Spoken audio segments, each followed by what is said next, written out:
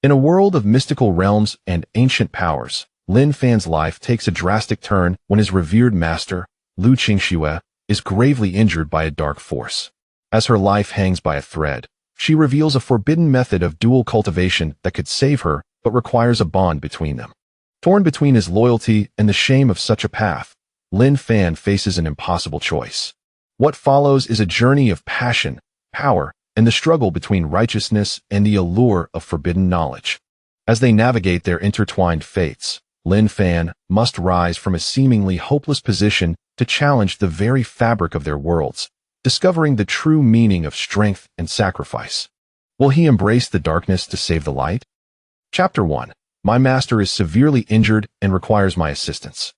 Jingjia, Lian Qi Qi, Zhu Ji Qi, Jin Dan Qi, Yuan Ying Qi, Hua Shen Qi, Lian Su Qi, He Ti Qi, De Cheng Qi, Du Jie Qi, Zhen Xian Jing, Xian Xian Jing, Jin Xian Jing, Tai Yi Jing, De Luo Jing, Dao Zhu Jing, Zhu Zai Jing, Yong Heng Jing, Chao Tua Jing, Su Wu Jing, Tian Shen Jing, Qing Lan Shan, Ho Shan Han Tan. The moonlight was chilling, and by the edge of the cold pond sat a woman in a white dress. She was none other than Lin Fan's master, Liu Qingxue. At this moment, her extraordinarily beautiful face revealed a pallid aura, with traces of crimson blood at the corners of her lips, and her aura was in complete disarray. Beneath her once flawless skin, dark energy subtly flowed. Yuming Zhang, what a vicious and treacherous technique. A flicker of pain crossed Liu Qingxue's beautiful eyes as her delicate white hand gently pressed against her chest, her ruby lips parting to speak. 3 days prior, in her defense of the sect's spiritual veins, she had engaged in a fierce confrontation with the attacking Yuming Laozu. Although she succeeded in vanquishing him, she was nevertheless infiltrated by a sinister Yuming Sha Qi, resulting in damage to her Dao foundation and a catastrophic drop in her cultivation from the 9th level of Yuanying to the 1st. She had attempted every healing technique at her disposal, even sacrificing her own life force for recovery. Yet the Yuming Sha Qi proved exceptionally tenacious, consuming her vitality. If this continued, within 7 days, her Yuan Ying would shatter, and she would perish here. Is there truly no other path I can take? Liu Qingxue bit her lip, her eyes glimmering with a profound struggle and shame. She recalled her early travels when she had stumbled upon an ancient secret realm and acquired a technique titled Yin Yang, Hubu Shuang Xiaodian. This technique was exceedingly profound, requiring the fusion of male and female practitioners, their essences intertwining, to unleash its extraordinary effects. Not only could it rapidly enhance cultivation, but it could also repair the Dao foundation. But who was she? Liu Qingxue, the exalted fairy. She had devoted her life to the righteous path, pure as ice and jade. How could she practice such an embarrassing technique? She had always regarded it as a path of evil, locking it deep within her consciousness, never once considering its use. Yet now, she found herself in a dire predicament. The sect was already beset with internal and external troubles. Should she fall, her disciples would be left with naught but bones. Especially her student Lin Fan, who, despite his lack of talent, possessed a pure heart. As thoughts of Lin Fan crossed her mind, Liu Qingxue felt an even deeper pang of sorrow. Though the boy struggled with cultivation due to his limited aptitude, since practicing her modified Tai Gu Chunyang Ju, he had never complained, despite the slow progress. Just as despair threatened to engulf her, a voice of urgent calling approached from afar. Master, Master, where are you? Lin Fan rushed over, breathless, his face etched with worry. He had sensed the frail connection between himself and his master suddenly destabilizing, prompting his hurried search. Upon seeing her gravely injured state, Lin Fan felt as though struck by lightning. He rushed forward, his voice trembling. Master, Master, what has happened? Who has hurt you so? Gazing into her student's anxious and sincere eyes, the last remnants of Liu Qingxue's hesitation shattered. To survive, for the sake of her sect, and for this child, she inhaled deeply, a unique flush appearing on her stunning face. Her voice, soft as a whisper, yet imbued with undeniable determination, spoke. Fanner, come here. I need your help to heal. Heal? Lin Fan was taken aback, quickly responding. Disciple, how can I assist? Just command me. Even if it costs my life, I will.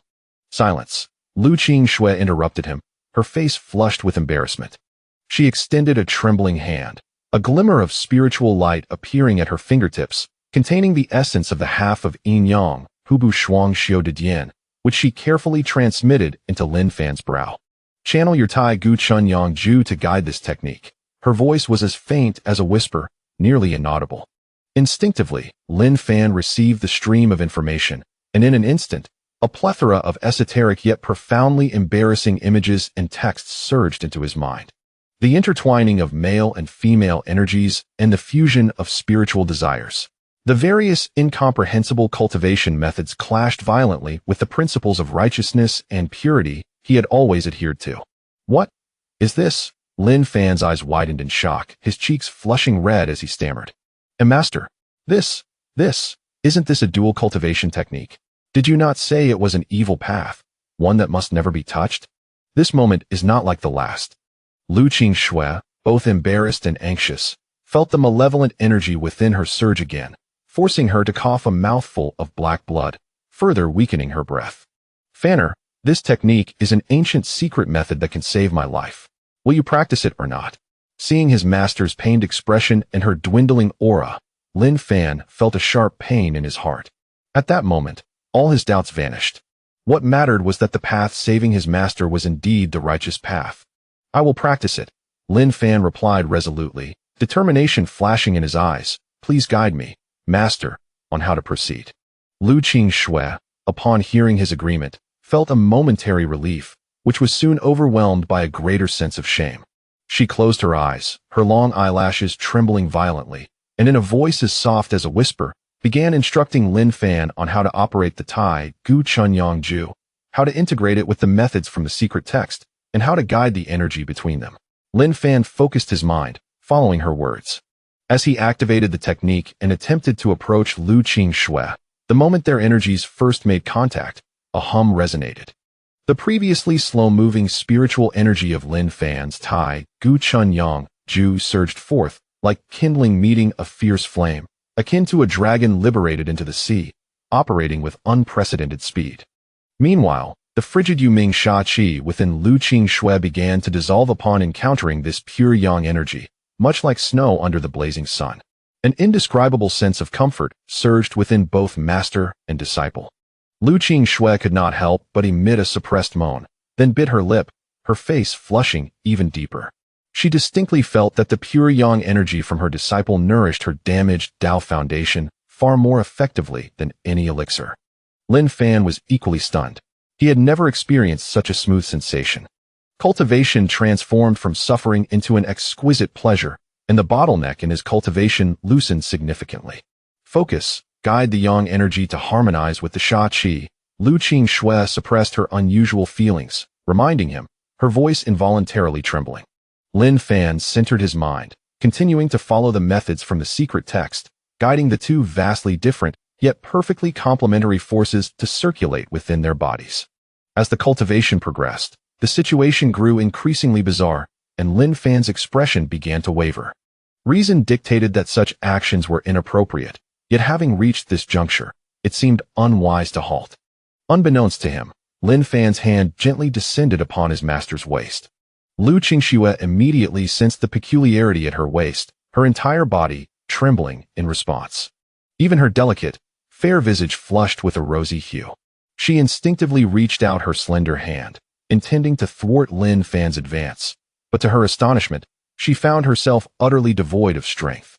Their gazes locked, yet Liu Qingxue dared not meet Lin Fan's eyes, her beautiful orbs evasively darting away. I am sorry, master, Lin Fan silently thought, ultimately succumbing to desire. His hand, which had fallen upon his master's waist, unfastened the ties of her garment, causing it to slip away and reveal her exquisite and flawless figure. Chapter 2. The Disobedient Disciple. Do not mention last night's events after a night's rest. Lin Fan abruptly opened his eyes, brilliance shining in his gaze, and a powerful aura surged around him. He had reached the 5th level of Qi refinement. In just one night, he had ascended from the pinnacle of the 3rd level to the 5th, breaking through 2 levels in a single bound. What astonished him further was that his foundation was not only unshaken, but remarkably solid, with his internal spiritual energy being pure and refined, far surpassing that of others at the same level. The Tai Gu Chun Yang Ju, guided by the yin-yang mutual cultivation canon, seemed to have truly come to life, with a pace of cultivation that was astonishingly rapid. Even his previously ordinary spiritual energy now carried a hint of pure yang energy.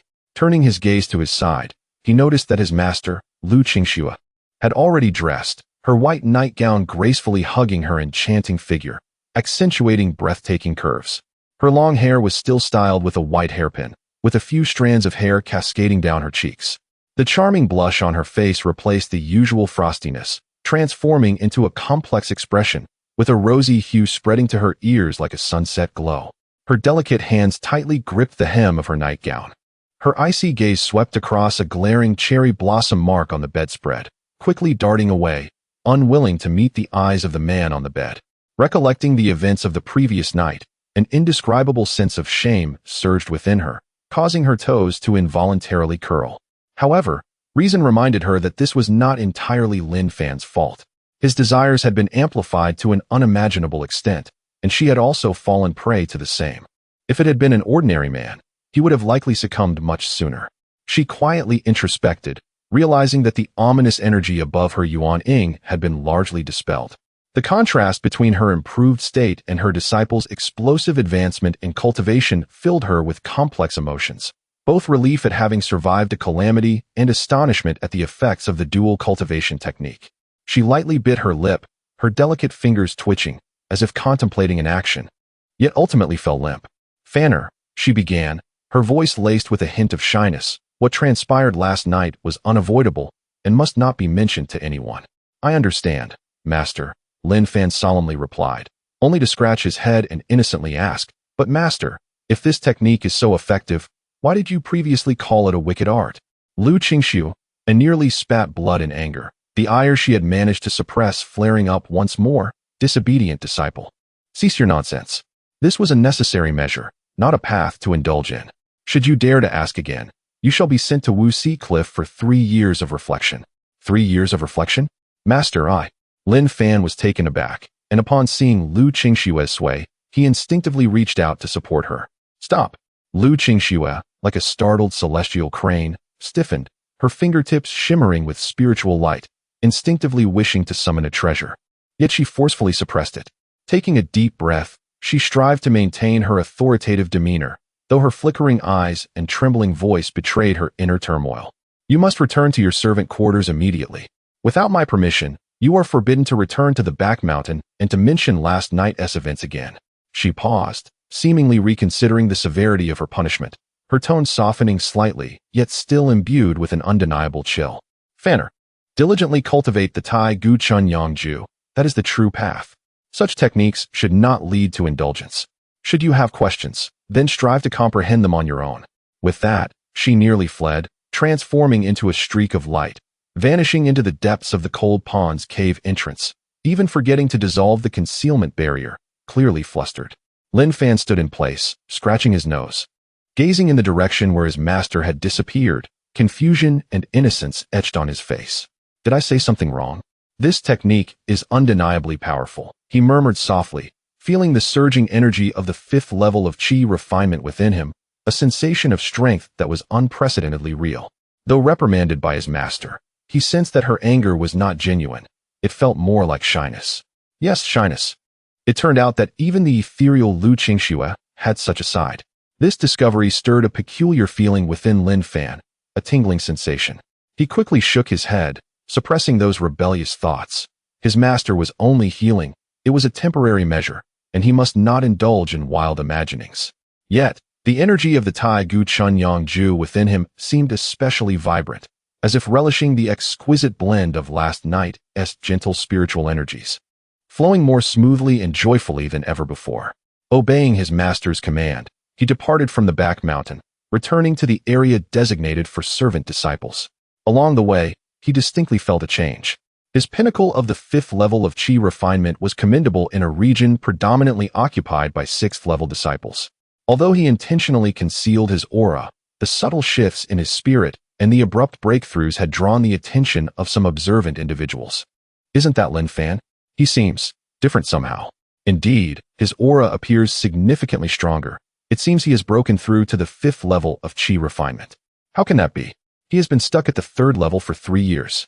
Perhaps he's had a stroke of good fortune. A few familiar servant disciples observed him, whispering among themselves, their gazes filled with curiosity and scrutiny. The blatant disdain that once characterized their looks had diminished considerably, replaced by a hint of caution. Lin Fan paid them no heed, making his way straight back to his dilapidated little hut. Once seated cross-legged, images of intricate diagrams and texts resurfaced in his mind. In his previous haste, he had merely skimmed through the most basic of methods. Now, in a tranquil state, he savored the depth of the secret canon, questioning whether this was truly just a dual cultivation technique. Could it be that his master misunderstood this art? He recalled the image of his master, filled with a blend of shame and indignation, yet achieving remarkable results. A bold thought emerged. If my master were to suffer another injury, could I? Upon the inception of this notion, Lin Fan himself was taken aback and swiftly recited the Qingxue mantra. Meanwhile, within the confines of the Han Tin cave dwelling, Liu Qingxue had set multiple prohibitions and sat alone upon the cold jade bed, the exquisite blush on her face still lingering, her thoughts tangled like a web. She turned her gaze inward and noted that the ominous energy from her Yuan Ying had indeed dissipated significantly, all thanks to the assistance of that rebellious disciple. The mere recollection of the indescribable sense of ease from their mingling spiritual energies last night, along with the feeling of his pure, vigorous energy circulating within her, caused her cheeks to flush and her Tao heart to waver. She endeavored to maintain a serene and detached demeanor, guarding her primordial spirit. She compelled herself to regain composure. It was merely a healing process, a temporary measure, for the sake of. Yet another voice softly countered within her heart. But the effects are truly remarkable. Moreover, it seems to greatly benefit Fanner's cultivation, not merely a selfish practice. Perhaps it truly. No, this cannot be. Liu Qingxue abruptly shook her head, casting aside those perilous thoughts. Such a method of harmonizing yin and yang is contrary to propriety and cannot be deemed righteous.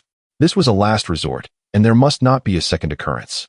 She resolved that once the malevolent energy was entirely dispelled, she would immediately cease this hazardous healing method and reseal that half of the secret tome completely. Lin Fan must not be allowed to access the subsequent content again. Chapter 3. First Signs of Talent. Drawing attention reaching the 6th level of Qi refinement. A surge of wild joy welled up in Lin Fan's heart. The spiritual energy within his body was unusually active, continuously battering against the barrier of the 7th level of Qi refinement. In just a short moment, that solid barrier was shattered by the surging spiritual energy. His cultivation once again advanced. Recalling the intimate spiritual exchange with his master the previous night, it felt like the finest medicine in the world, allowing his cultivation to progress by leaps and bounds with half the effort. If he could cultivate this technique with his master again, his cultivation speed would undoubtedly accelerate even further. As soon as this thought surfaced, it stirred a warmth in his heart. He immediately suppressed this restless impulse. What a sin, truly a sin. How could I harbor such blasphemous thoughts toward my master? Yet, the allure of this technique was simply too great. It could save lives and rapidly enhance one's strength. Just then, a clamor arose outside the hut, mixed with undisguised malice. Lin Fan, get out here. The voice was extremely arrogant, carrying a domineering fluctuation of spiritual energy, clearly aimed at causing trouble for Lin Fan. Lin Fan frowned and swiftly activated the ghost breath concealment art, suppressing his outwardly displayed aura to the level of the 5th layer of Qi refinement before pushing the door open and stepping outside. 3 outer sect disciples stood outside the door. The leader was tall and burly, with cultivation at the 6th layer of Qi refinement. Zhao Hu, the overseer of the outer sect's servant disciple area. Previously, he had often exploited his position to extort the meager elixirs from the servant disciples. Senior brother Zhao, what brings you to me? Lin Fan asked calmly. I heard you had a stroke of luck, breaking through 2 levels in a row. Tell me, did Elder Liu give you some benefits? If you know what's good for you, hand them over to me as a tribute. Otherwise, before he could finish, he clenched his fist, his gaze sharp as he stared at Lin Fan. He had long heard that Lin Fan, upon first entering the Qingshan sect, was assigned to Qinglan Mountain to attend to Elder Liu's daily needs. However, because Elder Liu had been in seclusion, Lin Fan lacked cultivation resources, and his progress was slow. His cultivation had remained at the 3rd layer of Qi refinement, while even the weakest disciples of his cohort had reached the 8th layer. Due to his slow cultivation, he was eventually relegated to the servant-disciple area. Now, with Elder Liu emerging from seclusion, she was dispatched on a mission and even managed to slay an old monster at the nascent soul stage. However, she was severely injured and left on the brink of death. This was why Zhao Hu dared to treat Lin Fan this way even after Elder Liu's return. She was currently in seclusion, recovering from her injuries. Lin Fan's rapid progress in cultivation must have been due to rewards given by Elder Liu upon her emergence. Zhao Hu thought that if he killed Lin Fan, given his own status, Elder Liu wouldn't dare say much. If he could obtain additional cultivation resources from a nascent soul expert, his own cultivation would surely advance further. In the past, Lin Fan might have endured such treatment. But now, with his strength surging, his mindset had long since changed. He understood deeply that in the face of such bullies who preyed on the weak, retreating would only invite further oppression. Otherwise what? Lin Fan raised his head, his gaze indifferent. Zhao Hu was momentarily stunned by this look, then flew into a rage. Otherwise, I'll break your legs and throw you into the tiger's den of my family. With that, Zhao Hu swiftly threw a punch toward Lin Fan. Many servant disciples nearby were startled, watching from a distance but not daring to step forward. However, the next moment, everyone was stunned. Lin Fan merely shifted his feet slightly and easily dodged Zhao Hu's punch. Huh, you dare dodge? Zhao Hu was taken aback, feeling his pride wounded. The spiritual energy of the sixth layer of Qi refinement erupted as he threw a fierce punch aimed at Lin Fan's face. If this punch landed, even a cultivator at the fifth layer of Qi refinement would be severely injured. A cold glint flashed in Lin Fan's eyes. He no longer concealed his strength. Partially releasing the suppression of the turtle breath spirit concealment art, the aura of the peak seventh layer of Qi refinement erupted explosively. He threw a punch in return, his fist enveloped by the pure spiritual energy refined through the ancient pure yang art. Thud!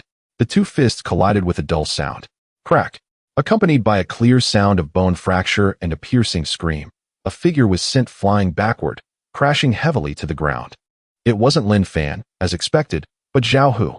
Clutching his twisted and deformed right arm, he rolled on the ground in agony, his gaze toward Lin Fan filled with terror and disbelief. Silence, a deathly silence. Everyone stared dumbfounded at the young man standing in place. Peak seventh layer of Qi refinement. How is this possible? Just yesterday, he was still a useless cultivator at the fifth layer. Lin Fan's icy gaze swept over the other two outer sect disciples, who were now petrified with fear. Do you two also want to experience the feeling of being sent flying? The two, frightened by Lin Fan's sharp words, trembled uncontrollably and retreated repeatedly. Take him and get lost. Lin Fan's tone was calm, but carried an undeniable authority. The two scrambled to lift the screaming Zhao Hu and fled in disarray. The surrounding servant disciples looked at Lin Fan. Their expressions completely transformed, from curiosity to reverence, even with a hint of fervor. In this world where strength was revered, Lin Fan had established his position with a single punch. Lin Fan paid no attention to the gazes of the crowd. He turned and returned to his hut, closing the door behind him. He knew that trouble had only just begun. Beating Zhao Hu meant offending the Zhao family's reputation. Did you hear? That Lin Fan from the servant disciple area broke Zhao Hu's arm with one punch. Really? Wasn't Zhao Hu at the sixth layer of Qi refinement? Absolutely true. They say Lin Fan has already reached the seventh layer of Qi refinement. My heavens, breaking through 2 layers overnight again. Who knows what treasure Elder Liu rewarded senior brother Lin with? It must be incredibly extraordinary. For a time, Lin Fan's name became the focus of heated discussion in both the outer sect and the servant disciple area. Inside the Cold Pond cave abode, although Liu Qingxue had sealed the cave abode, her divine sense continued to monitor the outside developments. The conflict between Lin Fan and Zhao Hu had also been witnessed by her. When she sensed that Lin Fan had broken through 2 more layers in just one night, she was once again astonished. While her disciple's improvement in strength was a good thing, the speed of his progress was alarmingly fast and was bound to attract trouble. Although she could now mobilize some spiritual energy, she had not yet fully recovered. She gently caressed her chest, where a lingering pain persisted. Though the malevolent energy had been suppressed, it remained a source of calamity. The undercurrents within the sect were turbulent, and at this moment, Fanner was revealing his brilliance, making fortune and misfortune unpredictable. It was imperative to resolve this malevolent energy expeditiously. However, to achieve a complete resolution, it seemed one could not do without the assistance of the Yin Yang Hebu Xuanxiu Dian. As this thought crossed her mind, the exquisite contours of Liu Qingxue's face flushed with two vivid shades of crimson. She bit her lip, engulfed in profound struggle and turmoil. Meanwhile, within the law enforcement hall of Qingshanzong, an inner sect disciple clad in a green robe suddenly shattered the jade cup in his grasp. What did you say? Zhao Hu was interrupted by a mere servant. That worthless fool has managed to break through 2 levels overnight, reaching the 7th layer of qi refinement. His gaze was frigid, brimming with animosity. Keep a close watch on him. Yes, Shi Xiangzhou Xuan. Chapter 4. The Master S summons. Reappearance at Handan Cave. Dwelling upon returning to his humble abode, Lin Fan did not indulge in self-satisfaction after vanquishing Zhao Hu. Instead, a sense of trepidation enveloped him. After all, the exposure of his cultivation would undoubtedly invite trouble. It was imperative to elevate his strength expeditiously.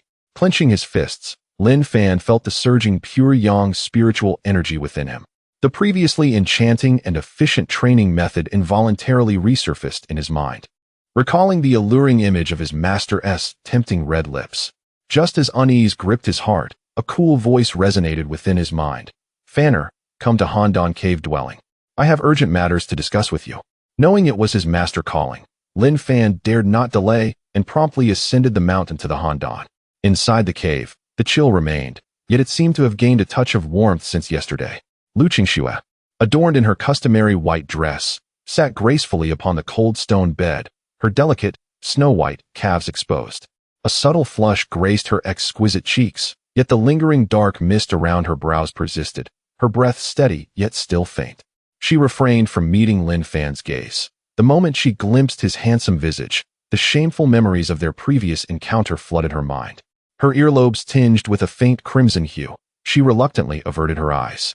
The silvery moonlight illuminated her breathtaking profile, rendering her even more enchanting under the ethereal glow.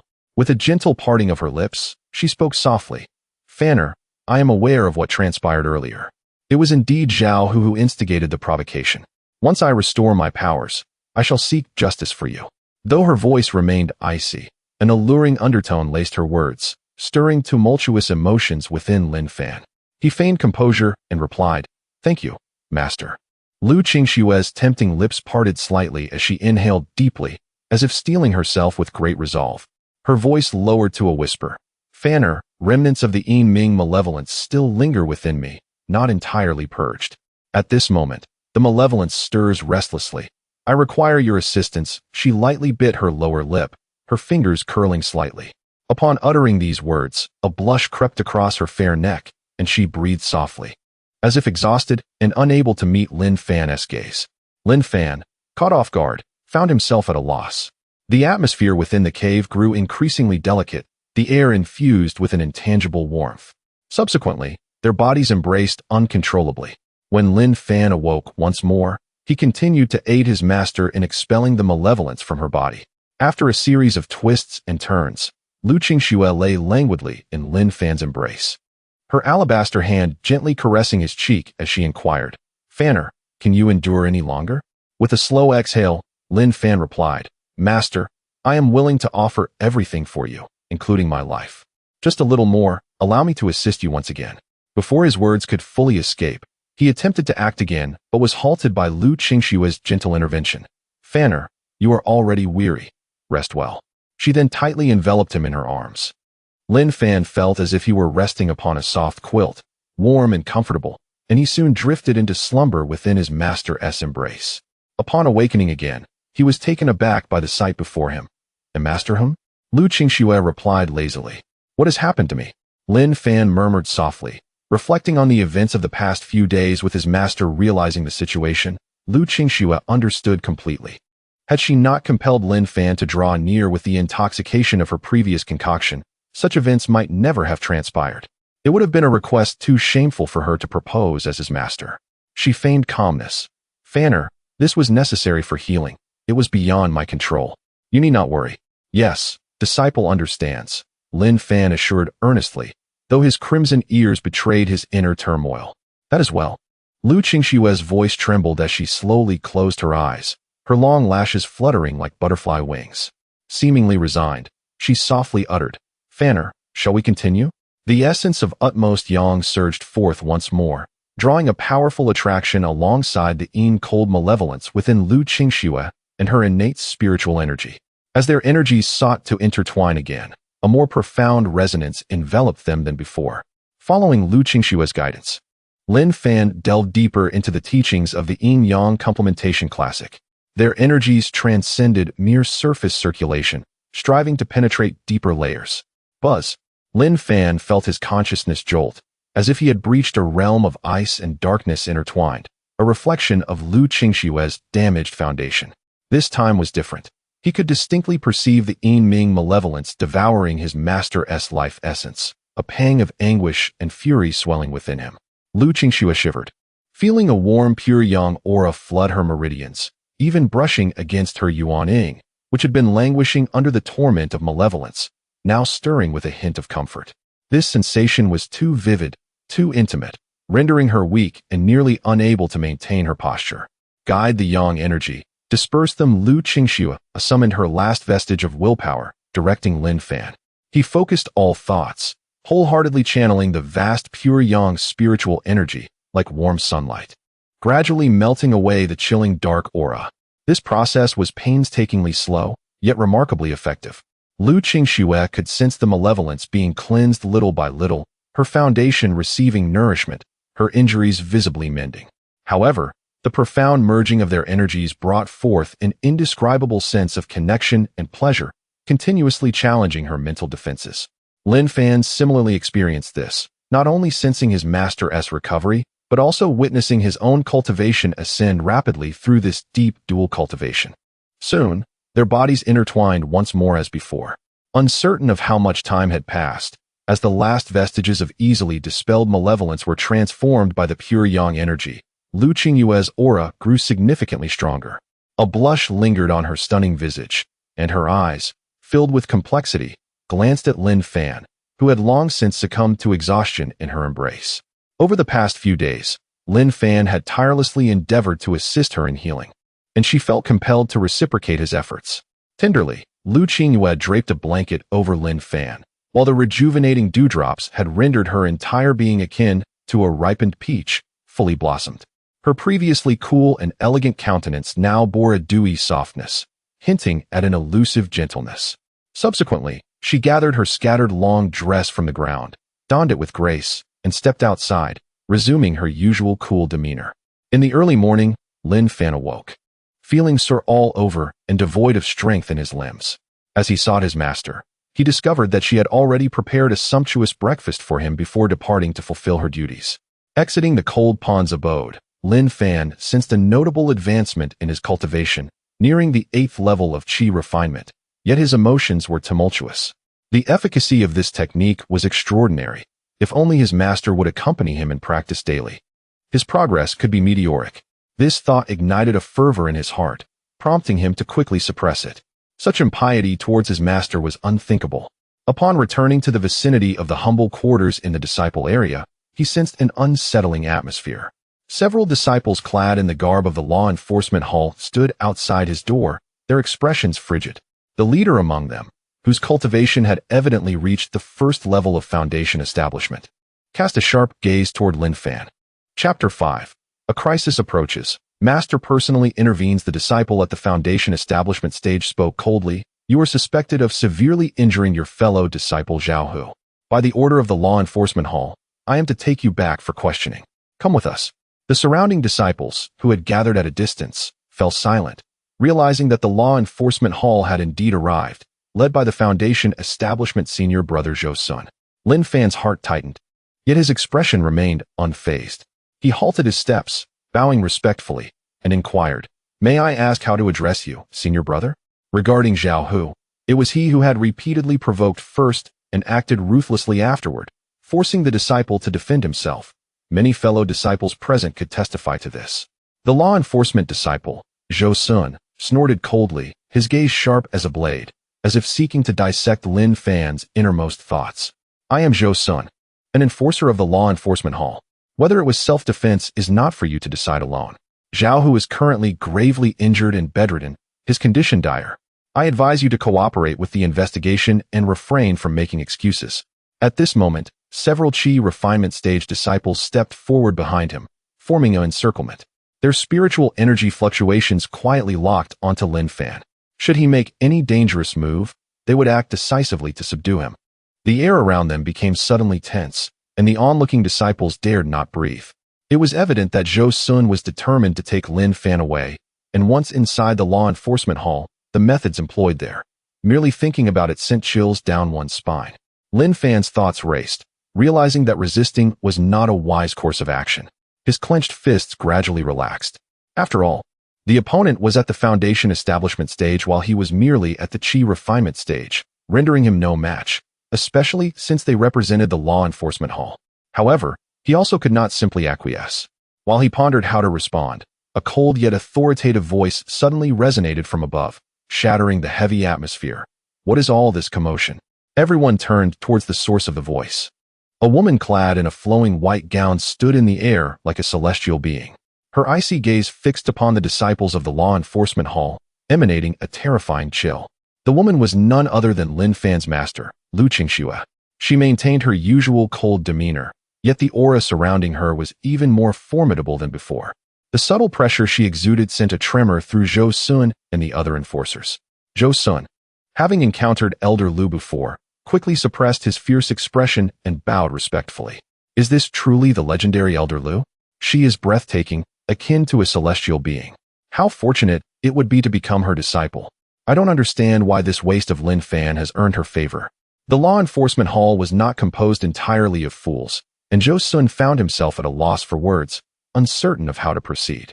Although he was directly under the law enforcement hall, Elder Liu's status was akin to that of the hall master, and her strength was unfathomable, far beyond what a mere enforcer could contend with.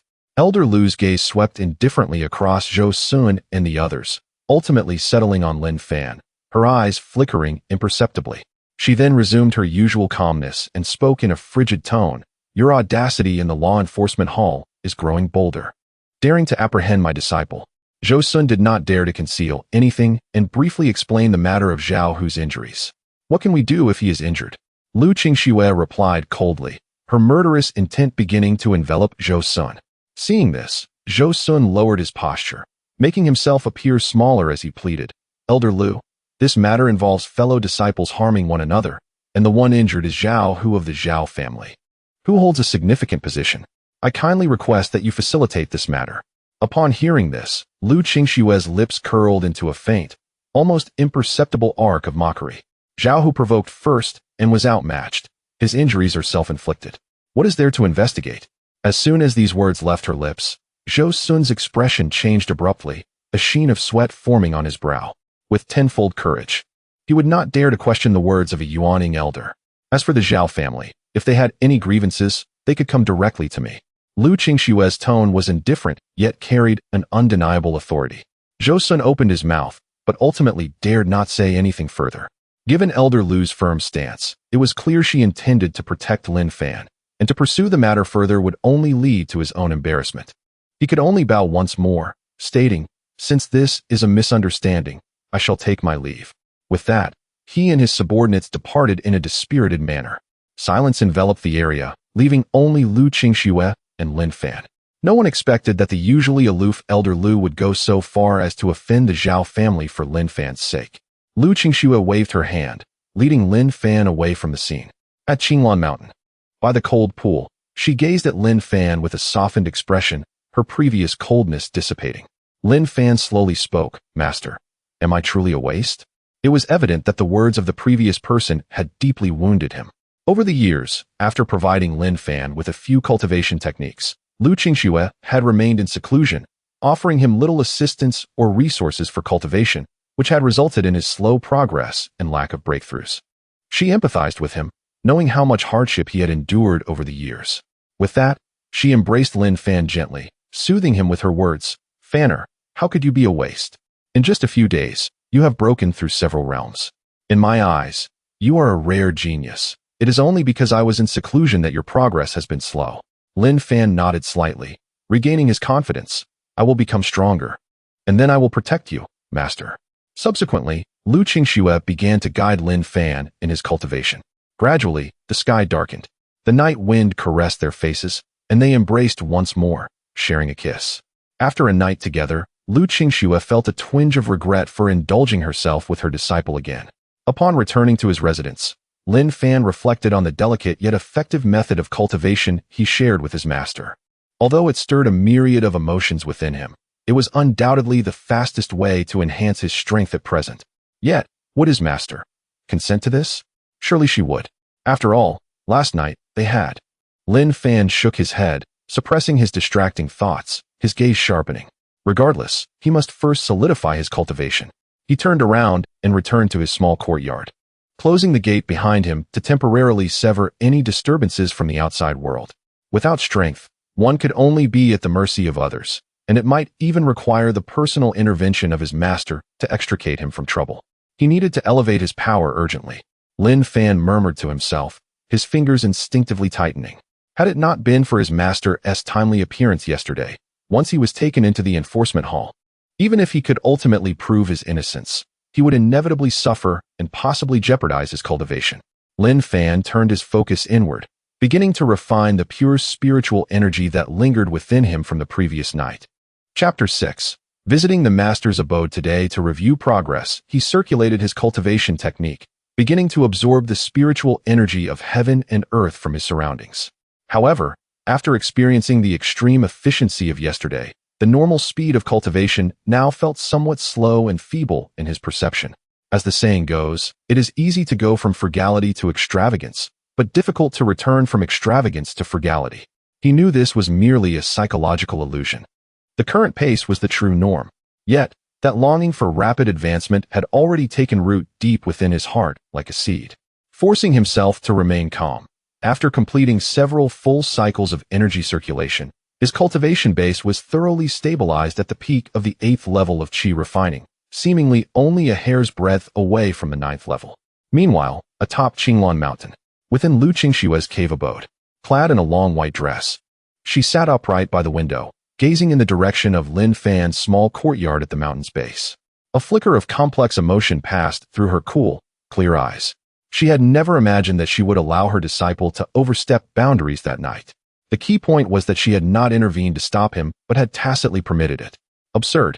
Liu Qingxue, you are truly absurd. He is your disciple. Yet you tacitly allowed his transgression without hindrance. Merely thinking of this, even with her usually tranquil state of mind, caused the tips of her ears to grow slightly warm. At this moment, her cheeks felt flushed, and her heart fluttered like a startled deer. Although the effects of the yin-yang complementary dual cultivation canon far exceeded her expectations, not only cleansing her baleful energy, but also aiding her cultivation to advance another step. That method of cultivation was far too shocking and unorthodox. Were it not for the pressing circumstances, she would never have. She must forget it quickly. Liu Qingxue murmured to herself, as if admonishing herself that while this method was fast, it could easily shake one's Tao heart and breed inner demons. Earlier, she had observed that Lin Fan had not become intoxicated by the suddenly gained power and consequently succumbed to qi deviation. But what about next time? With long-term reliance on such shortcuts, could he truly maintain his original heart? She frowned slightly, severing those disordered thoughts. Now was not the time to dwell on this matter. She then left her cave abode and went to the Zhao family. Under the watchful eyes of the Zhao family head, she personally crippled Zhao Hu. Without a doubt, Zhao Hu, who had just been treated by the Zhao family, now sank into profound terror. It was likely he would find it difficult to reach the foundation establishment stage in this lifetime. Liu Qingxue, do not think that just because you are an elder of the Qingshan sect, you can wantonly come to my Zhao family and cripple my Huer, the Zhao family head said, preparing to take action, but a single glance from Liu Qingxue froze him in place, stunned. The next 2 days passed peacefully. Lin Fan kept to himself, spending most of his time in his courtyard consolidating his cultivation and practicing spells. On the morning of the 3rd day, Lin Fan was in the courtyard practicing a newly learned sword technique. As his body shifted and moved, sword energy crisscrossed. Although it was only a basic sword art, due to the purity of his spiritual energy, its power was considerable. Suddenly, sensing something, he sheathed his sword and stood still, looking toward the courtyard gate. He saw a stream of light, transformed from a message talisman, pass through the courtyard's protective restrictions and float gently into his hand. Lin Fan swept it with his spiritual sense, and the content entered his mind, It was the voice of his master, Liu Qingxue, still cool and placid. Come to my abode today at hour 5 to 7 p.m. I will review your recent progress. The message was simple, entirely in his master's consistent style. Yet, Lin Fan's heartbeat involuntarily quickened, as if anticipating something. He looked up at the sky. There were still several hours until hour. At this moment, Lin Fan realized his emotions were incredibly complex. There was a thread of anticipation and excitement, yet also a hint of indescribable nervousness. He took a deep breath, striving to calm his flustered state of mind. He tightened his grip on the sword in his hand, and his gaze once again turned resolute. He must become stronger. Also being able to keep pace with his master. He hoped that one day he could truly stand by her side, protecting his master, not merely being a disciple sheltered under her wing. Lin Fan put away his sword and turned to walk toward the meditation room. He needed to adjust his condition to its best to face his master's review. As the afterglow of the setting sun began to bathe Qinglan Mountain, Lin Fan opened his eyes. A refined light was contained within his gaze. His condition had reached its peak. After straightening his robes, he pushed open the courtyard gate and walked toward that cool cave abode at the mountain peak. Step by step, he ascended the stone steps to the summit of Qinglan Mountain. The higher he climbed, the purer and clearer the surrounding spiritual energy became. Yet it also carried a chill that seemed to keep others at a distance. The restrictions at the entrance to the mountaintop cave abode silently opened a passage as he approached, as if they had long been awaiting his arrival. Lin Fan took a deep breath and walked in. The interior of the cave abode was not as dim as one might imagine, but was bright and cool.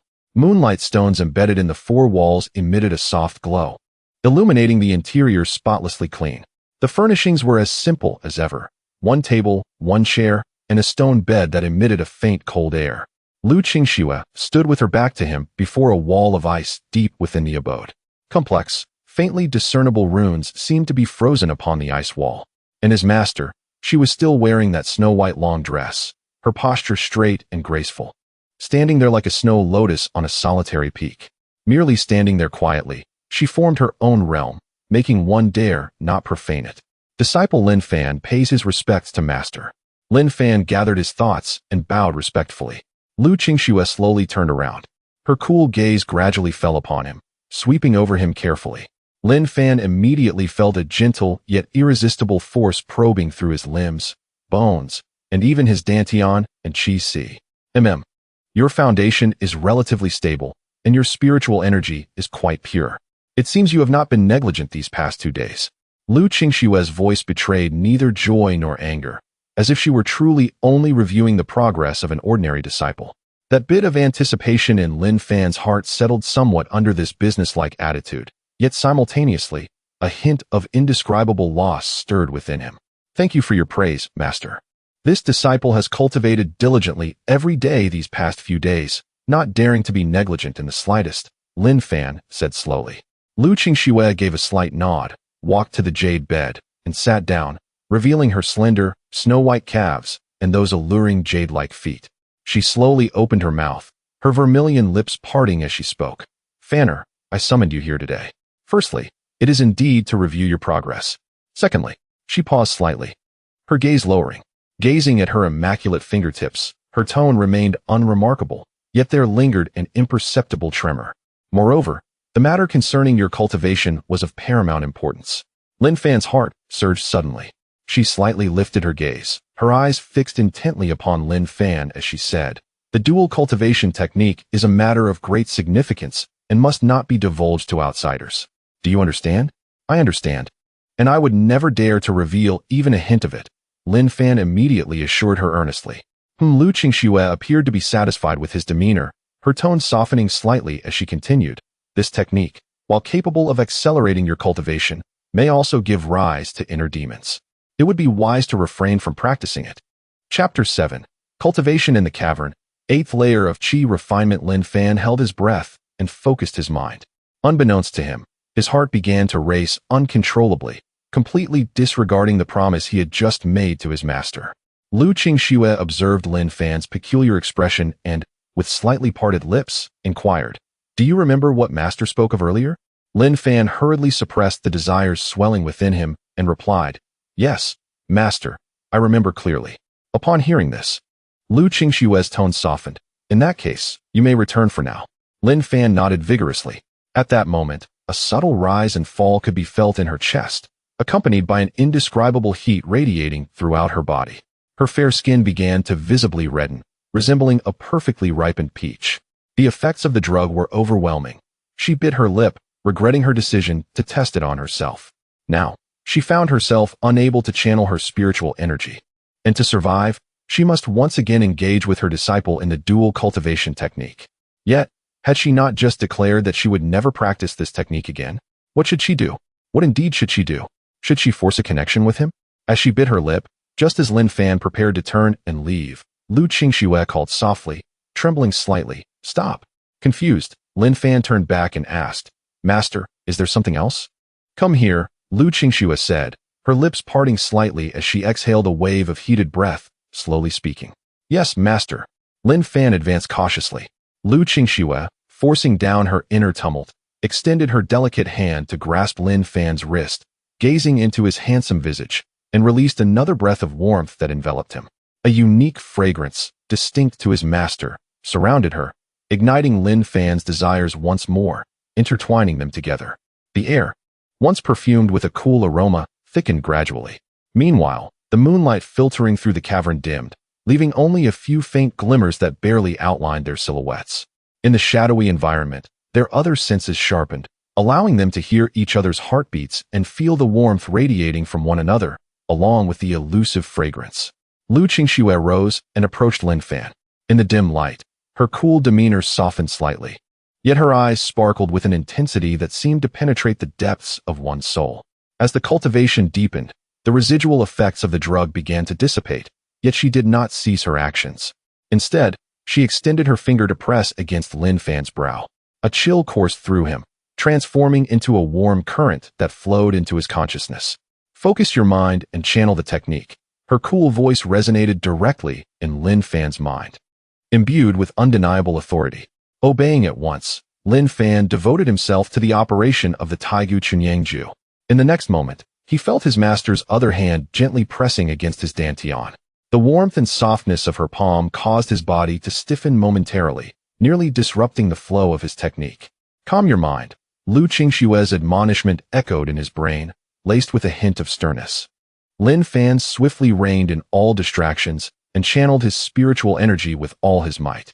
Soon, he sensed a current of spiritual energy, far purer and more expansive than his own, flowing gently yet assertively from his brow and dantian into his body. This energy, imbued with an icy essence, strangely caused no harm to his meridians. Rather, it guided his own energy along a previously unimagined path, urging it into a frenzied motion. The surrounding spiritual essence surged forth like a tide, flooding the cavern and pouring into Lin Fan through the points of contact.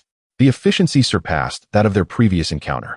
Once more, the mingling of pain and exquisite relief enveloped him as he steadfastly refined this torrent of power. He could feel his cultivation progressing at a visible pace, shattering the barriers of the 8th layer of qi refinement and effortlessly stepping into the 9th. Simultaneously, he sensed, albeit vaguely, that his master's spiritual energy was drawing something from him. A vibrant aura surged back, merging with her frigid energy to form a perfect cycle. Within this loop, not just the enhancement of spiritual power was experienced, even the very essence of the soul seemed to tremble and intertwine, creating an indescribable intimacy and thrill that permeated their silent connection.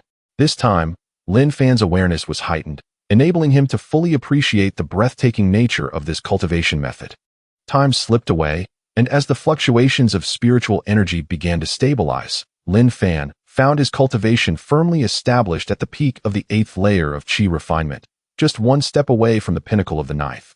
Such speed, if revealed, would undoubtedly astonish all. The hand upon his dantian and the finger at his brow gradually withdrew.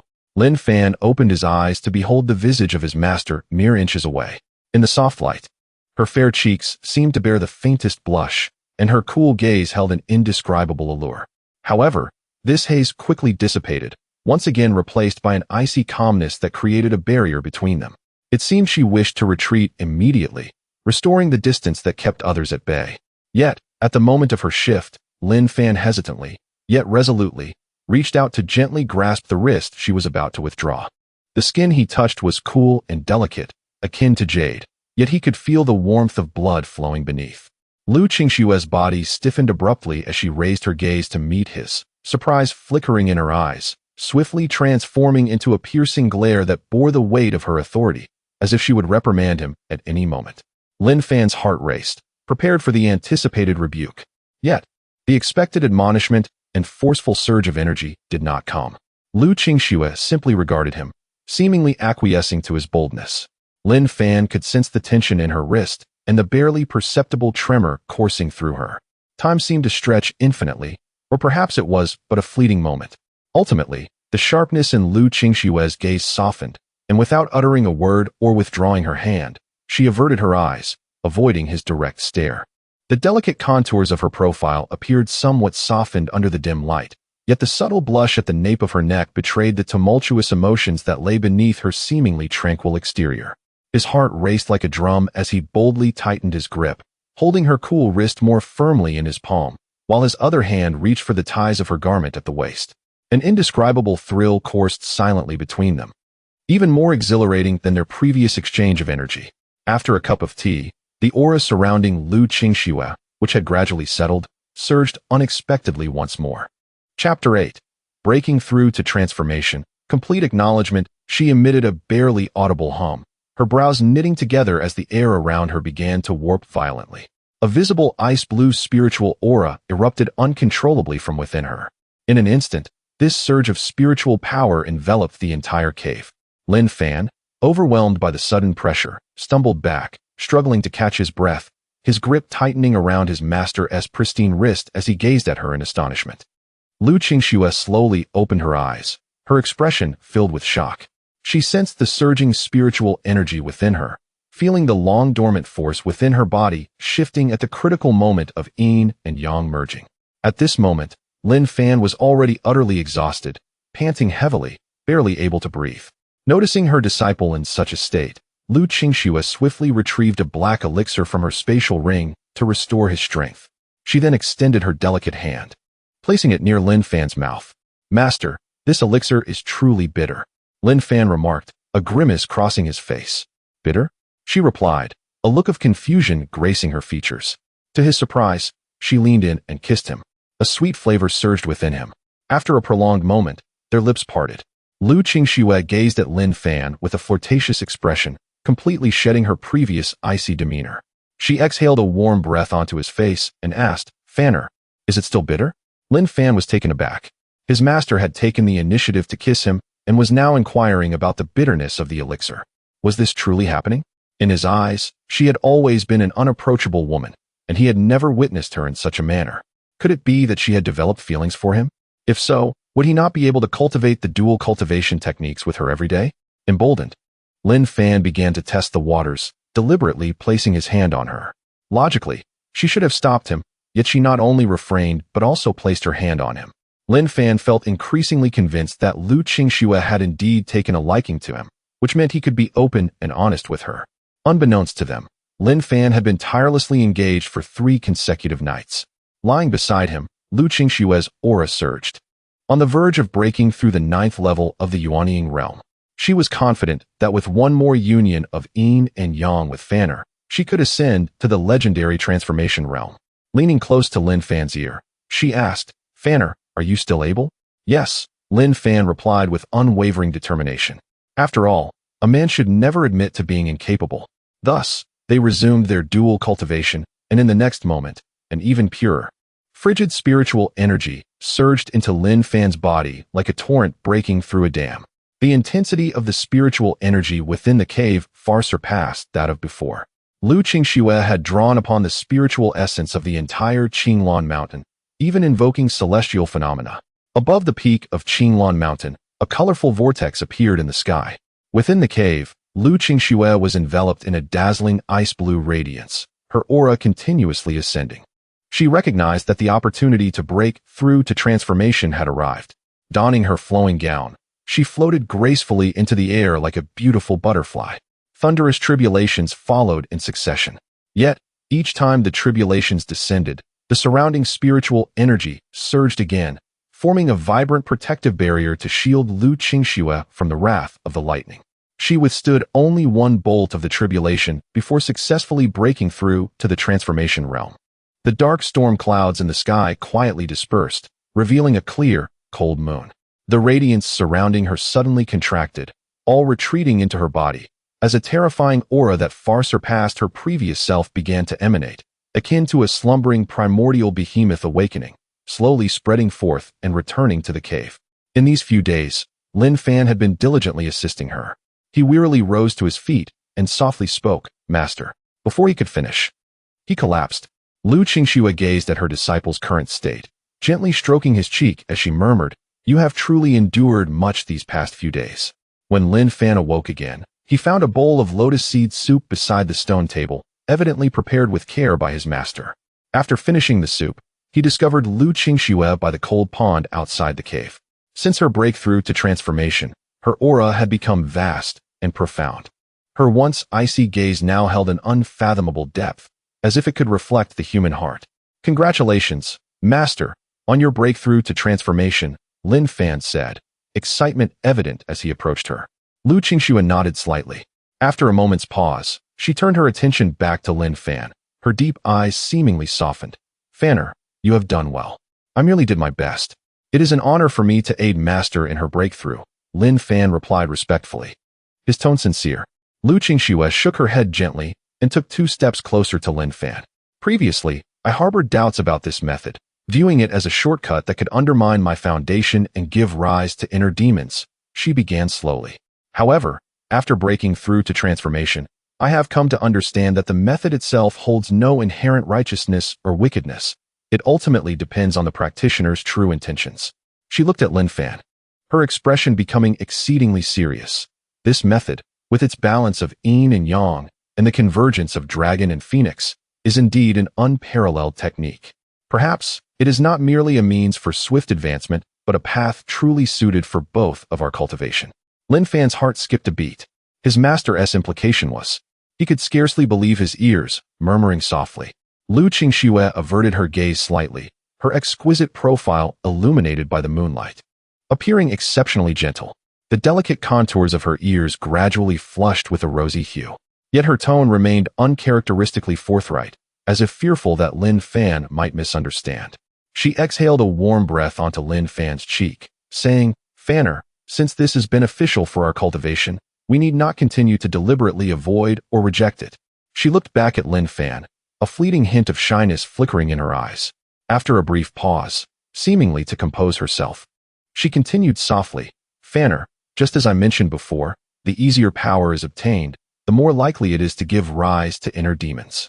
In the future, after each session of cultivation, we must dedicate time to refine our mental state and solidify our foundation, leaving no room for complacency. Are you capable of this?" A tremendous wave of surprise surged through Lin Fan's entire being.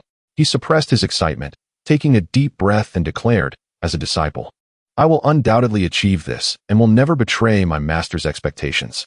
Observing the determination in Lin Fan's eyes, Liu Qingxue's lips curled into a subtle smile. "Very well," she nodded gently. "You have just channeled spiritual energy for me, and your meridians have sustained some damage. For now, take a moment to adjust and stabilize your condition. Once you have recovered." Chapter 9 The Master Approaches. Almost discovered, she paused slightly, her voice softening with an unprecedented gentleness. Let us once again delve into the subsequent chapters of the Yin-Yang Mutual Complementation Dual Cultivation Classic. With that, she turned away, her delicate white hand brushing gently against her flowing white gown as she walked towards the cold pool, leaving behind a silhouette that was both chilling and breathtaking. Yet, that figure no longer exuded the solitude and coldness of the past. Instead, it radiated a subtle warmth. Lin Fan watched the silhouette of his master, his heart brimming with an unprecedented motivation. He sat cross-legged, closed his eyes, and began to adjust his breathing with full concentration, yet a faint smile betrayed his excitement. In the cold pool, Liu Qingxue immersed herself in the icy waters, allowing the cold to seep into her skin.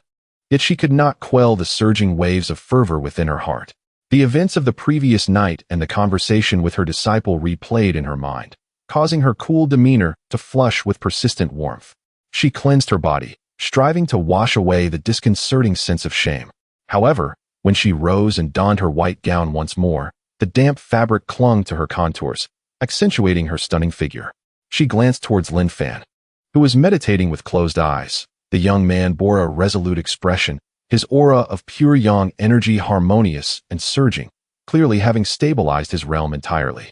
A novel sensation of excitement quietly unfurled within her heart. She approached him slowly. Lin Fan seemed to sense her presence, opening his eyes to behold his master standing before him, her dark hair damp, her beauty unparalleled, her eyes shimmering with a depth of complex emotion he had never witnessed before. No longer was she the aloof and untouchable master. She was a mature woman. "Fanner," she softly called, her voice trembling slightly. "Master," Lin Fan responded hurriedly, rising to his feet. "Call me Schwer," she suddenly interrupted, raising her gaze. Though a hint of shyness lingered in her eyes, it was overshadowed by a profound sense of acceptance. In that moment, there was no master, no disciple, only Liu Qingxue and Lin Fan. With those words, the final shackles were shattered. Lin Fan felt a rush of warmth surge to his head, all his repressed emotions bursting forth at that instant. He gazed at her face, so close, and the vulnerability and reliance in her eyes became too much to resist. "Schwer," he exclaimed, pulling her into his embrace, holding her tightly, his voice quivering with emotion. "From this day forth, I wish to accompany you through all lives." This sudden confession instantly breached Liu Qingxue's last defenses. She shuddered, initially stiffening, then gradually melting into his embrace, tears glistening at the corners of her eyes. She wrapped her arms around his waist, burying her flushed face against his solid chest, listening to the steady rhythm of his heartbeat. She responded softly, her voice barely above a whisper, yet it contained a myriad of emotions and consent. No further words were necessary. All shame dissipated in that moment, as their garments fell away and their breaths intertwined. The forces of pure yang and Taiyin harmonized once more, far surpassing their previous clumsiness. This time, it was infused with boundless affection and tacit understanding, their techniques flowing with unprecedented grace, their hearts resonating as they ascended to the pinnacle of spiritual desire. Time seemed to lose all meaning. Lin Fan held his beloved master, soft as jade, in his arms, feeling that there was no greater fulfillment in life. Liu Qingxue snuggled against him, her cheeks flushed. After their breaths mingled, her injuries visibly improved, her cultivation deepening, even experiencing a loosening of her previous bottlenecks. They remained quietly entwined, savoring each other's heartbeat and warmth. However, at that very moment, a vast and terrifying divine consciousness suddenly swept across the entire Qinglan back mountain. Almost immediately, a cool and authoritative female voice echoed in their ears. "Qingxue, junior sister? I sensed an exceptionally powerful energy fluctuation here. Are you unharmed?" It was the sect master, Yu Lingxi. She must have personally come to investigate after her breakthrough to the transformation stage. Liu Qingxue's complexion changed dramatically. Yu Lingxi, a formidable presence in the transformation stage, possessed an immensely powerful consciousness capable of discerning all in her vicinity. If she were to witness the current scene, it would surely lead to a reckoning for their master. In a heartbeat, Liu Qingxue could not afford to hesitate. She swiftly pushed Lin Fan away, hastily gathering her scattered garments, urging, "Fanner, quickly hide and suppress your aura." Lin Fan understood the gravity of the situation. If the sect master discovered the nature of their encounter, the consequences would be dire. He immediately grasped his garments, his figure flashing as he dove into the slightly disheveled brocade bedding nearby, concentrating with all his might to suppress his presence, his heart racing as if it might burst from his chest. Liu Qingxue feigned calmness, her delicate hands swiftly tidying her appearance and brushing away the lingering warmth in her eyes. She desperately sought to restore her usual cool demeanor. However, the blush on her cheeks and the slightly swollen lips were difficult to conceal. Almost at the very moment Lin Fan had successfully hidden himself, a streak of light descended, revealing a figure of exquisite grace. The newcomer donned a cerulean robe adorned with cloud patterns, a jade crown atop her head. Though she appeared to be merely in her 30s, she had lived for 700 years. At this moment, she emanated an air of authority that commanded respect. It was none other than the sect master, Yu Lingxi. Her piercing gaze swept across the surroundings of the cold pool, ultimately landing on Liu Qingxue, perceptively noticing her unstable aura. Her expression shifted, as a strange and potent energy lingered in the air. a fierce yang energy intertwining with a familiar yin essence. "Junior sister, what has happened?" Yu Lingxi asked, her brows knitting slightly as she stepped closer, gently grasping Liu Qingxue's reddened wrist, her eyes filled with concern. "Are you injured?" Liu Qingxue's heart raced, yet she forced herself to maintain composure, slightly bowing. "Thank you for your concern, senior sister. It is merely a minor injury." At that moment, she felt a slight twitch at her nostrils. Her gaze involuntarily drifted towards the slightly disheveled bedding. She took a couple of slow steps closer, fixating on the bedding, her voice devoid of emotion. "It appears your injuries are not trivial." As she spoke, Yu Lingxi's delicate hand hovered over the bedding. Liu Qingxue's heart pounded like a drum. She silently vowed that she must not allow her senior sister to uncover the truth. Otherwise, her reputation would be utterly ruined. When Yu Lingxi lifted the bedding, she was astonished to find it completely empty. Yu Lingxi withdrew her hand, yet her gaze returned to Liu Qingxue's fair and delicate face. As the esteemed leader of her sect, she possessed a wealth of experience and had formed a vague suspicion in her heart. Yet, she remained unaware of the caliber of the man her junior sister had taken a liking to, who was evidently remarkable. Since Schwer was unwilling to disclose her feelings, it would be inappropriate for her to press further. In the next moment, she transformed into a stream of light, vanishing into the ether. Once Yu Lingxi's figure had completely faded from perception, Liu Qingxue finally relaxed her tense body. She leaned back against the cold wall. Lin Fan emerged from his hiding place and hurried forward to support her. The previous encounter had been perilously close. They had nearly been discovered. Chapter 10. The Failed Assassination and the Ancestor's Wrath Master. Why did I fail to notice the sect master right before my eyes? Lin Fan buried his face in his master's chest, his large hands once again resting on Liu Qingxue's slender waist, filled with curiosity. Liu Qingxue's fair and delicate face flushed slightly as her beautiful eyes gazed at Lin Fan in her embrace. This rebellious disciple was becoming increasingly audacious, just after the sect master departed. He had dared to embrace her again. She then looked down at Lin Fan in her arms. Their eyes met, and Lin Fan could not help but kiss her. When Liu Qingxue opened her eyes again, she found her dress had quietly slipped away. She instantly understood who was behind it. Liu Qingxue let out a soft huff and remarked to Lin Fan, "You truly are a little lecher." However, since he was her disciple, if she did not indulge him, who would? Inside the room, waves surged before calming once more. After all was done, Lin Fan's strength had increased considerably. He dressed himself and tidied the surroundings, reluctantly departing from the place. He retraced his steps along the familiar path back to his residence. Just as he ventured deep into the bamboo grove, two chilling auras suddenly locked onto him. "Stop!" Two disciples clad in the attire of the law enforcement hall emerged from the shadows, blocking his path. Both were at the 9th level of qi refining, their eyes coldly fixed on Lin Fan. Lin Fan halted, his gaze sweeping over the two. "The law enforcement hall. Did the Zhao family send you? Since you already know, there is no need for pleasantries. Your master has ruined Brother Zhao's future. You deserve to die 1,000 deaths. Today, we shall take your life to avenge Brother Zhao Hu." One of them shouted fiercely.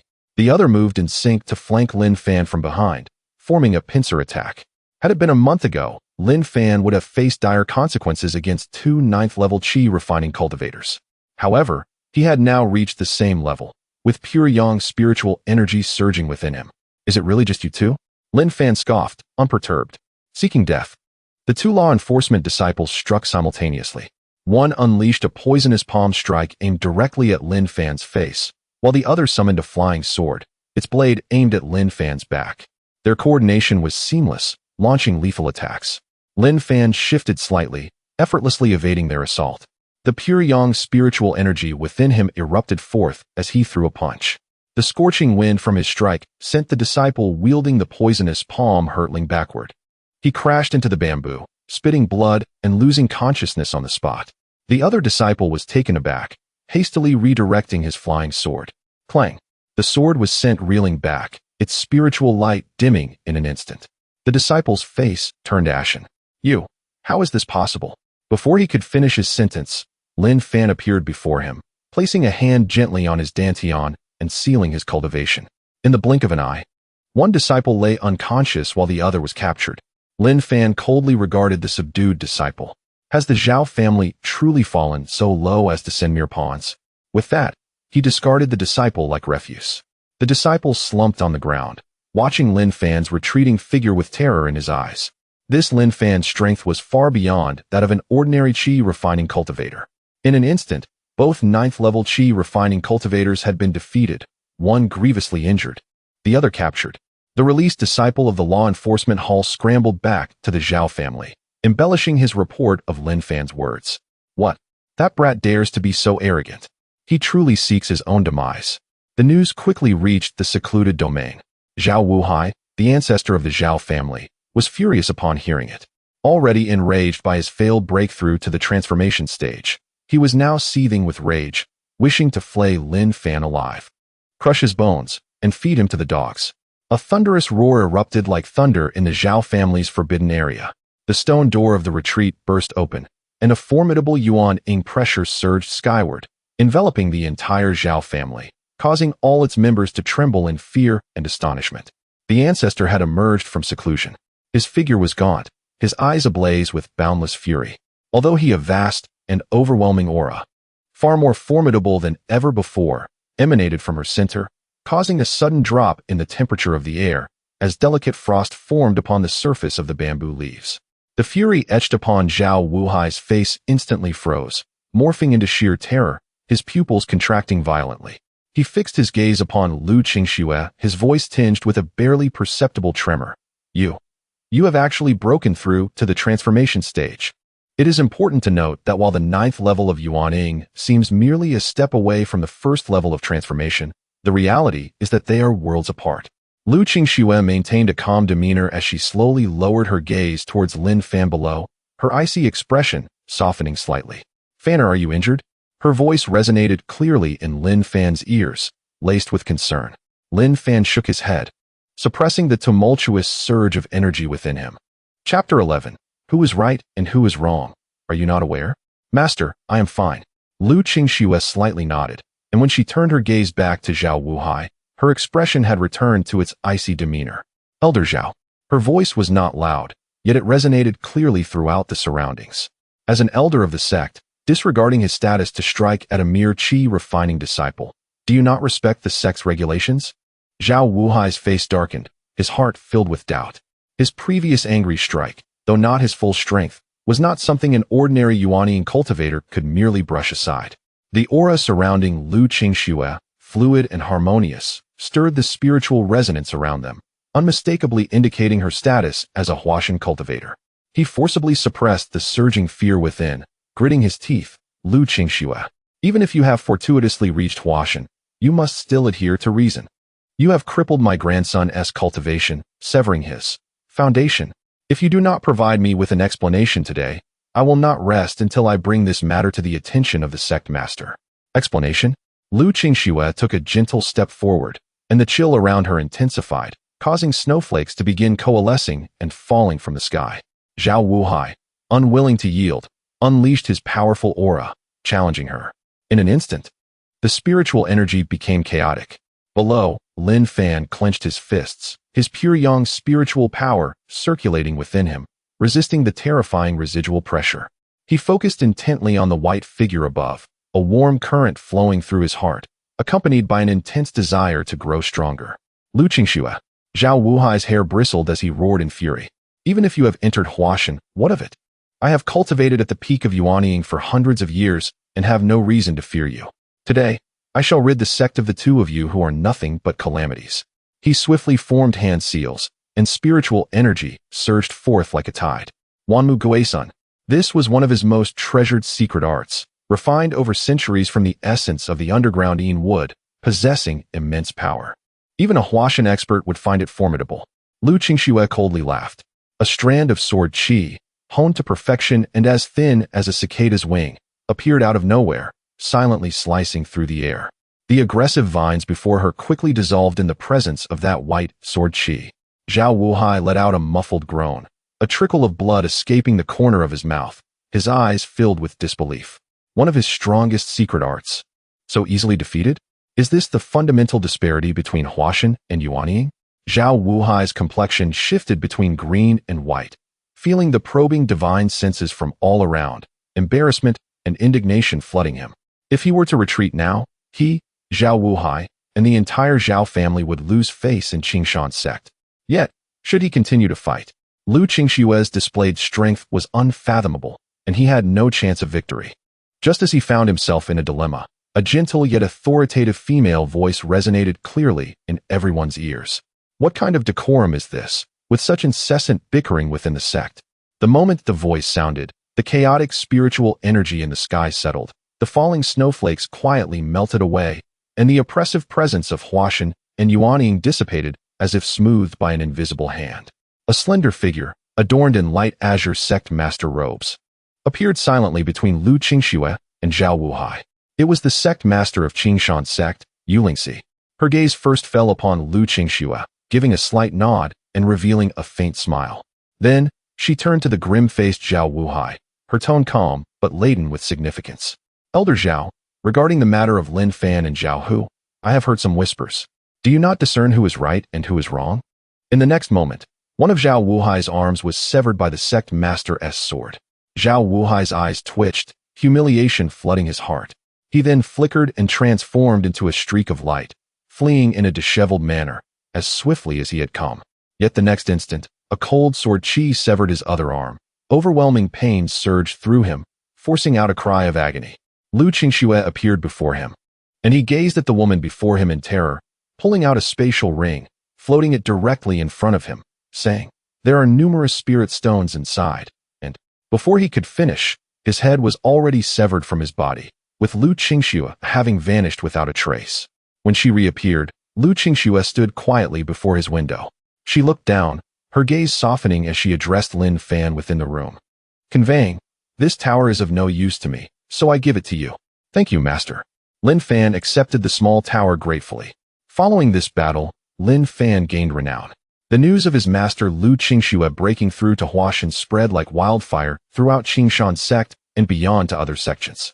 In the days that followed, Lin Fan utilized the Black Tower to elevate his cultivation from the 9th level of Qi refining to the 1st level of foundation establishment. The discussions within the sect regarding him and Liu Qingxue gradually subsided, yet none dared to provoke Lin Fan lightly, with many disciples attempting to befriend him. After months of seclusion, he sensed his progress in cultivation was slowing, fully aware of the significance of real combat in his training. Thus, he approached his master Liu Qingxue to express his desire to venture down the mountain for practical experience.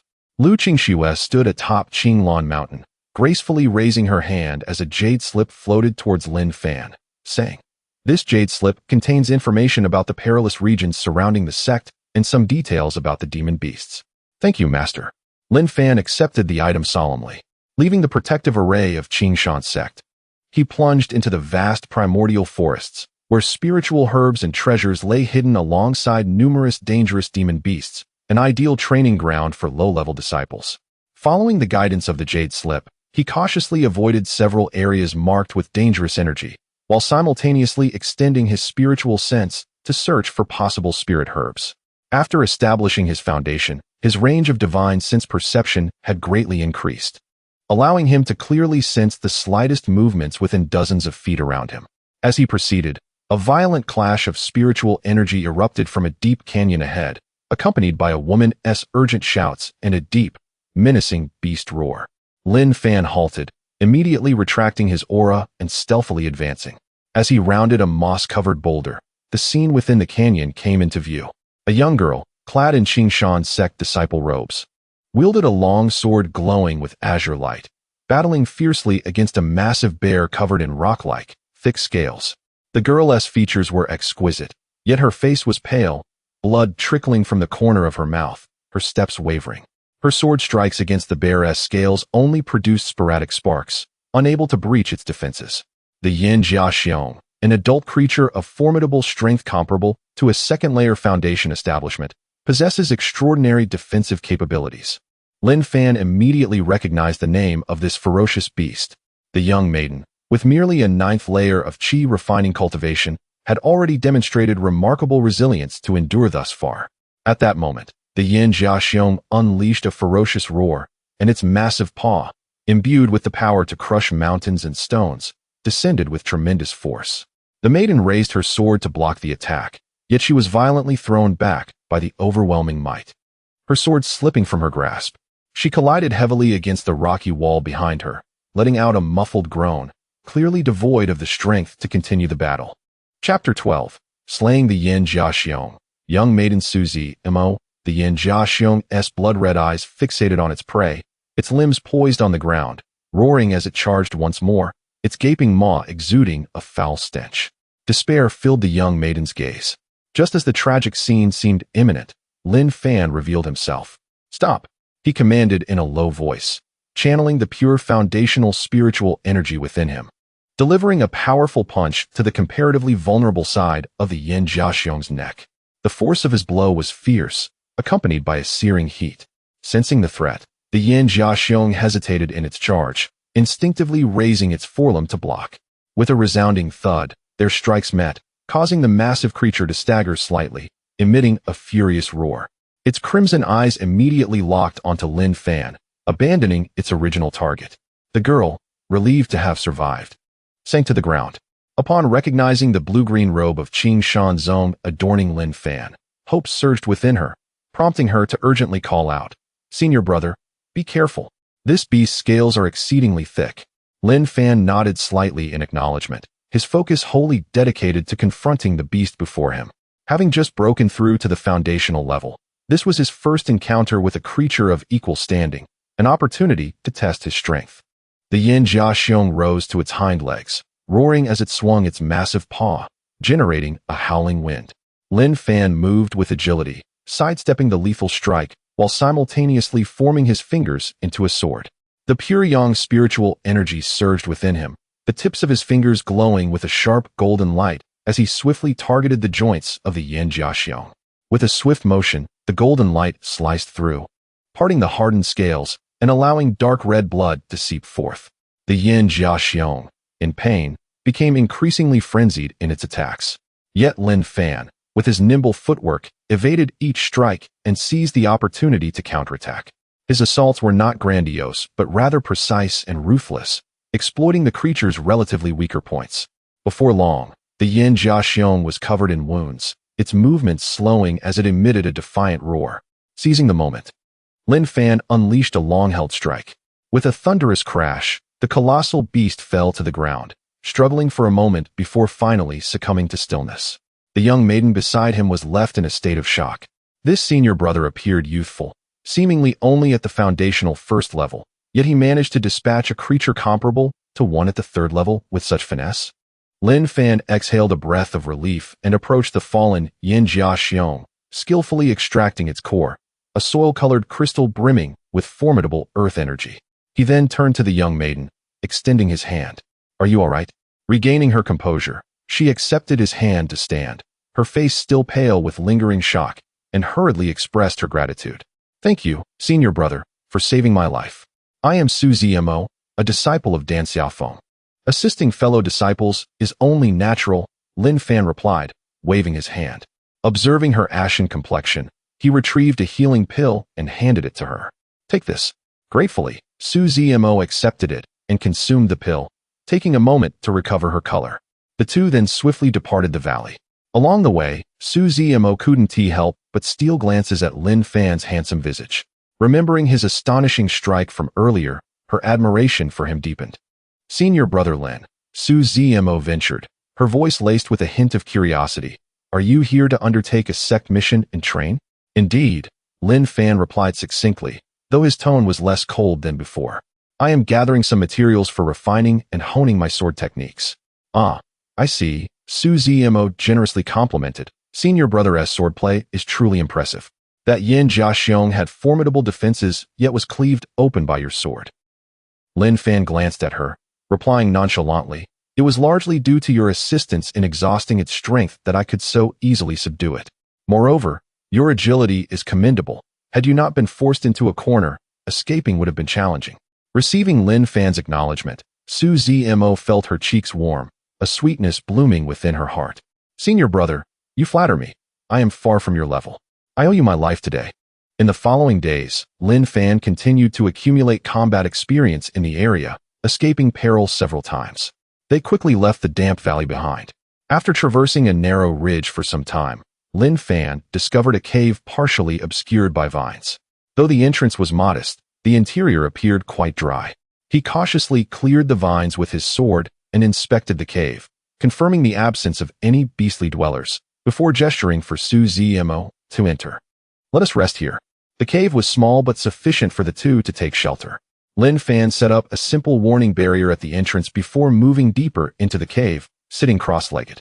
He retrieved a low-grade spirit stone, clasping it in his hand as he began to cultivate, drawing upon its spiritual energy. The pure energy gradually flowed into his meridians, replenishing his nearly depleted dantian. A sense of emptiness was slowly replaced by a feeling of fullness. Su Zimo sat nearby, not immediately beginning her own recovery. Instead, she took out her water pouch and cautiously sipped a small amount. Then, she retrieved a clean cloth, dampening it to gently wipe away the dirt and blood from her face and hands. After completing these tasks, she quietly seated herself, consuming a pill to restore her spiritual energy, and closed her eyes to meditate. Time passed in silence, punctuated occasionally by distant roars of beasts outside the cave. The spirit stone in Lin Fan's hand gradually lost its luster, ultimately crumbling to dust between his fingers. He opened his eyes, feeling that his spiritual energy had recovered to about 70 or 80%, a sense of reassurance washing over him. The numbness in his arms had also subsided. Turning to Su Zimo, he noticed she seemed to have just finished her own recuperation, her eyes fluttering open, her complexion returning to a healthy hue. "How is your recovery, senior brother?" "Not a serious issue," Lin Fan replied, rising to approach the cave entrance, straining to listen for a moment. The sky outside was darkening, the forest growing dim. "It will soon be night. We may have to stay here overnight." Su Zimo joined him, standing at his side. "Yes. This place is more concealed and safer than the cave we occupied last night." Nightfall swiftly enveloped them. Lin Fan gathered some dry branches and ignited a small fire in the center of the cave. The flickering flames dispelled the darkness and chill within, casting dancing shadows upon their faces. Lin Fan produced some rations, sharing a portion with Su Zimo. They ate in silence, the only sounds being the occasional crackle of the fire. After finishing their rations, Su Zimo retrieved a delicate jade vial from her storage bag. "Shi Xiao," she said, handing the vial over. "This is a medicinal balm I formulated, made from songling. It has a slight effect on alleviating fatigue and nourishing the meridians. You have exerted yourself greatly today. I hope you will make use of it." Lin Fan glanced at the vial, then at her. "Are you skilled in alchemy?" Su Zimo lowered her head slightly, feeling a bit shy. "I have merely learned the basics from the senior sisters in the sect, familiarizing myself with various herbs and preparing the simplest of salves. I hardly consider myself proficient in alchemy. However, this songling balm is crafted from high-quality, aged materials, so its effects are quite commendable." This time, Lin Fan did not decline and accepted the vial. "Thank you." As he uncorked the vial, a refreshing herbal fragrance wafted forth. He dipped his fingertip into the translucent green balm, applying it to the acupoints on his wrist and arm. A gentle warmth permeated, soothing the subtle fatigue in his muscles. Indeed, it was far more refined than ordinary elixirs. Upon hearing Lin Fan's affirmation, a faint smile graced Su Zimo's face. Chapter 13. Venturing into the heartland. "Yuehua grass, I'm glad you found it useful, senior brother." She hesitated for a moment before speaking softly. "Today, if it weren't for you, senior brother, I would have been in grave danger facing that Qingwen snake demon alone. This is already the second time I owe you my life." Lin Fan carefully sealed the jade vial and handed it back. "It's only natural for fellow disciples to support one another. Besides, you've helped me a great deal as well. Without you, I wouldn't have been able to gather so many spiritual herbs." Su Zimo took the jade vial, holding it tightly in her hand. "I'm just glad I could be of assistance. My cultivation is still low, and when it comes to combat, I always—" She left her sentence unfinished, a trace of barely perceptible disappointment lingering in her tone. Lin Fan turned his gaze toward the flickering flames.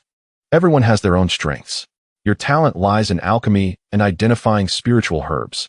This is equally important, even rarer. Combat skills can be honed through experience, but such innate talent is truly exceptional." Su Zimo looked up, her eyes resting on Lin Fan's profile illuminated by the firelight. "Do you truly believe that, senior brother Lin?" Lin Fan responded briefly. Su Zimo lowered her eyelashes, yet a gentle curve touched the corners of her lips. Silence settled in the cave once more, but it did not feel awkward. After a while, Su Zimo seemed to recall something. "Senior brother, the medicinal herbs we collected today, especially those few stalks of Yuing flowers, are of exceptional quality. If we could find a yuehua grass as a catalyst, I might be able to attempt brewing Yueying elixir. Lin Fan turned his head. Yueying elixir? Yes, Su Zimo explained, a hint of excitement in her voice. It's a very special auxiliary potion.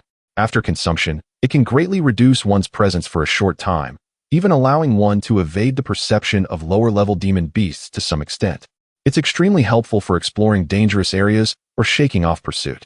However, yuehua grass requires very specific growing conditions. It typically only appears where moonlight essence gathers, and it's often guarded by demonic beasts, making it quite rare. Lin Fan committed the name to memory. Yuehua grass. I'll remember it. If we can brew such a secret elixir, it would indeed greatly benefit our journey ahead. Night deepened. After discussing, they decided that Lin Fan would keep watch during the first half of the night, while Su Zimo would take over the latter half. Su Zimo leaned against the cave wall, wrapped tightly in her outer robe, and soon fell into a deep sleep amidst the warmth of the campfire, her breathing even and steady. Lin Fan sat near the cave entrance, his spirit sword resting across his knees. He did not fully immerse himself in meditation, instead retaining a sliver of spiritual awareness to sense any movement outside the cave. The campfire gradually dimmed. After adding more firewood, the flames grew bright once again. Outside the cave, a waning moon hung high in the sky, its cold, clear light filtering through the gaps in the vines and scattering sporadic spots on the ground at the entrance. When the latter half of the night arrived, Lin Fan gently woke Su Zimo. They silently exchanged positions. Lin Fan leaned against the spot where Su Zimo had been sitting earlier, closing his eyes to regulate his breathing. Even while resting, a cultivator's instincts kept him alert to his surroundings. Su Zimo sat by the cave entrance, hugging her knees as she gazed out at the shadowy outlines of the forest sketched by the moonlight.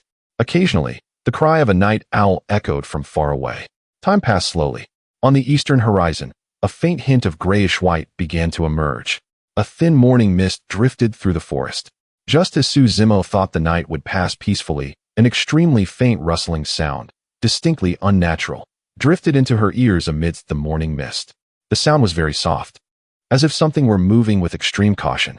Su Zimo immediately grew alert, holding her breath and listening intently. The noise seemed to be coming from above the side of the cave. She gently nudged Lin Fan beside her. Lin Fan opened his eyes at once, his gaze clear and free of any drowsiness. He, too, had heard the unusual disturbance. They exchanged a glance, neither speaking a word. Lin Fan silently moved to the other side of the cave entrance, peering out through the gaps in the vines. Su Zimo nervously gripped the hilt of her sword, her heartbeat quickening involuntarily. The rustling outside paused for a moment. Then, a young male voice, deliberately hushed and tinged with clear dissatisfaction, drifted in distinctly. "Senior Brother Wang, are you sure it's here? We've been wandering around this area for most of the night and haven't seen a single trace." Lin Fan and Su Zimo exchanged another look, both seeing gravity in each other's eyes, for these two were both experts at the 5th level of Foundation establishment. They held their breath, bodies tense like drawn bowstrings ready to release. Inside the cave, only the faint crackling of the campfire and the powerful thumping of their own hearts in their chests remained audible. Another, more steady yet equally hushed voice followed, carrying a hint of displeasure. "Junior Brotherly, keep your voice down. The marked area on the map is right around here. The Moon Shadow Spring is definitely within this valley, no mistake about it. Yuehua grass must be growing around the spring. It's the main ingredient for brewing Qingxue pills. We can't afford to be careless. Perhaps the night was too dark, and we missed it. It's almost dawn. Once the morning mist clears a bit, we'll search more carefully." The one addressed as Junior Brotherly still seemed to grumble. "We've been wandering around this damned forest all night, just for a few stalks of yuehua grass." Their voices gradually faded into the distance, evidently moving elsewhere to continue their search. Inside the cave, Lin Fan and Su Zimo remained frozen in their positions, motionless. Only when they were certain the two figures had completely disappeared to the other end of the valley did they slowly let out a breath of relief. Su Zimo gently patted her chest, the color gradually returning to her face. "That scared me. I thought we'd been discovered." She looked at Lin Fan, her eyes reflecting lingering fear and inquiry. "Senior Brother Lin, were they also looking for yuehua grass?" Lin Fan frowned slightly and nodded. "It seems so. Moon Shadow Spring. It appears there truly is a place where yuehua grass grows nearby, and we're not the only ones who know about it." This news left Su Zimo somewhat disheartened and anxious. "Then what should we?" Wait, Lin Fan said succinctly. They're still nearby. Going out now would be too risky. We'll wait until they leave, or until we determine their exact location. He approached the cave entrance, peering through the gaps in the vines to scrutinize the valley shrouded in morning mist. As the light gradually brightened, the contours of the landscape within the valley began to emerge with clarity. The voices of the two cultivators drifted intermittently, seemingly lingering not far away. Time passed slowly. The campfire inside the cave had extinguished, leaving only a few embers. Su Zimo sat quietly within, observing the silhouette of Lin Fan standing guard at the entrance, feeling an inexplicable sense of tranquility. Suddenly, Lin Fan stirred slightly and whispered, "It seems they have found the place." Su Zimo immediately leaned towards another gap to gaze outside. In the distance, at the valley's base near the mountain wall, the two cultivators clad in gray attire were huddled together, appearing to have discovered something, their movements charged with urgency. However, the mist and moisture obscured a clear view. Before long, the two swiftly departed from that area, their figures vanishing behind the dense trees. The valley returned to its serene silence. After what felt like the time it takes to burn a stick of incense, Lin Fan cautiously began to speak. Chapter 14. Slaying the Wish and returning to the Wei Wutong, let us proceed with caution. The two quietly departed from the cave, utilizing the cover of trees and rocks as they stealthily approached the location where the two cultivators had previously lingered. As they drew nearer, the moisture in the air thickened, and the spiritual energy seemed to invigorate. Parting a thicket of dense bushes, the scene before them became strikingly clear. A modest spring lay concealed beneath the mountainside, its crystal-clear waters gushing forth, forming a small pool below. At the edge of the pool, several peculiar plants flourished. Their elongated leaves gleamed with a translucent silvery hue, reflecting a halo reminiscent of moonlight in the remnants of the morning mist. Watch out! Su Zimo could not suppress an exclamation filled with delight. Moreover, there were 5 plants. They appeared to be quite mature. However, her joy was swiftly interrupted by the sight before her. Scattered beside the Yuehua Chao were patches of freshly turned earth and severed roots, indicating that 2 plants had recently been harvested, leaving behind fresh pits. The ground near the spring bore chaotic footprints and an unnatural dragging mark that extended into a narrow crevice obscured by weeds. Lin Fan crouched down, pinching a bit of the soil near the mark and bringing it to his nose. A faint metallic scent wafted to him. His gaze sharpened as he focused on the dark crevice. Su Zimo also sensed the anomaly, her earlier joy dissipating into tension. Brother, this. Lin Fan stood, signaling for caution. He tightened his grip on the spiritual sword and cautiously approached the crevice. The elusive metallic scent grew more pronounced as he neared. The interior of the crevice was shrouded in darkness, obscuring the details within. Lin Fan picked up a small stone from the ground, infused it with a trace of spiritual energy, and flicked it into the depths of the crevice. With a soft thud as the stone landed, an enraged hiss emanated fiercely from the depths. A pair of cold, luminous vertical pupils suddenly glimmered in the dark. A massive shadow, accompanied by the sound of scales scraping against the rock, began to emerge from the crevice. It was a deep brown giant python, more robust than the previously encountered Qingwen Xiao. Its icy gaze fixated on Lin Fan, who had disturbed its slumber. The forked tongue flicked in and out threateningly. Su Zimo gasped, her voice taut with fear. It is the wish on the verge of transformation. It guards this place. Lin Fan positioned his sword protectively before him, his internal spiritual energy surging rapidly. The aura emitted by this wish was far more formidable than that of the Qingwen Xiao, having reached the critical threshold of a 5th-tier demon beast. It was evidently the accompanying beast of the Yuehua Chao. The two cultivators earlier did not flee out of desire, but rather out of fear after provoking this wish, hastily harvesting 2 plants before retreating. The colossal body of the wish fully emerged from the crevice, its overwhelming presence enveloping Lin Fan. He felt his bones creaking under the immense pressure. Shadows of death loomed. He could almost smell the foul breath emanating from the creature. Just as Lin Fan believed his demise was inevitable, a sharp surge of sword energy erupted from within him, unbidden. This energy, resolute in its intent to sever all, cleaved toward the wish's head. The beast did not even have time to emit a cry of anguish before its body was neatly bisected, blood gushing forth and staining the surrounding rocks. Lin Fan stood, slightly panting, casting a glance at his hand. The sword energy had not originated from his own volition. It was a protective force within him that acted autonomously. Su Zimo hurried to his side. Brother Lin, are you all right? Her voice trembled with residual shock. I am fine, he replied, directing his gaze toward the crevice from which the wish had emerged. Let us investigate further. Behind the crevice lay a spacious cavern. Deep within, a soft moon-white glow greeted their eyes. It was a vast expanse of Yuehua Chao, far exceeding their expectations. Su Zimo could not help but exclaim, so much Yuehua Chao. Lin Fan carefully harvested the plants, placing them into a specially crafted jade box. In addition to the Yuehua Chao, they also discovered scattered ores in a corner of the cave. These were remnants left behind from the wish's shedding, transformed into excellent materials for refining through years of spiritual energy infusion. Lin Fan meticulously gathered these items. It is time to return. Su Zimo nodded. This area is too perilous. They retraced their steps with heightened vigilance, the journey back proving relatively tranquil, devoid of any formidable demon beasts. As they traversed an open woodland area, a gentle breeze wafted through, carrying an unusual floral fragrance. Su Zimo instinctively raised her hand to gather the strands of hair disturbed by the wind. Suddenly, her fingers grasped at empty air. A white hairpin slipped from her hair and fell into the dense flowering underbrush below. Su Zimo's complexion paled instantly. My jade hairpin. Lin Fan promptly halted. What is it? My jade hairpin fell into there. Su Zimo pointed towards the flower thicket, her voice quivering.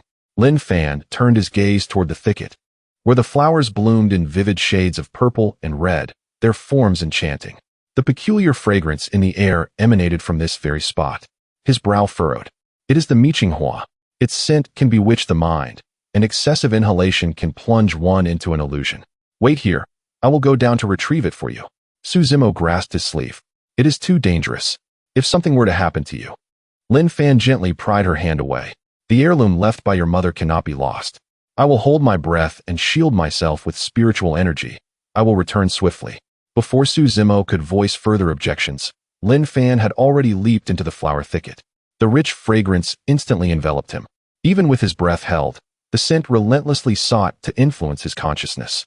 Lin Fan focused and steadied his mind, his gaze swiftly scanning the chaotic array of flower branches beneath him. Time passed slowly.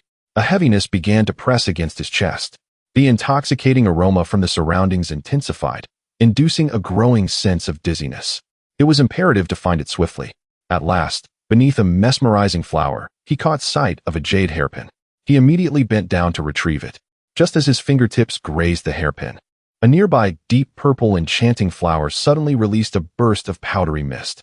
The mist surged directly toward his face. Lin Fan turned his head to evade it, yet a trace of the powder still clung to him. The mist quickly permeated his being, unleashing a potent wave of heat that surged to his head, accompanied by a disorienting sense of palpitating confusion. With a swift motion, Lin Fan grasped the jade hairpin and dashed out from the enchanting flower. Returning to Su Zimo's side, Su Zimo immediately approached him. Lin Fan. His complexion appeared unusual, and his breathing was rapid. He handed the jade hairpin to Su Zimo, his voice hoarse. I found it. We must leave this place quickly. Su Zimo accepted the jade hairpin, still warm from Lin Fan's touch, her heart a whirlwind of emotions. She noted his peculiar condition. But Lin Fan had already surged ahead, his pace significantly quicker than usual. Su Zimo hurriedly followed. The two traversed the forest in silence, with Su Zimo trailing behind. She could distinctly see the flush of red blooming behind his ears and neck, as well as the way his fists occasionally clenched and then relaxed, clearly battling against the encroaching effects of the enchanting flower's toxin. Concern swelled within her, yet she felt powerless to intervene, only able to follow quietly while remaining vigilant of their surroundings. After they had traveled a considerable distance, the cloying floral scent finally dissipated from the air, and Lin Fan's footsteps gradually slowed. He discovered a crystalline stream and splashed icy water onto his face in a desperate attempt to quell the abnormal heat coursing through his body. Chapter 15. A midnight visit to deliver medicine. The oppressive heat had not abated. Rather, it surged more violently, causing his vision to blur and his rationality to crumble bit by bit. At that moment, a soft figure drew near him. Su Zimo, on her tiptoes, gently kissed his lips, the tender touch imbued with the unique fragrance of a young girl. Instantly, the heat in his heart was subdued. Lin Fan's body stiffened. Gazing incredulously at the woman before him, his heartbeat racing uncontrollably. As for Su Zimo, her face flushed crimson, even her fair neck tinged with a rosy hue. Her gaze flitted away, too shy to meet Lin Fan's eyes, her fingers tightly clutching a jade hairpin, her heart pounding like a drum. One day later, the gate of Qingshan Zone came into view. The two, having braved numerous dangers, finally heaved a sigh of relief. Lin Fan halted his steps and turned to Su Zimo, saying, "I will first report to the External Affairs Hall to hand over the mission. What about you?" "I also need to report on the completion of my task," Su Zimo replied softly. "Then let us proceed together," Lin Fan suggested. Upon their arrival at the External Affairs Hall, the bustling atmosphere was palpable as people came and went. The moment Lin Fan and Su Zimo entered, they caught the attention of several fellow disciples. Lin Fan had gained a modicum of fame after the recent battle, while Su Zimo, known for her striking beauty, was one of the top 10 beauties of Qingshan Zone. Together, they made quite an impression. Lin Fan paid little heed to their gazes, walking directly to the counter to hand over his mission. The attending disciple recognized Lin Fan and smiled. "Brother Lin, are you here to report on your gathering task?"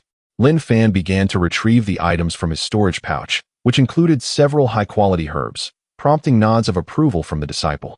However, what Lin Fan produced next caused those nearby to gasp in astonishment. First, he revealed the earthy gray gallbladder of a rock-armored bear, along with a pair of massive bear paws and an intact bear pelt. The rock-armored bear was renowned for its formidable defense, making it exceedingly difficult to kill, especially with such complete materials. "Is this material from a second-tier beast, the rock-armored bear?" the disciple exclaimed in surprise. Before the crowd could fully digest this revelation, Lin Fan produced something even more astonishing, a large piece of snake skin covered in tough, dark green scales. The Azure Pattern Serpent Demon. "This is the skin of a peak second-tier Azure Pattern Serpent Demon," a knowledgeable disciple gasped in realization. Yet, Lin Fan's actions did not cease. Amidst the astonished gazes, he retrieved an even larger serpent carcass, its deep brown scales glimmering with a metallic sheen. The hall fell silent, all eyes wide with disbelief at the sight of the corpse of a Shue snake. The unmistakable signs of impending transformation into a dragon were evident upon its head. The attending disciple hurried forward for a closer inspection, his voice trembling, a peak 5th-tier Shue snake. He respectfully led Lin Fan to the second floor. In contrast to the first floor's clamor, the second floor was notably quieter, adorned with luxurious decor, soft carpets, and scrolls depicting flowing spiritual energy. After escorting Lin Fan to an exquisite private room, the disciple departed. Moments later, the door was gently pushed open, and a woman clad in an ink-colored long dress approached gracefully. Her figure was enchanting, her fair skin tinged with a healthy flush. Qingsue, the head of the External Affairs Hall, was young yet possessed the cultivation of the 5th level of Golden Core. Her gaze fell upon the Shue snake carcass, a glimmer of admiration flashing in her eyes. "Junior brother Lin," she said, circling the snake, her fingers lightly caressing its scales. "A Shue snake on the verge of transformation into a dragon possesses power comparable to that of a Golden Core. It is truly remarkable that you could slay it with your foundation establishment cultivation." She paused, fixing her gaze on Lin Fan. "This Shue snake is of great use to me. How about 20,000 contribution points?" Lin Fan's expression remained unchanged. "Headmistress Mo, you jest. The value of a Shue snake on the verge of transformation far exceeds that." Qingsue raised an eyebrow, a flicker of appreciation in her eyes. "Then how much do you deem appropriate?" 20,000 contribution points, plus 1,000 mid-grade spirit stones. Qingsue chuckled lightly. Junior brother certainly knows how to negotiate. After a moment's thought, she waved her jade hand. "Deal. However, should you acquire such rare materials in the future, may I request priority consideration for the External Affairs Hall?" Lin Fan accepted the storage pouch filled with spirit stones and handed over his identity token, naturally. Now, he sought to exchange for a sword technique in preparation for his next endeavor. Within the library pavilion, the shelves were brimming with various cultivation techniques. With a clear objective, Lin Fan headed directly towards the section housing sword techniques. Having ample contribution points, he aimed to select a more powerful sword skill. The highest tier accessible to outer disciples was the advanced yellow tier, yet as he perused several, he found them lacking. Just as disappointment began to settle in, a dusty tome on the bottom shelf of a corner bookshelf caught his eye. Brushing off the dust revealed 4 ancient characters. Qiyong sword technique. The description stated that this sword technique was of utmost rigidity and brightness, capable of unleashing immense power akin to the sun scorching the sky when mastered to perfection. However, due to its high difficulty and considerable spirit power requirements, coupled with its seemingly ordinary power compared to conventional mid-level yellow tier techniques, few sought it out. Qiyang Sword Technique. Lin Fan's mind stirred. He sensed that this tome was far more profound than it appeared. Without hesitation, he spent 8,000 contribution points to acquire it. Upon returning to his room, he eagerly opened the Qiyang Sword Technique. At first glance, the sword moves seemed rather unremarkable, yet upon closer inspection, a wave of scorching energy emanated from within, entirely unlike a yellow tier technique. Indeed, there was more than met the eye. Lin Fan's heart raced with ecstasy. This was no mere yellow tier technique, but possessed an extraordinary power, at least of earth tier caliber. He held his breath, focusing intently, and with his pure yang spiritual energy, his cultivation journey progressed smoothly. Time slipped away unnoticed until Lin Fan gradually opened his eyes. He took a deep breath. The profound intricacies of the advanced earth tier sword technique now firmly imprinted in his mind. With diligent practice in the days to come, he would be able to unleash its full might, capable of shaking the very mountains and rivers. Just then, he sensed an extremely faint aura wave. Lin Fan turned his gaze toward the window and called out, "Who goes there?" As his words fell, a flustered figure appeared before the window. The enchanting moonlight enveloped the figure of the woman, delineating her graceful silhouette. Clad in a flowing azure gown, she stood before the window, none other than Su Zimo. Her delicate, fair face instantly blossomed with 2 shades of crimson, her gaze slightly evasive, as her hands nervously clasped behind her back, fingers entwined. Lin Shixiang, her voice was scarcely louder than a whisper, imbued with palpable shyness and anxiety. I hope I am not disturbing your cultivation." Lin Fan, suppressing the residual sword intent that lingered around him, replied, "It is of no consequence. I was unaware of your late-night visit, Su Shimi. Is there something you wish to discuss?" Taking a deep breath to steady her racing heart, Su Zimo produced a small white vial. Lin Shixiang, she lifted her gaze to meet his. "This is a qi blood pill. I wish to present it to you." Lin Fan was taken aback, immediately declining. "This is far too precious." "No, you must accept it, Shixiang," Su Zimo insisted fervently, pressing the qi blood pill into Lin Fan's hand. Without further ado, she hurriedly fled the scene. Chapter 16. Heartfelt affection and mutual admiration. It seems that your recent endeavors have yielded more than mere materials from the demonic beasts. Lin Fan felt a sudden jolt in his heart and turned around. In the corner of the room stood a figure of exquisite beauty, who had quietly appeared without his notice. Her cold gaze fell upon the jade bottle in Lin Fan's hand. This woman was none other than his esteemed mentor, Liu Qingxue. Clearly, she had been there for some time, having witnessed the previous scene unfold before her eyes. "Master?" Lin Fan felt a twinge of embarrassment and instinctively attempted to conceal the jade bottle. Liu Qingxue glided gracefully from the shadows, her eyes not meeting his, but instead fixated on the jade bottle he held. Lin Fan stammered, "Master, this is a misunderstanding." "A misunderstanding?" Liu Qingxue's icy gaze bore into Lin Fan, her tone sharp. "If I had not arrived in time, you would have devoured that girl, would you not? Do you still harbor feelings for your master?" Upon hearing this, Lin Fan grew frantic, responding, "Master, even if she were 1,000 times more beautiful, she could not compare to even a fraction of your allure. In my heart, you are the most beautiful woman in Qingshan sect, indeed in the entire world." At these words, Liu Qingxue's heart softened slightly, realizing that Lin Fan still held her in esteem. It seemed that the presence of another woman would not threaten her standing in his heart. She murmured softly to herself, yet soon found herself in a dilemma. After all, she too was a woman and could hardly tolerate sharing a beloved partner with another. However, it appeared such scenarios were not uncommon in the realm of cultivation, where men often had multiple wives. With a slight bite of her crimson lip, as if having made a decision, Liu Qingxue thought, since Fanner is fond of her, how could she stand in the way? After a brief pause, she spoke, "Fanner, bring that girl back to meet me on another day." Lin Fan stood frozen in place, realizing that his master had indeed given her consent. Meanwhile, Liu Qingxue, her delicate snow-white feet bare, approached the door and gently pushed it open. Casting a glance at Lin Fan, who was still in a daze, with her lips slightly parted, she said, "Fanner, what are you still standing there for?" It was only then that Lin Fan emerged from his overwhelming joy. He stepped forward, joining Liu Qingxue as they entered together, his large hand resting on her waist, gently caressing her garment. Liu Qingxue feigned a token resistance for a moment before yielding to his touch. After a prolonged kiss, Lin Fan reluctantly parted, savoring the taste of her cherry-like lips, exclaiming, "Master, you are truly delectable. I wish to indulge again." Liu Qingxue turned, her stunning profile now adorned with a blush. She crossed her arms, seated on the bed with her bare feet exposed, and let out a warm breath, exuding an intoxicating essence. "I truly cannot find a way to deal with you." Moments later, her cherry-like lips found his once more. After a significant duration, she released him and inquired, "Are you satisfied now?" "Quite satisfied," Lin Fan replied with a smile.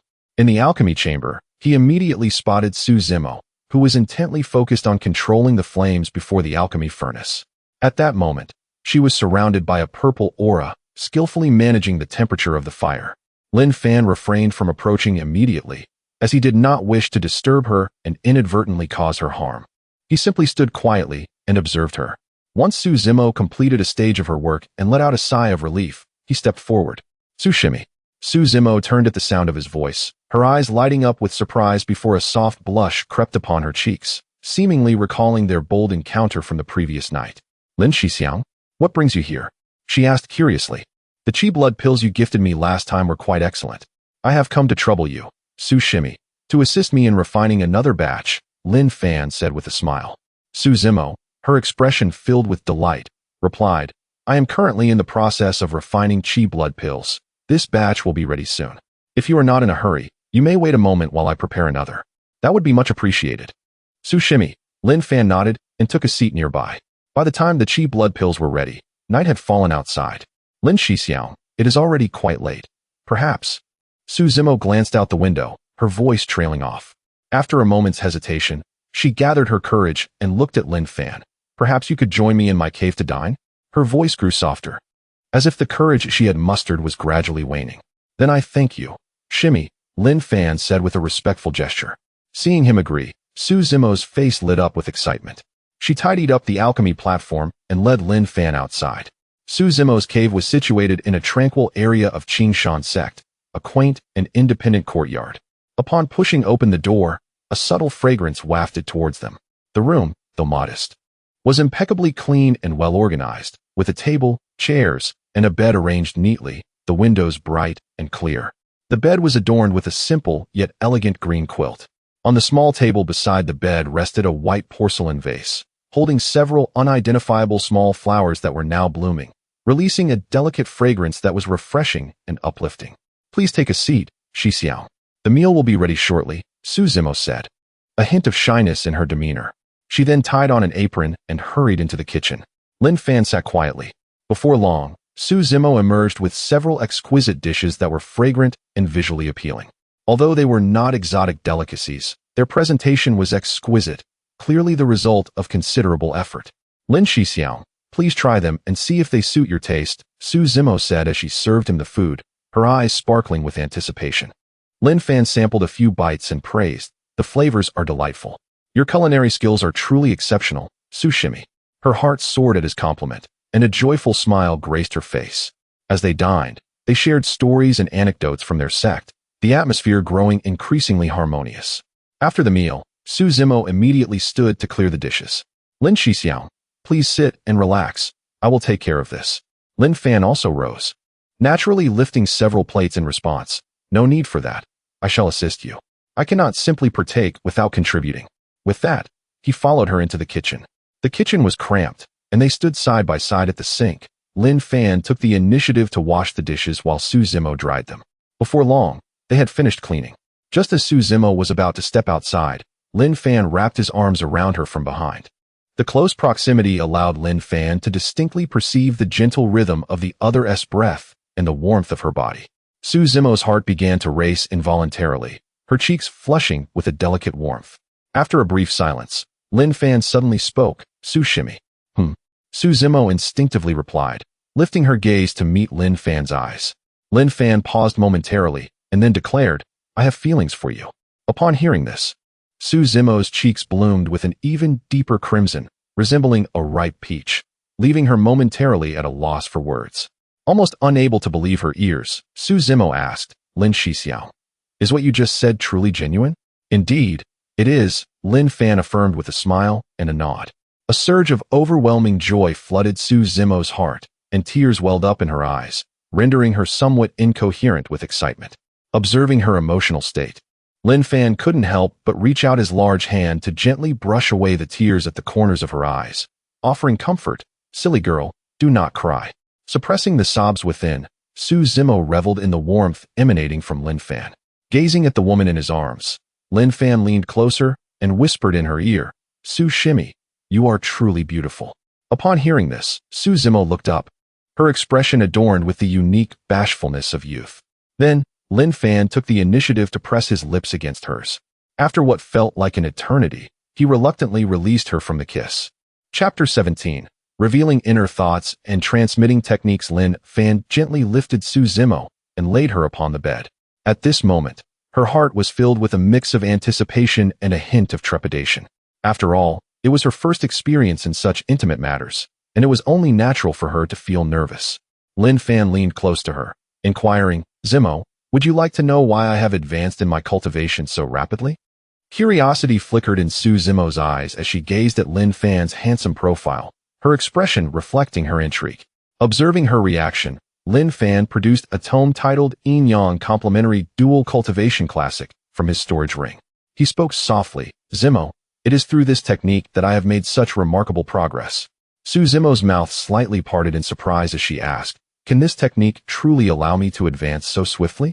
Lin Fan nodded slightly, affirming, this technique is extraordinarily profound. It transcends ordinary methods of cultivation, embodying the supreme principles of yin and yang. Lin Fan presented the tome before Su Zimo. She leaned closer, her eyes shimmering with fervor as she whispered, if that is the case, then let us begin, senior brother Lin. Taking her delicate hand, Lin Fan replied, very well, I will guide you through the initial phases of this technique. Please focus and absorb the insights. As Lin Fan's fingertips gathered spiritual energy, he gently pressed against her brow, beginning to impart the essence of the yin-yang complementary dual cultivation classic into her consciousness, while guiding the flow of her internal energy. Do not be anxious, he reassured her, relax your body. I am here to teach you the essentials of dual cultivation. In that moment, she felt like a lamb awaiting its fate, cradled in Lin Fan's embrace. He could distinctly sense the warmth radiating from her body, akin to a blooming flower exuding an enchanting fragrance. All right, Su Zimo replied, her body tensing momentarily, senior brother Lin, please be gentle, it is my first time. Of course, Lin Fan murmured, his voice a soothing balm as he tightened his grip on her hands, instilling a sense of security. Soon after, his broad hand found its way to her slender waist, causing her garments to slip away, revealing her exquisite and fair form. An overwhelming surge of spiritual energy enveloped them, and she realized the true essence of dual cultivation. It was no wonder that senior brother Lin's progress was so swift. With such a pace of cultivation, she felt certain that a breakthrough to foundational establishment was imminent.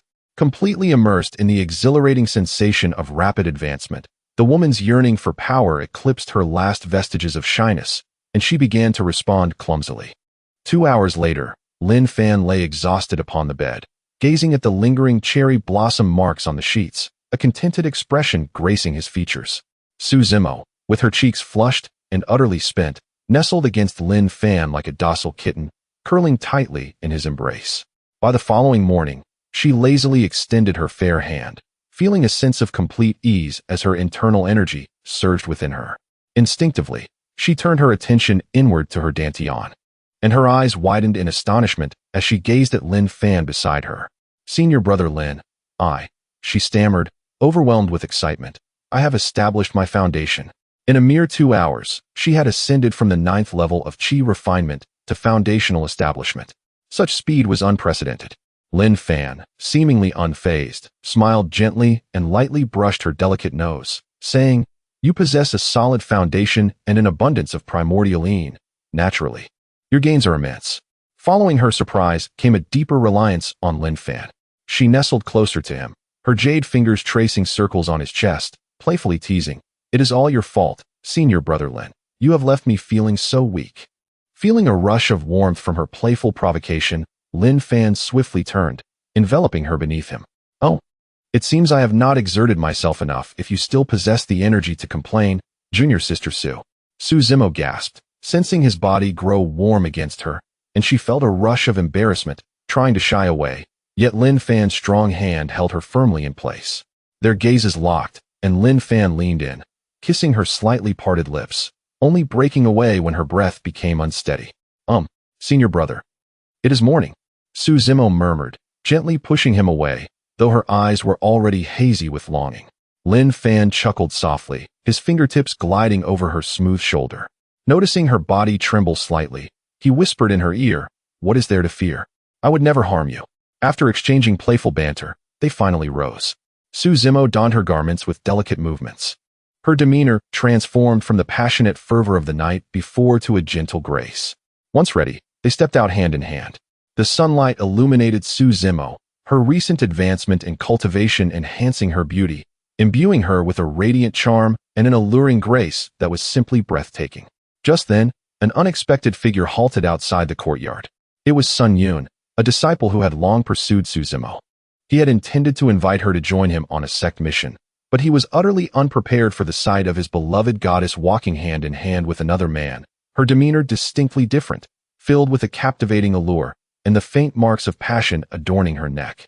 Sun Yun's blood surged with indignation as his gaze fixated on their entwined hands, and he caught sight of the unmistakable marks on her neck. Overwhelmed with rage, he advanced, shouting, "Let her go!" As Su Zimo prepared to intervene, Lin Fan firmly held her back, saying, "Leave this to me." "All right," Su Zimo nodded slightly. Lin Fan stepped forward, embracing Sun Yun, who showed no resistance. Lin Fan's lips curled into a smirk as he declared, "Now do you comprehend my relationship with Junior Sister Su? Junior Sister, if you are being coerced, you must tell me. I would go to great lengths to rescue you," Sun Yun insisted. "Do you still not understand?" Su Zimo spoke slowly. "I share mutual affection with Senior Brother Lin. At this moment, please refrain from further disturbing us." "Why?" Sun Yun, filled with indignation, had reached the formidable 6th level of foundation establishment and had already bested the majority of disciples. Why did she choose others over him? With a defiant expression, he gazed at Lin Fan and challenged, "Dare you face me in a duel on the arena?" The loser must keep their distance from Su Shimi. Upon hearing this, Lin Fan, under Sun Yun's intense gaze, lowered his head and kissed Su Zimo. In that instant, Sun Yun's rationality was completely consumed by fury. "I will kill you," he roared, unleashing the full force of his 6th level foundation establishment energy. He hurled his fist towards Lin Fan. However, just as his fist was about to graze Lin Fan's clothing, it was effortlessly kicked away by Lin Fan. With a resounding thud, Sun Yun, unable to comprehend the swift motion, was sent flying. He landed awkwardly on the grass, rolling several times before finally coming to a halt, his body coated in dirt and grass, momentarily unable to rise. Lin Fan slowly retracted his foot, his gaze indifferent as he embraced Su Zimo's slender waist, looking down upon Sun Yun and declared, "You are merely a petty clown, unworthy to compete with me." With that, he took Su Zimo by the hand and departed, leaving Sun Yun behind to groan in anguish, his heart heavy with humiliation. Chapter 18. Return to Qinglan Mountain. Cultivation. In the training room. Upon returning to the summit of Qinglan Mountain, Lin Fan and Su Zimo exchanged tender moments before reluctantly parting ways. Su Zimo returned to her cave dwelling to consolidate her recently achieved foundation establishment stage, while Lin Fan proceeded directly to his master, Liu Qingxue's secluded meditation area. Under the night sky, Lin Fan adeptly entered the inner chamber, where he found Liu Qingxue, clad in a simple white dress, seated cross-legged on the bed in meditation. Sensing Lin Fan's presence, Liu Qingxue slowly opened her beautiful eyes and greeted him. "Fanner, you have arrived." "Master," Lin Fan replied respectfully, a smile gracing his face as he naturally embraced her. "Disciple has gained some insights from studying the yin-yang complementary dual cultivation canon with Junior Sister Zimo today, and I have come to confirm them with you." A delicate blush adorned Liu Qingxue's exquisite face as she momentarily resisted the embrace, but ultimately acquiesced. She could perceive that Lin Fan's aura had grown increasingly profound and pure, evidently benefiting greatly from his dual cultivation with Su Zimo earlier in the day. "Such a lack of decorum," Liu Qingxue remarked, lightly biting her red lips, though her tone held little reproach. "Is that girl Zimo doing well? Junior Sister possesses exceptional talent and has successfully established her foundation," Lin Fan replied with a smile, his fingers deftly untying the sash around Liu Qingxue's waist. Disciple has gained new insights into the operation of the techniques and seeks your guidance. In contrast to the shyness he exhibited with Su Zimo, Lin Fan's dual cultivation with Liu Qingxue was marked by a deeper understanding and synergy. Their spiritual energies intertwined like a tide, flowing and ebbing, as both of their cultivation levels advanced steadily together. The following morning, sunlight streamed into the room. Lin Fan, in high spirits, sat at the table flanked by two stunning women. Liu Qingxue maintained her dignified demeanor as a master, yet a subtle glow in her eyes revealed her inner delight. She savored her spiritual rice porridge, occasionally glancing at Lin Fan with a hint of something unusual in her gaze. Su Zimo, radiant and ethereal post-foundation establishment, exhibited an otherworldly grace, her skin glowing with vitality. After a night of consolidation, she had fully adapted to her new realm, yet her cheeks flushed with a rosy hue whenever she looked at Lin Fan, her gaze tinged with the bashfulness of newfound experiences. She carefully served Lin Fan some dishes. The atmosphere at the dining table grew increasingly delicate. After finishing their meal, Liu Qingxue excused herself to attend to sect affairs. Lin Fan turned to Su Zimo with a smile, saying, "Zimo, come with me to the training room. I have recently cultivated a new technique, the Qiang sword technique, and require practical refinement." "Yes, I will follow your lead, senior brother," Su Zimo replied, nodding obediently as she rose to accompany him. The training area of the sect was expansive, featuring hundreds of stone chambers of varying sizes for disciples to practice and spar. Lin Fan chose a larger, top-tier training room for himself and Su Zimo to enter. The stone chamber was quite spacious, its floor and walls constructed from hard obsidian, reinforced with formations capable of withstanding attacks below the golden core stage. Taking a deep breath, Lin Fan focused his mind, summoning the blazing Qiyang spiritual energy from within, its scorching essence rapidly filling the space. "Qiyang manifest," he exclaimed, unleashing a searing sword light from his spirit sword toward the test stone ahead. Boom! The test stone trembled violently, leaving a charred sword mark upon its surface.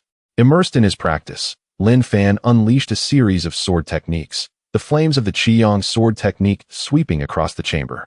With each strike, the temperature soared, distorting the very air around them. Meanwhile, Su Zimo diligently closed her beautiful eyes nearby in meditation. Lin Fan's sword techniques were not only powerful, but also imbued with a pure yang sword intent that greatly benefited her, even elevating her soul's realm into the second layer. However, the commotion generated by Lin Fan's cultivation was substantial, the intense sword intent seeping out of the training room and drawing attention. At that moment, the door to the training room was rudely pushed open. 3 young men clad in inner sect disciple garb strode in, the leader releasing an aura that indicated his cultivation had reached the 9th level of foundation establishment. He cast a glance at Lin Fan, who was practicing his swordsmanship, and then at the stunning Su Zimo beside him, a flicker of jealousy igniting in his eyes. "I wondered who was causing such a ruckus. It turns out to be you, junior brother Lin," the young man smirked, his lips curling upward. "What? Haven't you just broken through to foundation establishment? How dare you flaunt your skills in a top-tier training room? The Qiang sword technique is exceedingly difficult to master. It is not something one can learn through mere luck. Be careful not to lose control of your spiritual energy and injure yourself." Lin Fan sheathed his sword, his brow furrowing slightly. He recognized the man, named Wang Qian, who ranked 10th among the inner sect disciples and possessed considerable strength. He was known for his arrogance, bolstered by his family's influence within the sect, making it unwise for ordinary disciples to antagonize him. Seeing this, Su Zimo stepped forward and said, "Senior brother Wang, we are still cultivating here. Please do not disturb us." Wang Qian, irked by Su Zimo's defense of Lin Fan, retorted, "Oh, isn't this junior sister Su? I heard you just broke through to foundation establishment yesterday, and you couldn't wait to follow the newly promoted genius, could you? Junior sister Su, rather than practicing with him, why not train with me instead? I can guarantee you'll make rapid progress and soar to new heights," Wang Qian suggested, casting a sidelong glance at the exquisite girl next to Lin Fan. "Despicable," Su Zimo exclaimed angrily. "Lin Fan, you have quite the skills. Not only has your cultivation skyrocketed, but it seems you have also mastered the art of charming female disciples." Wang Qian mocked, his 2 lackeys joining in with derisive laughter, their words dripping with provocation. Lin Fan's expression turned icy. Though he initially wished to ignore such a petty clown, Wang Qian's provocations grew bolder. Gently pulling Su Zimo behind him, he confronted Wang Qian, his tone flat, yet laced with a hint of menace. Wang Qian, it seems you are seeking discomfort in your otherwise tranquil life. What? Are you displeased simply because I spoke a few words to you? Wang Qian puffed out his chest, challenging Lin Fan once more. This top-tier training room has limited resources. It is not for someone with a flimsy foundation like you to waste. If you are wise, you will leave and vacate the space for me to practice with junior sister Su. And if I refuse? Lin Fan replied, a mocking smirk curling at the corners of his mouth. Refuse? Wang Qian sneered, his foundation establishment late-stage spiritual pressure suddenly bearing down on Lin Fan. Then do not blame me for being ruthless. Lin Fan slowly raised his right hand. His spirit sword beginning to gather brilliant light as the terrifying heat of the sword intent shattered Wang Qian's spiritual pressure into fragments. The smile on Wang Qian's face vanished in an instant. Alarmed, he hurriedly channeled his spiritual energy to defend himself. With a thunderous crash, his defenses were utterly shattered within moments. He let out a piercing scream as he was violently propelled backward by the searing sword chi, colliding heavily with the wall of the training room, causing the entire stone chamber to resonate with a deafening hum. Wang Qian fell to the ground, his garments torn, his chest charred, blood trickling from the corner of his mouth. Despite his struggles, he could not rise immediately, his eyes filled with disbelief. The two attendants behind him were already paralyzed with fear, frozen in place, too terrified to make a sound. Lin Fan sheathed his spiritual sword and cast a derisive glance at the disheveled Wang Qian, mockingly stating, I expected the young Master Wang to be formidable, yet it seems he is merely a buffoon. Chapter 19. Injuring Wang Qian and punishment to sweep the plaza. Wang Qian lay on the ground, waves of searing pain radiating from his chest. What tormented him further was the gathering gazes of the onlookers. As the 10th disciple of the inner sect, he had never endured such humiliation. Lin Fan, how dare you launch a sneak attack? Struggling to rise, his face contorted with rage, he bellowed at his two stunned followers behind him. You two useless fools. What are you waiting for? Go. The two followers, both at the mid-stage of foundation establishment, had already been frightened by Lin Fan's casual sword strike that had gravely injured Wang Qian, who was at the 9th level of foundation establishment. However, due to Wang Qian's usual status, they could only muster the courage to approach Lin Fan. Lin Fan's gaze remained indifferent, barely glancing at the two, and softly instructed his companion Su Zimo, please step back a bit. Just as the two followers finally gathered their courage and were about to act, a chilling command resonated from the entrance of the training room. Halt! The voice was not loud, yet it instantly quelled the restless spiritual energy in the arena. Following the sound, the crowd beheld a stern-looking middle-aged cultivator who had appeared there unbeknownst to them. Embroidered on his chest was the cloud pattern emblem of the Qingxue sect, indicating his position as the overseer of the training room. Fighting is strictly prohibited within the training room. Do you disregard the sect's rules? The middle-aged overseer declared coldly, his gaze particularly lingering on the disheveled Wang Qian and the sword-wielding Lin Fan. Seeing the overseer, Wang Qian felt as though he had grasped a lifeline and quickly exclaimed, Overseer Wu, you have arrived just in time. It was Lin Fan. He attacked me without provocation, and his strikes were ruthless. I implore you to uphold justice for me. He cleverly shifted the blame for his earlier provocation entirely onto Lin Fan. The two followers hastily echoed, yes, Overseer Wu. It was Lin Fan who struck first. Overseer Wu's brows furrowed as he turned his attention to Lin Fan. Lin Fan, what do you have to say? He recognized Lin Fan as Elder Liu Qingxue's personal disciple, not one to stir up trouble. Lin Fan sheathed his sword and replied calmly. In response to Overseer Wu, Wang Shixiang and his companions forcibly entered the training room I had rented, spoke disrespectfully, insulted both me and junior sister Su, and even released spiritual pressure to coerce me.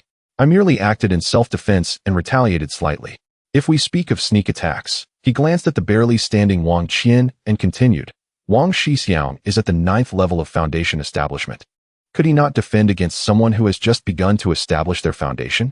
Lin Fan's tone was unperturbed, yet every word was reasonable. The surrounding disciples who had witnessed part of the incident began to murmur softly. Indeed, it was Wang Qian who intruded first looking for trouble. He also spoke many unpleasant words. How shameless of him to complain after being outmatched. Although the whispers were quiet, Wang Qian could hear them clearly, and his expression darkened immediately. Overseer Wu, having lived many years, could discern the underlying issues. He had never favored disciples like Wang Qian, who relied on their family background to bully others. He spoke sternly. There are indeed rules within the training room. One cannot arbitrarily intrude into another's rented stone chamber, nor provoke trouble. Wang Qian, do you acknowledge your mistake? Seeing that Overseer Wu was clearly biased towards Lin Fan, Wang Qian's fury intensified.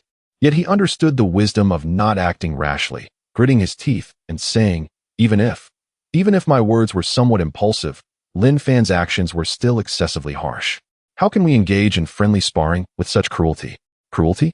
Lin Fan chuckled lightly. Had I not shown mercy, would Wang Shixiang still be able to stand here and speak? He would have likely been carried off to the Dan Hall for treatment by now. You. Wang Qian was speechless, unable to retort. The terrifying power of that sword strike still left him trembling at the thought. It certainly surpassed the standard of an ordinary early-stage foundation establishment cultivator. Overseer Wu, wishing to avoid further escalation, especially one that involved the personal disciples of two elders, knew he could not easily offend either side, and waved his hand. Enough. Both parties are at fault in this matter. Wang Qian, you provoked first. You are to be confined for 7 days, and have your spiritual stones for the month deducted. Lin Fan, your strike was excessive. You are to clean the plaza. Execute this immediately, and do not raise any objections. This punishment was evidently lighter for Lin Fan. Cleaning the plaza was merely a menial task, while confinement and the deduction of spiritual stones were far more severe. Though Wang Qian was deeply dissatisfied, he dared not argue further under the stern gaze of Overseer Wu, merely shooting a furious glare at Lin Fan. We are leaving, he shouted, supported by his two followers as they departed. Lin Fan, you wait for me. This matter is not over. Lin Fan merely cast a detached glance at him, showing no reaction. Once Wang Qian and his companions left in disgrace, Overseer Wu turned to Lin Fan. Within the sect, we must ultimately prioritize harmony. I understand, Lin Fan replied respectfully. Overseer Wu nodded and turned to leave. The surrounding disciples, seeing that the spectacle had come to an end, gradually dispersed. The training room returned to its former tranquility. Su Zimo approached and softly asked, Shixiang, are you all right? Wang Qian will surely not let this rest. Lin Fan turned to face Su Zimo, and the coldness on his face instantly transformed into a warm smile. Zimo, there is no need to dwell on this matter. Su Zimo nodded slightly. That is good. Lin Fan smiled. Come, let us continue. Once more, Lin Fan immersed himself in the cultivation of sword techniques, his aura seemingly more refined than before. Meanwhile, the disheveled Wang Qian, having sent away his followers, consumed a healing elixir alone, his expression grim. He touched the still stinging sword mark on his chest, his eyes flashing with madness and resentment. Lin Fan, just wait. If I cannot deal with you, surely someone can. He muttered to himself, a figure who was well connected to his family already forming in his mind. This person ranked among the top 3 in the inner sect, having already achieved full foundation establishment, a prodigious disciple only a step away from forming a Dan. The following morning, after a night of cultivation, Lin Fan carefully rose from his bed, mindful not to awaken Su Zimo, who lay nestled in his arms. After washing his face, he took a bamboo broom and began sweeping the stone plaza. He did not take Overseer Wu's punishment to heart, for sweeping was also a form of cultivation that could temper one's character. As he pushed a pile of dust and fallen leaves to one side of the plaza, a slender figure in red gracefully approached from behind him. The woman wore a fiery red dress, her form enchanting, her features radiant, yet her demeanor exuded an air of arrogance. Her breath was thick with concentration, revealing her remarkable cultivation at the pinnacle of the late foundation establishment stage, merely a step away from the golden core realm. She was none other than Yi Mengyao, a prodigious disciple of the inner sect. It seemed she was lost in thought, somewhat distracted. Lin Fan was engrossed in his task of sweeping the floor and had not noticed the presence of another person behind him. With a flick of his wrist, he inadvertently swept a heap of dust and withered leaves towards the rear. In the next moment, the hem of her resplendent red dress was covered in grime. Yi Mengyao abruptly halted in her tracks, lowering her gaze to the stains on her skirt, her elegantly arched brows furrowed in an instant, and the previously restrained aura surrounding her surged forth, imbued with a hint of indignation. Chapter 20. The Woman in Red. Yi Mengyao, she lifted her gaze, her icy eyes locking onto the Qingyi disciple sweeping in front of her. You. Yi Mengyao's voice rang out. Do you not possess any awareness? Lin Fan halted his actions and turned around, only to find a breathtaking woman in a flowing red dress standing behind him. Upon noticing the dust on her hem, he instantly understood the gravity of his oversight. He set aside the broom, clasped his hands in a gesture of apology, and said, "Esteemed senior sister, I sincerely apologize. I did not notice someone was behind me and inadvertently sullied your dress. It was unintentional." Seeing his courteous demeanor, her initial anger dissipated somewhat. Yi Mingyao replied coldly, "In the bustling square of the sect, even a sweeper should be observant. Today, I shall not hold this against you." Lin Fan spoke again, "Senior sister, you are correct. It was my negligence. May I inquire about your residence? Once I finish cleaning the square, I shall attend to your dress." "That is unnecessary." Yi Mingyao waved her hand, her tone softening slightly. "A simple cleaning spell will suffice. There is no need for you to trouble yourself."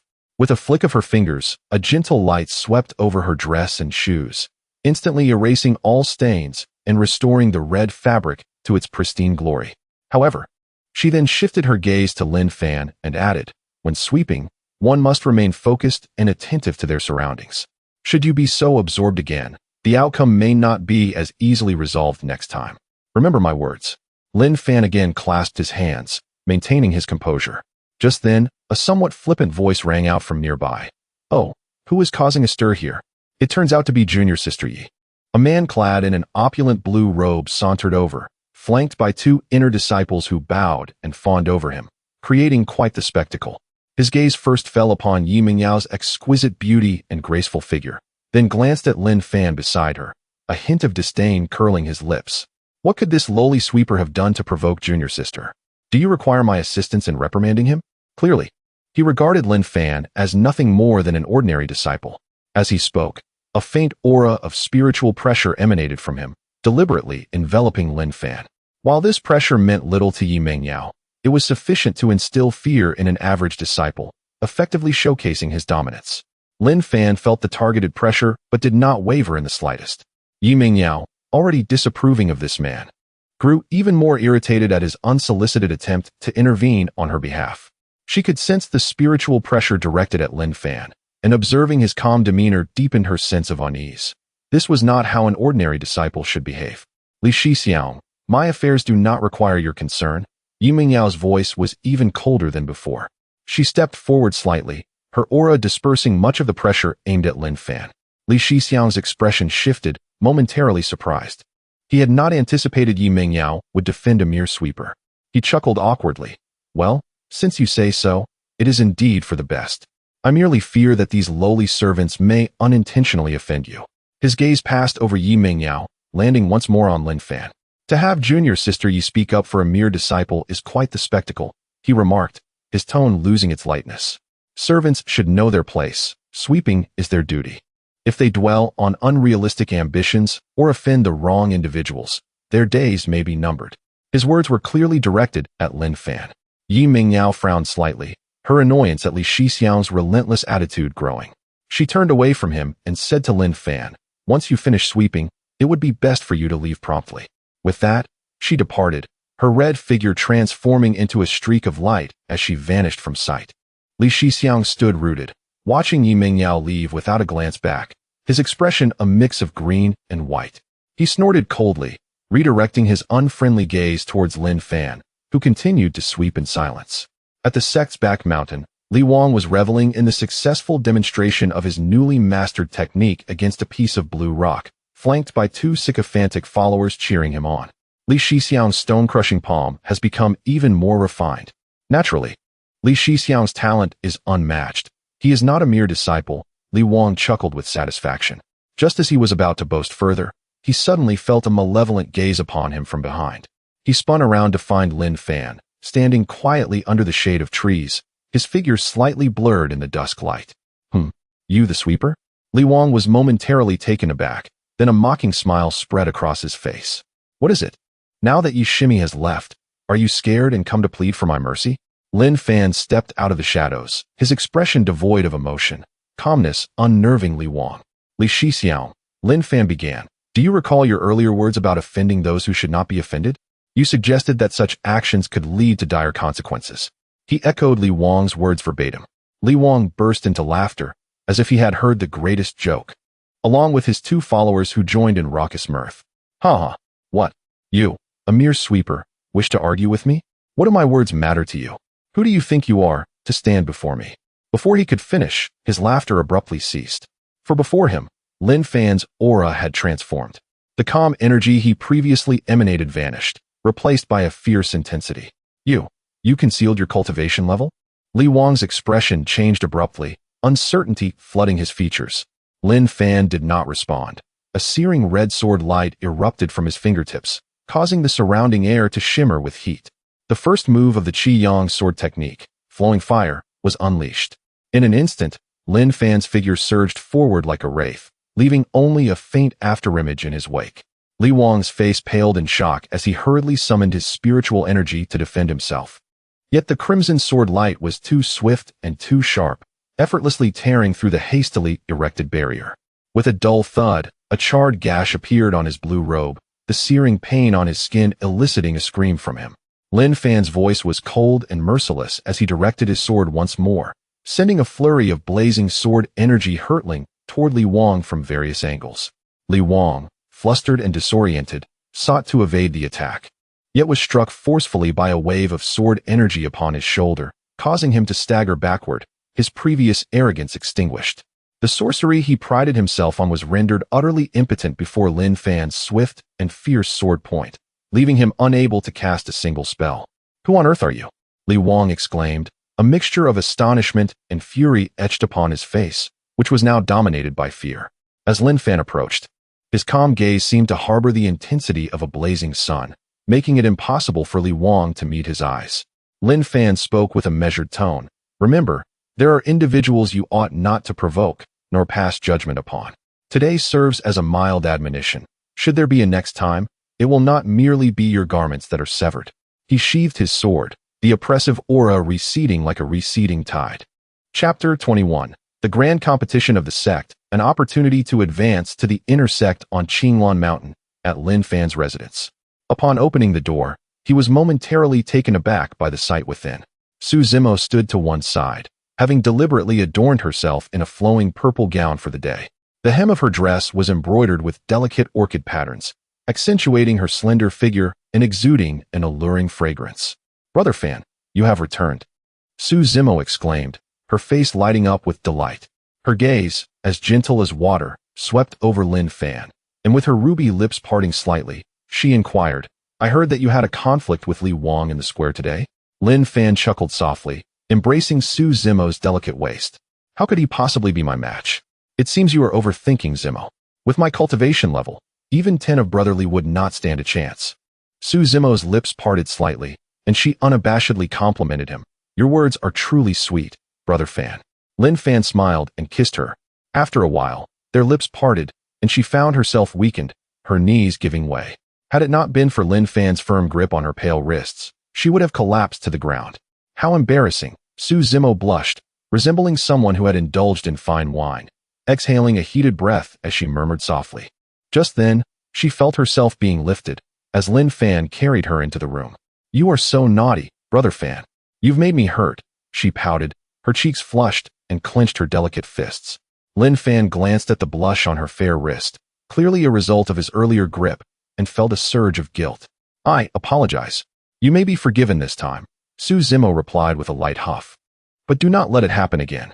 The following morning, Lin Fan slowly opened his eyes. His internal spiritual energy was abundant and harmonious, having advanced significantly to the 5th level of foundation establishment. Meanwhile, Su Zimo nestled contentedly against his shoulder. He attempted to free himself from her tight embrace without disturbing her. After considerable effort, he managed to extricate himself. Once dressed, Lin Fan followed the faint trace of oppressive energy, gradually making his way deeper. Near a cold pond, he beheld a serene and ethereal figure. His master, Liu Qingxue, was seated on a stone, clad in a flowing white gown. Pure white spiritual energy enveloped her, appearing to be at a crucial juncture in her cultivation. Lin Fan dared not disturb her and stood quietly by, serving as her protector. After a while, the surrounding spiritual energy began to stabilize, becoming harmonious. Liu Qingxue slowly opened her eyes, her gaze resting on Lin Fan, revealing a hint of warmth deep within. "Fanner, you have arrived," Her voice remained as calm as ever.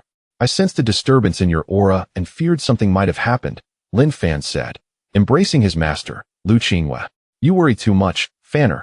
I was merely practicing my techniques, she replied, her cool lips brushing against him, as if to make amends.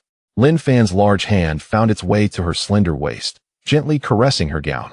Suddenly, the garment slipped, revealing her exquisite, pale form.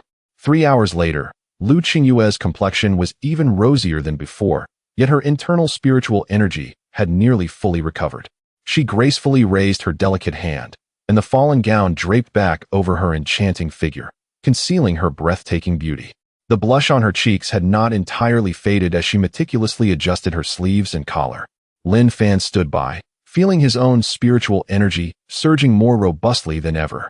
He gazed at the rare display of vulnerability from his master, and unable to restrain himself, he kissed her once more. After a long moment, their lips parted, and Lin Fan's face reflected a contented expression. Liu Qingxue paused before speaking. Fanner, in 7 days, the selection competition for the inner sect will officially commence. This competition is of great significance to the sect, and all disciples are required to participate. Lin Fan's expression grew serious as he listened intently. Liu Qingxue continued, the competition will take place in the sect's martial arena. Ultimately, the top 10 overall will advance to the inner sect, gaining access to superior cultivation resources and secret manuals. Her beautiful eyes met Lin Fan's, filled with scrutiny and anticipation. Your rapid progress in cultivation far surpasses that of your peers, but do not let this lead to arrogance.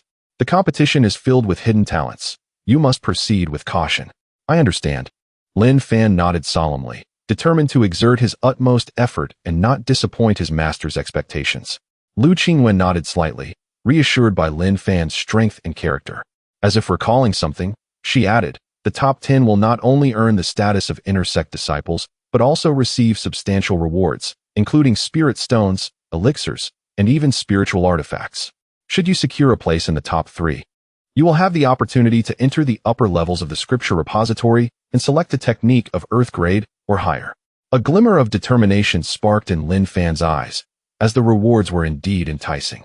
After explaining everything, Liu Qingxue regarded Lin Fan, her tone softening. In the coming days, prepare well. Lin Fan understood her intent and respectfully bowed. Yes, master. I will return tomorrow to seek your guidance. Thus, Lin Fan embarked on a period of intense and fulfilling cultivation. During the day, he ventured to the cold pond on the back mountain to comprehend the Yin-Yang complementary dual cultivation canon alongside his master, Liu Qingxue. His spiritual energy became increasingly refined and powerful. As night fell, he returned to his residence to practice alongside Su Zimo.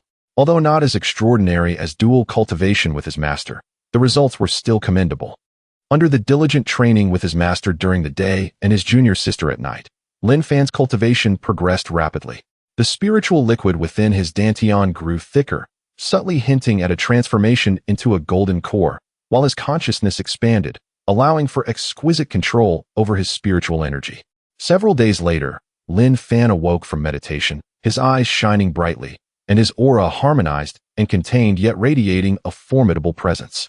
He had reached the 9th level of foundation establishment, merely a step away from attempting to solidify his golden core. He pushed open the door, sensing a notable shift in the atmosphere within the sect. Today marked the official commencement of the inner sect selection competition. In Qingshan sect, the crowd bustled with activity. The vast square is paved with white jade, surrounded by dozens of stone pillars adorned with intricately carved dragons and phoenixes. Upon these pillars, golden runes are inscribed, forming a formidable protective array to ensure that no harm befalls the observing disciples during the competition. Hovering above the square, several elders stand suspended in midair. Below, a dense crowd is divided into several zones. Countless auras, both potent and feeble, intertwine and collide. This is the Qingshan Zone's annual grand event, a prime opportunity for all the lower-tier disciples to leap into greatness. Lin Fan, clad in a simple blue robe, stands among the outer disciples, blending into the crowd. Yet, his gaze remains tranquil, and his aura is composed and restrained, markedly stronger than that of many of his fellow disciples. His eyes traverse the arena, scanning the figures seated upon the high platform, among them his familiar master, Liu Qingxue. Today, she is adorned in a more solemn moon-white robe embellished with cloud patterns. Her Her strikingly beautiful face is devoid of expression, save for a fleeting softness that flickers in her eyes when they briefly meet Lin Fan's. Lin Fan's heart steadies, and he averts his gaze. Silence. A resonant and authoritative voice reverberates throughout the arena, quelling all murmurs and discussions. Chapter 22. The Sect Tournament. A meeting of enemies before us hovers an elder clad in a purple robe, his hair and beard white as snow. He is the Grand Elder overseeing the regulations of the Qingxue sect. Today marks the day of the internal selection tournament for the Qinglan sect. As per tradition, the format consists of challenges upon the arena. Within this competition, one must strike to the point, ensuring that no harm is meant to life. Violations will lead to severe penalties. Now, let the tournament commence. As the Grand Elder's voice fades, a sound of rushing air fills the space. 10 figures soar upwards like arrows released from a bow, swiftly claiming their respective arenas. These figures are all disciples from the inner sect of the Qingxue sect. Lin Fan remains patient, observing the unfolding events. He notes that Li Wang, who had previously come to provoke him, stands proudly at one of the arenas, surveying the scene below with a hint of derision as his gaze sweeps across Lin Fan. On the high platform, beside Liu Qingxue, a middle-aged elder strokes his beard with a chuckle, addressing her. Elder Liu, I have heard that your disciple is also participating in the inner sect assessment. Do you believe he can advance this time? This man is the master of the Tianshu Peak. Liu Qingxue's expression is calm as she replies. Whether he can qualify depends solely on his own fortune. Another slightly portly elder interjects with a smile. Elder Liu, you are being modest. In my view, your disciple is sure to progress to the inner sect. Besides him, there are several other promising talents. As the elders converse, challenges commence below. Disciples leap onto the arena, engaging in fierce combat as the clang of metal resounds across the square. Lin Fan remains still, keenly observing and waiting. After about an hour, the intensity of competition begins to wane. Many disciples of lesser strength have attempted and failed, and the remaining onlookers grow increasingly cautious. Sensing that the time is ripe, Lin Fan takes a deep breath and approaches one of the arenas. The current champion of this arena is a burly man wielding a great sword, possessing a cultivation level of the 6th stage of foundation establishment. He has just defeated a challenger and is now recuperating. Lin Fan, please guide me, senior brother, Lin Fan states with a calm demeanor as he bows. The burly man, seeing Lin Fan's youth and sensing that his aura seems to only be that of the 5th stage of foundation establishment, bursts into laughter. Another one here to offer me free points. Boy, let me cleave you in two. With that, he swings his great sword, a gust of wind accompanying the strike, aiming fiercely at Lin Fan. Gasps arise from the crowd as they envision Lin Fan being sent flying by the blow. However, Lin Fan stands resolute, not flinching nor evading. As the heavy sword descends upon him, he nonchalantly raises his right hand, extending his finger as if it were a sword, a glimmer of spiritual light erupting from his fingertip. Clang! A crisp sound resonates. To the disbelief of all present, Lin Fan's seemingly delicate finger firmly touches the heavy blade. The unstoppable force of the sword abruptly halts. The smile on the burly man's face freezes, replaced by shock. He feels an irresistible force coursing through the sword, forcing him to stagger back, his entire arm feeling numb. Release it, Lin Fan commands softly, exhaling a slight pulse of spiritual energy from his fingertip. Buzz! The great sword trembles violently, emitting a mournful cry as it slips from his grasp. Crashing onto the edge of the arena with a resounding thud. The burly man is further thrown off balance by this surge of force, collapsing onto the ground, dazed. With just a single finger, he has defeated a mid-stage foundation establishment cultivator. The crowd falls into stunned silence, countless gazes fixated upon Lin Fan. I concede, Lin Fan retracts his finger, maintaining his calm demeanor. On the high platform, the master of Tianshu Peak's eyes glimmer with intrigue. Oh? Liu Shimi, your disciple is quite the hidden gem. Liu Qingxue's lips curl into the faintest of smiles, her satisfaction evident though she remains silent. Lin Fan stands with hands clasped behind his back on the arena, surveying the onlookers below, his voice steady. Which other senior brothers or sisters wish to offer me their guidance? The crowd exchanges glances, clearly intimidated by Lin Fan's earlier display of strength.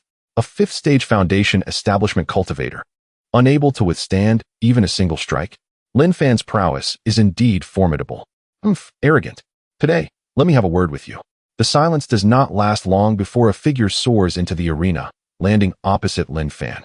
This individual wields a pair of blue long swords, exuding an aura that unmistakably marks him as a peak 9th stage foundation establishment cultivator, Han Tao from Shuiyun Peak. His movements are elusive, and his water-based techniques are notoriously challenging. Please. Lin Fan, unfazed, gestures for him to begin. Han Tao refrains from further words, his body flickering as he transforms into several afterimages, swiftly encircling Lin Fan, seeking weaknesses. At the same time, he conjures torrents of azure water light, striking from various angles towards Lin Fan. Lin Fan remains stationary, appearing surrounded by a flurry of afterimages and water light, yet he deftly evades the lethal strikes with subtle movements. Han Tao grows increasingly alarmed as his attacks seem to land nowhere, effortlessly neutralized by Lin Fan at minimal cost. Lin Fan stands firm like a boulder, unyielding against the crashing waves. Water Dragon Technique. Frustrated by his inability to gain the upper hand, Han Tao shouts, channeling his spiritual energy as a fierce water dragon illusion roars toward Lin Fan, its power exceeding that of previous assaults. A flicker of seriousness passes through Lin Fan's eyes. He ceases to evade, clenching his fist as his internal energy surges, a faint jade light shimmering upon his fist. Break. He unleashes a punch, aimed directly at the head of the water dragon. Boom. The collision of fist and dragon produces a thunderous explosion. The water dragon emits a mournful cry, obliterated by Lin Fan's seemingly unremarkable strike, scattering droplets across the arena. Puff. Han Tao feels as if struck by a great force, his complexion paling as he stumbles back over 10 steps, barely regaining his balance at the edge of the arena, his blood surging within him. With a bitter expression, he clasps his hands in respect. Brother Lin, your strength is profound. I concede. Thank you, Lin Fan replies, his breath steady. The crowd erupts once more in astonishment. Another strike, this time against a genuine late-stage foundation establishment cultivator. Just how powerful is Lin Fan? On the high platform, the elder's gazes sharpen with focus. Such refined spiritual energy, such formidable physical strength. Lu Shimi, your disciple is truly remarkable, the slightly portly elder exclaims in awe. The master of Tianshu Peak nods in agreement. Indeed, a fine talent. Having vanquished 2 opponents, including one at the 9th stage of foundation establishment, Lin Fan's arena now experiences a temporary lull. The multitude before him gazed with a mixture of trepidation and awe, no longer perceiving him as merely an ordinary disciple of the outer sect. Lin Fan closed his eyes, centering himself as he awaited the next challenger. Before long, a voice laced with mockery resonated from the side.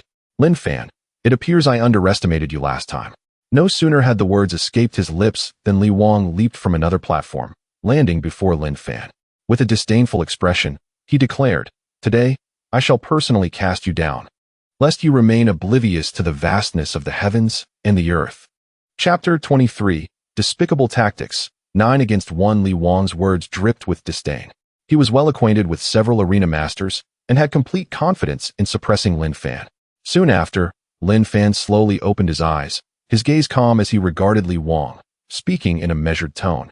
If senior brotherly wishes to engage, I shall oblige. There is no need for further words. Humph. Today I shall make you roll off the stage, Li Wang sneered. Yet he did not move immediately. Instead, he cast his eyes toward the other 8 platforms and discreetly signaled. Most of the 8 arena masters exuded a fierce aura, all being cultivators at the 9th level of foundation establishment.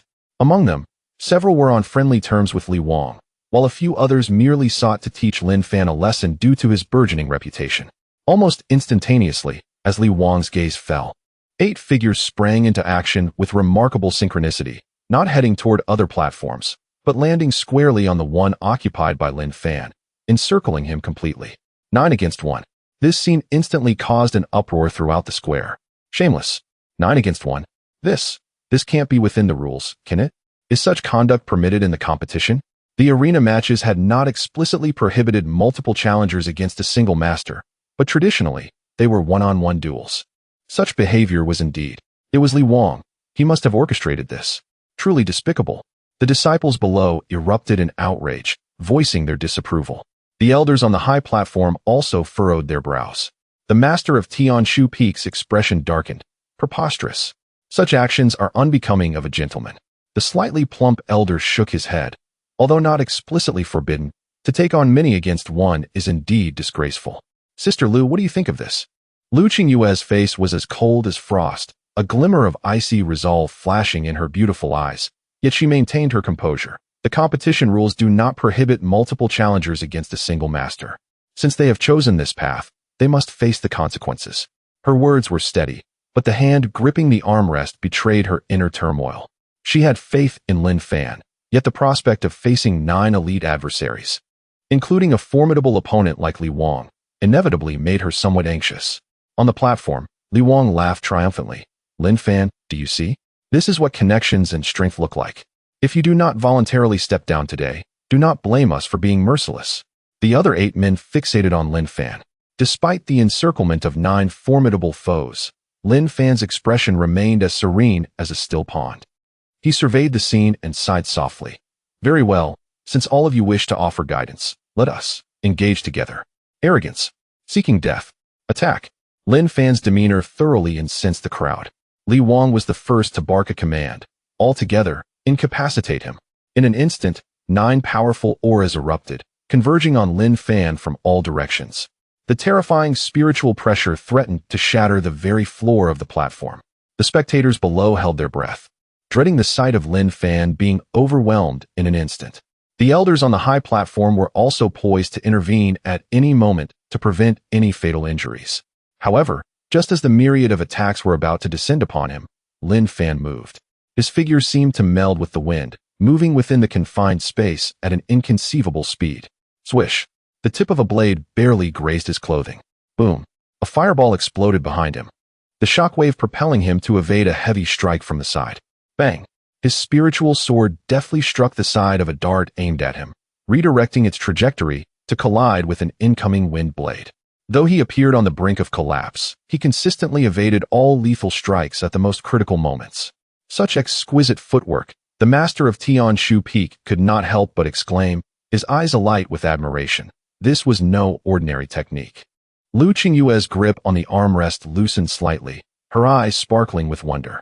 She too had not anticipated Lin Fan's footwork to have reached such an extraordinary realm. How is this possible? Li Wang, both astonished and enraged, could hardly fathom that amidst a 9-on-1 assault, they could barely touch the hem of his robe. Change formations, cut off all his escape routes. A master adept in formations bellowed. The 9 swiftly shifted positions, intensifying their attacks in an effort to constrict Lin Fan's space. Yet, it seemed Lin Fan had been anticipating this very moment. Just as the 9 altered their formation, their old strength dissipating and new strength yet to emerge, a glint of determination flashed in his eyes. It is my turn. No longer merely evading, the vast spiritual energy within him surged forth like a tidal wave. A terrifying pressure, far surpassing that of the Foundation establishment stage, enveloped the entire platform in an instant. The intensity of this aura even left the elders on the high platform utterly astonished. This aura? Golden Core stage? No, wait. It is an exceptionally refined pinnacle of Foundation establishment, yet the quality and quantity of spiritual energy, the plump elder gasped. Lin Fan flipped his palms, the ancient divine arts within him quietly activating, causing his hands to emanate a faint glow. Crimson flames devouring the plains. He shouted, the temperature around him escalating rapidly. In that moment, fireballs materialized in the air, crashing heavily onto the platform. The 9 masters, including Li Wang, who were poised to pounce, instantly felt as though they were mired in a quagmire, the air around them turning unbearably hot. Disbelief etched on each of their faces. What sort of technique is this? I can't move. Just as the 9 found themselves collectively immobilized, Lin Fan's figure surged forward, darting like a specter among them. Bang! A punch landed, shattering the protective light of one arena master, sending him hurtling off the platform, blood spewing forth. Smack! The individual fell to the ground without even a grunt. Boom! Lin Fan deflected an incoming weapon with his sword, following through with a kick that sent another flying. In the blink of an eye, 6 of them were tossed off the platform like rag dolls, utterly powerless to resist. Only Li Wang and 2 other formidable 9th-level Foundation establishment masters remained, struggling desperately to break free from their restraints. Lin Fan halted, looking at Li Wang with derision. It seems, Senior Brother Li, your connections and strength are not as formidable as you claim. Lin Fan, you. Li Wang exerted every ounce of spiritual energy, his sword radiating a blinding light as he prepared for a final stand. The other two roared in unison, unleashing their ultimate techniques, 3 powerful attacks barely managing to tear through a sliver of the binding force, hurtling toward Lin Fan. Lin Fan shook his head, no longer holding back. He inhaled deeply, and upon his right fist, a resplendent jade light surged forth, coalescing into a formidable power that seemed capable of shaking the very mountains. There was no need for him to draw his sword. A single punch would suffice. The 3 desperate attacks crumbled before this fist's might as if they were mere paper, disintegrating in an instant. The force of the punch remained unyielding, striking heavily against the crossed defenses of Li Wang and his companions. The sound of bones cracking echoed clearly. Chapter 24. The Family Letter. Plummeting from the cliff, the 3 individuals simultaneously spewed blood, their bodies skimming dozens of meters before crashing heavily to the edge of the square. After struggling for a moment, they found themselves unable to rise. A profound silence enveloped the arena. Everyone stared wide-eyed, mouths agape, as if petrified, gazing at the figure standing with hands clasped behind his back on the stage. Defying 9 opponents, he managed to dominate them all. From being besieged to executing a counterattack that annihilated the entire crowd, it took merely a fleeting moment. Following a brief stillness, the square erupted with an earth-shattering uproar and gasps of astonishment. What did I just witness? 9 individuals, all defeated just like that? Brother Lin Fan is extraordinarily powerful. Such strength could easily secure the top position even among the elite of the inner sect. On the high platform, all the elders stood in shock. The master of Tianshu Peak wore an expression of disbelief, murmuring softly, "This young man possesses such combat prowess. He is truly a prodigy." The slightly plump elder took a deep breath and said with a wry smile, "Elder Liu, your disciple is quite remarkable." Liu Qingxue, gazing at Lin Fan below, revealed a smile so breathtaking it could captivate all. Internally, she marveled, "Fanner, you have become this strong."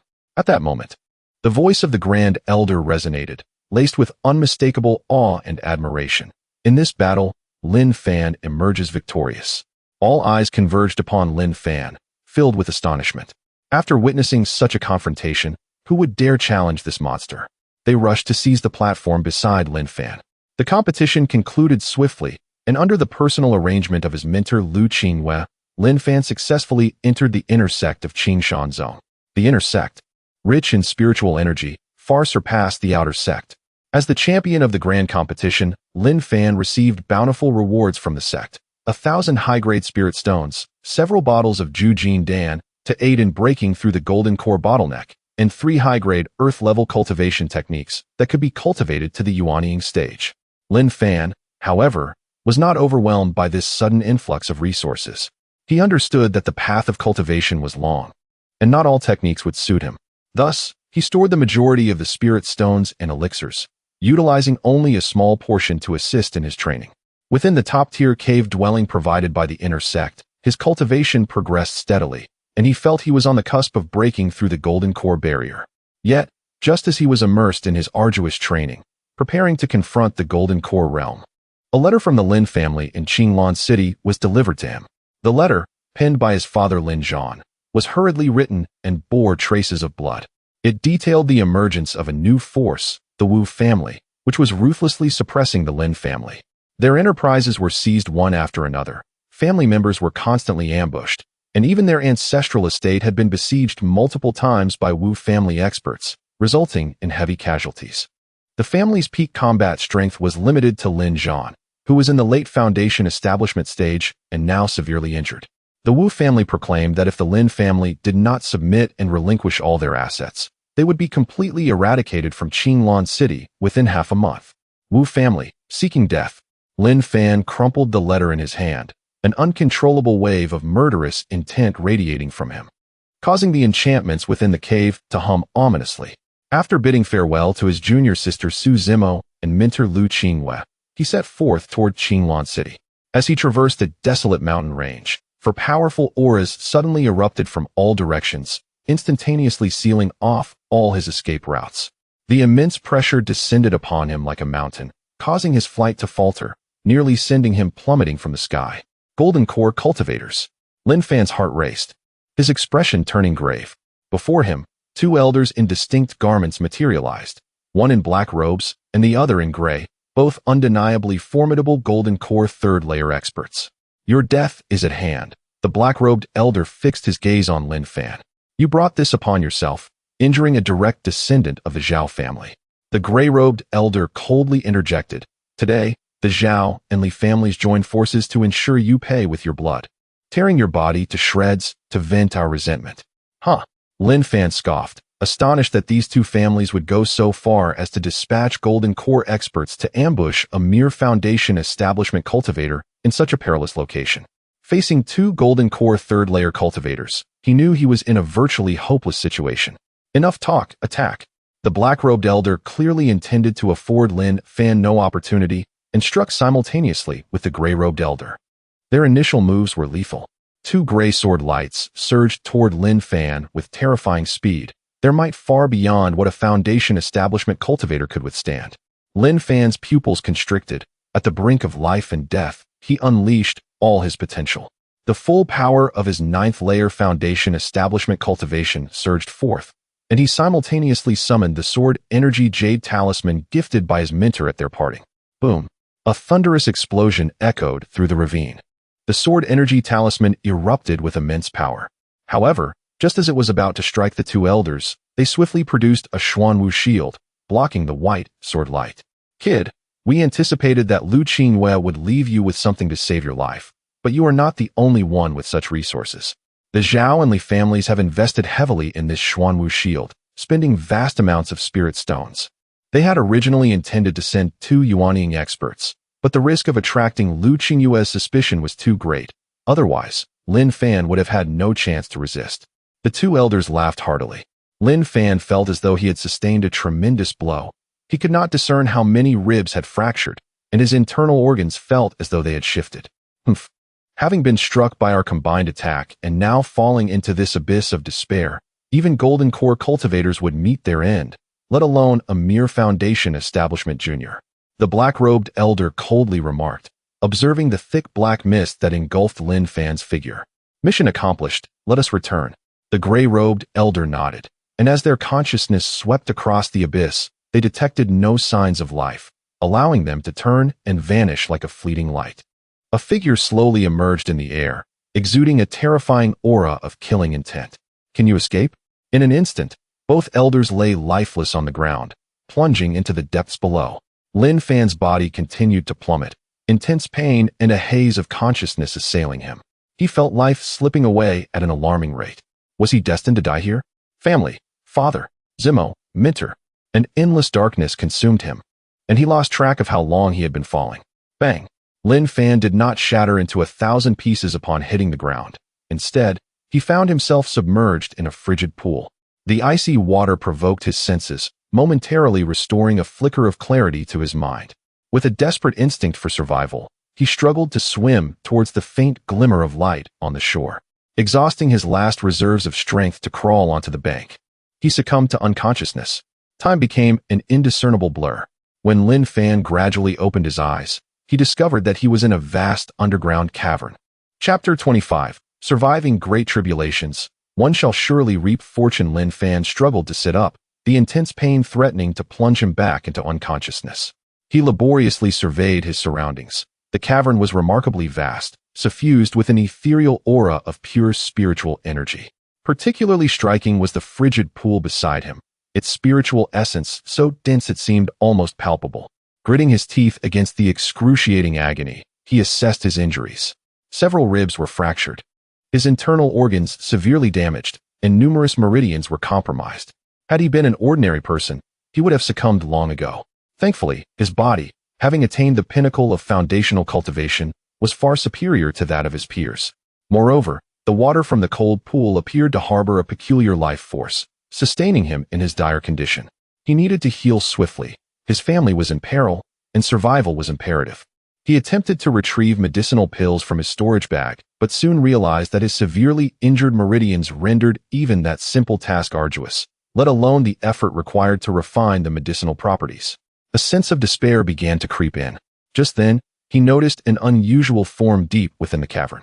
In the shadows, where the luminous minerals cast no light, a humanoid silhouette leaned against the rocky wall. A sense of urgency gripped Lin Fan as he cautiously approached. Upon closer inspection, he discovered it was indeed a human skeleton, sitting cross-legged as if in meditation. Countless years had elapsed since its flesh had long since decayed, leaving only bones behind. The garments had deteriorated, but a white storage ring adorned one of its fingers. Most strikingly, the skeleton clutched a yellowed scroll tightly within its bony grasp.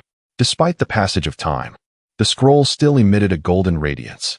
As he grasped the yellow scroll, an unexpected chill coursed through his fingers, its material unlike anything he had encountered. He slowly unfurled it, and the ancient characters at the beginning instantly captured his attention, causing his breath to momentarily hitch. Deyin Qingxue. Eagerly, he continued to read. This technique was not a means for cultivating spiritual energy, but rather an unparalleled secret method dedicated to refining one's consciousness and honing the soul. It was divided into 9 tiers. Mastering it would not only vastly expand the range of one's spiritual perception, but also refine the consciousness itself, offering limitless applications. What thrilled Lin Fan even more was the text's assertion that a potent consciousness would significantly aid in overcoming barriers to higher realms. Achieving even minor proficiency in this technique would greatly enhance the chances of successfully breaking through to a higher level. This was akin to finding a lifeline in the midst of despair. His fingers trembled with excitement. Trapped at the bottleneck between foundational cultivation and the golden core stage, and unable to refine medicinal pills due to his injuries, the emergence of the Deyin Qingxue was undoubtedly a beacon of hope amidst the darkness. He immediately immersed himself in understanding the first layer of the Deyin Qingxue. Perhaps due to the life and death trials he faced, his potential was awakened. What had once seemed convoluted and obscure now unfolded before him with remarkable clarity. Time slipped away unnoticed until Lin Fan gradually opened his eyes, a flicker of golden light shimmering within them. He began to attempt the first layer of the technique. Initially, it was a struggle. His damaged consciousness made it difficult to coalesce. Yet, with each successive attempt, he found himself able to absorb the rich spiritual energy emanating from the cold pool within the cavern. Gradually, he felt warmth radiating from his spiritual sea at the center of his brow, a faint but pure power of consciousness beginning to gather, flowing gently along the pathways outlined by the Deyin Qingxue. With each cycle of operation, his consciousness became increasingly refined, and his perception sharpened to an unprecedented acuity. He could even visualize the long stagnant blood clots and fractured bones within his body. Remarkably, as his consciousness strengthened and refined, his efficiency in absorbing spiritual energy surged. The spiritual essence from the cold pool no longer passively entered his body. Instead, it began to actively surge within him, nourishing his damaged meridians and internal organs. Under the nurturing influence of this spiritual energy, his injuries healed at an astonishing rate. Finally, the moment the first layer of the Deyin Qingxue was fully cultivated, Lin Fan felt his consciousness's strength surpassing his pre-injury state by leaps and bounds. With a mere thought, his consciousness effortlessly enveloped the entire cavern. Simultaneously, the spiritual energy within him reached a state of saturation, and the barrier that had confined him for so long became vividly clear under the scrutiny of his amplified consciousness. He could even detect the minute fissures upon it. Now was the time.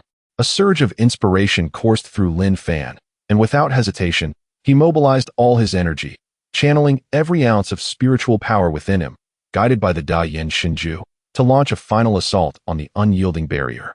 Boom! A thunderous sound reverberated in his mind, reminiscent of the creation of the world. The formidable barrier shattered under the precise guidance of the Deyin Qingxue and the overwhelming impact of his spiritual energy. In an instant, the spiritual power within him began to collapse and condense, forming a rapidly spinning vortex in his dantian. An abundance of spiritual energy flooded into his body like rivers converging into the sea, undergoing refinement through the technique and infusing into the vortex. The vortex grew increasingly solid, culminating in the gradual formation of a flawless golden core. A surge of power, far exceeding that of the foundational stage, coursed through him, and the once heavy injuries he bore healed with astonishing speed, the fractured bones snapping back together with audible cracks, internal wounds mending completely. Lin Fan exhaled deeply, opening his eyes to reveal a fleeting flash of golden light, his aura vast and stable. The golden core was successfully formed. However, the sky quickly darkened. Shrouded in ominous clouds, countless bolts of lightning surged like tumultuous waters, crashing through the air. Bang! A bolt of lightning shot towards Lin Fan's body at an alarming speed. With the golden core newly formed, the overwhelming power surged through his limbs, and before he could savor the exhilarating sensation of healing, he felt a vast celestial pressure locking onto him. He abruptly looked up to find the cavern's ceiling completely obscured, replaced by a suffocating sense of dread emanating from the mountain above. The air within the cavern felt as though it had solidified, saturated with a destructive aura. The golden core tribulation. Lin Fan instantly comprehended.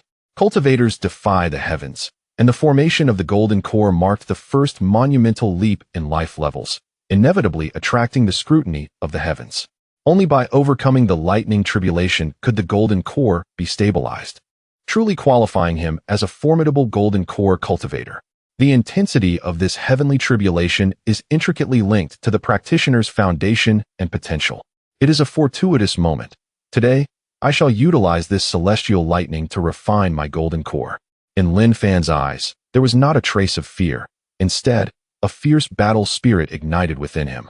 He rose to his full height, his figure flickering as he boldly emerged from the cave, stepping into the narrow expanse at the foot of the cliff. Looking up, he beheld the sky, shrouded in thick, inky tribulation clouds, as dark as night. Countless silver serpents danced amidst the cloud layers, and the thunderous roars echoed incessantly, a destructive energy wildly converging. Boom! The first bolt of heavenly lightning descended without warning. The silver flash, imbued with the might of heaven and earth, tore through the air, hurtling straight towards Lin Fan's head. Chapter 26. Resisting the heavenly tribulation and driving away Wu Tian with a thunderous roar, blue lightning engulfed him entirely, inflicting a searing pain akin to being torn apart and a sense of paralysis. Yet, Lin Fan gritted his teeth, channeling the power of the heavenly thunder to temper his physique, striving to adapt to the life force concealed within this destruction. As the first bolt of tribulation dissipated, Lin Fan found his garments in tatters. But the golden light in his eyes shone brighter, and his aura did not weaken. Rather, it became purer and more refined through the baptism of the heavenly tribulation. Indeed, the tribulation served not only as a trial but also as an opportunity. Soon after, the second and third bolts of even thicker tribulation thunder descended in succession, each more ferocious than the last.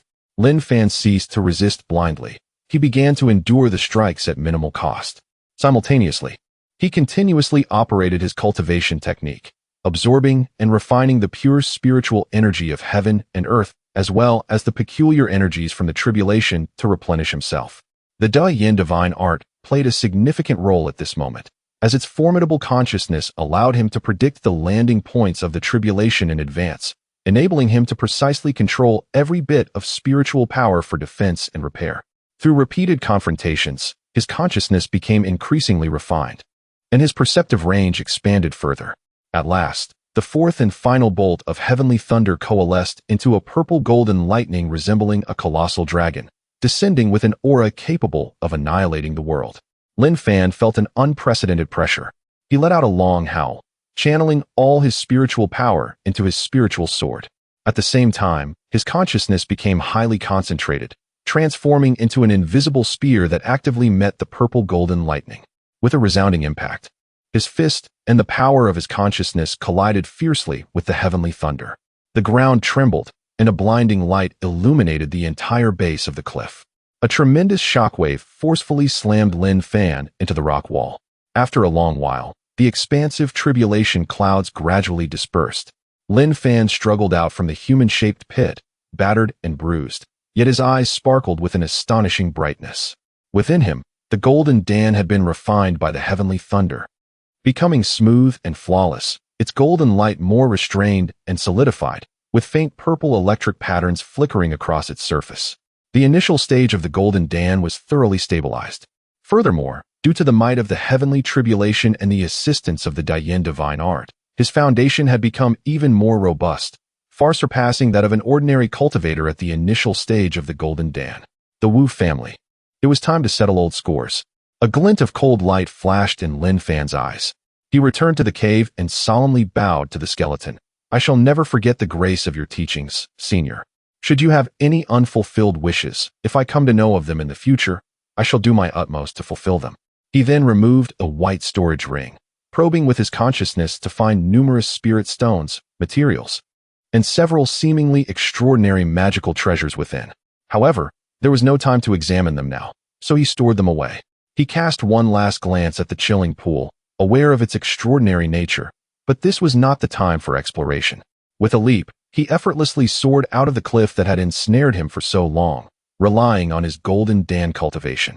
After discerning the direction, Lin Fan transformed into a streak of golden light, racing towards Qinglan City and the Lin family with a speed more than tenfold that of his previous foundation establishment period. In the Lin family estate within Qinglan City, the atmosphere was heavy and oppressive, with the gates appearing somewhat damaged. At the entrance, several Lin family disciples stood guard, their faces etched with worry. Inside the discussion hall, several elders of the Lin family wore sorrowful expressions. The Grand Elder spoke. The Wu family has gone too far. Today, they forcibly seized 2 shops from our market and injured several of our clansmen. If this continues, our Lin family will be completely devoured by them. A middle-aged man spoke with indignation.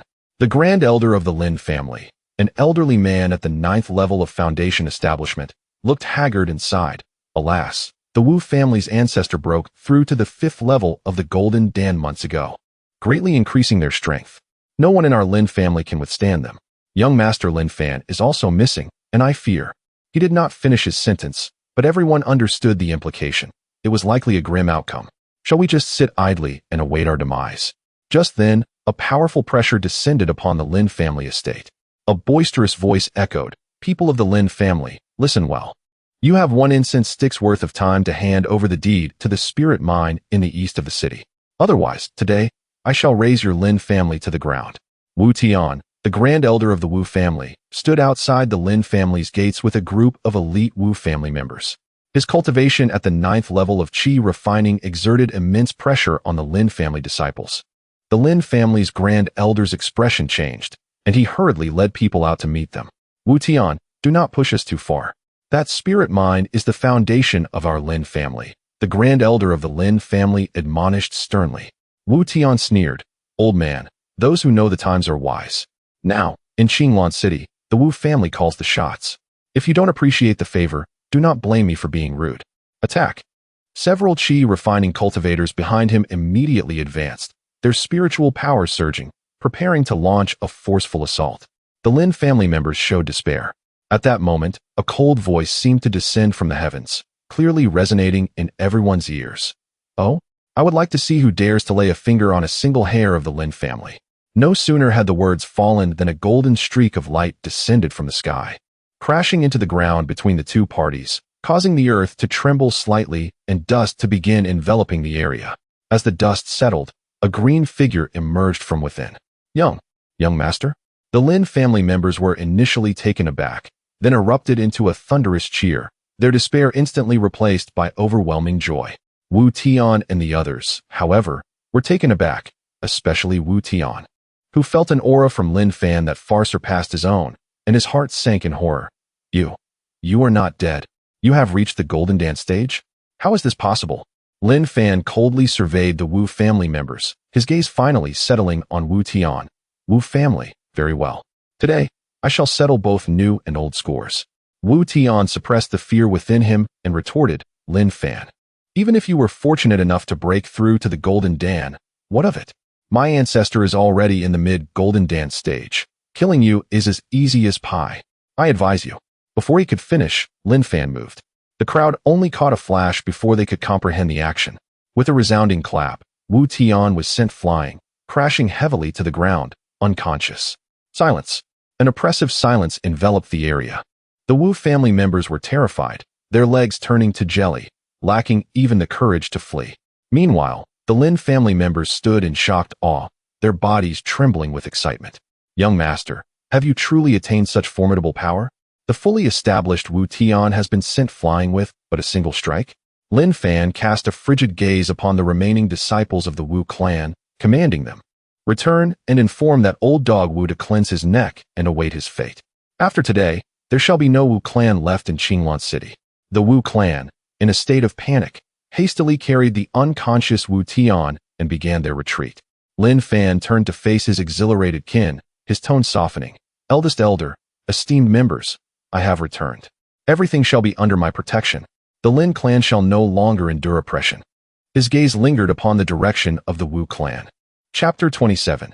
The fall of the Wu family's ancestor. The members of the Wu family hastily chose to flee, and the previously oppressive atmosphere of the Lin family estate dissipated in an instant. In its place surged a wave of euphoric exhilaration as the clansmen swiftly gathered around, gazing at Lin Fan, who had undergone a remarkable transformation, with indescribable excitement. Young master, you have truly returned. To think you have even advanced to the Golden Core stage. What a blessing for our Lin family. They exclaimed. Please, young master, take charge for us and avenge our family's grievances. The Grand Elder, tears streaming down his face, tightly grasped Lin Fan's arm, his voice trembling as he said, Fanner, it is so good to have you back. You have truly suffered during these days. Warmth surged through Lin Fan's heart. Yet he understood that this was not the moment for reminiscing. He gently patted the Grand Elder's hand and spoke solemnly. Grand Elder, esteemed clansman, we shall reminisce later. Our immediate priority is to eradicate the Wu family threat once and for all. Since the Wu family's ancestor has reached the 5th level of the Golden Core, we cannot allow him to continue growing stronger. I will go and eliminate him now. Fanner, the Wu family's ancestor has been at this level for a long time. His strength is unfathomable. You have just broken through to the Golden Core stage. How can you possibly contend with him? If you go, it would be akin to a lamb entering the tiger's den, the Grand Elder expressed, filled with concern. Lin Fan smiled confidently and responded, Grand Elder, fear not. Even though I have just entered the initial stage of the Golden Core, I can easily face a 5th-level Golden Core cultivator. Today, I shall use him to test my sword. With that, he wasted no time, and with a flash of his figure, he transformed into a streak of light, soaring toward the Wu family estate at an astonishing speed, leaving the Lin family members in awe as they beheld the fleeting glow vanish into the horizon. At the Wu family estate, the fleeing cultivators scrambled back into the hall. Upon learning of Lin Fan's return, Wu Zhentian, the ancestor of the Wu family, who was seated in the main seat after having slapped the Wu family's Grand Elder across the hall, was consumed by rage. Golden Core stage? That little wretch Lin Fan has not only survived, but has also made a breakthrough? Wu Zhentian's voice was hoarse, laced with a murderous intent. Even if he has had the fortune to break through, he is merely at the initial stage of the Golden Core. How dare he treat my Wu family's Grand Elder in such a manner? Does he truly believe my Wu family is without power? A powerful aura emanated from him, a 5th-level Golden Core pressure that caused the reporting cultivators to tremble in fear. Ancestor, that Lin Fan, he is quite extraordinary. His aura does not seem much weaker than yours, one brave cultivator dared to add. Nonsense. Wu Zhentian bellowed. The gap between the initial and 5th levels of the Golden Core is not something to be trifled with. Today, I shall personally capture him, extract his soul, and refine his bones, so he learns the consequences of offending my Wu family. As soon as he finished speaking, an aura that was no less formidable than his own surged through the Wu family estate. Wu old dog, come out and face your death. Lin Fan's icy voice echoed as he entered the Wu family estate. Wu Zhentian's expression shifted, a mixture of surprise and fury crossing his face. You truly have the audacity to come here. In an instant, he appeared above the Wu family estate. In midair, Lin Fan was surrounded by surging spiritual power, golden light flickering around him, exuding an aura that did not resemble that of an initial stage Golden Core cultivator. Little wretch, it is indeed you. Wu Zhentian's eyes glinted with malice. You must have encountered some fortuitous event to be so arrogant. Today, I will show you the difference between the initial and middle stages of the Golden Core. Without further ado, he launched an attack, unleashing a lethal strike. With a wave of his hand, immense spiritual energy transformed into a sharp sword chi, hurtling toward Lin Fan, freezing the very air in its wake. Faced with such a formidable strike, Lin Fan chose not to evade. He concentrated his overwhelming spiritual power into his spirit sword, causing a brilliant golden light to erupt. Break! He shouted, swinging his sword chi upward. Bang! What? Wu Zhentian's pupils constricted, a look of astonishment overtaking his face. Although he had not used his full strength, this blow should not have been so easily countered by an ordinary initial stage Golden Core cultivator. Your consciousness, it is peculiar. Wu Zhentian, seasoned and shrewd, quickly sensed Lin Fan's consciousness power far surpassed that of his peers. Lin Fan smirked and took the initiative to attack.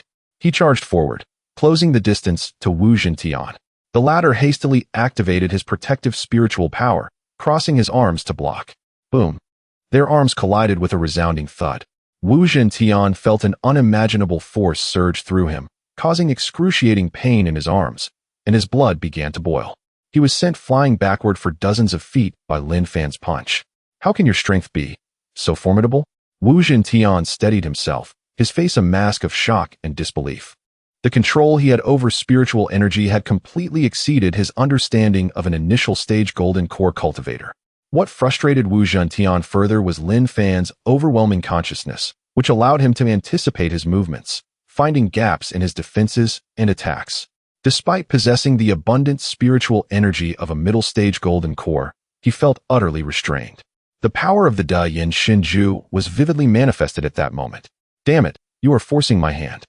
Wu Zhentian, battered and disheveled, roared in fury. Finally, he summoned his life-protecting treasure, a spirit sword entwined with dark energy that instantly radiated black light, releasing countless wailing ghostly figures that surged toward Lin Fan, attempting to devour his soul. Devilish fiends. Lin Fan scoffed, feeling no fear but rather delight. While other attacks might require some effort to counter, an attack on the consciousness, it was simply a display of ignorance. He stood firm, the Da Yin Shinju swirling wildly in his sea of consciousness. The ghostly figures collided with his consciousness, akin to snow meeting the warm sun, emitting piercing wails before instantly dissipating. Poof! The life-protecting treasure sustained damage, and Wu Zhentian, connected to it, coughed up a mouthful of blood, his complexion paling as fear finally flickered in his eyes. What manner of monster are you? Lin Fan's gaze turned cold as he no longer afforded him any opportunities. He gathered his spiritual energy once more and unleashed the Qi Yang sword technique, flames blazing to the heavens. To perish by this strike is your honor, Lin Fan declared with a chilling smile. Wu Zhentian let out a piercing scream, clutching his head and rolling on the ground, blood streaming from his 7 orifices. The 5th-level golden core cultivator, Wu Zhentian, met his demise. Lin Fan hovered in the air, casting his gaze upon the trembling members of the Wu family below.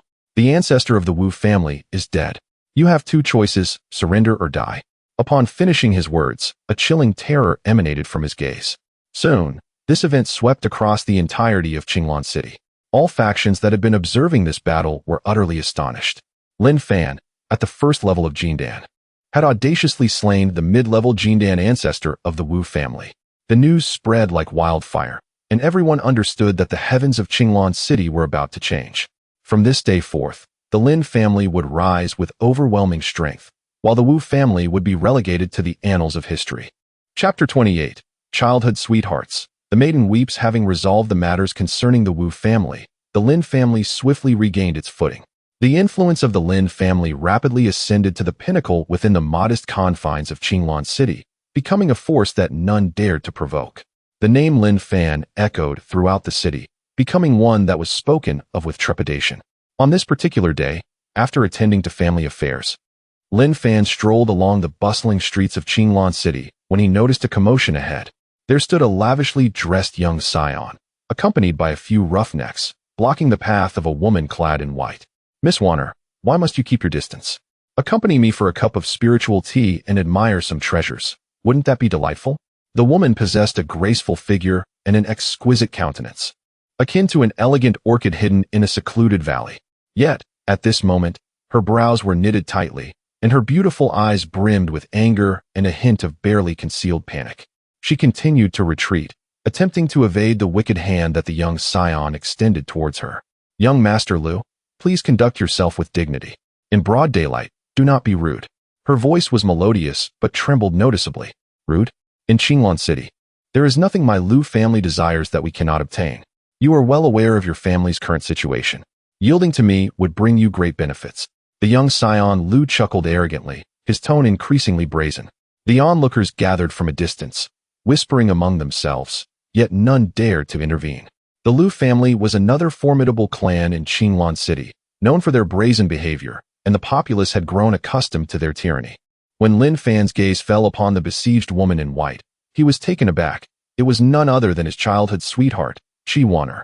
They had grown up together, but she later joined the Yunnu sect while Lin Fan entered the Qingshan sect. Their paths diverged, and they gradually became estranged. To encounter her now, in such a precarious situation, was unexpected, as he witnessed the filthy hand of the young scion nearing Qi Wanner's sleeve. A chilling light flickered in Lin Fan's eyes. Seeking death, his cold voice sliced through the cacophony. The young scion Liu felt a shiver run down his spine, his outstretched hand freezing midair. Irritated, he turned around and barked, "Which blind fool dares to meddle in my affairs?" However, upon recognizing Lin Fan's face, his arrogance evaporated, replaced by sheer terror, his complexion paling drastically. Lin Fan. His voice quivered uncontrollably, his legs weakening as he nearly collapsed. The roughnecks nearby were equally terrified, collapsing to their knees. "Spare us, Senior Lin. My young master was blind to your greatness and has offended you. We beseech your mercy." Lin Fan's name had become synonymous with death in Qinglan City, having slain even the Wu family's patriarch, who was at the 5th level of the Golden Core. What was the Liu family in comparison? Lin Fan paid no heed to the trembling roughnecks, his focus unwaveringly fixed on the young scion Liu. "Scram. If I see you approach her again, you will meet the same fate as Wu Zhentian." "Why, yes. I will leave at once." The young scion Liu scrambled away, as if granted a reprieve. The surrounding crowd dispersed hastily, fearing that a lingering gaze might invite trouble. The street returned to tranquility, as if the earlier turmoil had never transpired. Lin Fan then slowly turned around to face the still-stunned woman in white. Their eyes met. Qi Wanner gazed at him in disbelief, her beautiful eyes filled with a myriad of emotions: surprise, joy, and a sense of grievance, all intertwining to form crystalline tears that quickly brimmed in her eyes. Her delicate fingers trembled slightly as she gently covered her lips, which parted in astonishment. "It is him. It truly is him, and he remembers me." Qi Wanner could no longer suppress her tears, which began to cascade down her fair, delicate face. She remained silent, merely gazing at him, her eyes conveying 1,000 unspoken words, ultimately transforming into silent tears that held too much longing and sorrow. Lin Fan, witnessing her tear-streaked visage, felt his heartstrings tugged fiercely. He stepped forward, his voice unconsciously softening, laced with a hint of unnoticeable regret and concern. "Wanner, do not cry. It is all right now. No one will dare to bully you again." Unable to contain herself any longer, Qi Wanner stepped forward and threw herself into his embrace, her slender shoulders shivering as she sobbed. Warm tears quickly soaked Lin Fan's chest. Momentarily stiffened, Lin Fan found himself in a state of awkwardness, holding the soft figure that was once his constant companion in childhood, now blossomed into a graceful young woman who had suffered in silence in his absence. After a brief hesitation, he raised his hand, somewhat clumsily stroking her hair, his voice low and gentle. "All right, Wanner, no more tears. I am here." His words seemed to possess a magical quality, and Qi Wanner's sobs gradually subsided, yet she remained nestled in his embrace, as if trying to reclaim all the security she had missed over the years. Her muffled voice emerged from his chest. "I thought I would never see you again. I heard you were in trouble, and later I learned you had returned and eradicated the Wu family." Lin Fan let out a soft sigh. Yes, it is all in the past. He refrained from elaborating on the dangers and difficulties he had faced, instead asking, "How did you end up here and encounter that scoundrel from the Liu family?" Qi Wanner took a small step back, raising her tear-streaked face, her cheeks slightly flushed as she bashfully wiped away her tears. "Some matters arose at home, and my father asked me to return briefly. I never expected to run into that rogue Liu house so soon after entering the city." As she spoke, a flicker of anger crossed her eyes. The Liu family had recently grown increasingly brazen, leveraging their connection to a certain sect in Yunzhou City to bully the now weakened Qi family. Lin Fan's gaze turned cold. Leveraging connections to a sect? Humph. Even if the King of Heaven himself were to come, he must abide by my rules in Qinglan City. His tone remained calm. "The affairs of the Qi family are now my concern. Come with me to the Lin family. We shall discuss it in detail." Qi Wanner looked at him, her eyes reigniting with hope. She nodded vigorously. Yes. Upon returning to the Lin family, Qi Wanner's presence naturally sparked a wave of astonishment and curiosity among the Lin family members. Lin Fan now held absolute authority within the Lin family, and none dared to challenge his decisions. He instructed the servants to treat Qi Wanner with the utmost courtesy and ensure her comfort. In the study, Lin Fan listened attentively as Qi Wanner elaborated on the circumstances surrounding the Qi family. It came to light that the Qi family had been experiencing a decline in talent and was facing significant pressure on their enterprises, particularly from the Liu family. The Liu family, having long coveted a mine containing a faint spiritual vein owned by the Qi family, had recently intensified their pressure. Chapter 29. A powerful strike. Wan'er faints. The father of Qi Wan'er, Qi Yuan, suffered a relapse of his old injuries, resulting in stagnation in his cultivation. With no foundational practitioners remaining in the family, the situation became exceedingly precarious. Upon her return, Wan'er had hoped to seek assistance from former allied families, yet she found herself in a dire predicament. The mining site was the last bastion of the Qi family. If it were seized by the Liu family, the Qi family would be utterly doomed. Wan'er wore a troubled expression, her beautiful visage marred by worry. The spiritual vein mine? Lin Fan mused while lightly tapping the table. The Liu family certainly knows how to choose their targets. Wan'er, do not fret. I shall take care of this matter. Tomorrow, I will accompany you back to the Qi family. Upon hearing this, Wan'er's eyes sparkled with hope as she excitedly grasped Lin Fan's sleeve. Brother Fan. Is that true? Thank you. The affectionate title of Brother Fan rendered Lin Fan momentarily taken aback, but soon a gentle smile graced his lips. Silly girl, why do you still speak so formally with me? The next day, Lin Fan did not summon a large entourage. He brought only 2 guards from the Lin family and set off with Wan'er to the Qi family in the west of the city. The Qi family estate, in contrast to the Lin family's grandeur, appeared somewhat dilapidated and desolate. Upon seeing Wan'er's return, the steward hurriedly opened the door. Upon noticing the imposing presence of Lin Fan behind her, although unfamiliar, he did not dare to treat him lightly.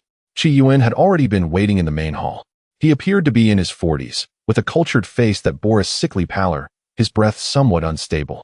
When he saw Lin Fan entering behind his daughter, he was momentarily stunned, before his eyes erupted with incredible joy. Lin Xianzi? Qi Yuan hurriedly rose, somewhat flustered. Lin Fan's reputation had soared to great heights. He was now a formidable individual capable of slaying golden core cultivators, far removed from the boy who had once followed his daughter. Uncle Qi, it has been a long time, Lin Fan replied with a gentle nod, his demeanor calm. I have heard that the Qi family is facing some troubles. Wan'er and I have known each other since childhood, and I cannot stand idly by. Qi Yuan was so moved that his lips trembled. How could I dare to accept such kindness? With your esteemed status, Xianzi, you still remember my daughter and the Qi family. I am eternally grateful. He understood that with Lin Fan's assurance, the Qi family's crisis could be effortlessly resolved. At that moment, a commotion suddenly erupted outside. A Qi family servant rushed in, pale-faced. Master, it's terrible. The Liu family head has barged into the mine with a group of people, injuring many of our men, and is currently blocking the mine, demanding we sign a contract to transfer ownership. Qi Yuan's expression changed drastically, both shocked and furious. How outrageous. They are so impatient. Lin Fan's eyes glinted coldly as he stood up. Just in time. I was about to seek them out myself. Uncle Qi Wan'er, let us go see just how audacious the Liu family truly is. The mine was situated in the mountains on the outskirts of Qinglan City, where tensions ran high. Several of the Qi family's guards lay defeated on the ground, groaning in pain. A middle-aged man dressed in a brocade robe, somewhat resembling Liu Hao from the previous day, stood arrogantly, flanked by dozens of imposing cultivators, including an elder who was evidently in the early stages of foundation building, presumably hired by the Liu family. Where's Qi Yuan? Why hasn't he arrived? Is he afraid and hiding like a turtle? Liu Haiyang, the Liu family head, shouted, eliciting laughter from the cultivators behind him. Liu Haiyang, you are being excessively tyrannical. Qi Yuan's voice thundered from a distance, arriving ahead of his entourage. Upon hearing the voice, Liu Haiyang turned to see Qi Yuan approaching with a group. He was about to continue his taunts when his gaze suddenly fixated on the young man in black beside Qi Yuan. The youth's countenance was unfamiliar, not a member of the Qi family, yet the aura he exuded was unfathomable, causing an inexplicable tremor in Liu Haiyang's heart. Especially when he noticed the graceful Qi Wan'er by the youth's side, his expression shifted, recalling the experience his son had shared in distress the previous day. You are Lin Fan? Liu Haiyang's voice trembled with uncertainty. Though he had never met Lin Fan, rumors of his prowess had spread throughout the city. Lin Fan stepped forward, his gaze coolly surveying the Liu family members before finally resting on Liu Haiyang. Are you the head of the Liu family? Take your people and immediately leave the Qi family's mine, compensating all the injured parties. Otherwise, do not blame me for being merciless. Liu Haiyang felt a chill at Lin Fan's penetrating gaze. However, recalling the support he had behind him, he forced himself to remain composed, speaking with a false bravado. Lin Fan, while you may be strong, you cannot disregard reason. This mine rightfully belongs to the Liu family. Moreover, Before he could finish, the elder in the early stages of foundation building stepped forward, interrupting him. You are Lin Fan, correct? I am a steward of the Haishezong in Yunzhou City. This matter is a private grievance between the Liu and Qi families. There is no need for you to interfere. How about you spare the Haishezong some face and leave? He invoked his backing, attempting to dissuade Lin Fan from intervening. After all, the Haishezong wielded considerable influence in Yunzhou City, with foundation-building cultivators within their ranks. However, Lin Fan's response was entirely unexpected. He did not even glance at the elder, his attention solely on Liu Haiyang, his tone still calm, but imbued with an overwhelming pressure. I will count to 3. 1. The elder's face turned ashen. He had not anticipated such a blatant disregard for his authority. Liu Haiyang was drenched in cold sweat. 2. Lin Fan's voice resonated like a death knell. The elder gritted his teeth, preparing to speak again. Lin Fan, you. 3. As the final word fell, Lin Fan's figure suddenly vanished from his original position. In the next instant, a sharp sound echoed, a crisp slap. The onlookers barely comprehended what had transpired, only witnessing the elder from the Haishezong being sent flying, crashing violently against the mountainside, blood gushing from his mouth as he fell unconscious. Liu Haiyang and all the Liu cultivators were left with a profound sense of terror. Lin Fan's figure reappeared as if he had never moved. Now, can you leave? Or would you prefer me to escort you personally? Liu Haiyang's legs gave way. We will leave at once. Thank you, Senior Lin, for sparing our lives. Compensation, we shall undoubtedly double it. The Liu family cultivators behind him were already terrified, scrambling to lift the unconscious steward of the Heisha sect. The members of the Qi family were left dumbfounded, only to erupt in ecstatic joy at their narrow escape and profound reverence for Lin Fan. Standing beside Lin Fan, Qi Wanner's beautiful eyes sparkled with brilliance. After attending to matters at the mine, Lin Fan returned to the Qi family, where he was met with the utmost gratitude and hospitality from everyone. However, just as he was discussing how to assist the Qi family in regaining their strength with Qi Yuan, Qi Wanner suddenly turned pale, fine beads of cold sweat appearing on her delicate forehead. Her body swayed, and she fainted, collapsing to the side. Lin Fan, quick and agile, stepped forward and deftly caught her slender waist just before she fell. Chapter 30. Qi Yangzhu Ha. Departure for Yanyang Valley. Lin Fan's expression sharpened as he immediately channeled a pure and gentle surge of spiritual energy into Qi Wanner's body.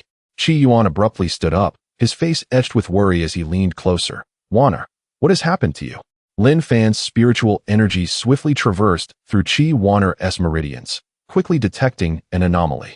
Within her dantian, an ominous cold aura coiled, incessantly gnawing at her life essence, causing her blood to reverse and her spiritual energy to become chaotic. It is the Shi Ling Gu poison, Lin Fan stated, his gaze turning icy to the core. It was evident that the poisoning had been ongoing for some time, merely suppressed by some means. The agitation from her emotional state, coupled with the turmoil of the mining site, had triggered the full eruption of the toxin. Shi Ling Gu poison? Qi Yuan was struck as if by lightning, his complexion paling further. This was a sinister Gu technique secretly transmitted by the Heisha sect, designed to specifically erode a cultivator's foundation and deplete their spiritual energy. Those afflicted by the Gu were almost beyond salvation, and they had dared to inflict such a poison upon Wanner. It must have been Liu Hao who performed such treachery during their close encounter yesterday. Qi Yuan was both alarmed and enraged, his body trembling slightly from fear and fury. He fully understood the horror of this poison. Once it erupted, losing one's cultivation would be the least of their worries, for it could very well lead to complete depletion of spiritual energy and death. A fleeting glimmer of murderous intent flashed through Lin Fan's eyes. Clearly, the Liu family and the Heisha sect had touched upon his forbidden line.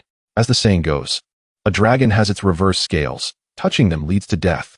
He swiftly laid Qi Wanner flat upon the soft couch in the room and pressed down on over a dozen vital points across her body to temporarily suppress the poison. Simultaneously, he retrieved a jade vial from his storage ring and poured out a pill the size of a longan. This pill exuded a rich aura of vitality, one of the rewards he had obtained from winning the sect competition. The San Yuan Hu Xiandan? Qi Yuan, possessing discernment, recognized it as a top-grade 4th-tier life-saving elixir, worth a fortune. Lin Fan carefully administered the pill to Qi Yuan, using his spiritual energy to assist in its dissolution.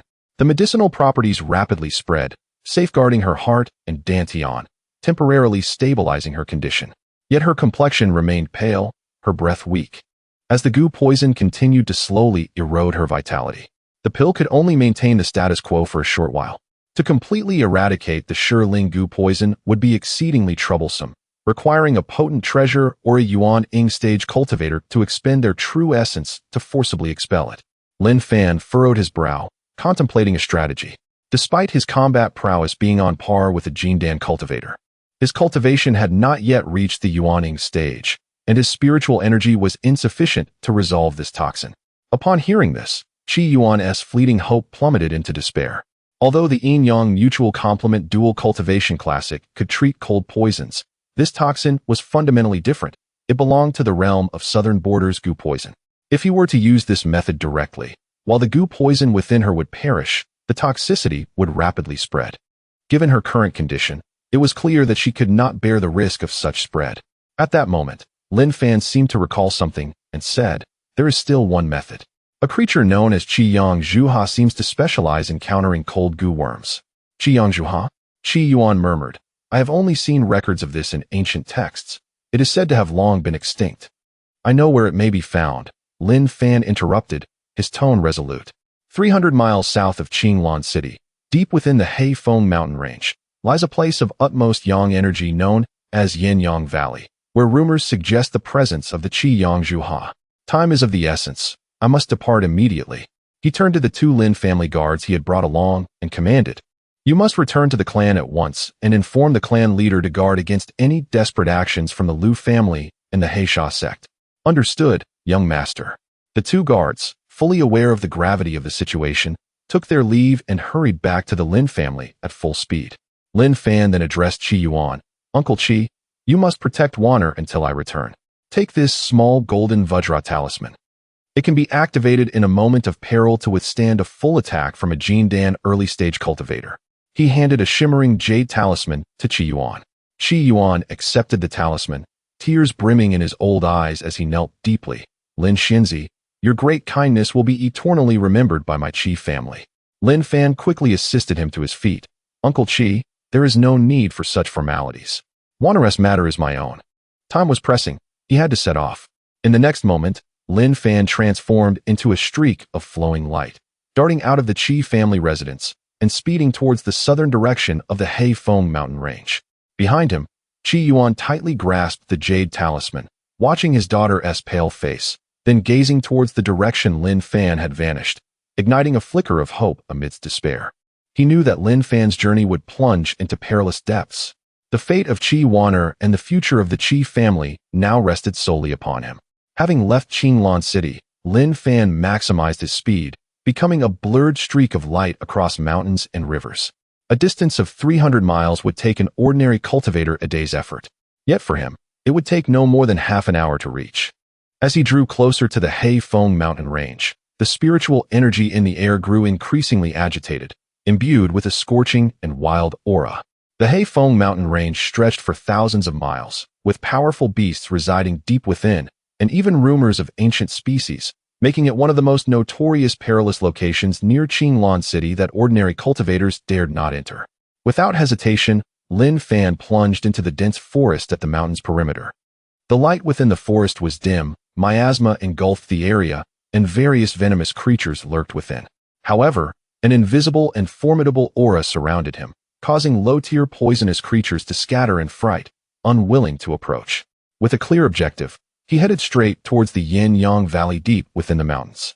According to ancient texts and scattered rumors, Yin-Yang Valley was characterized by a faint underground fire vein, resulting in an exceptionally scorching environment, where many fire-loving spiritual plants thrived, attracting unique fire and yang attribute toxic creatures. However, just under 100 miles into the valley, Lin Fan frowned and suddenly halted beside an ancient tree. His keen spiritual sense detected a subtle, yet formidable aura emanating from what appeared to be a tranquil swamp ahead, indicative of at least a Jindan-level beast, and it was highly toxic. If he were to take a detour, it would cost him at least an additional hour. Wanner's condition was critical. He could not afford any delays. "Vile creature, come forth," Lin Fan shouted coldly, unleashing the Qi Yang sword technique, sending a razor-sharp sword aura directly towards the swamp below. Boom! The mud erupted, and a colossal shadow suddenly sprang forth, emitting a piercing shriek. It was a colossal python, its entire body enveloped in a sheen of obsidian scales, exuding a pungent stench and a noxious emerald mist. The Heishui Xianxi? Lin Fan recognized this creature, aware of its venom's capacity to erode spiritual energy, rendering it quite formidable. Disturbed by the sword qi, the Heishui Xianxi was infuriated, opening its cavernous maw and lunging towards Lin Fan with astonishing swiftness. Chapter 31.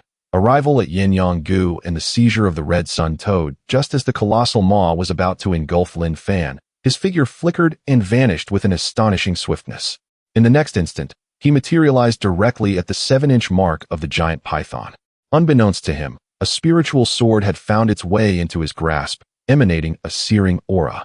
As the first rays of the sun emerged, a blazing sword light surged forth from the sword, striking with pinpoint precision at the vulnerability of the Heishui Xianxi. Fire overcame the malevolent poison, rendering the protective toxic mist as fragile as paper before the flames. With a piercing shriek, the immense body of the Heishui Xian stiffened before crashing heavily back into the marsh, sending mud flying in all directions. After a few futile struggles, it ceased to move. Lin Fan did not cast a glance at the corpse. Retracting his sword, his figure transformed into a fleeting light as he pressed onward. The entire process was executed with a clean efficiency, devoid of any hesitation. As he ventured deeper, the obstacles multiplied. Not only did he encounter formidable poisonous insects and demonic beasts, but also naturally occurring perilous terrains, such as suddenly erupting toxic flames and disorienting plants that could lead one astray. Utilizing his formidable divine sense, Lin Fan bulldozed through, his pace slightly slowed, yet his direction remained steadfast. At last, before sunset, he sensed a significant rise in temperature ahead, with the air infused with vibrant fire attribute spiritual energy. The silhouette of a crimson valley emerged at the horizon. At the entrance of the valley, not a blade of grass grew. The ground was cracked, exuding wisps of heat. Yinyang-gu had been reached. However, just as Lin Fan was about to step into the valley, his gaze suddenly sharpened, and he halted his steps. His attention was drawn to a massive boulder at the side of the valley entrance, where an eerie mark composed of 3 claw marks was clearly etched. According to the intelligence from the Qi family, this was a signal used by disciples of the Heisha Zone to indicate explored territories. The members of Heisha Zone had indeed arrived here. Lin Fan's heart sank heavily. Was it for the Qiangzhu, or was it aimed at him?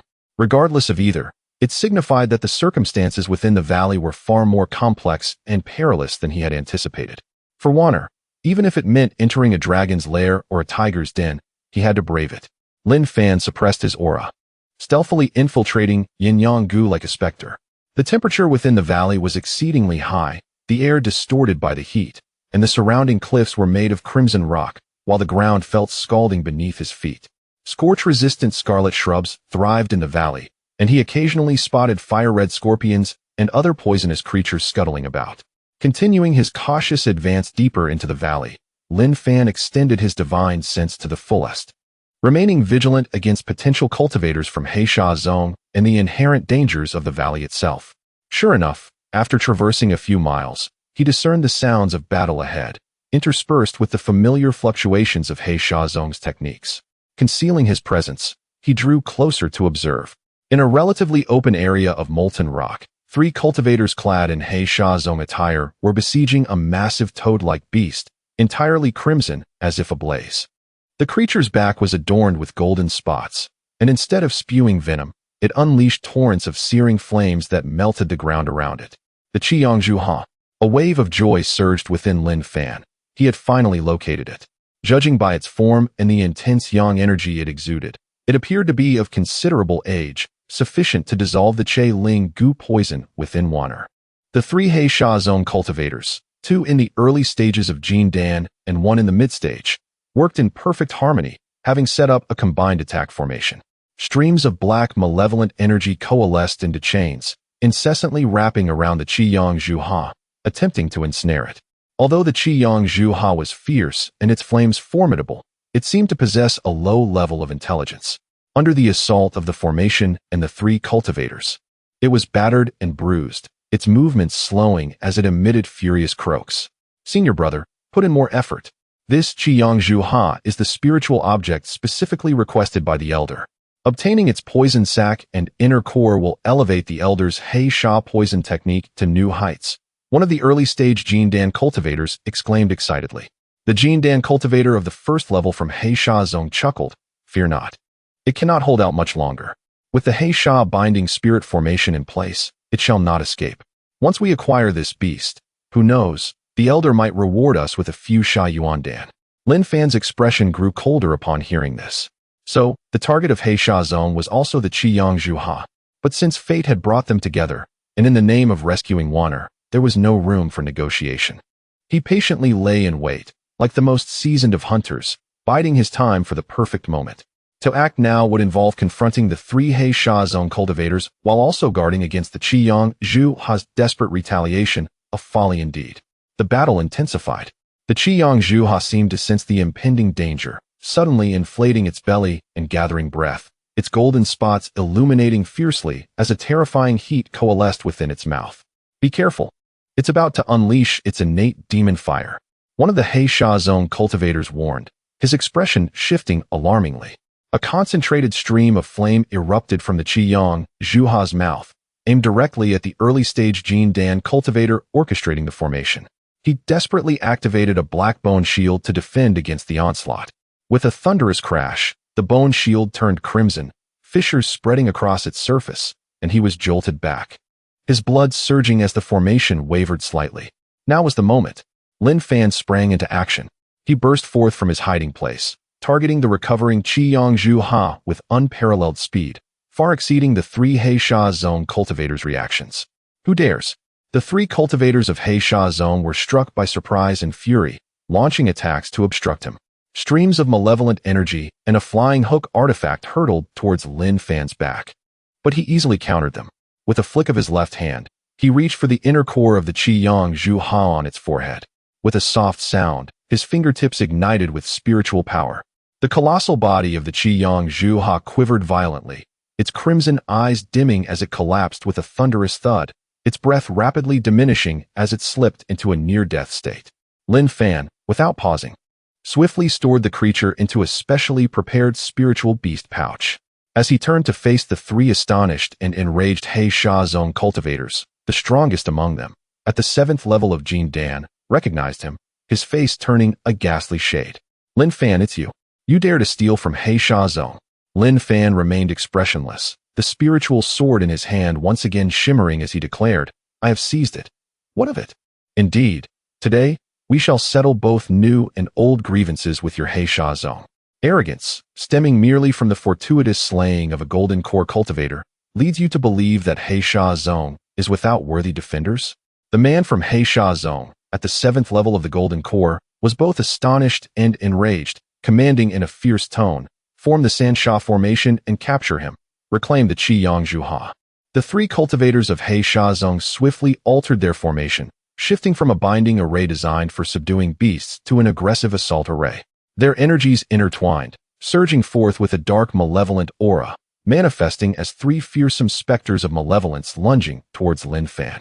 Should a typical early-stage golden core cultivator encounter such an array and malevolent energy, they would likely falter before the battle even began, their spiritual power stifled. Yet, Lin Fan's resolve remained unwavering. How could he be swayed by such trifling malevolence? Chapter 32. Returning to the Qi family. Resolving the goo poison, Lin Fan let out a cold snort, his internal spiritual energy surging as the sword in his hand radiated a brilliant glow. With a single strike, he unleashed not merely a flame but a conflagration that transformed into a net of fireballs, resembling a celestial punishment descending from the heavens, instantly enveloping the dark malevolent energy. The flames of Supreme Yang were indeed the nemesis of these sinister forces. As the formation was shattered, the three practitioners of the Haisha sect simultaneously uttered muffled groans, recoiling from the backlash. They had not anticipated that the deadly array they had crafted together could be dismantled by a single strike from their opponent. "Our techniques are countered by his prowess. Let's utilize poison and magical artifacts for long-range attacks to exhaust him. The battle-hardened man from Haisha sect promptly altered their strategy. The trio swiftly dispersed, each summoning poisoned flying needles, gourd-shaped vessels brimming with corrosive malevolence, and a set of 9 beads resembling skulls, emitting green flames, converging upon Lin Fan from various directions. In an instant, a miasma of poison enveloped the surroundings, sealing off all avenues for Lin Fan to evade. His eyes narrowed slightly. These tactics were indeed insidious and troublesome. If ensnared, even victory would demand a considerable expenditure of time and spiritual energy. Warner was still awaiting his return, and he could not afford to squander time here. With a flicker, his form transformed into an elusive breeze. In the astonished gazes of the 3 adversaries, Lin Fan's figure, akin to a specter, effortlessly evaded the imminent assault from the practitioner of the initial stage of the Golden Core, who was manipulating the poisonous gourd. The practitioner, struck with panic, attempted to retreat, but a chilling beam of sword light had already magnified before his eyes. Quick, swift to the extreme. He scarcely had time to execute any effective defensive maneuvers before the sword tip accurately pierced through his throat, abruptly severing all traces of his life. The astonishment and terror in his eyes crystallized as his lifeless body crumpled to the ground. Junior brother. The 2 remaining practitioners gasped in horror. Lin Fan's strength was far more formidable than the rumors suggested. Split and flee, he screamed, abandoning any thoughts of their sect's mission, and turned tail to escape frantically from the valley. The other practitioner, a second-stage Golden Core cultivator, was equally paralyzed with fear and fled in the opposite direction. Lin Fan's gaze turned icy. Having forged a deadly enmity, he could not allow a tiger to return to the mountains. He first raised his hand, and a concentrated flame, sword energy penetrated the fleeing Golden Core initial stage practitioner from behind. Then, he turned his attention to the Golden Core 7th-stage man, who had already fled over 100 yards away. Lin Fan took a deep breath. The long sword in his hand emitted a melodious ringing, as spiritual energy surged wildly into the blade. Whoosh! His body and sword seemed to merge into one, instantly traversing 100 yards. The Haisha sect man felt a destructive aura rapidly closing in from behind, only to behold a dazzling sea of fire. No! The scream abruptly ceased. As the flames dissipated, Lin Fan's figure appeared before him, slowly sheathing his sword. In the blink of an eye, all 3 practitioners of the Haisha sect had been eradicated by Lin Fan. Expressionless, Lin Fan waved his hand to collect their spatial rings. Having accomplished this, he did not linger for a moment, transforming once more into a streak of light, dashing out of the Yanyang Valley toward the direction of Qinglan City and the Qi family. The Qiyang Zhuha had been secured, yet Warner remained gravely ill, still in need of rescue. Every second was precious and could not be wasted. When Lin Fan's figure finally appeared in the courtyard, Qi Yuan, waiting at the entrance, nearly collapsed from exhaustion. Lin Xinzi. Qi Yuan hurriedly approached, his eyes bloodshot and his voice hoarse. Lin Fan nodded slightly, lacking the time for further words, and swiftly entered the room. Qi Warner lay on a soft couch, her complexion even more pallid than when he had departed, her breath faint as a wisp, emanating an ominous chill. The efficacy of the San Yuan Hu Xian Dan was evidently reaching its limit, and the erosion of the goo poison was making its final counterattack. The situation was dire. Immediate action was imperative. Lin Fan spoke solemnly. Retrieving the spiritual beast pouch containing the Qi Yang Zhuha, he extracted some of its demon blood and fed it into Qi Warner's mouth. A hint of color returned to her pale cheeks, yet her condition remained critical, still in a state of unconsciousness. Next, he procured an inner core and a toxin pouch imbued with potent yang fire energy from his spatial ring. Uncle Qi, please assist me in propping Warner up and stabilizing her heart pulse. Lin Fan instructed. Qi Yuan promptly moved forward, cautiously supporting his daughter and safeguarding her heart pulse. Lin Fan's gaze was focused, his left hand holding the inner core of the Qi Yang Zhuha, while his right hand drew forth a thread of the supreme yang toxin from the pouch. Utilizing his own pure spiritual energy as a conduit, he gradually infused both immense and searing energies into Qi Warner's mouth.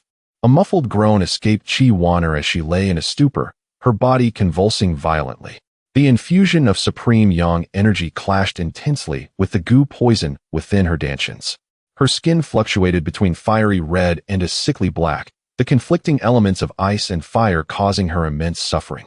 Lin Fan maintained his unwavering concentration, meticulously monitoring every subtle change within her body, carefully adjusting the intensity of the supreme yang energy to suppress the goo poison without harming Qi Yuan's fragile meridians and dantian. This process was exceedingly taxing on both mind and spirit. Sweat beads began to form on Lin Fan's forehead, yet his gaze remained steady, and his movements were not in the slightest disordered. Time ticked by gradually. The sinister cold energy within Qi Yuan began to dissolve under the searing assault of the supreme yang energy, akin to snow melting under the sun. Suddenly, Qi Yuan's body convulsed violently, and she expelled a large mouthful of rancid poisonous blood. After this release, her pulse began to stabilize, yet she remained ensconced in deep unconsciousness. Finally, a black insect was forced out of her. Lin Fan carefully captured the goo poison in a small white vial. He let out a long breath, retracting his spiritual energy, his complexion slightly weary. It has succeeded. The goo poison has been resolved? Qi Yuan's voice trembled, scarcely believing his own eyes as he cautiously checked his daughter's pulse, feeling its steadiness, causing tears of joy to stream down his face. I have not failed in my mission, Lin Fan affirmed with a nod. Yuan is now out of danger. I will prepare a prescription to consolidate her foundation and replenish her energy. With timely administration, she will recover. Lin Xianzi, you are truly a great benefactor to our Qi family, Qi Yuan exclaimed, overwhelmed, retrieving a copy of the Qing Tian Sword Classic from his spatial ring. Since you and Yuan share a childhood bond and you risked your life to save her, I shall gift you this technique today. As the head of the Qi family, how could he fail to perceive that Lin Fan harbored affections for his daughter? Moreover, Lin Fan was someone he had watched grow up, a man worthy of entrusting his daughter's lifetime to. Just as Lin Fan was about to voice his thoughts, he noticed Qi Yuan forcefully placing a martial arts manual into his hands. I am grateful, Uncle Qi, Lin Fan replied, feeling somewhat embarrassed to decline, and thus accepted it.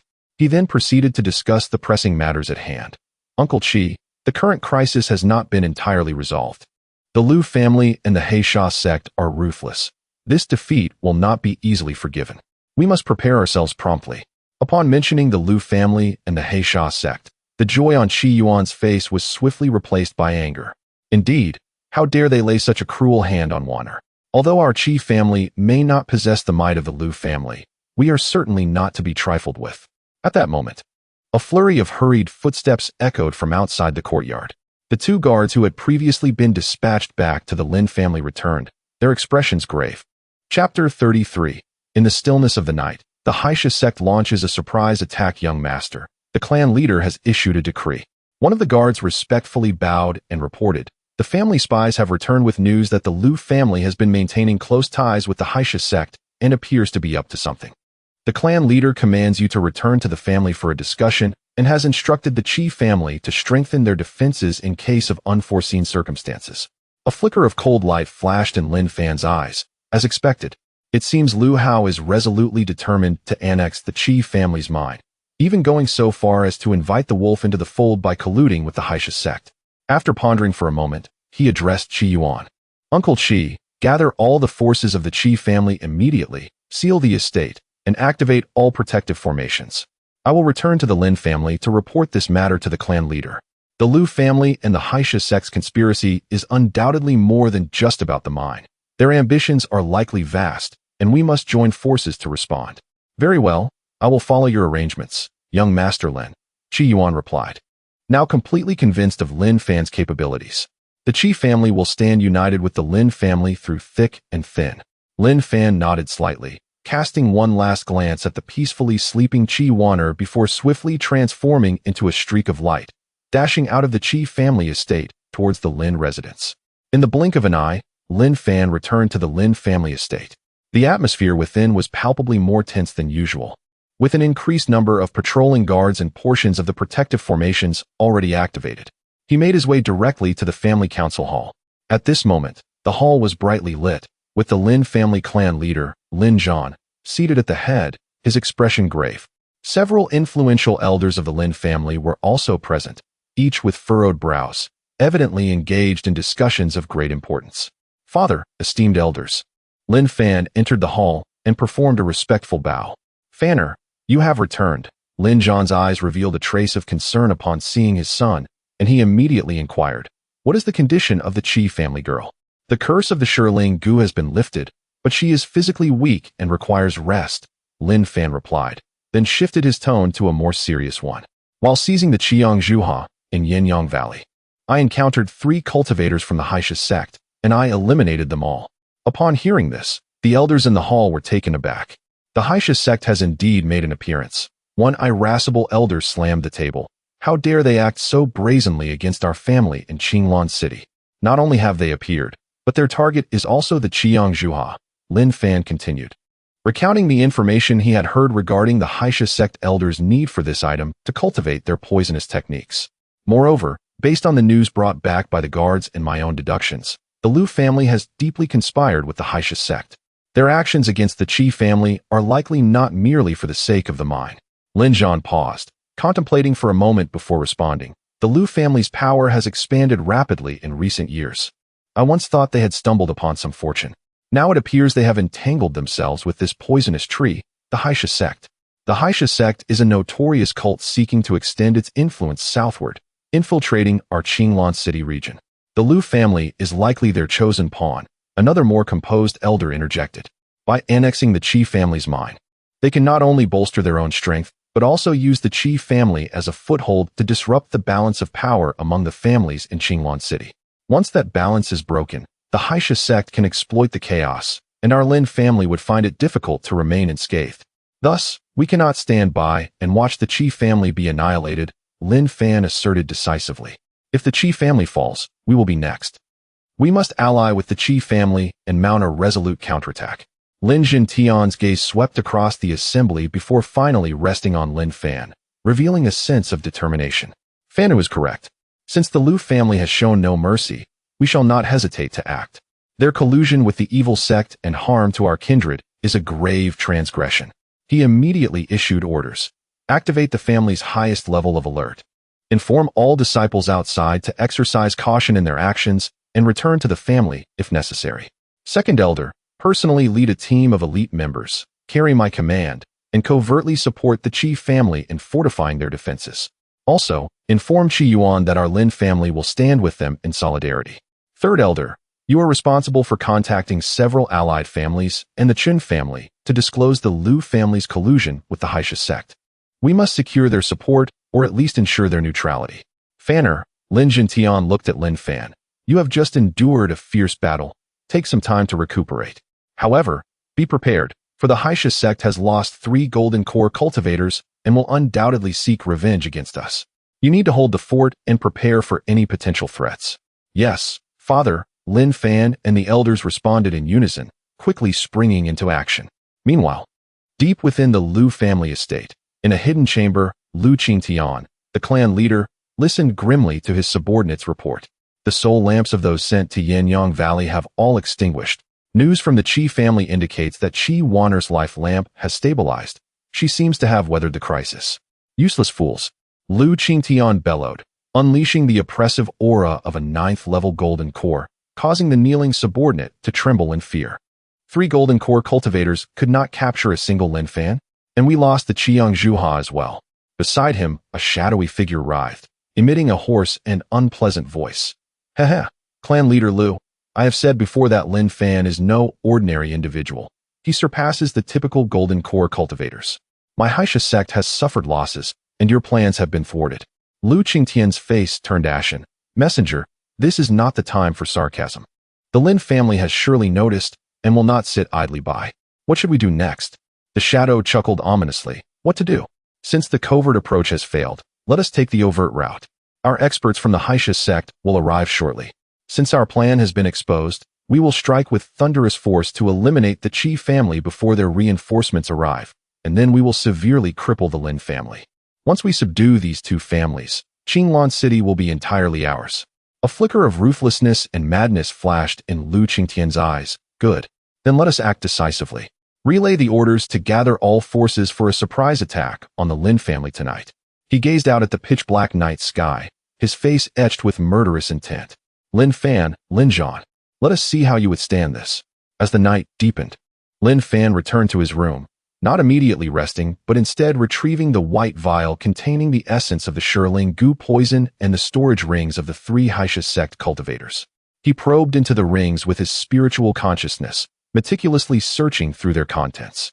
Soon, he discovered a communication jade talisman marked with the Haisha sect's insignia and several jade slips containing records of techniques and information within one of the rings.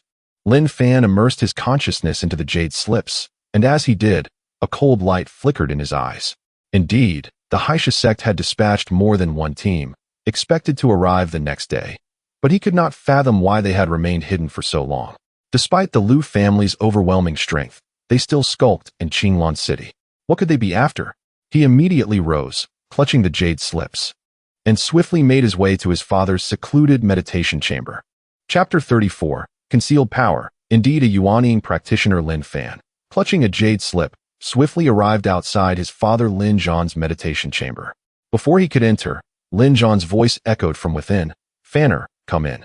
As Lin Fan pushed open the door, he beheld Lin Zhan standing with his hands clasped behind his back, gazing out at the heavy nightfall. An aura of unfathomable depth enveloped him, starkly contrasting with his usual foundation-building demeanor, emanating a pressure that made Lin Fan's heart race. "Father," Lin Fan hesitated momentarily, acutely sensing the anomaly. Lin Zhan turned to face him, a resolute expression on his face.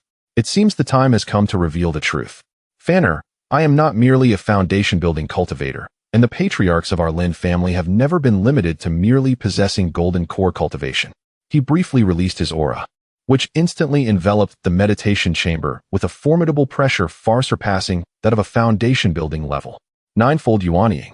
Shock flickered in Lin Fan's eyes, quickly giving way to understanding. So the family had been concealing its true strength all along. Indeed, Lin Zhan affirmed, his expression grave. Qinglan City lies on the fringes, yet it hides profound secrets. 300 miles beyond the city, deep within the Haifeng Mountains, lies a fissure sealing an ancient demonic lair. Our Lin family has guarded this place for generations, not only to monitor the seal, but also to protect a rare spiritual, or known as Yuanxin Jing, which is crucial for forging high-tier artifacts and enhancing the cultivation of Yuanying practitioners. This matter is of utmost importance. If it were to be disclosed, it would attract the covetous eyes of major sects, resulting in chaos. Thus, the patriarchs have employed secret methods to conceal their true cultivation levels, presenting only a facade of foundation building. Lin Fan immediately pieced everything together. So the Liu family colluding with Haisha sect has a true aim beyond merely devouring other families. It is likely focused on this demonic lair seal and the Yuanxin Jing mine. Most likely, Lin Zhan's eyes gleamed with cold light. The Haisha sect's techniques are malevolent, and the demonic energy released from the lair would be a great boon to them. Yuanxin Jing is a treasure they covet deeply. The Liu family is merely their chosen puppet. Just then, Lin Zhan's expression suddenly sharpened, his gaze piercing the night sky outside the estate. They are here. Almost simultaneously, numerous figures appeared above the Lin residence. The protective array trembled violently as a barrage of attacks imbued with sinister energy rained down. An enemy attack, it's the Haisha sect. Cries of alarm erupted within the estate. Lin Fan and Lin Zhan instantly materialized atop the meeting hall. In the night sky, leading the assault was Liu Qingxue alongside a black-robed emissary from the Haisha sect, whose aura reached the later stages of Yuanying. However, what was even more disconcerting was the sight of 3 figures aligned behind them. These figures, their expressions blank and devoid of emotion, exuded an astonishing energy fluctuation. Without exception, they were all puppets at the 5-fold Yuanying level. Yet, they were lifeless, emanating only a chilling intent to kill. They were humanoid battle puppets forged by the Liu family using the secret techniques of the Haisha sect. Lin Zhan, Lin Fan. Liu Qingxue's maniacal laughter echoed. Did you not expect this? No matter how deeply you conceal your Lin family, I and the Holy Sect have already seen through it. Today marks the end of your Lin family. The emissary from the Haisha sect rasped with a sinister laugh. There is no need for you to hide any longer. Reveal your Yuanying cultivation. Otherwise, these 3 puppets alone will suffice to raise your estate to the ground. Lin Zhan's countenance darkened, understanding the gravity of the situation. The adversaries had come prepared, clearly aware of the Lin family's long-hidden secret. Liu Qingxue, you have invited wolves into your home. Do you not realize you are digging at the roots of Qinglan City? Lin Zhan ceased his concealment. unleashing the powerful aura of his ninefold Yuanying, instantly stabilizing the panicked hearts of the Lin family members. Yuanying, the patriarch, is actually a Yuanying practitioner. The members of the Lin family were both shocked and elated. Humph, what of the Yuanying? Liu Qingxue remained unfazed. You are merely in the later stages. And with the emissary and these 3 Yuanying puppets at my disposal, do you truly believe you can withstand us? With a wave of his hand, the emissary commanded, "Go forth, my treasures, revel in slaughter." The 3 five-fold Yuanying puppets glowed with a fierce red light, transforming into 10 streaks of flowing light as they charged towards the Lin family's protective array.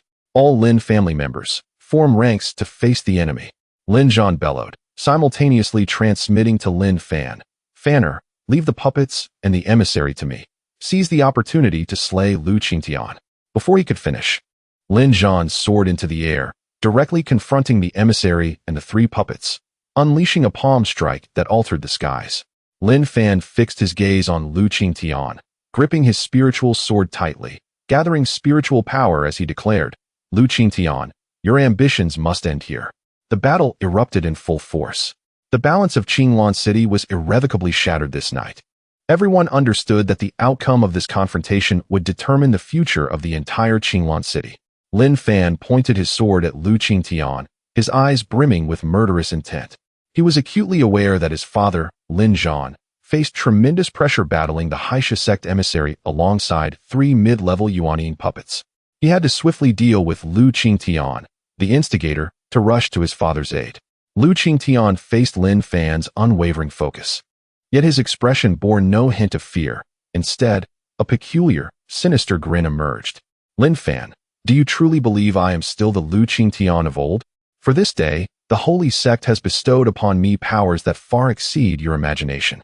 Before he could finish speaking, Liu Qingxue's aura surged violently, a chilling and frenzied spiritual power erupting forth, instantly surpassing the late-stage golden core realm. Yet this fluctuation was unstable, rife with malevolent energy, evidently achieved through the Haisha sect's secret methods, rendering his foundation precarious with boundless repercussions. "Do you see this? This is power," Liu Qingxue roared, manifesting a soul banner entwined in black mist. "Today, I shall use you to offer my soul banner a sacrifice." With that, he took the initiative, summoning dozens of dark figures from the soul banner to charge at Lin Fan. Lin Fan showed no sign of trepidation. The clash of sword light against the dark figures erupted with an astonishing energy impact. Lin Fan staggered slightly but quickly regained his footing, while Liu Qingxue was forced to retreat several steps, slightly numbed. "Impossible," Liu Qingxue exclaimed in shock and rage. "You cannot be that strong. Your power is merely a case of forcing growth." Lin Fan's voice was icy as he retorted, "Your strength is but a hollow facade." The sword momentum surged once more, targeting Liu Qingxue's momentary weaknesses, forcing him into disarray. High above, Lin Zhan's battle with the emissary and the 3 puppets raged on, a cataclysmic clash. Lin Zhan faced 4 adversaries alone. Although his cultivation slightly surpassed that of the emissary, the 3 five-fold Yuanying puppets proved exceedingly troublesome. They are devoid of pain, unafraid of injury, and their aggressive tactics exhibit a reckless disregard for their own lives, solely focusing on offense and leaving defense aside, thereby significantly consuming Lin Zhan's energy. Meanwhile, the emissary of Haisha Zone lurks insidiously on the periphery, continuously employing a myriad of bizarre poisonous spells to disturb Lin Zhan's mental state, all the while searching for an opportunity to deliver a lethal blow. "Lin Zhan, it is time to surrender. Your Lin family has guarded this place for many years. It is only fitting that a change of stewardship occurs." The emissary of Haisha Zone cackled malevolently, unleashing a dense shroud of toxic mist that corroded Lin Zhan's protective aura. Chapter 35. Rebuilding the residence and establishing the marriage contract. Lin Zhan's countenance was as dark as water, and he remained silent. With his hands forming intricate seals, an overwhelming surge of spiritual energy enveloped him as he invoked the Lin family's ancestral technique, the Tiangang Ju. The most radiant and vigorous of spiritual forces instantaneously transformed into bolts of pure white lightning, crashing down to disperse the toxic miasma, causing the 3 puppets to momentarily falter in their movements. "Humph, let us see how long you can withstand this," the envoy of the Haisha sect bellowed, his own spiritual energy coalescing to manifest a colossal claw aimed at Lin Zhan. Simultaneously, the three puppets launched a fierce assault from different directions. A glint of resolve flashed in Lin Zhan's eyes as if he had made a momentous decision. He struck his chest forcefully, unleashing a sword of spiritual energy that had been nurtured within him for many years, which soared forth and merged with the surrounding lightning. With the might of heaven propelling it, he commanded the Tian gang thunder sword to strike. In an instant, thunder clouds gathered in the night sky, and a massive sword forged entirely from resplendent lightning materialized, descending with ferocious intent. This strike drained 3/10 of Lin Zhan's spiritual energy, its power immensely formidable. What? The envoy of the Heisha sect was taken aback, frantically urging the three puppets to counter the lightning sword. A deafening crash reverberated, nearly tearing the eardrums of all present. The puppets were brutally struck by the thunderous sword, their surface runes shattering in abundance, releasing plumes of black smoke as they plummeted from the sky. Though not completely destroyed, they had evidently lost their ability to move for the time being. The envoy of the Heisha sect was also caught in the residual force of the lightning sword, letting out a cry of anguish as he was sent reeling backward, his vitality swiftly waning. Meanwhile, Liu Qingxue, locked in fierce combat with Lin Fan, suddenly harbored a malicious glint in his eyes. He endured a strike from Lin Fan's sword, which pierced his shoulder, yet harnessed the impact to spray his blood upon Lin Fan's soul banner. Hundreds of vengeful spirits surged toward Lin Zhan. Lin Zhan, perish! Liu Qingxue howled. Father, be careful! Lin Fan exclaimed, intending to intervene, only to realize it was too late. A resounding explosion echoed as Liu Qingxue detonated the Legion of Souls. When the black mist dissipated, Lin Fan found himself enveloped in a radiant light. Indeed, the Lin family. The envoy of the Heisha sect gasped in disbelief, his eyes wide with unimaginable terror as he began to flee. Let him go? Lin Zhan would not allow such an escape. Channeling his spiritual power, he unleashed a formidable palm imprint that sealed the heavens above. After a few exchanges, he utterly subdued the envoy of the Heisha sect, who had reached the 9th level of the Yuaning realm. With the envoy captured, the remaining members were clearly left with little strength. Liu Qingxue, the head of the Liu family, fled in panic but was ultimately crushed to death by Lin Zhan's palm. After the battle was concluded, the Qi family arrived. Leading them was Qi Yuan, the head of the Qi family, a longtime confidant of Lin Zhan. Upon hearing of the calamity that befell the Lin family, he immediately came to offer assistance, only to find that the fight had concluded so swiftly. All members of the Qi family, heed my command and aid the Lin family in rebuilding their residence, Qi Yuan declared after a brief pause of contemplation. The two families joined forces, and the reconstruction progressed at an astonishing pace, as a grander Lin family residence began to rise visibly from the ground. On that midday, the sun shone brilliantly upon the courtyard, which was taking shape. Lin Fan was discussing the details of the residence's formation with his father and Qi Yuan when he suddenly turned to the entrance of the courtyard. There stood a graceful figure clad in a pink gown, adorned with exquisite embroidery that swayed gently with her steps, reminiscent of the most delicate peach blossom in spring. Her hair was loosely styled, with a simple jade hairpin adorning it. At that moment, her enchanting eyes were fixed on Lin Fan, brimming with a complex array of emotions: concern, joy, excitement at their reunion, and a hint of subtle shyness. She was none other than Lin Fan's childhood companion, Qi Waner, the sole daughter of Qi Yuan, who had just awakened from a long slumber. Waner, you have awakened? Lin Fan was momentarily stunned, then quickly approached her, his voice laced with uncontainable delight. After enduring countless battles, the tension within him eased slightly upon seeing Qi Waner safe and sound. Brother Fan, Qi Waner softly called, her voice still tender from her recent awakening. She nodded slightly, a blush creeping upon her cheeks as she expressed her relief at Lin Fan's well-being amidst the turmoil that had befallen the Lin family. The two had grown up together, their bond deepened through their trials, making their reunion all the more poignant. Lin Fan inquired about her health, while Qi Waner expressed concern for his safety during the battle. They conversed in hushed tones beneath the newly constructed corridor when Lin Zhan, who was discussing matters with Qi Yuan nearby, observed the scene with a rare smile gracing his stern features. He turned to his old friend Qi Yuan, who was also stroking his beard, his eyes filled with satisfaction as he watched the pair of young lovers. Brother Qi, Lin Zhan suddenly spoke, his voice low yet undeniably serious. Do you see these two children? Qi Yuan met Lin Zhan's gaze, both understanding the unspoken thoughts. He let out a hearty laugh, his voice resonating like thunder. Destined to be together, they are truly a pair. Indeed, Brother Lin, I have long harbored such intentions, but it was not appropriate to mention it while Wanner was unconscious. Now it seems that fate desires our families to be even closer, Qi Yuan affirmed. Very well, Lin Zhan responded with a hearty laugh, the shadows of battle seeming to dissipate in the face of this joyous occasion. Let us, today, establish a marriage contract for these two, and upon the completion of the residence and Wanner's full recovery, we shall choose an auspicious day for their wedding. What say you? That aligns perfectly with my wishes. Qi Yuan nodded emphatically. Both Lin Zhan and Qi Yuan were men of decisive action. Having reached an agreement, they immediately set things in motion. They summoned high-quality spiritual jade slips and auspicious vermilion ink. Lin Fan of the Lin family and Qi Wanner of the Qi family, bound by childhood affection, have endured trials together, their bond now stronger than ever. The heads of the two families, Lin Zhan and Qi Yuan, hereby establish this marriage contract, with heaven and earth as witnesses, forever uniting our families. Upon completing the writing, a faint golden glow emanated from the jade slip, signifying the formation of the contract, witnessed by the cosmos. Fanner, Wanner, come here, Lin Zhan called, his voice commanding yet gentle. Lin Fan and Qi Wanner, who had been engaged in quiet conversation, turned to see the marriage contract suspended in the air, both momentarily stunned. Lin Fan instantly grasped his father's and Qi Yuan's intentions.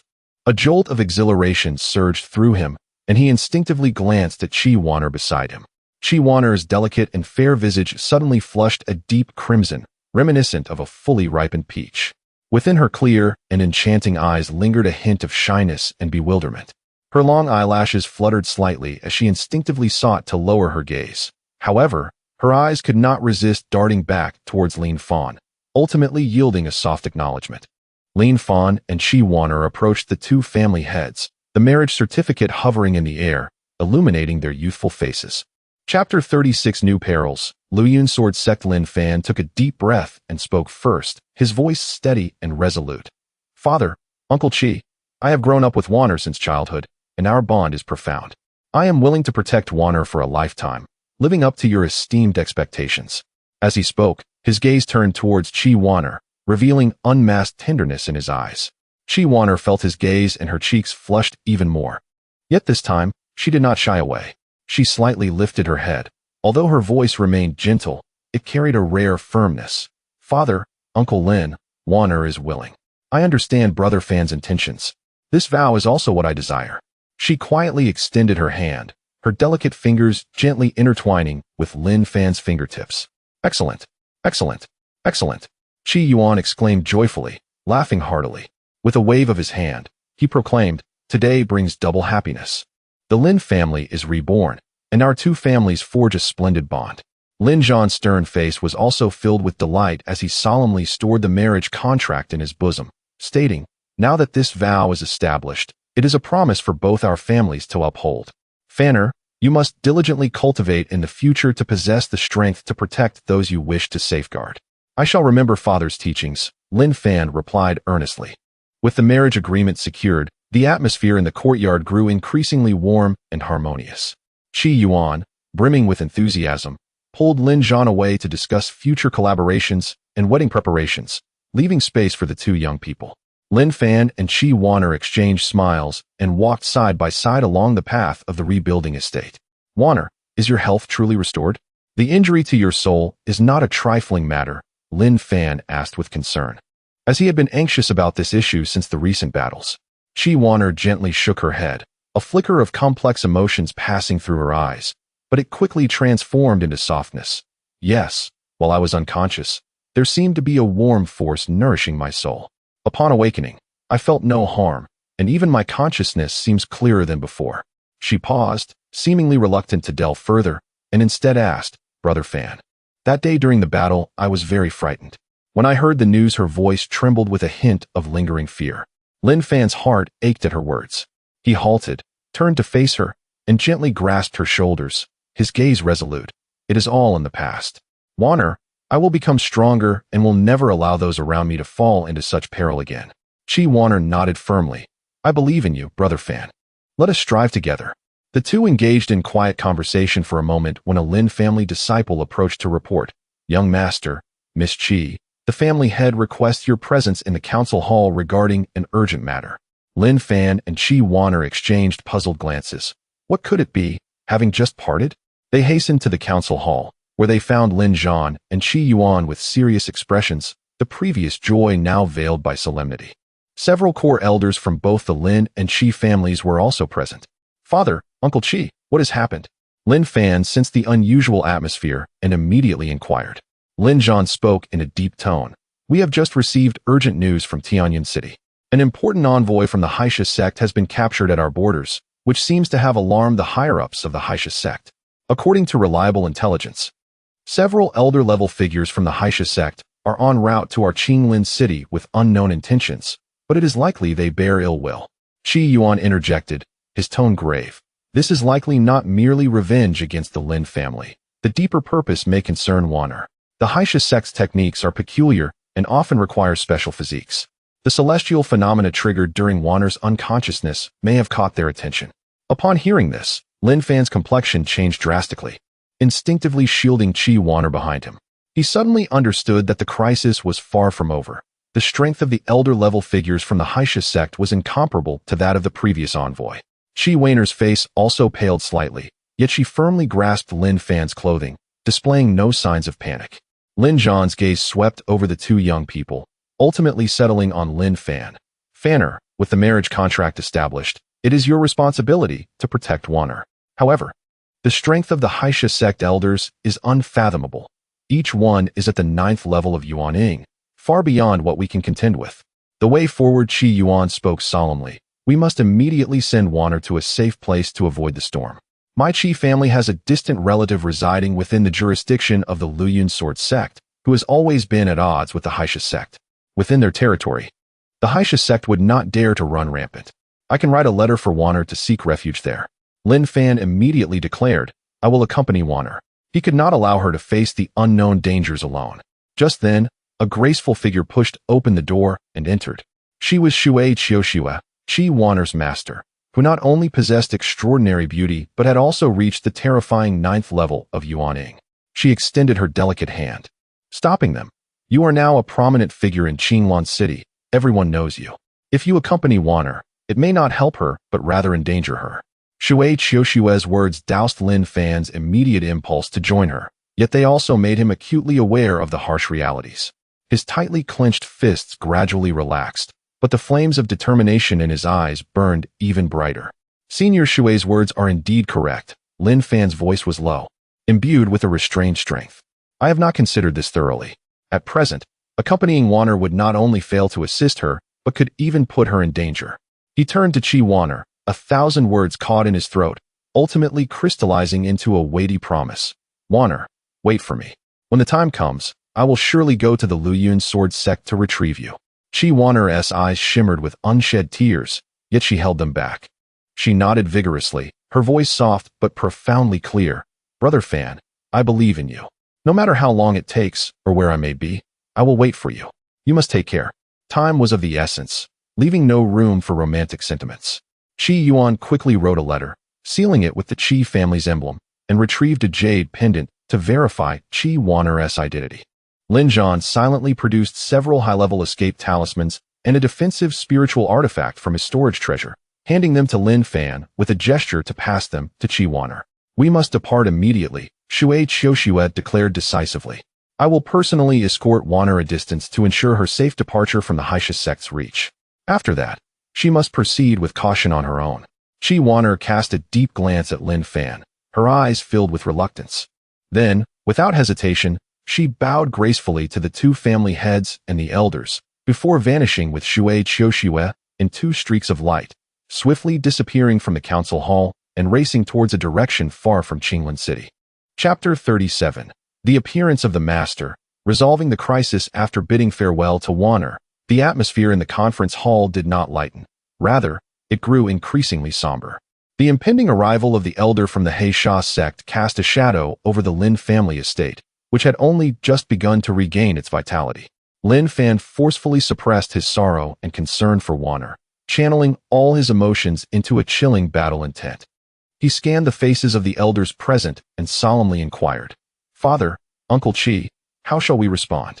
Lin Zhan and Qi Yuan exchanged glances. Lin Zhan spoke in a low voice. "The elder of the Heisha sect possesses a minimum strength of 9-fold Yuaning, and there may even be a hidden old monster at the transformation stage behind them. Engaging them directly, our two families combined stand no chance of victory."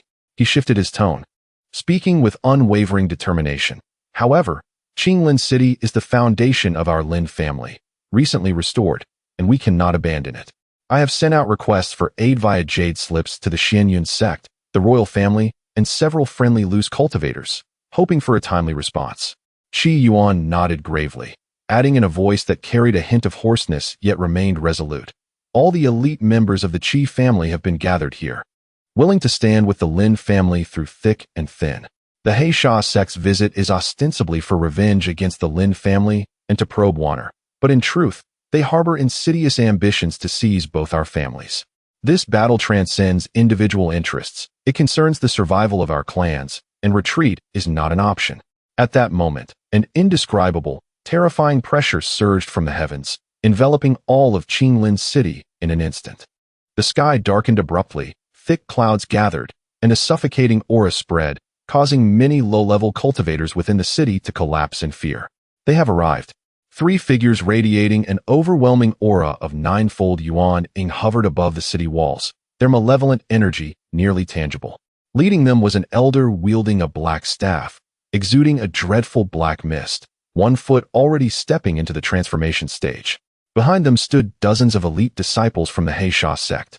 The elder spoke first, "Lin Zhan, Qi Yuan.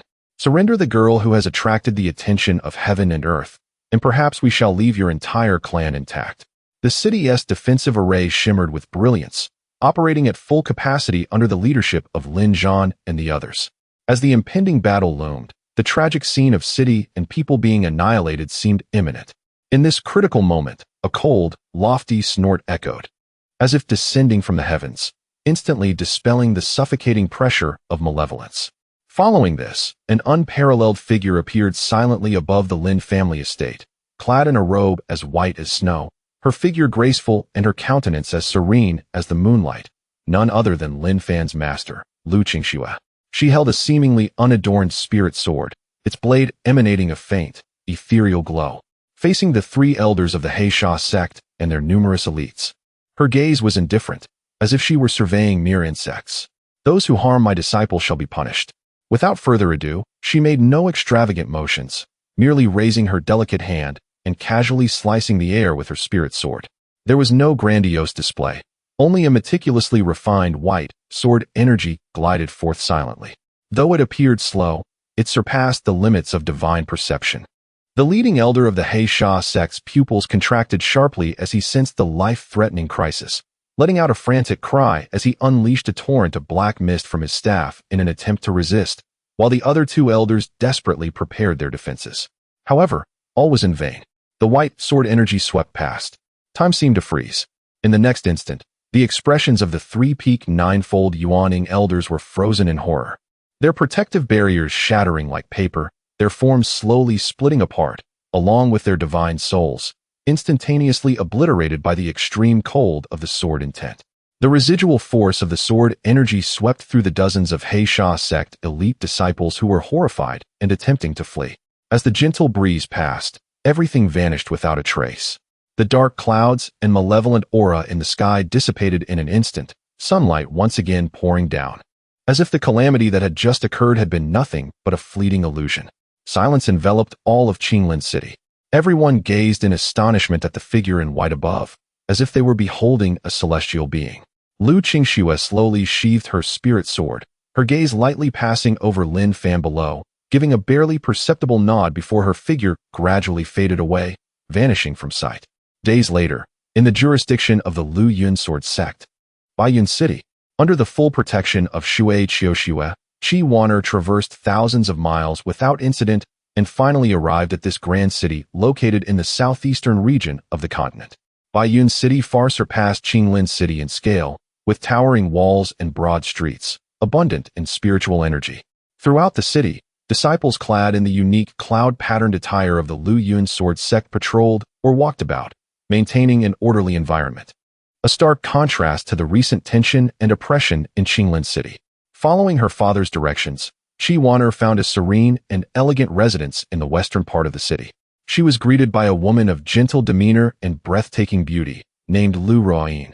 To her surprise, she was a cousin from her mother's side, possessing unfathomable cultivation that had reached the terrifying transformation stage, and was one of the highly esteemed deputy sect leaders of the Liu Yun sword sect.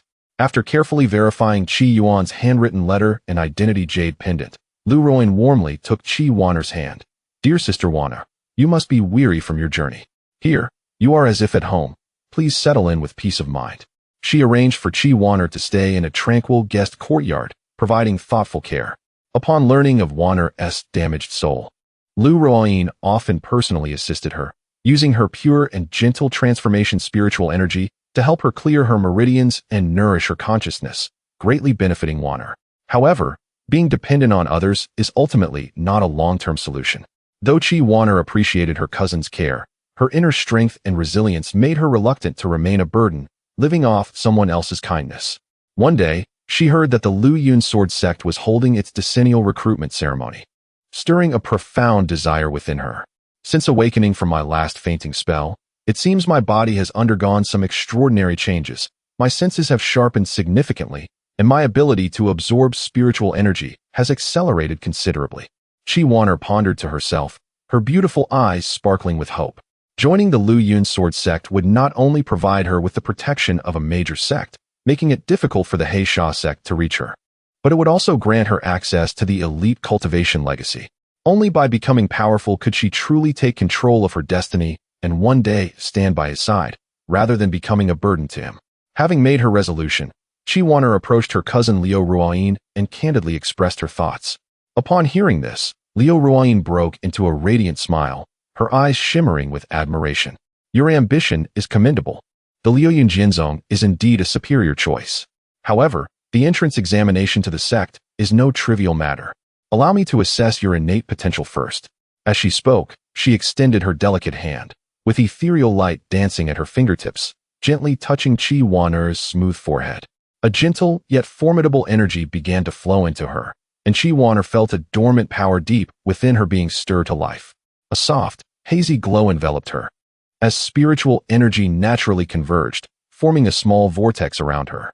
Liu Ruoyin, sensing the feedback through her fingertips, could not conceal her astonishment. Withdrawing her hand, her smile deepened. "Wan'er, you possess the unparalleled Lingyun Xianyi. This constitution is closely aligned with the Tao, allowing for a cultivation speed far exceeding that of ordinary individuals." After a brief pause, she made a decisive proclamation. "With such talent, there is no need to start as an outer disciple. I shall promptly draft a letter of recommendation to admit you directly as an inner disciple of the Liu Yun Zong. Your future cultivation will be personally guided by me." Upon hearing this, Qi Wan'er was taken aback with joy and promptly bowed deeply. "Thank you, dear cousin, for your nurturing." Chapter 38. Breakfast together, persuading the two maidens with the crisis in Qinglin City resolved. The Lin and Qi families finally found a moment to breathe. However, Lin Fan was acutely aware that the Heisha sect would not easily relent. Their temporary retreat was merely a consequence of Liu Qingxue's power surpassing their expectations. The true danger may still lurk ahead. The greatest peril stemmed from his own insufficient strength. Wan'er had been safely delivered to the Liu Yun sword sect, alleviating a significant weight from his heart. He must swiftly enhance his abilities to protect his family and, in the future, earn the right to visit her at the Liu Yun sword sect. After a brief discussion with his father and Uncle Qi, Lin Fan returned to the Qingshan sect alongside his master, Liu Qingxue. Upon arriving at Liu Qingxue's secluded retreat, shrouded in mist and infused with spiritual energy, Lin Fan was reminded of Liu Qingxue herself, ethereal and detached from the mundane world. As he returned, Su Zimo, who had been secretly concerned for him, promptly approached. Her delicate face was a canvas of worry and relief. "Lin Shixiang, you are back. What about the situation in Qinglin City?" "It is currently safe, thanks to Master S intervention," Lin Fan replied, drawing the radiant Su Zimo into his embrace, his large hand resting gently on her slender waist. She playfully protested, her cheeks flushing, her beautiful eyes shyly avoiding his gaze. Before long, Lin Fan leaned in to kiss her. After a prolonged moment, their lips parted. Su Zimo resembled a docile kitten, comfortably nestled in Lin Fan's arms, her soft hand lightly tapping his chest, a playful gesture rather than a reprimand. However, this only ignited Lin Fan's desires further. He lifted her effortlessly and carried her into the room, gently placing her on the bed. "And no, we shouldn't," she stammered, her voice dry with apprehension. "Elder Liu is in the next room." Observing her flustered state, Lin Fan whispered softly in her ear, Master is currently meditating in her room. She cannot hear us. Besides, we are already family. It is inevitable we take this step." His words made Su Zimo's body grow weak with embarrassment, wishing she could vanish into the ground. She could distinctly feel the heat radiating from Lin Fan's hand and the undeniable strength he possessed. "Well, all right then," she finally relented, nodding slightly, still unable to meet his gaze, her voice barely audible. "But be gentle. We mustn't let Liu Jie hear." "Of course," Lin Fan replied with a nod, leaning in again, his hands deftly untying the straps of her dress. Instantly, the garment slipped away, revealing her exquisite form. 3 hours later, Su Zimo lay breathless and exhausted in Lin Fan's embrace, her cultivation having remarkably reached the terrifying 9th level of foundation establishment. Meanwhile, in the adjacent room, Liu Qingxue, having listened for 3 hours, felt her face redden, her hands awkwardly unsure of where to rest. Just then, Lin Fan entered, wrapping his arms around Liu Qingxue's petite frame. "Master, I missed you dearly." Startled by his sudden embrace, Liu Qingxue froze momentarily. Lin Fan then pressed his lips against her soft ones. After an extended kiss, Liu Qingxue felt her body weaken, resting against Lin Fan, her beautiful eyes gazing at him as if wanting to convey something, yet unable to articulate her thoughts. A night of intimacy ensued, the once turbulent waters now calm. The following day, Liu Qingxue donned a white short dress, its design reminiscent of flower petals, gracefully accentuating her alluring figure. Seated at the table, her bare feet basked in the bright sunlight. She resembled a captivating ice lotus, stunningly beautiful. "Master, you are truly exquisite," Lin Fan exclaimed, unable to contain his admiration, moving closer and instinctively placing his hands on her waist before kissing her again. Liu Qingxue visibly panicked, attempting to halt him with her delicate hand. Yet Lin Fan easily restrained her wrist, rendering her powerless against his advances. At that moment, Su Zimo emerged, clad in a water blue silk nightgown that clung to her enticing form, accentuating her mature curves. Her white hairpin held her lustrous black hair, with a few strands cascading over her forehead and neck, exuding a serene yet captivating charm. Yawning languidly, she inadvertently stumbled upon the scene, her previously pale cheeks flushing crimson. Liu Qingxue's face mirrored the color of freshly spilled blood, her head lowered as she clutched her skirt tightly, even her toes curling shyly. Yet, she feigned composure as she sat down, while Su Zimo took the empty seat beside Lin Fan. One exuded a gentle warmth, while the other radiated an icy coolness, two contrasting embodiments of exquisite beauty presented before Lin Fan, quickening his breath and creating a palpable tension in the air. To ease the atmosphere, Su Zimo suggested they begin their meal. She delicately picked up a piece of braised pork with her chopsticks, presenting it to Lin Fan. "Husband, Liu Jie's braised pork is delicious. You must try it." Lin Fan took a bite, finding it just as delectable as Su Zimo had claimed, rich without being greasy. He generously praised, "Master, your cooking is truly delightful." "Indeed," Liu Qingxue replied softly, nodding slightly. "Fanner, if you enjoy it, be sure to eat more." Such warm moments are fleeting. Upon learning that Lin Fan would soon depart again, the expressions of both maidens transformed into astonishment. "Lin Xixiang, are you truly heading to the Beast Mountain Range? It is perilous there, with even Yuanying-level beasts roaming." Zimo is correct. While honing one's skills in the Beast Mountain Range can rapidly enhance combat awareness, it often conceals deadly dangers. At present, your prowess is merely at the 3rd level of Jindan. It is unwise to venture forth. "Indeed, Sister Liu speaks the truth." Su Zimo extended her delicate hand, entwining it with his arm, her enchanting gaze fixed upon Lin Fan. Lin Fan waved his hand dismissively, proclaiming, "I have made my decision." Observing Lin Fan's resolute demeanor, the two women understood that further persuasion would be futile. An air of melancholy enveloped them as Lin Fan's gaze lingered on the two, stating, I shall be gone for a month. Time is of the essence, and I wonder if you might. Lin Fan noticed the sudden tension etched upon the faces of the two women and boldly proposed, "How about you both come to my room to cultivate together in the coming days?" Upon hearing these words, an explosion of thoughts erupted in the minds of Liu Qingxue and Su Zimo. "No, that is not permissible. How could this be?" The two women replied in unison, clearly hesitant and feeling a sense of shame. "I do this for your own good." Chapter 39. The Agreement of Two Maidens. Mater breaks through. Lin Fan gazed earnestly at Su Zimo, stating, "Now that you have reached the 9th level of foundation establishment, if the two of you unite, the benefits of your spiritual energies merging and complementing one another will undoubtedly surpass all previous endeavors. Moreover, it will facilitate your transition into the Golden Core realm. Mar, do you truly not wish to step into the Golden Core realm at the earliest opportunity?" The Golden Core realm was a dream she had long cherished, and ultimately, Su Zimo acquiesced. Immediately thereafter, Lin Fan turned his attention to the side, where Liu Qingxue stood, asking, "Master, do you genuinely not wish to assist Zimo in achieving her breakthrough to the Golden Core realm? Zimo has confided in me that during my absence, she has visited you daily, treating you as a sister. Can you truly bear to let her endure hardships before reaching the Golden Core realm?" Upon hearing Lin Fan's words, Liu Qingxue was profoundly moved. Reflecting on the days since Lin Fan's departure, she recalled how Su Zimo had treated her with the utmost kindness, as if she were her elder sister.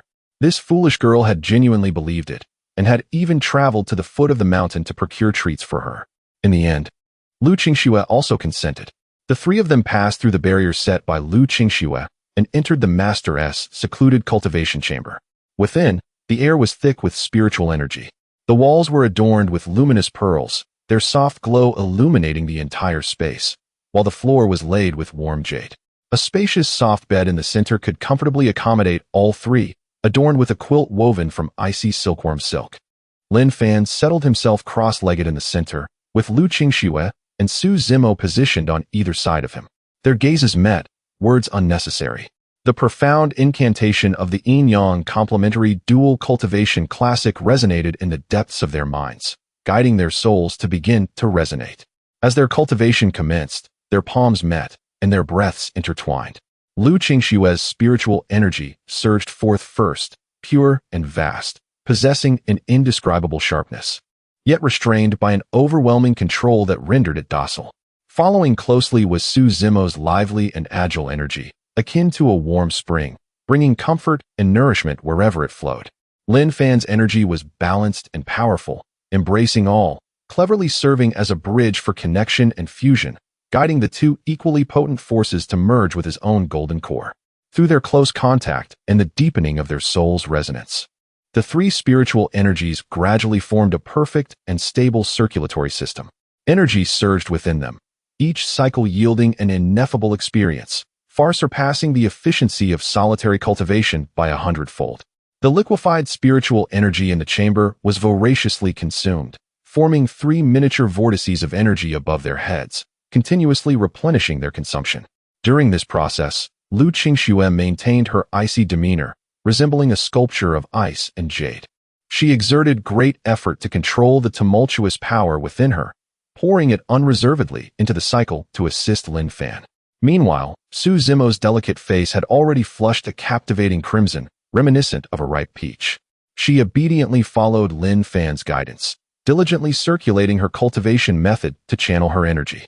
She could distinctly sense each pulse and growth of Lin Fan's golden core, her heart swelling with joy and satisfaction. Lin Fan's focus was razor-sharp. Like a master helmsman, he carefully guided the two powerful yet distinct torrents of energy to engage in the deepest fusion with his own perfected golden core. He felt the golden core undergoing an astonishing transformation, becoming denser and more radiant, its internal power akin to a volcano on the verge of eruption, surging with vigor. His understanding of the essence of power and the principles of the heavenly way deepened in this marvelous process of mutual complementarity. Many previously obscure aspects of his cultivation became clear in this moment. Time flew swiftly in the depths of their cultivation, and in the blink of an eye, 3 days had passed. Lin Fan's body shuddered, his eyes snapping open, an overwhelming aura emanating from him like a tidal wave, causing the spiritual mist in the chamber to churn violently. A pressure far greater than that of 3 days prior instinctively radiated, filling the entire space. He had reached the 9th level of the golden core. Gradually, he clenched his fists, the spiritual energy coursing through his meridians like a mighty river, relentless and unstoppable. In this moment, he felt as though he could sever rivers with a single strike. Congratulations, senior brother Lin. On breaking through to the 9th level of the golden core, Su Zimo was the first to speak, her voice sweet and melodious, brimming with genuine delight and a hint of barely perceptible admiration as her beautiful eyes gazed upon him. Congratulations, Fanner, on your breakthrough to the 9th level of the golden core, Liu Qingxue chimed in almost simultaneously. Her voice remained cool, yet a careful listener could discern the warmth and subtle tenderness that lay beneath her icy exterior. Lin Fan turned his gaze, sweeping over his master and junior sister. Liu Qingxue remained as stunningly aloof as a snow lotus upon a mountain, yet before him, the layer of chill had noticeably thawed. Su Zimo, charming and beguiling, was entirely captivated by him. A warm current flowed through his heart as he extended his hand, gently grasping theirs. Their fingertips met, soft and delicate, all feelings of gratitude and affection conveyed in this silent touch. At that moment, an intense surge of energy erupted from Su Zimo, her aura escalating rapidly, instantly breaking through her bottleneck. Above her, spiritual energy gathered frantically, and the sound of thunder began to echo ominously from the void. Her golden core thunder tribulation had arrived. However, under the repeated tempering of the yin-yang complementary dual cultivation classic, her body had been refined countless times, its strength rivaling that of a 9th-level golden core body cultivator. The purity of her internal energy was unparalleled, with an exceptionally solid foundation. The three figures flickered and appeared in the tribulation area outside the chamber. The sky darkened abruptly, heavy clouds looming overhead, and serpentine lightning danced wildly as a formidable heavenly might descended. The first bolt of tribulation thunder struck down, a silver flash aimed directly at Su Zimo. She did not flinch or evade, nor did she employ any magical artifacts. Instead, she simply tilted her head slightly, allowing her spiritual energy to flow naturally, forming a protective radiance around her. As the lightning struck, it merely caused her skirt to flutter slightly, dusting it with a bit of scorched earth.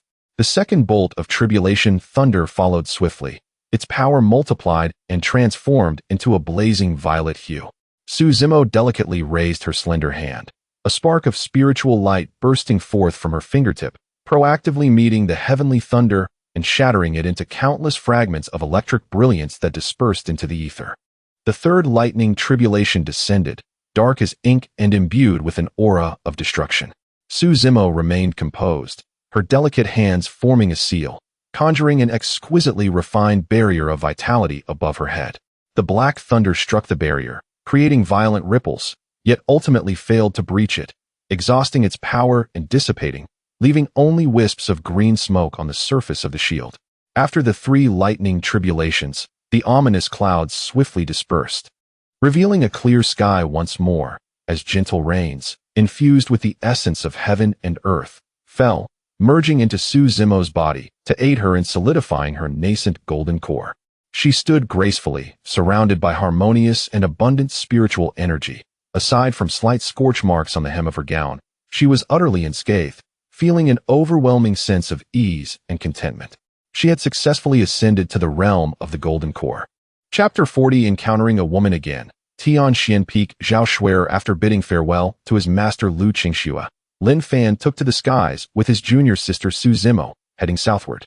He ventured alone into the Monster Beast mountain range in the southern region for training. In the depths of this mountain range, after slaying numerous magical wolves, a breathtakingly beautiful woman dressed in a water blue gown appeared behind Lin Fan without his notice. Her skin was translucent, her face exquisitely resembling a porcelain doll, standing there illuminated by the sun. The ethereal water blue gown fluttered like a summer butterfly. In her raven black hair, a water blue jade hairpin was elegantly inserted, with a few playful strands cascading onto her cheek. Her eyes glinted with fury as she gazed at the man before her. The woman was none other than Zhao Shuer, a disciple of Tianxian Peak, who had previously been defeated by him. Once, she had radiated brilliance, standing atop the mountain. However, since her defeat at Lin Fan's hands, her cultivation had stagnated. At this moment, her eyes were a mix of anger and resentment. Had it not been for him, How could her progress have been so painfully slow? Encountering this man in her training, she felt compelled to exact a brutal revenge upon him. Her slender fingers curled slightly, tightening around the hilt of her sword. In an instant, a chilling gleam emanated from the sword blade, and the air around them seemed to crystallize into fine ice. Dozens of blue ice spikes shot toward Lin Fan. Lin Fan was perplexed as to why the woman was attacking him, yet he instinctively defended himself, shattering the ice spikes with ease. A look of confusion crossed his face as he asked, "May I inquire when I have offended you, miss?" Zhao Xuer gritted her teeth, her gaze fiercely fixed on Lin Fan. She believed he was feigning ignorance of her identity. However, she parted her crimson lips to explain, "I am Zhao Xuer of Tianxian Peak. I was defeated by you in the last sect competition." Only then did Lin Fan recall their encounter during the sect competition, where he had been besieged by 9 opponents, leaving him with no fondness for the woman before him. "Since you remember me, are you willing to engage in a fair duel?" Zhao Xuer inquired, her lips parting once more. But before she could finish her words, Lin Fan turned away, evidently unwilling to entangle himself further. Seeing this, Zhao Xuer's chest heaved slightly, her expression darkening, clearly feeling disregarded. In an instant, fury surged through her entire being, and she gripped her spiritual sword tightly. The blade exuded an icy aura, and the ground beneath them instantly froze into a thin layer of ice. This strike was far more powerful than their previous encounter. However, Lin Fan had grown significantly stronger, having reached the 9th level of the Golden Core stage, with mastery over his strength and perception of the world's spiritual energy surpassing his former self. She was no match for him. Faced with her fierce sword strike, he did not even draw his own sword. Instead, he merely waved his sleeve lightly, channeling a torrent of pure yang spiritual energy that precisely struck the weak point of her icy sword light. With a resounding crash, the seemingly overwhelming icy sword light melted and shattered as if it had met the fierce sun, dispersing into a flurry of icy fragments. The powerful rebound surged back through the sword, causing Zhao Xuer to feel a sharp pain in her wrist, nearly dropping her spiritual sword from her delicate hand. She staggered backward for more than 10 steps before managing to stabilize herself. Staring incredulously at Lin Fan, her eyes were filled with shock. The gap between them had not only remained, but had widened significantly. "How is this possible?" she murmured, her lips parting slightly in disbelief. At that moment, her heart crumbled completely. Defeated, utterly defeated. Zhao Xuer stood dazed, absorbing Lin Fan's words as if they penetrated her very being, while a profound sense of loss threatened to engulf her. It seemed unlikely that she would ever ascend to the Golden Core realm. If she could not even break through to the Golden Core, how could she avenge her family? Biting her red lip, her gaze hardened as she turned to Lin Fan. Now, there remained only one final option, to become his woman, thus dissolving her inner demons completely. Her eyes were filled with an unprecedented sense of shame, her toes curling slightly.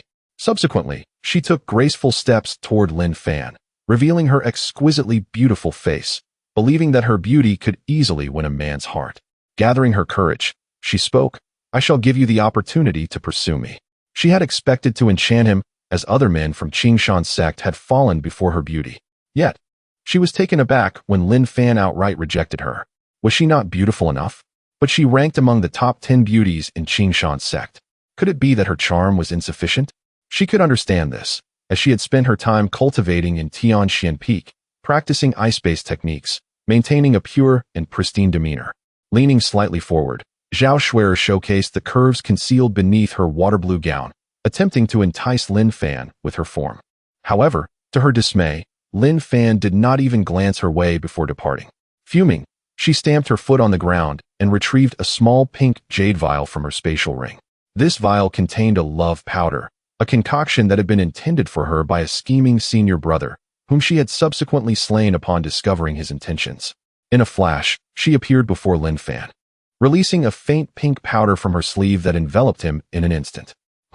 Lin Fan reacted swiftly, immediately holding his breath and retreating. However, the powder appeared to be exceptionally potent, permeating through his skin and directly affecting his soul's consciousness. A wave of heat washed over his body. Instantly, the scene before him began to distort slightly, and Zhao Xuer's figure appeared to him in an alluring light. He struggled to suppress his inner turmoil, hastily channeling his spiritual energy in an attempt to expel the toxin, but Zhao Xuer grasped his wrist firmly. Coupled with the effects of the love powder, Lin Fan was unable to expel it in time, and its powerful properties swiftly consumed him. His body began to heat and weaken. She lunged forward, wrapping her arms around him. In an instant, the warmth of soft jade enveloped Lin Fan, completely igniting the rampant potency within him. His lips parted slightly as he leaned in to kiss the crimson lips of Zhao Shuer. After a prolonged moment, they separated. Zhao Shimi, I desire more. Upon witnessing this, a subtle smile graced Zhao Shuer's lips, revealing a sense of triumph. She delicately extended her slender fingers, gently pressing against Lin Fan's lips, and said, Lin Shixiang, it is not yet time. I am not prepared. Each word spoken by Zhao Shuer carried a deadly allure for Lin Fan. Slowly, she retrieved a fluffy snow demon mink blanket from her spatial ring, laying it upon the ground. She then meticulously set up a concealment array around them, ensuring that no one would discover their presence. Following this, she deliberately prolonged the moment, retaliating for Lin Fan's earlier refusal, now enjoying the power she held over him. As her leisurely words flowed, their figures gradually became entwined. Time passed unnoticed, and Zhao Shuer found herself utterly exhausted from the torment inflicted by Lin Fan. Chapter 41. Yuaning Demon Beast. Ice Soul Magic Bear. At this moment, her fair forehead was drenched in sweat, and her eyes were filled with an expression of resentment. She had truly not anticipated Lin Fan's formidable strength. Earlier, she had endured 5 grueling hours of torment at his hands. Now, a sense of regret washed over her, for she was uncertain whether Lin Fan was the type to take advantage of others and leave them utterly helpless. If that were the case, she would have suffered greatly, not only enduring the torment, but also sacrificing her precious Yuan. Her gaze inadvertently fell upon a splash of cherry red on the bedsheet, her alluring red lips lightly biting as she recalled the disgraceful scene. When Lin Fan awoke, she hurriedly covered her body with her hands and exclaimed, Do not look. Turn around at once. Lin Fan complied and turned away. She retrieved a dress from her spatial ring, donned it, and slowly emerged. At this moment, Lin Fan felt a deep sense of guilt towards his master and Moer. Although the events of the previous night were not entirely of his own volition, they were undeniably real. A look of unwillingness crossed his face as he gazed at the woman before him. Zhao Shuer furrowed her delicate brows and retorted, What are you staring at? You are not the one at a disadvantage. Last night, it was you. With me. Before Lin Fan could respond, Zhao Shuer covered his mouth with her slender hand, rendering him speechless. Please stop. It's too embarrassing, she murmured, her lips slightly parted. At that moment, her face resembled a ripe peach, exuding an enticing aroma. In such close proximity, Lin Fan could distinctly smell her fragrance, and he instinctively gazed at her. She instinctively recoiled but inadvertently found herself nestled in his embrace. Faced with such temptation, how could any man resist? Unexpectedly, however, Lin Fan refrained from making any inappropriate advances. Not far away, a thunderous beast roar suddenly echoed, shaking the entire valley. Lin Fan's expression instantly hardened, realizing that this was no ordinary demon beast. This sound was at least that of a Yuan stage demon beast. He quickly rose, adjusting his robes. Preparing to flee the area. Lin Fan, after taking everything, do you intend to leave me behind and escape alone? Are you even human? Zhao Shuer said, her face filled with discontent. Clearly, her words struck a chord with Lin Fan. He turned back, scooped her up, and left the area. However, as they burst from the trees, they were confronted by a massive bear covered in ice crystals, evidently the source of the earlier roar. It's the Ice Soul Magic Bear, Zhao Shuer gasped, staring at the creature in disbelief. It usually dwells deep within the Beast Mountain range. Why has it come here today? Lin Fan's brow furrowed. This Ice Soul Magic Bear was not a clumsy beast, but rather a swift and formidable creature, a perfect blend of offense and defense. Just as Lin Fan contemplated an escape, Zhao Shuer was sent flying by the bear's paw. Gazing at the approaching Ice Soul Magic Bear, Zhao Shuer turned pale and trembled. Lin Fan, save me. I do not wish to die. Witnessing her plight, Lin Fan felt a pang of compassion. He could have abandoned her and fled, but he chose to save her instead. The Ice Soul Magic Bear let out a furious roar and charged at Lin Fan with incredible speed. Having missed the optimal moment to escape, the chance of fleeing was nearly non-existent. Thus, he had no choice but to fight back. In an instant, a spiritual sword appeared in Lin Fan's hand, wreathed in intense flames, and he charged toward the Ice Soul Magic Bear. He had hoped that this strike would inflict some damage, but to his astonishment, the sword only served to further enrage the beast. It roared and leapt beside them. The previously smooth ground now bore dents, and both were knocked back several meters by the fierce impact. Lin Fan's bones cracked under the strain as he struggled to rise. Just as he prepared to make a desperate stand, Zhao Shuer, dragging her injured body, reached Lin Fan's side. Severely wounded, she was clearly unable to escape. Her beautiful eyes gazed at him, blood staining her long dress, resembling a snow lotus on the verge of withering, blooming in its final moments. With a trembling hand, she summoned blue runes that enveloped her, releasing a powerful sword aura that surged toward the ice soul magic bear. In an instant, the bear was encased in ice. Yet, to their shock, the frozen beast soon broke free and advanced toward them once again. Lin Fan let out a long cry as the Qiyang sword technique reached a breakthrough. The spiritual sword in his hand was engulfed in a searing flame. In that moment, the sword's brilliance intensified, and Lin Fan, akin to a phoenix reborn from ashes, not only recovered from his injuries, but also drew closer to the Yuanying realm. The intense heat enveloped the ice soul magic bear, crashing into its wounded body. With a desperate roar, the ice soul magic bear collapsed to the ground. Once the crisis was averted, Lin Fan collapsed onto the ground, utterly exhausted from his previous effort. Observing the man on the ground, Zhao Shuer believed he had merely experienced a brief resurgence of strength, forcibly channeling his spiritual energy, and was now at his limit.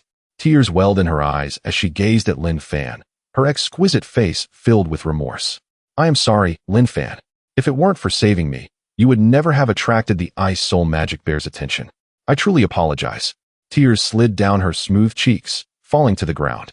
Her voice quivered as she continued, "Lin Fan, perhaps from the very first moment I encountered you in the Beast Mountain range, I should not have entangled myself with you. But I yearned for vengeance for my parents, and I could not allow that battle to become my inner demon. I tried to defeat you honorably, but, after making my move against you, I fully realized the vast chasm that lay between us. Like an insurmountable mountain that I could never cross. In desperation, I resorted to such despicable means to achieve my goals. I beg you, please awaken quickly.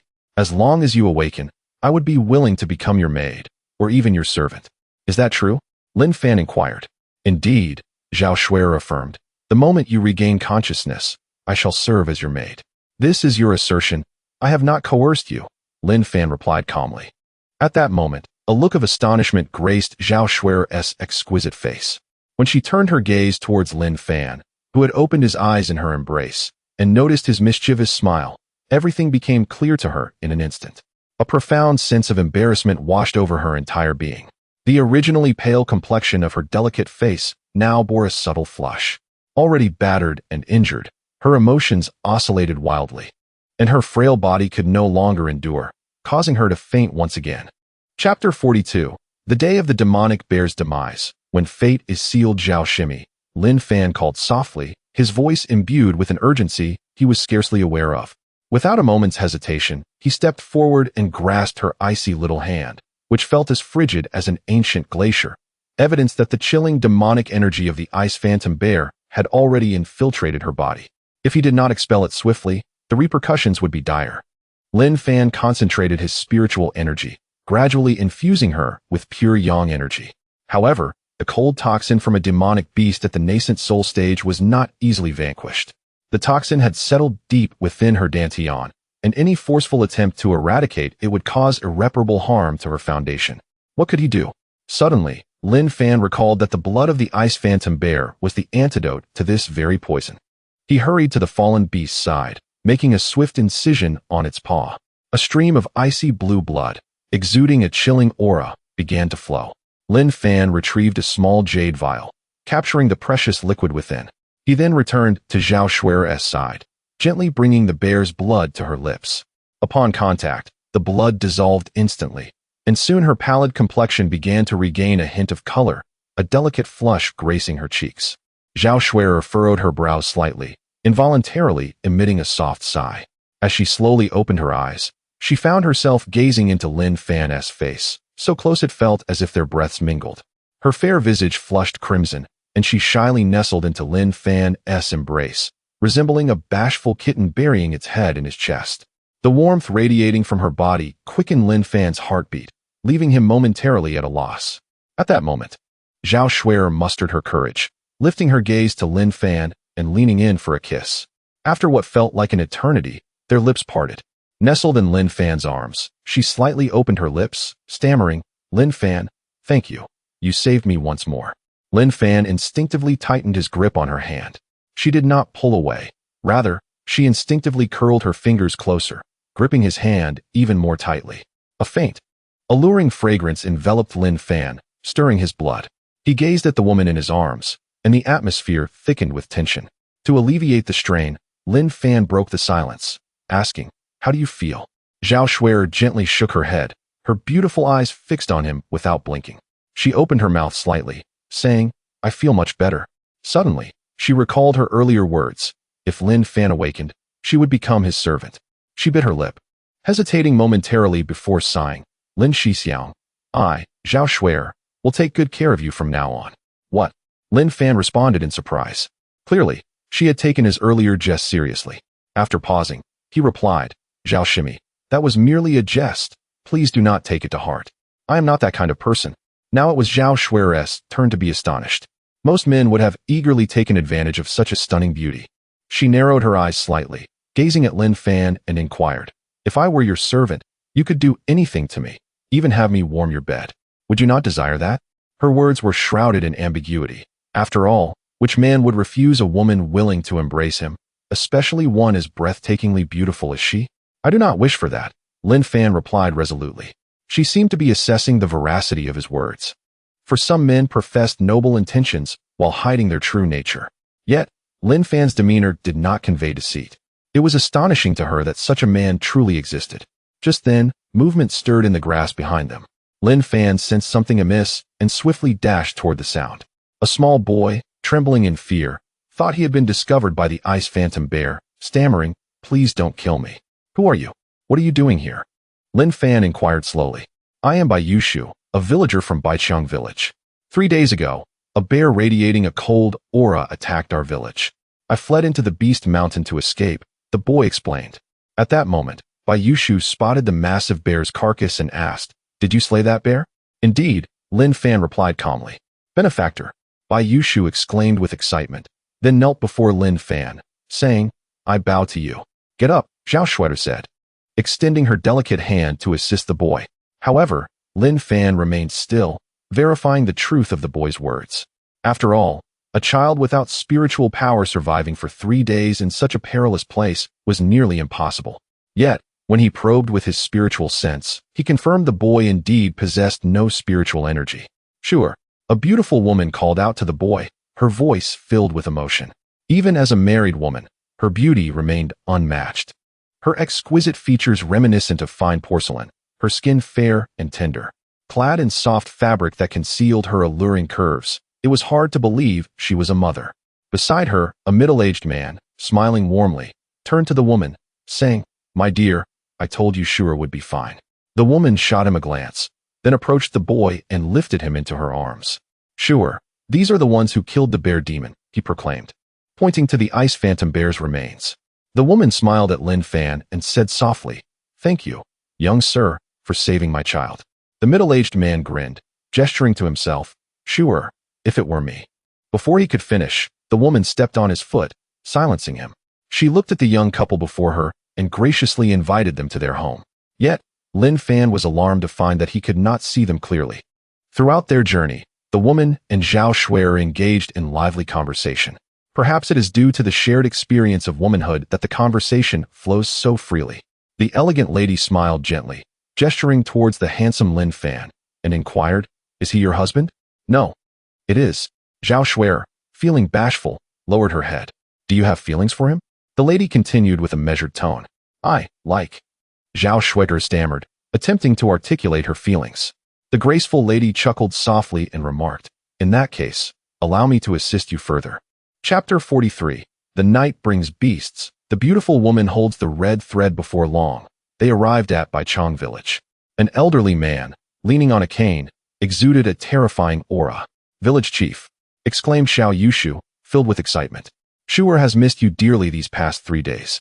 You have no idea how perilous it is in the magic beast mountains. There are numerous beasts, yet I survived there for 3 days. Xiao Yushu is truly remarkable. The village chief responded with a smile. Unaware of her father's changing expression, she continued.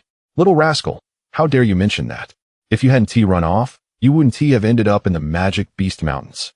As he prepared to reprimand her, Bai Yushu swiftly dodged behind the village chief, peeking out with a pitiful expression while clutching the hem of the chief's garment. Grandpa village chief, Daddy is going to hit me again. Please save me. With me here, your father wouldn't dare lay a hand on you, the village chief assured her. Don't shield this little rascal. I must teach him a lesson today. Just as he reached out to grab her, the village chief intervened.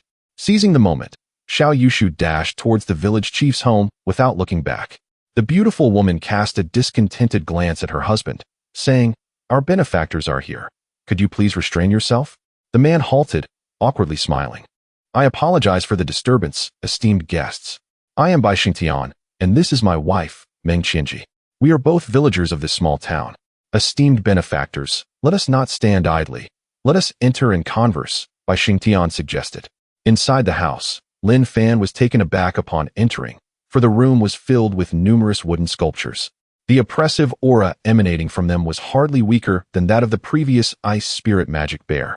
Senior, Zhao Shuer remarked, sensing the peculiarity of the place. With such power, why choose to live in seclusion here? I grew weary of the killings outside, so I chose to hide away, Bai Xingtian smiled, producing an ancient bell to present to the two. Lin Fan hurriedly waved his hands in refusal. Senior, this is far too precious. Accept it. Meanwhile, your body is riddled with impurities. I cannot assist you in any other way. But I shall help you purge these impurities, Meng Qianji said, gently touching Zhao Shuer's forehead. As night fell, the beautiful woman spoke softly. I sincerely apologize, esteemed guests. Our village is quite small. You may need to share a room for the time being. Just as Lin Fan was about to express his willingness to step outside, the beautiful woman interjected. At night, there are beasts lurking near the village. It is best not to venture out. Subsequently, Lin Fan utilized his spiritual sense to survey the surroundings and was horrified to discover a beast outside the village, emanating a terrifying aura far more fearsome than that of the ice spirit magic bear. At that moment, Zhao Shuer grasped Lin Fan's hand. Her cheeks flushed. Senior brother Lin, I am frightened. Will you stay with me tonight? Gazing into her pitiful eyes, Lin Fan ultimately agreed. In the deep of night, noticing the prolonged silence between them, the beautiful woman sighed softly. The room grew increasingly warm. Lin Fan, like a ravenous beast, gazed hungrily at the woman beside him. Just as he pondered the situation, the beautiful woman outside intensified the situation. Unable to withstand it, Lin Fan desperately tried to use his spiritual power to resist, but as he turned, he beheld Zhao Shuer's exquisite face. Every action she made appeared irresistibly tempting to him. Ultimately, he could no longer contain himself. Staring blankly at Zhao Shuer, Zhao Shimi, you are truly beautiful. I like you so much. Without hesitation, Lin Fan leaned in for a kiss. Zhao Shuer shivered, her beautiful eyes darting towards the window. Coincidentally, she caught sight of the beautiful woman disappearing outside and instantly understood everything. Yet she did not wish to force Lin Fan. Just as she was about to seek help from the beautiful woman outside, she found herself kissed by Lin Fan once more. Moreover, her spiritual power was also sealed. Zhao Shuer gazed at the man in her embrace. If she could not antidote him in time, he might be in grave danger. To save him, Zhao Shuer resolutely began to shed her garments, silently enduring it all. She leaned close to Lin Fan's ear, exhaling warm breaths upon his face. I like you too, Lin Fan. No longer hesitating, she decisively wrapped her arms around his neck. After a night spent together, Lin Fan gradually awakened, observing the gentle figure nestled in his arms. He stood frozen in place, realizing that he had inexplicably been with Zhao Shimi. He suddenly felt a wave of guilt wash over him for his master and amour. Although he knew the previous night's events were orchestrated by the beautiful woman, he was undeniably complicit. At that moment, Zhao Shuer, still nestled within Lin Fan's embrace, stirred awake. Senior brother Lin, did you find last night comfortable? Her cheeks were flushed, exhaling warm breaths that brushed against Lin Fan's face as her lips parted. Zhao Shimi, Lin Fan managed a wry smile. I previously explained that was merely a jest. Please do not take it seriously. I understand, Zhao Shuer replied, her lips slightly parted. But now, My heart is entirely yours. I seek no title, only to remain by your side. At that moment, the voice of the beautiful woman echoed in Lin Fan's mind. If you dare reject this girl, even if you are Shuer's savior, I will not hesitate to kill you. Lin Fan found himself in a dilemma, compelled to accept, yet some truths must still be revealed. He communicated to the doorway. Senior, I wish to discuss personal matters with her. I hope you can withdraw your spiritual sense. Very well. But should I observe any signs of disappointment from that girl, I will not hesitate to end you. With that, she retracted her spiritual sense. Inside, Lin Fan looked at the girl in his arms. Zhao Shimi, there are matters I must disclose to you. I have 2 others. Even so, do you still wish to proceed? I do, she replied, gazing into his sincere eyes. Lin Fan gradually spoke, if that is the case. Then from this moment forth, you are my woman. Zhao Shuer nodded slightly, eagerly affirming with tears of joy welling up once more. Lin Fan extended his large hand, gently wiping away the tears from the corner of her eyes, and embraced her tightly in his arms, offering comfort. Zhao Shimi, you worked hard last night. Now, please take a good rest. The reason Lin Fan chose to accept her was perhaps rooted in guilt. After all, the events of last night could not be blamed on her, especially considering that she was the one who alleviated his poison. Without her, he would have perished last night. Chapter 44. Transmission of Power Within the Tower. Rapid cultivation growth. The following day, Lin Fan prepared to depart from this place with Zhao Shuer. However, the beautiful woman seemed unconvinced, decisively intervening to block their path. She restricted their spiritual power, confining them within the room. Each night, she personally aided them in their cultivation. After a month of mutual companionship, their bond deepened, and only then did the beautiful woman feel at ease enough to release them. As the man gazed at their departing figures, he turned to the beautiful woman beside him and said, My dear, a fruit that is forced to ripen will not be sweet. The woman stepped on his foot and glared fiercely at him, retorting, Mind your own business. With that, she stormed away. The man, witnessing her departure, hurriedly called after her, My dear, I was wrong. Please don't be angry. Stay away from me, she replied, her voice tinged with anger. I truly made a mistake. Please forgive me. He pleaded desperately. No way, she declared, refusing to even glance in his direction. Daddy, why are you kneeling? Little Yu, riding the large white tiger at the entrance, asked curiously. Did you make mommy angry again? Should I plead with her to spare you this time? The man chuckled and replied, You're truly my good son. Well done. As the two departed from the area, Zhao Shuer hesitated for a moment, but her curiosity got the better of her. With a slight smile, she asked, I've always been curious why your cultivation has advanced so rapidly. But you never explained.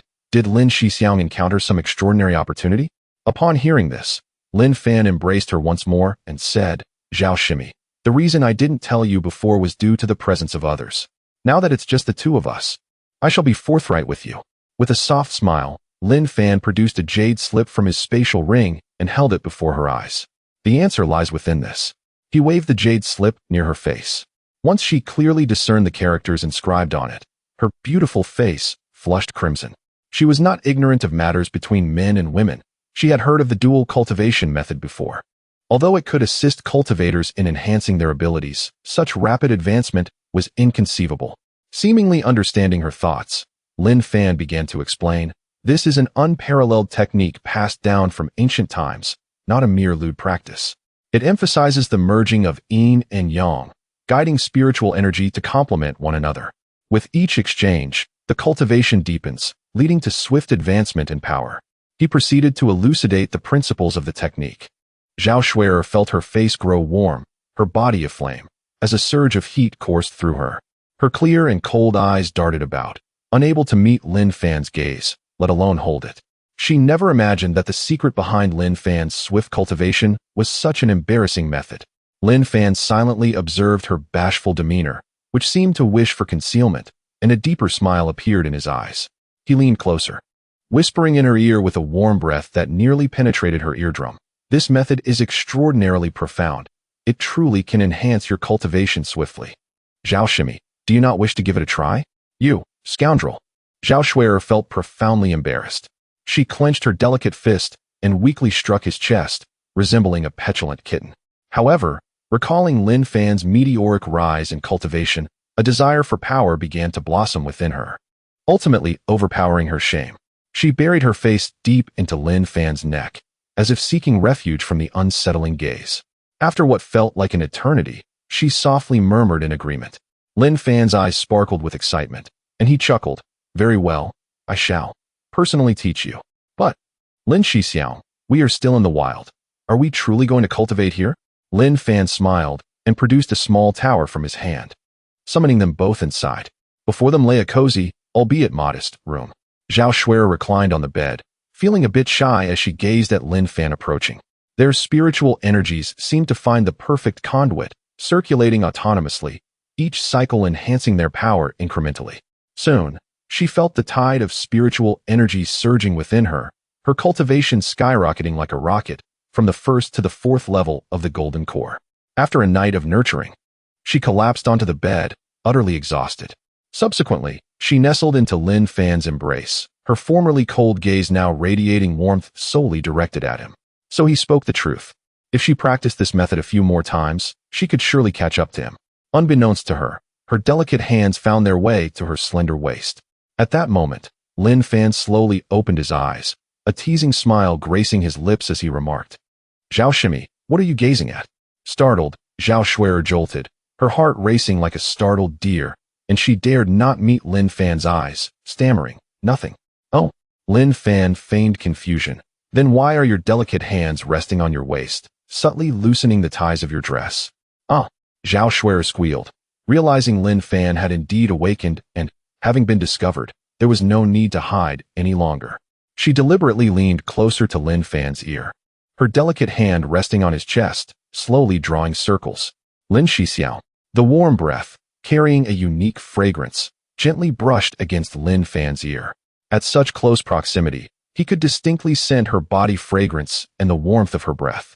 Lin Fan was taken aback, realizing that the usually aloof Zhao Shuai could be so audacious. Since Shimi desires it, I shall do my utmost to fulfill your wishes, he replied lazily, smiling at her. As her dress fell away, it revealed her exquisite, fair form. When Zhao Shuai awoke and opened her eyes, the first sensation she felt was the warmth of the flickering firelight before her. She slightly raised her head to see Lin Fan sitting by the fire not far away. He was meticulously roasting chunks of meat over the flames, skewering them with a sharpened twig. The morsels crackled as the flames licked at them, releasing a tantalizing sizzle. Golden droplets of fat cascaded into the fire, igniting tiny flames that danced merrily. The rich aroma of the meat permeated the entire cave, enticing one's stomach to rumble. Noticing her awakening, Lin Fan offered her a perfectly roasted skewer, a gentle smile gracing his face. Are you hungry? He inquired. She nodded softly, reaching out to accept the skewer. At that moment, her hunger was indeed quite intense.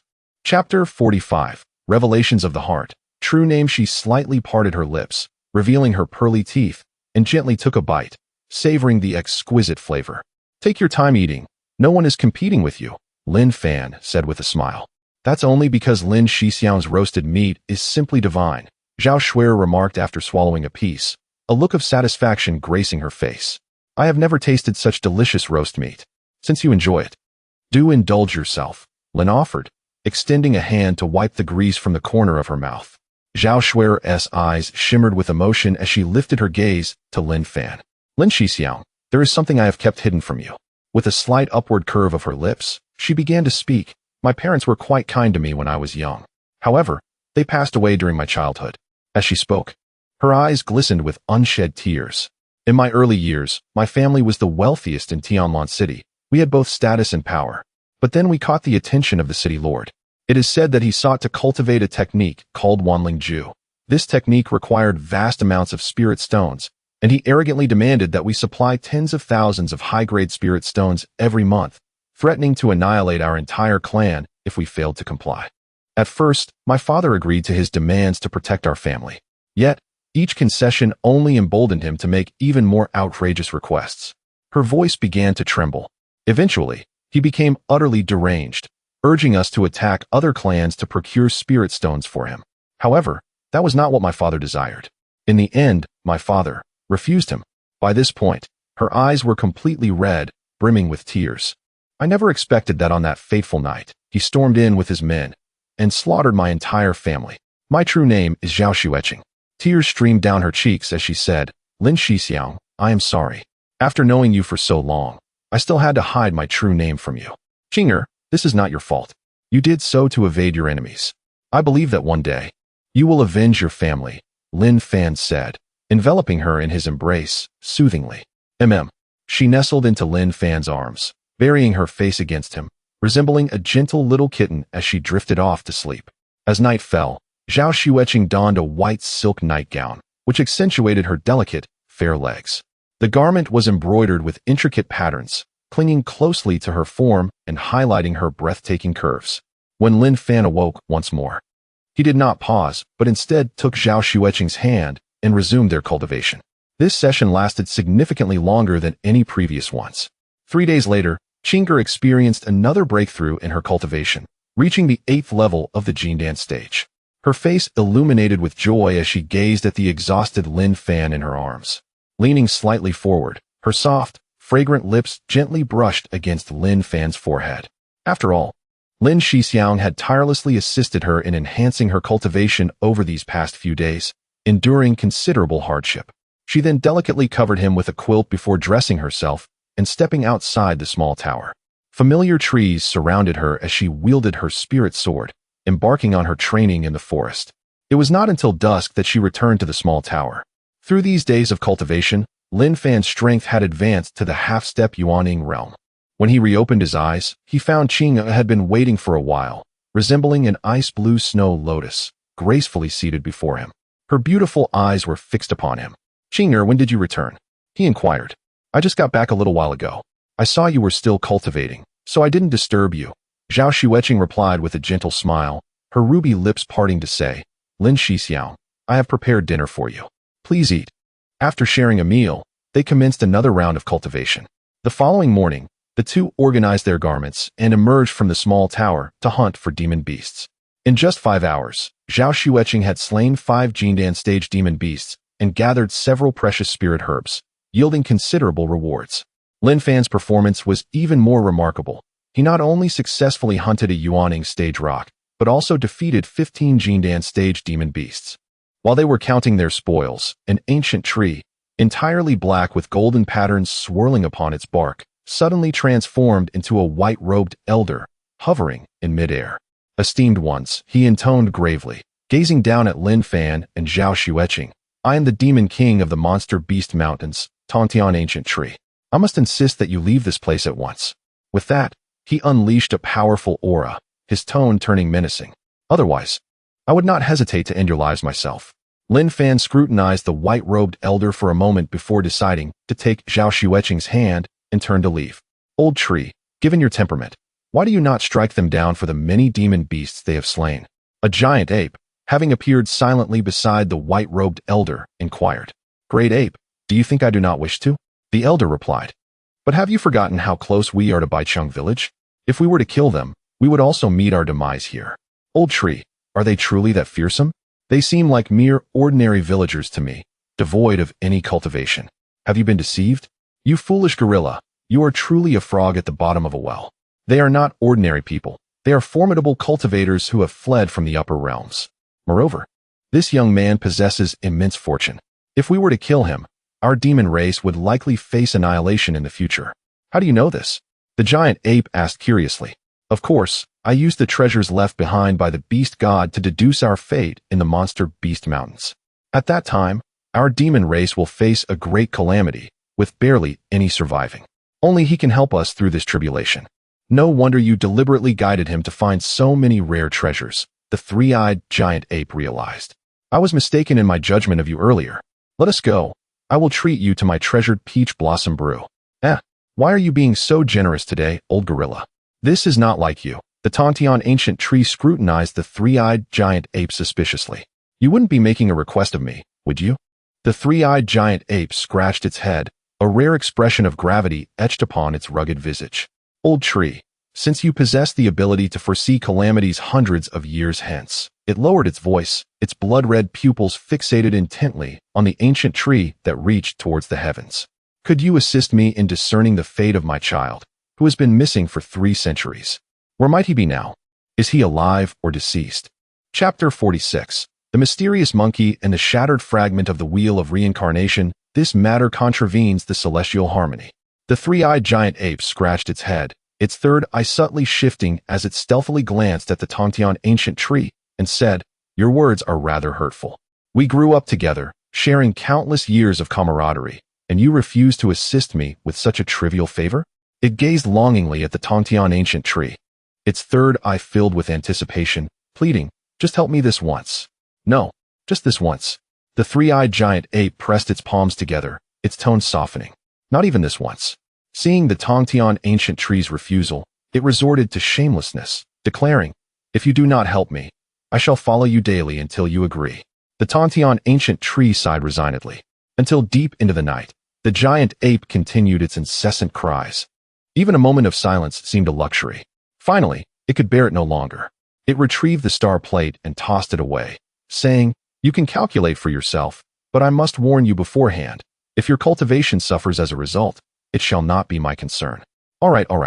The three-eyed giant ape repeatedly agreed, turning to make its escape. "Stop, giant ape."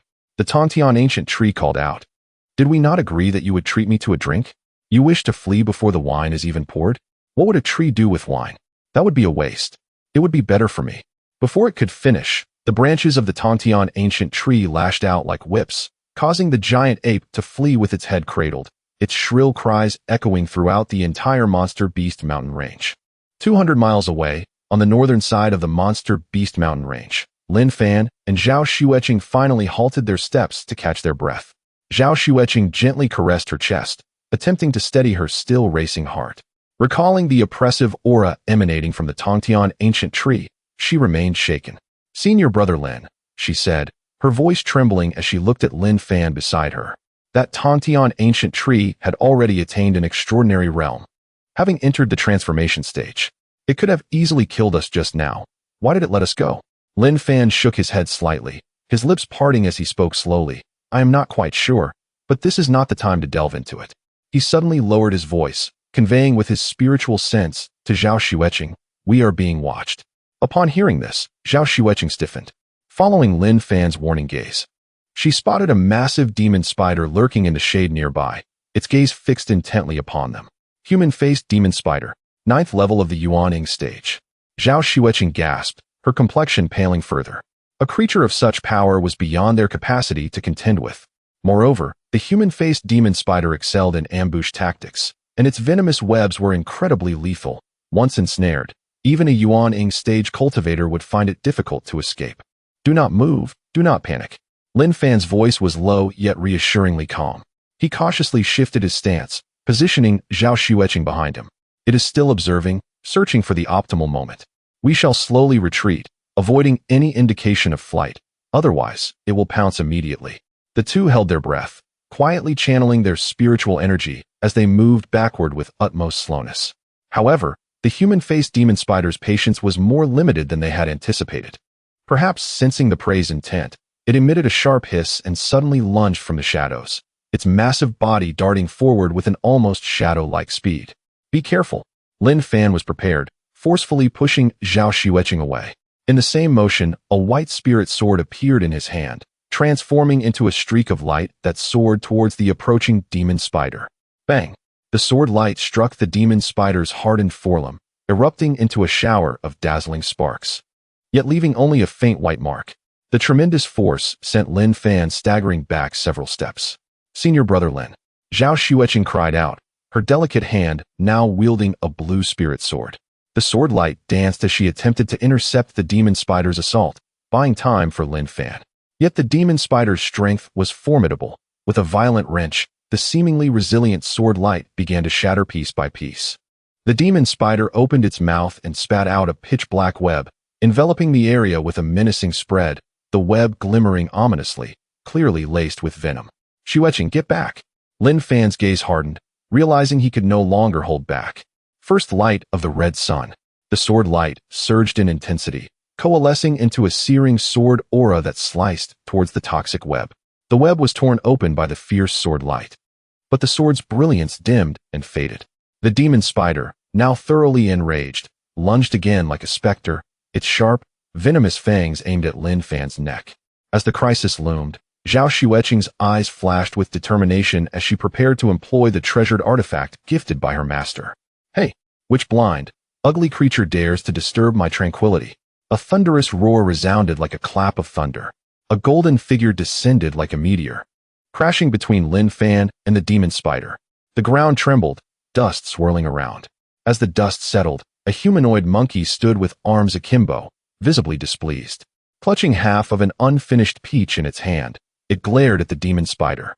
The once fearsome demon spider froze upon sensing the aura radiating from the monkey, its ferocity replaced by fear. Its multiple eyes reflected terror, and its massive form trembled as it emitted pitiable squeaks, retreating incessantly. Get lost.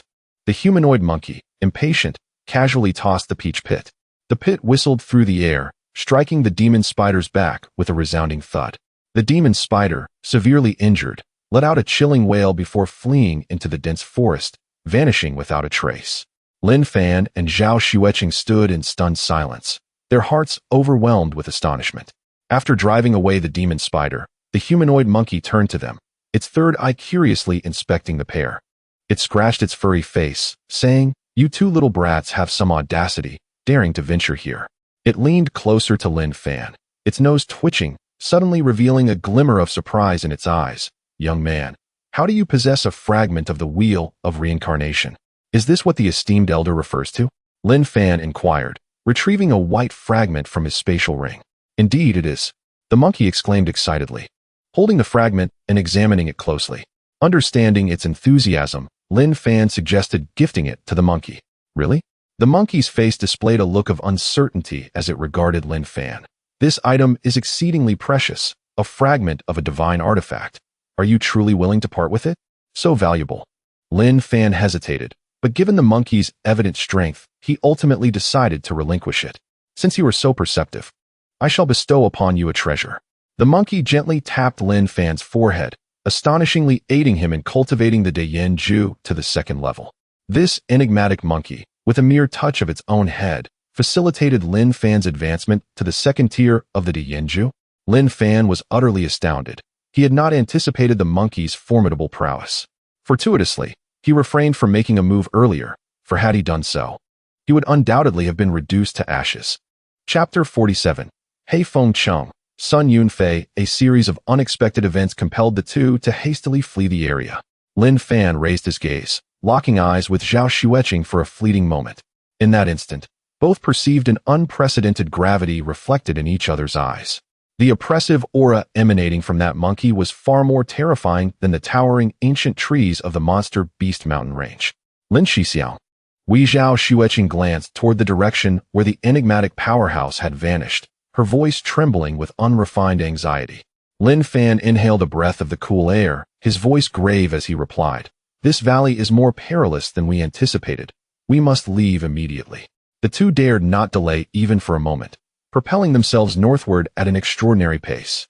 As dusk approached, they caught sight of a city's silhouette in the distance. The three characters spelling Hei Feng Cheng flickered into view amidst the twilight. Exhausted from their continuous tribulations, they resolved to enter the city to find an inn for a much-needed respite.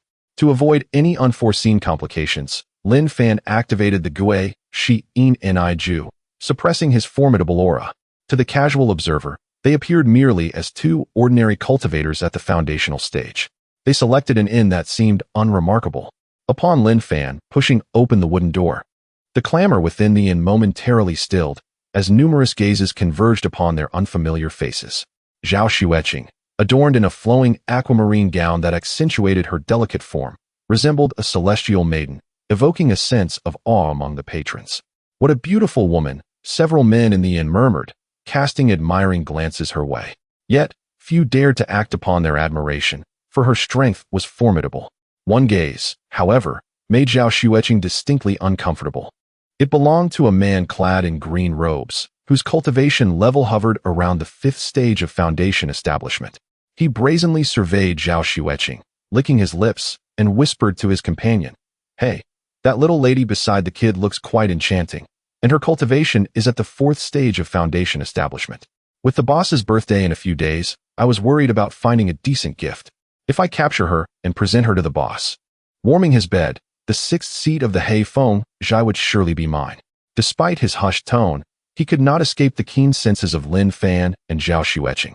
Seeking death, Zhao Xueqing's eyes turned icy, a surge of fury emanating from her like an invisible mountain descending upon the man in green. He felt a sudden constriction in his breath, his complexion shifting. Yet, emboldened, he brandished a shimmering binding rope, grinning wickedly. "Little lady, you're quite feisty. If you obediently allow me to bind you with this spirit-binding rope, you might suffer less." Zhao Xueqing raised her delicate hand, her murderous intent ignited.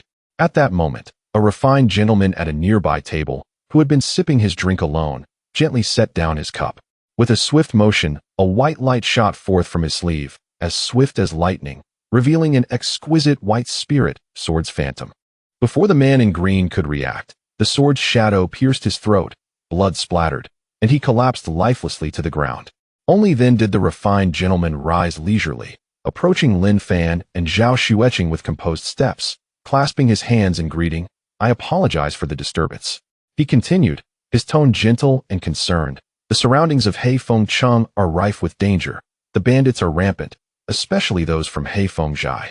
You must exercise caution." He introduced himself. "I am Sun Yunfei, a member of the Sun family, one of the 3 prominent families in Heifeng. May I inquire about your names? Are you here for leisure or business?" Lin Fan's mind raced, and he returned the greeting with a calm expression. "Ah, it is a pleasure to meet you, young Master Sunday. I am Wang Qian, and this is my younger sister, Meng Zhirue. We are merely passing through, intending to rest for the night." Caution dictated the use of aliases while traveling. Zhao Xueqing nodded slightly, her murderous intent receding, though the chill in her gaze remained. Upon hearing their names, Sun Yunfei's smile grew warmer, as if the one who had just dispatched a life was not him. He cheerfully remarked, "So it is Wang Xiong and Meng Gunyang. Since you are newcomers, have you heard about the grand event taking place in Heifeng soon?" "Oh, what grand event?" Lin Fan inquired, wary yet intrigued. "It is the annual Lantern Festival of Heifeng. Sun Yunfei's voice carried an enticing tone. "Tonight marks the peak of the festivities. The city will be aglow with countless lanterns of all shapes and sizes, accompanied by street performances, a truly unprecedented spectacle. Many cultivators from afar come specifically to witness it." "The Lantern Festival?" Zhao Xueqing softly echoed, her innate curiosity about beautiful and novel experiences slightly piqued. The relentless pursuit and suppression of the past days had awakened a yearning for the warmth of human festivities within her. She instinctively glanced at Lin Fan, her eyes betraying a question. Sun Yunfei keenly observed the subtle shift in Zhao Xueqing's expression, delight blooming in his heart as he realized the bait was nearly taken. He feigned concern, however. "If you are weary from your journey, it would be prudent to rest early. Although the Lantern Festival is lively, it is also chaotic." His words, seemingly a suggestion to withdraw, were in fact a cunning maneuver to provoke them. Indeed, upon hearing the mention of chaos, Zhao Xueqing considered that both she and her brother possessed golden core cultivation. As long as they remained vigilant, what could they possibly fear in this mundane city? She softly suggested to Lin Fan, "Brother, since we have encountered this, why not go take a look? It would be a good opportunity to relax." Lin Fan's brow slightly furrowed. His instincts sensed something amiss, and Sun Yunfei's appearance felt too coincidental. Yet, seeing the anticipation in Zhao Xueqing's eyes and his own desire to further investigate the realities of Heifeng, he finally nodded. "Very well, let us go and witness it." Sun Yunfei's lips curled into an uncontrollable smile, an undercurrent of sinister triumph lurking beneath the surface. Quickly, he masked his expression, raising his head with exuberance. "In that case, fate has brought us together. If you do not mind, I would be honored to guide you and explain the sights." Lin Fan regarded Sun Yunfei with a measured glance, offering a faint smile. "Then we shall trouble young Master Sunday." As night deepened, Heifeng illuminated with a myriad of lights, reflecting the bustling throngs upon its streets. At that moment, Sun Yunfei halted and said, "My apologies, esteemed friends. I, Sun, have some matters to attend to. Please continue to enjoy the Lantern Festival together." "Thank you for your assistance, Brother Sun," Zhao Xueqing replied, her delicate visage slightly lifting as she gazed at the man. "It is merely a trifling matter," Sun Yunfei responded with a smile, maintaining his demeanor as a refined gentleman. Shortly thereafter, he transformed into a streak of light and vanished from sight. Chapter 48. The beast-tide approaches. Lin Fan gazed in the direction where the figure had vanished, a frown creasing his brow. The unease that had settled within him did not dissipate with the man's departure. Instead, it grew more pronounced. The stranger's sudden appearance and equally peculiar exit raised suspicions in Lin Fan's mind. He relayed his concerns to Zhao Xueqing, noting that the man's ruthless actions had swiftly eliminated the enemy. While it appeared to be a rescue, it seemed more like an attempt to silence potential witnesses and prevent the man in the green attire from divulging further valuable information. Zhao Xueqing, upon hearing this, regained her composure and nodded in agreement. What you say is indeed true, Senior Brother Lin. His insistence on having us remain and observe was certainly suspicious. This Heifeng city may very well be a den of danger. Perhaps we should depart. Since we have come, we should find peace in our current situation, Lin Fan replied, his gaze sharp as he scanned the bustling crowd around them. If the man had malicious intent, he would undoubtedly reappear. They were determined to uncover the nature of his schemes. The two ceased discussing Sun Yunfei and proceeded with the flow of the crowd. The streets were adorned with an array of colorful lanterns, illuminating the night sky as though it were day. Performers dazzled the audience with fire-breathing and swordplay, eliciting waves of applause. Yet beneath this cacophony, Lin Fan's formidable spiritual awareness quietly expanded, acutely detecting any anomalies in their surroundings. He sensed several indistinct presences that trailed them at a careful distance. These signatures, though weak in cultivation, moved with a stealth that suggested they were spies dispatched by Sun Yunfei. Indeed, they were being watched. Lin Fan smirked inwardly, maintaining an impassive facade as he feigned interest in an intricately designed lantern. Zhao Xueqing played along, but her inner spiritual energy was already in motion, prepared for any unexpected developments. As they crossed a stone bridge that spanned a river within the city, the view opened up before them, the water below shimmering with reflected light.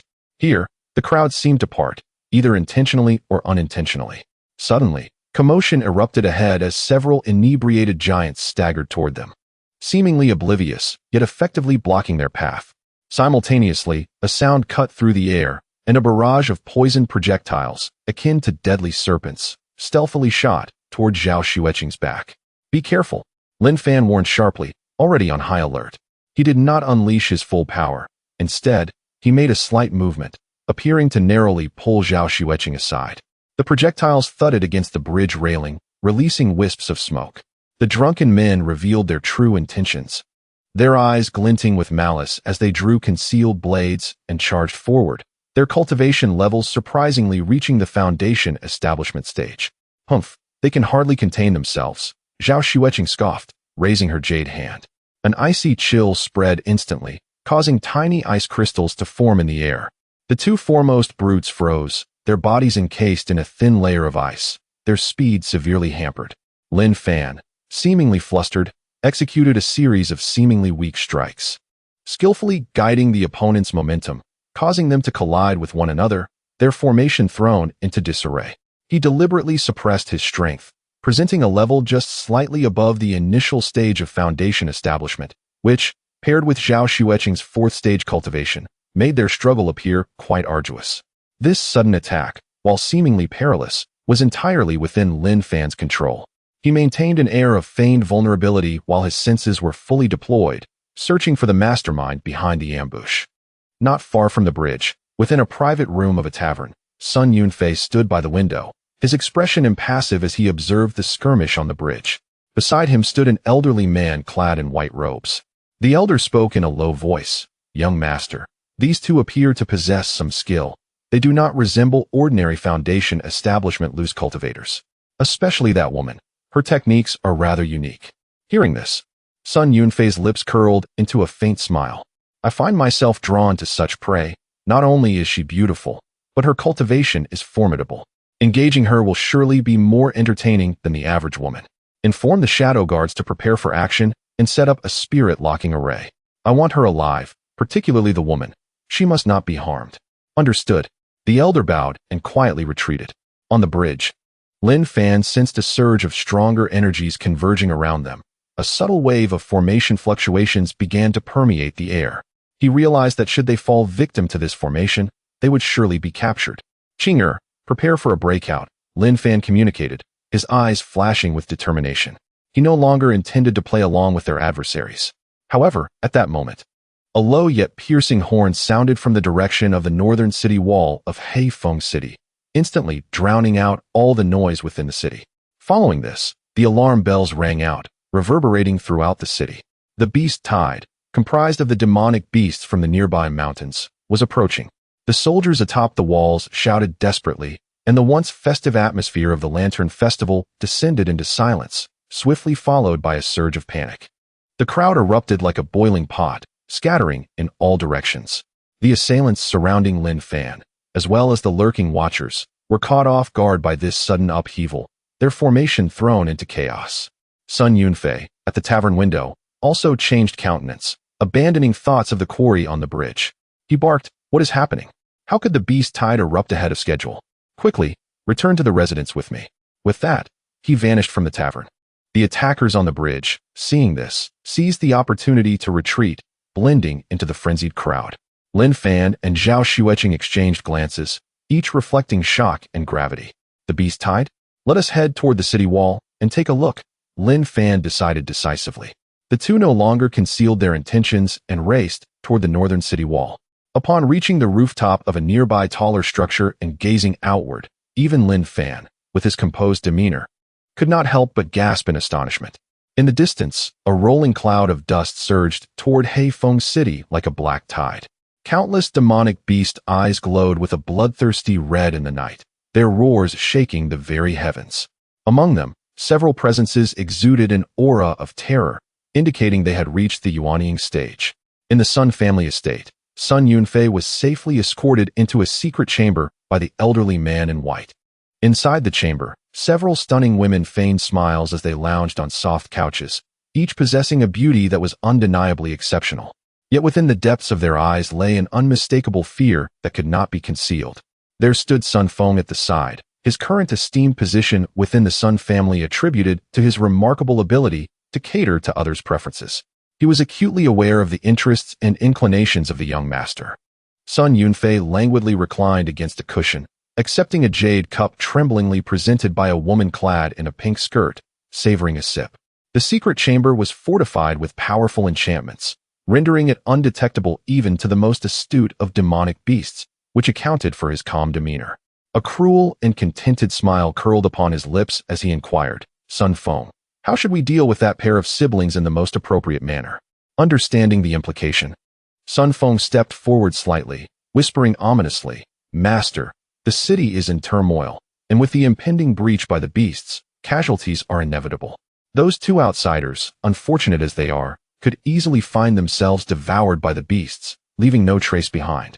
Would that not be the most reasonable conclusion?" "Ha ha." Sun Yunfei laughed heartily, draining his cup in one go. "Well said.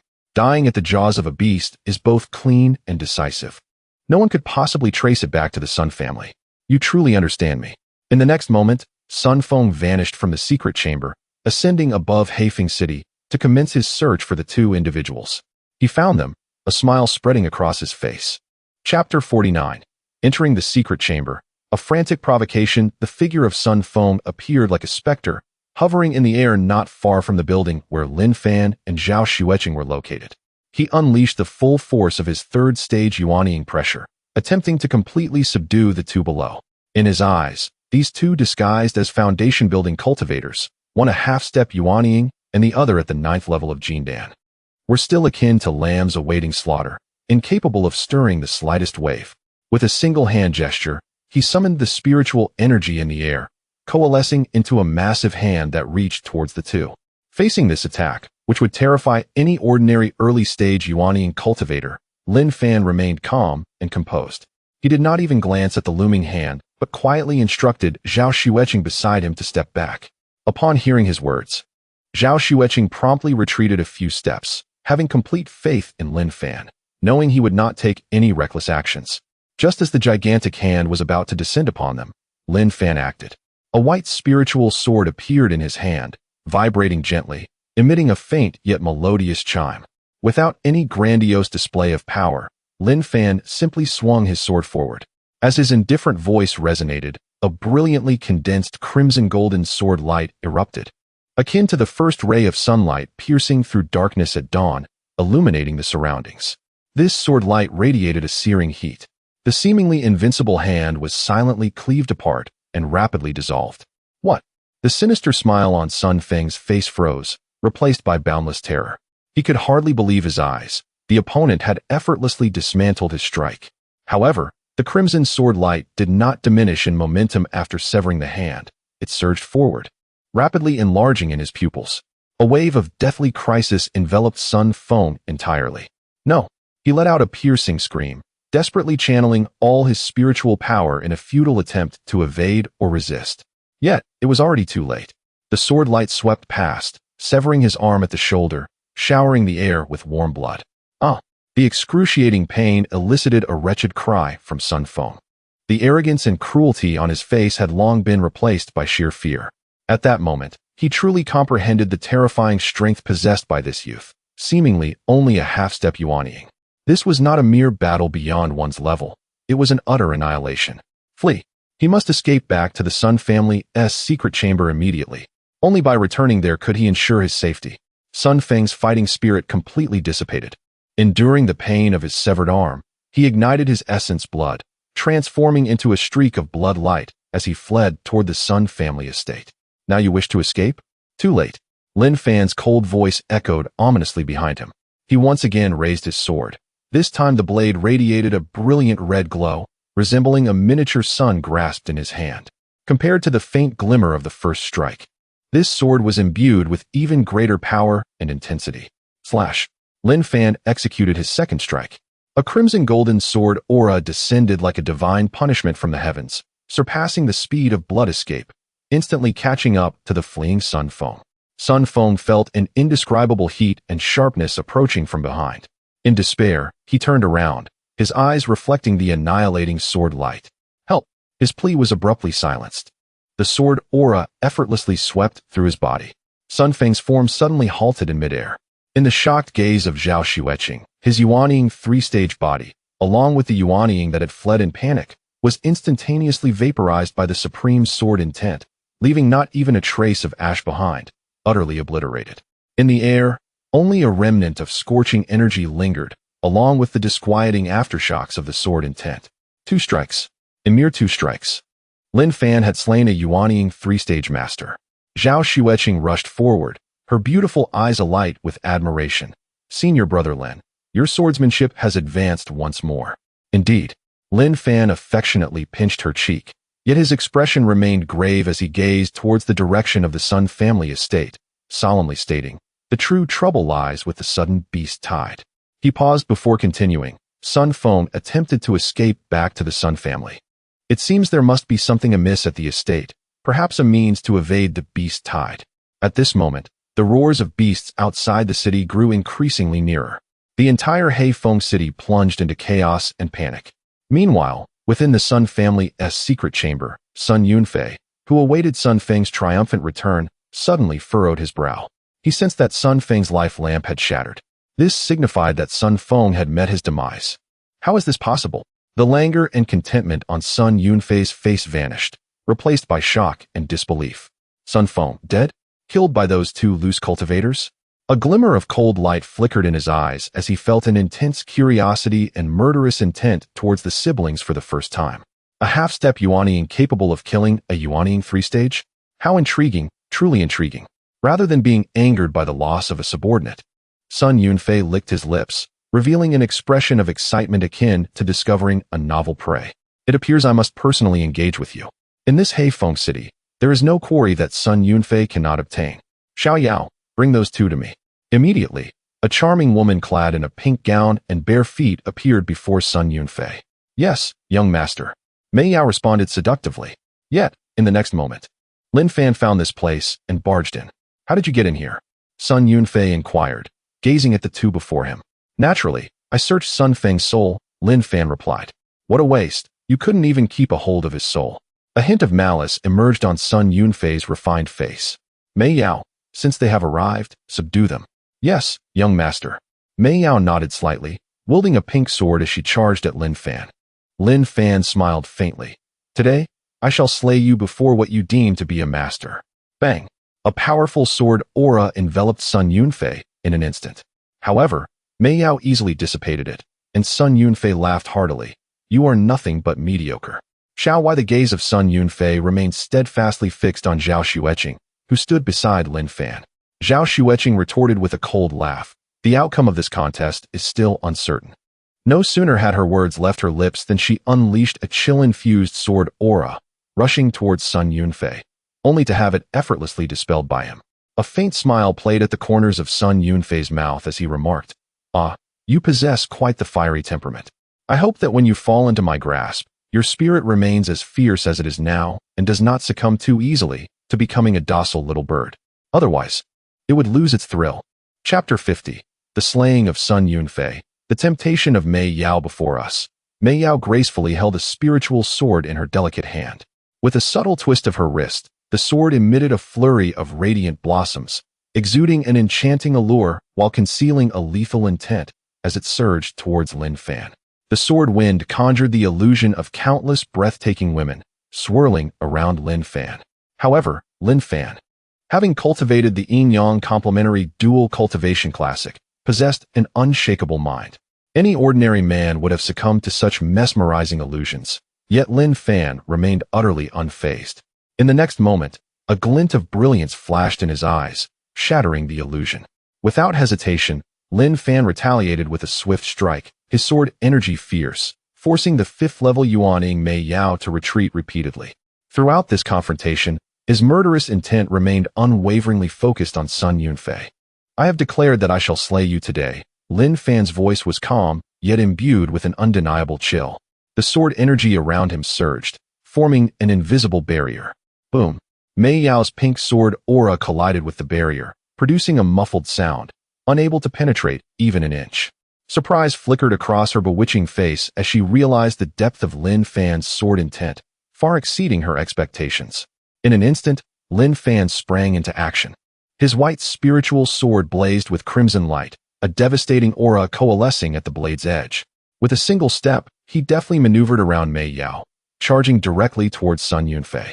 "Young master, be careful," Mei Yao cried out in alarm, attempting to turn back to assist, but Zhao Xueqing had already received Lin Fan's signal.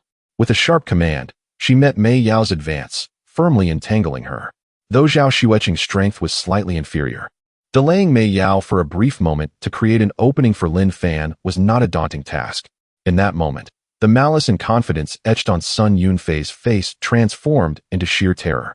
He had believed that with Mei Yao's protection, he could remain comfortably aloof, but he never anticipated Lin Fan's decisive action, which disregarded Mei Yao and aimed straight for his life. In a panic, he reached into his spatial ring to retrieve a treasure. Instantaneously, a shield materialized before Sun Yunfei, radiating a heavy, earthy yellow light to protect him. Simultaneously, he hastily retreated, attempting to create distance while extracting another treasure from his spatial ring. Yet, as Lin Fan's crimson gold sword aura surged forth, it effortlessly cleaved the shield in two. The spiritual light of the treasure shattered, emitting a mournful wail. The sword aura continued unabated, flashing past Sun Yunfei's eyes, now wide with despair. "No, please don't kill me." Sun Yunfei's retreat halted abruptly, his face frozen in terror, lips parting yet unable to utter a sound. The next moment, he collapsed heavily to the ground. The lifeless body of Sun Yunfei, the son of the Sun family, crashed down. "Young master," Mei Yao, entangled with Zhao Xueqing, let out a piercing scream. Her allure vanished, and in a frenzy, she pushed Zhao Xueqing aside and dashed towards Sun Yunfei's lifeless form, only to find herself utterly immobilized. She had never imagined that this half-step Yuaning cultivator possessed such terrifying strength. In this dire moment, her only hope lay in submission. "Young master, can you spare my life?" Mei Yao's slender fingers gently slid down her shoulder, revealing her fair skin as she gazed at Lin Fan with a pitiful expression. Her almond-shaped eyes shimmered with tears, and she softly pleaded, "As long as you agree to spare me, I shall do anything you desire."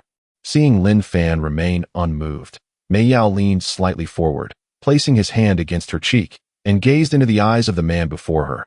"Do you not wish to experience the delights of the Mei clan? I promise to make you intoxicated with bliss." As Mei Yao sensed her charms taking effect, a faint smile graced her lips. At that moment, Lin Fan found himself entirely ensnared in her tender embrace. He gently caressed Mei Yao's delicate face. She exhaled a warm breath, her crimson lips parting as she murmured, "My lord, just lie back." Just as Mei Yao began to disrobe, preparing for the next step, Lin Fan broke free from her enchantment, regaining his senses. Shock crossed Mei Yao's face. She had never anticipated that this man could escape her charms. Realizing her method had failed, she hastily retrieved a large quantity of Huan sand from her spatial ring and scattered it into the air. Lin Fan summoned his spiritual power and unleashed one final strike, yet she managed to flee. The next morning, Lin Fan wore a satisfied expression while Zhao Xueqing, having tidied her attire, was consumed with anger. Just yesterday, her beloved had nearly rolled in the hay with a woman he had known for only half a day. How could she not be upset? What is it? Lin Fan seemed to read something in her subtle expressions and quickly grasped her delicate wrist, drawing her into his embrace. He leaned close, his warm breath brushing against her sensitive ear. "What transpired yesterday was not as you imagined. I fell victim to her enchantment." "I see." Realization dawned on Zhao Xueqing, her cheeks flushing crimson as she stammered, "Oh." She instinctively attempted to pull away, but Lin Fan held her tighter, asking, "Qing'er, why is your face so red?" "It is too hot." Zhao Xueqing struggled to maintain her composure, turning her head away, unable to meet Lin Fan's gaze, her heart racing like a drum. Lin Fan ceased his teasing, his gaze sweeping over the two lifeless bodies on the ground, his expression returning to its prior calm and sharpness. He released Zhao Xueqing, stating, "Qing'er, we cannot linger here. Sun Yunfei's status is significant. The Sun family will surely sense this. Continuing to stay here will undoubtedly lead to our discovery." Zhao Xueqing immediately composed herself and nodded. "Yes, we must leave at once." Lin Fan nodded, swiftly retrieving the storage rings from Sun Yunfei and Mei Yao, then igniting 2 balls of true fire to reduce the corpses to ashes. With a sweeping gesture, he erased all traces of their presence. "Let us go." Lin Fan grasped Zhao Xueqing's hand, and in a flash, they transformed into 2 streaks of light, vanishing into the depths of the forest. Shortly after their departure, within less than the time it takes to burn a stick of incense, several powerful presences descended upon the site of the previous battle. At the forefront stood an elder clad in gray, his expression grim as he meticulously examined the remnants of energy fluctuations and the nearly imperceptible ashes. Yunfei's soul lamp has extinguished, the aura completely dissipated here. In the elder's eyes, a fierce killing intent surged forth, accompanied by an alluring yet ominous aura. Such ruthlessness in action, leaving no trace behind. A middle-aged man bowed respectfully behind him and reported, "Third Elder, according to the last received message. The young master is in pursuit of a man and a woman." The man seemingly named Lin Fan. "Lin Fan." The elder in gray growled with malice. This man was none other than Sun Li, the 3rd elder of the Sun clan. A cold glint flashed in his eyes as he commanded, "Send orders immediately to seal off the area within 1,000 miles. Offer a bounty for Lin Fan and his accomplices. Those who provide information shall be generously rewarded." "Understood." Meanwhile, outside the city, the beast tide was gradually subsiding. Chapter 51. The Black Token and the entrance to the secret realm within the confines of a hidden chamber. Lin Fan was astonished to discover a concealed door, emanating a rich fragrance and harboring numerous young women. Most appeared to be in their 20s or 30s, their faces predominantly adorned with expressions of despondency. Upon noticing Lin Fan's presence, they rose like marionettes and encircled him. Subsequently, they began to unfasten the ties of their garments at their waists. Fortunately, Lin Fan promptly employed his spiritual power to halt their actions. Otherwise, he would have found himself in a predicament that even a plunge into the Yellow River would not suffice to explain to Qing'er. Immediately thereafter, confusion flickered across their faces as they failed to comprehend the situation. Among those who had been in this place for a shorter duration, terror was evident. Upon learning of Sun Yunfei's demise, they converged around his lifeless body, mercilessly striking it before departing this place of anguish. Familiar sunlight, accompanied by warmth, once again illuminated them. Among the crowd, a woman inquired, "Noble benefactor, what is your name?" "Lin Fan," he responded. Sun Yunfei, as a direct descendant of the Sun clan, possessed considerable wealth, with spiritual stones piled high and an abundance of various elixirs and materials, including several high-quality spiritual artifacts. Within the storage ring, in addition to riches, were several jade slips containing enchantment techniques and a peculiar black token inscribed with strange patterns, the purpose of which remained unknown. A bountiful harvest indeed. Lin Fan handed a portion of the spiritual stones and a vial of elixirs suitable for Zhao Xueqing to her, urging her to recover swiftly, for the pursuit by the Sun Clan would likely commence soon. She softly acknowledged and seated herself nearby, consuming the elixir and beginning to cultivate. Lin Fan then picked up the black token and examined it closely. The token felt warm to the touch, subtly exuding an aura akin to Mei Yao, yet its internal structure appeared exceedingly intricate, suggesting it was no ordinary token. This token seemed to possess hidden depths. Lin Fan attempted to infuse a trace of spiritual power into it. With a hum, the token vibrated gently, and black light swirled, projecting a hazy map. At the center of the map, a pinpoint of light flickered faintly, seemingly located deep within this mountain range. Simultaneously, a formidable wave of energy emanated from the token, nearly imperceptible without Lin Fan's keen spiritual awareness. Lin Fan furrowed his brow, contemplating the revelation of a secret realm recorded within.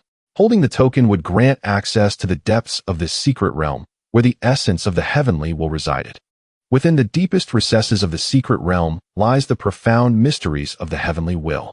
The path to forming a nascent soul comprises 3 distinct methods, each with its own intricacies. First, directly coalescing a nascent soul, achieving a mundane nascent soul that signifies an exceptional foundation. Second, gathering the 5 elemental soul essences into one to form an earth-grade nascent soul. The power of such a nascent soul surpasses ordinary ones by 100-fold, rendering it nearly invincible among peers. Third, by drawing the power of the heavenly way into one's body, comprehending the true essence of the 5 elemental heavenly principles to attain a heavenly nascent soul. Cultivators of this realm are not only invincible among peers, but can also transcend borders to vanquish foes, even slaying those of the transformation stage. Should he achieve a heavenly nascent soul, he could return one or sooner. Even knowing the peril that lay ahead, he was determined to venture forth. At that moment, Lin Fan sensed an oddity and waved his hand to dispel the concealment array. A streak of light flashed across the sky. As his spiritual awareness swept over the area, Lin Fan's expression turned grave. "Qing'er, it seems we cannot rest," he stated as he rose. Zhao Xueqing opened her beautiful eyes. "What is it?" "Someone just passed overhead, and their strength is comparable to ours." Lin Fan gazed toward the location where the light had landed, which remarkably corresponded with the secret realm indicated on the token. "Let us investigate." The two set forth once more, delving deeper into the mountains.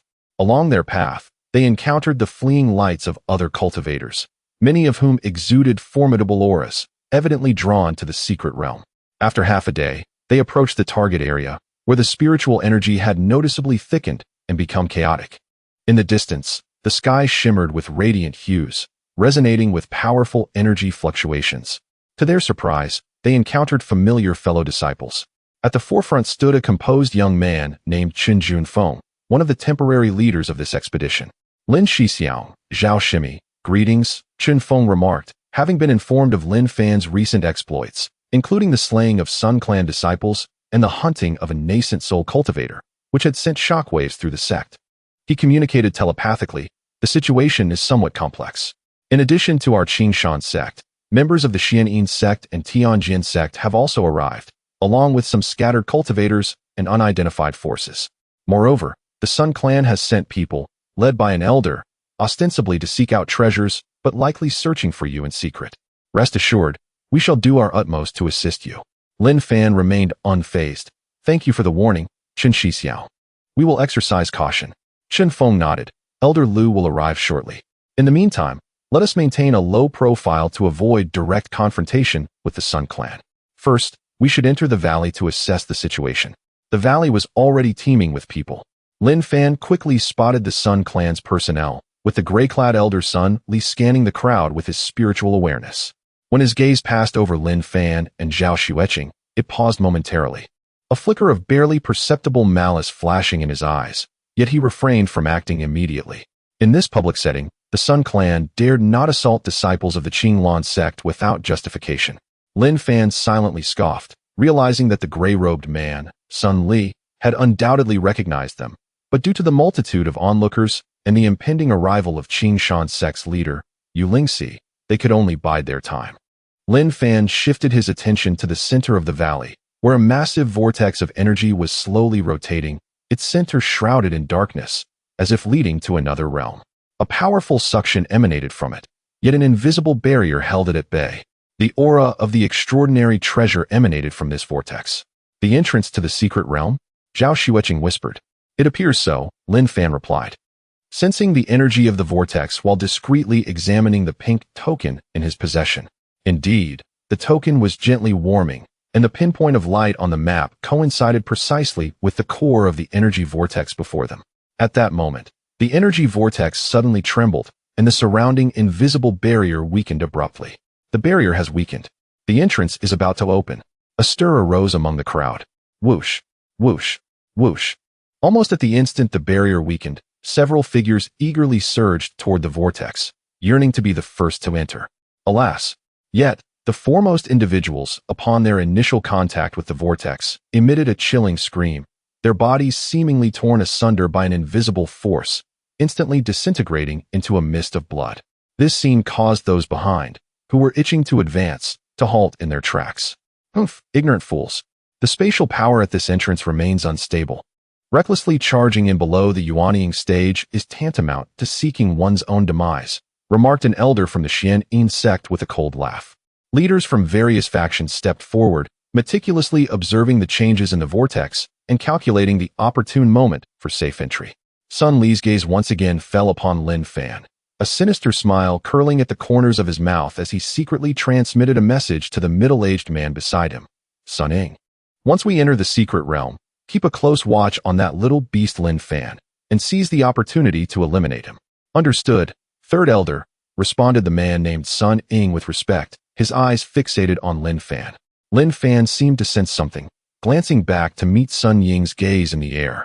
Finally, with the combined efforts of the various powerful beings, the energy vortex gradually stabilized. The entrance was secure, and entry was permitted. However, no more than 3 individuals may enter at a time, with a 10-breath interval, bellowed an elder from the Tianjin sect. Immediately, figures began to enter the pitch-black vortex in an orderly manner, vanishing from sight. Are you ready? Lin Fan softly inquired of Zhao Xueqing beside him. Zhao Xueqing tightened her grip on her sword, her eyes resolute. Yes. Let us proceed. Lin Fan nodded to Zhao Xueqing and Chen Feng, identifying a gap, and transformed into a streak of light, plunging into the entrance of the secret realm. Chapter 52. Yuanying Sun Ying, 6th rank sealing talisman. A sudden sensation of weightlessness enveloped him as the surrounding space twisted violently, exerting tremendous force upon his body. After a few breaths, the feeling of solid ground returned, and the scenery around him became vividly clear. The distant mountains undulated, and beyond them, the contours of a forest emerged, yet all was shrouded in a thick, misty gray haze. Is this the interior of the secret realm? Such dense spiritual energy, a disciple of Qing Shanzong exclaimed. Chen Feng swiftly scanned his surroundings and spoke in a solemn tone. Everyone, be cautious. Our spiritual senses are suppressed here, and our range of detection is less than half that of the outside world. Moreover, it appears we have been randomly transported to different areas. The other factions that entered with us have vanished. Lin Fan quietly sensed the environment. Indeed, his spiritual awareness could only extend a few hundred zhang before becoming indistinct. He discreetly retrieved a black token, which was now faintly warm, its surface adorned with strange, flowing patterns that pointed in a specific direction, deeper into the secret realm. Chen Shixiao, how should we proceed? Zhao Xueqing inquired. Chen Feng pondered briefly. The secret realm has just opened, with opportunities and dangers coexisting. Our immediate priority is to regroup with our fellow disciples. Strength in numbers is crucial. Elder Liu had conveyed a message before entering, instructing us to converge towards the direction of the Qingtian Peak at the center of the secret realm. He will leave sect markings along the way. The group nodded in agreement. Indeed, there was no better plan at present. However, before we set off, we must first address some minor inconvenience. Lin Fan suddenly spoke, his gaze cold as he directed it towards a large rocky area to the side. Upon hearing this, Chen Feng, Zhao Xueqing, and the others immediately became alert, summoning their spiritual artifacts. Your perception is quite sharp, a chilling laugh echoed, as several figures emerged from behind the strange rocks. At the forefront was Sun Ying, a middle-aged man from the Sun family, flanked by 2 cultivators at the 6th level of Yuanying. The Sun family is indeed relentless, seeking us out so soon. Qinfeng thought, his expression grave. Although he possessed half-step Yuan Ying cultivation, the strength of the three opponents was formidable, particularly Sun Ying, whose aura was profound, indicating he was at the 7th level of Yuan Ying. Nevertheless, Qinfeng remained composed. He had been specifically tasked by Elder Liu to protect Lin Fan discreetly. Elder Liu had even gifted him several magical treasures, including a sealing talisman. This particular paper was a 6th-rank talisman capable of suppressing the cultivation of Yuan Ying practitioners to that of a Jindan cultivator. Now was the opportune moment. He summoned the sealing talisman to restrict the three's cultivation to that of Jindan. Even with their powers sealed, Sun Ying's gaze remained fixed on Lin Fan, his murderous intent unabashedly apparent. Lin Fan, you have slain a direct descendant of the Sun family. You deserve 1,000 deaths. In this secret realm, even with this sealing talisman, I cannot protect you. If you are sensible, you will self-destruct your cultivation, and perhaps you may leave with a complete corpse. Lin Fan stepped forward, slightly shielding Zhao Xueqing behind him, his face betraying no hint of fear. Just the three of you? That old dog Sun Li dares not enter himself, sending you to your deaths instead? Arrogant. Sun Ying bellowed in fury, waving his hand. Attack. Kill them all. Leave no one alive. The two Sun family cultivators immediately charged towards Qinfeng and the others, while Sun Ying blurred into motion, transforming into a shadow aimed directly at Lin Fan. A poisoned short blade, imbued with a foul wind, lunged towards Lin Fan's dantian with ruthless intent. Lin Shixiang, be careful. Zhao Xueqing cried out, channeling her sword technique to unleash a frigid sword energy towards Sun Ying's flank. However, Sun Ying's movements were uncanny. Easily evading the sword energy, the short blade's momentum unabated. Faced with this lightning-fast strike, Qinfeng's eyes gleamed with resolve. Instead of retreating, he advanced. He did not summon his usual spiritual artifact, but instead focused his mind, causing an ancient small cauldron to emerge from his dantian, spinning swiftly before expanding to shield him. Clang! The short blade struck the cauldron, producing a sound akin to thunder, with sparks flying. That blow, capable of piercing through stone, left only a faint white mark on the cauldron's surface. What? Sun Ying's pupils contracted. His short blade was a top-tier spiritual artifact, yet it could not breach this seemingly unremarkable small cauldron. In that moment of astonishment, Lin Fan sprang into action. He moved like a specter, his fingertips coalescing sword energy aimed directly at Sun Ying's forehead. Humph. Sun Ying, being a 7th-level Yuan Ying cultivator with extensive battle experience, though shocked, remained composed. He conjured a diamond-shaped small shield to guard his face. Thud! The sword energy struck the shield with a dull thud, causing the small shield to flicker violently, pushed back several feet. Sun Ying felt an unmatched sharpness penetrate the shield, causing his blood to surge. Such formidable sword energy, Sun Ying thought in horror. Lin Fan's prowess far exceeded what the intelligence had reported. Meanwhile, Qinfeng, Zhao Xueqing, and the others were engaged in fierce combat with the two Sun family cultivators.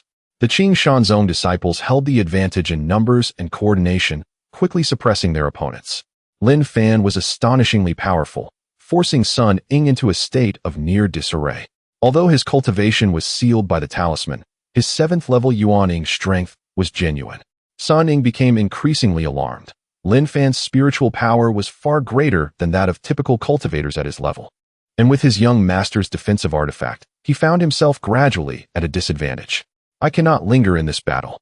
Sun Ying contemplated retreat as he feigned an attack, attempting to withdraw. Trying to escape? Too late. Lin Fan scoffed, retrieving a killing formation from his spatial ring. This formation was Sun Yunfei's last resort. Unfortunately, it had not been activated before Lin Fan eliminated him. As Lin Fan activated the killing formation, several runes suddenly illuminated the ground, and a powerful gravitational force descended, momentarily halting his movements. A formation?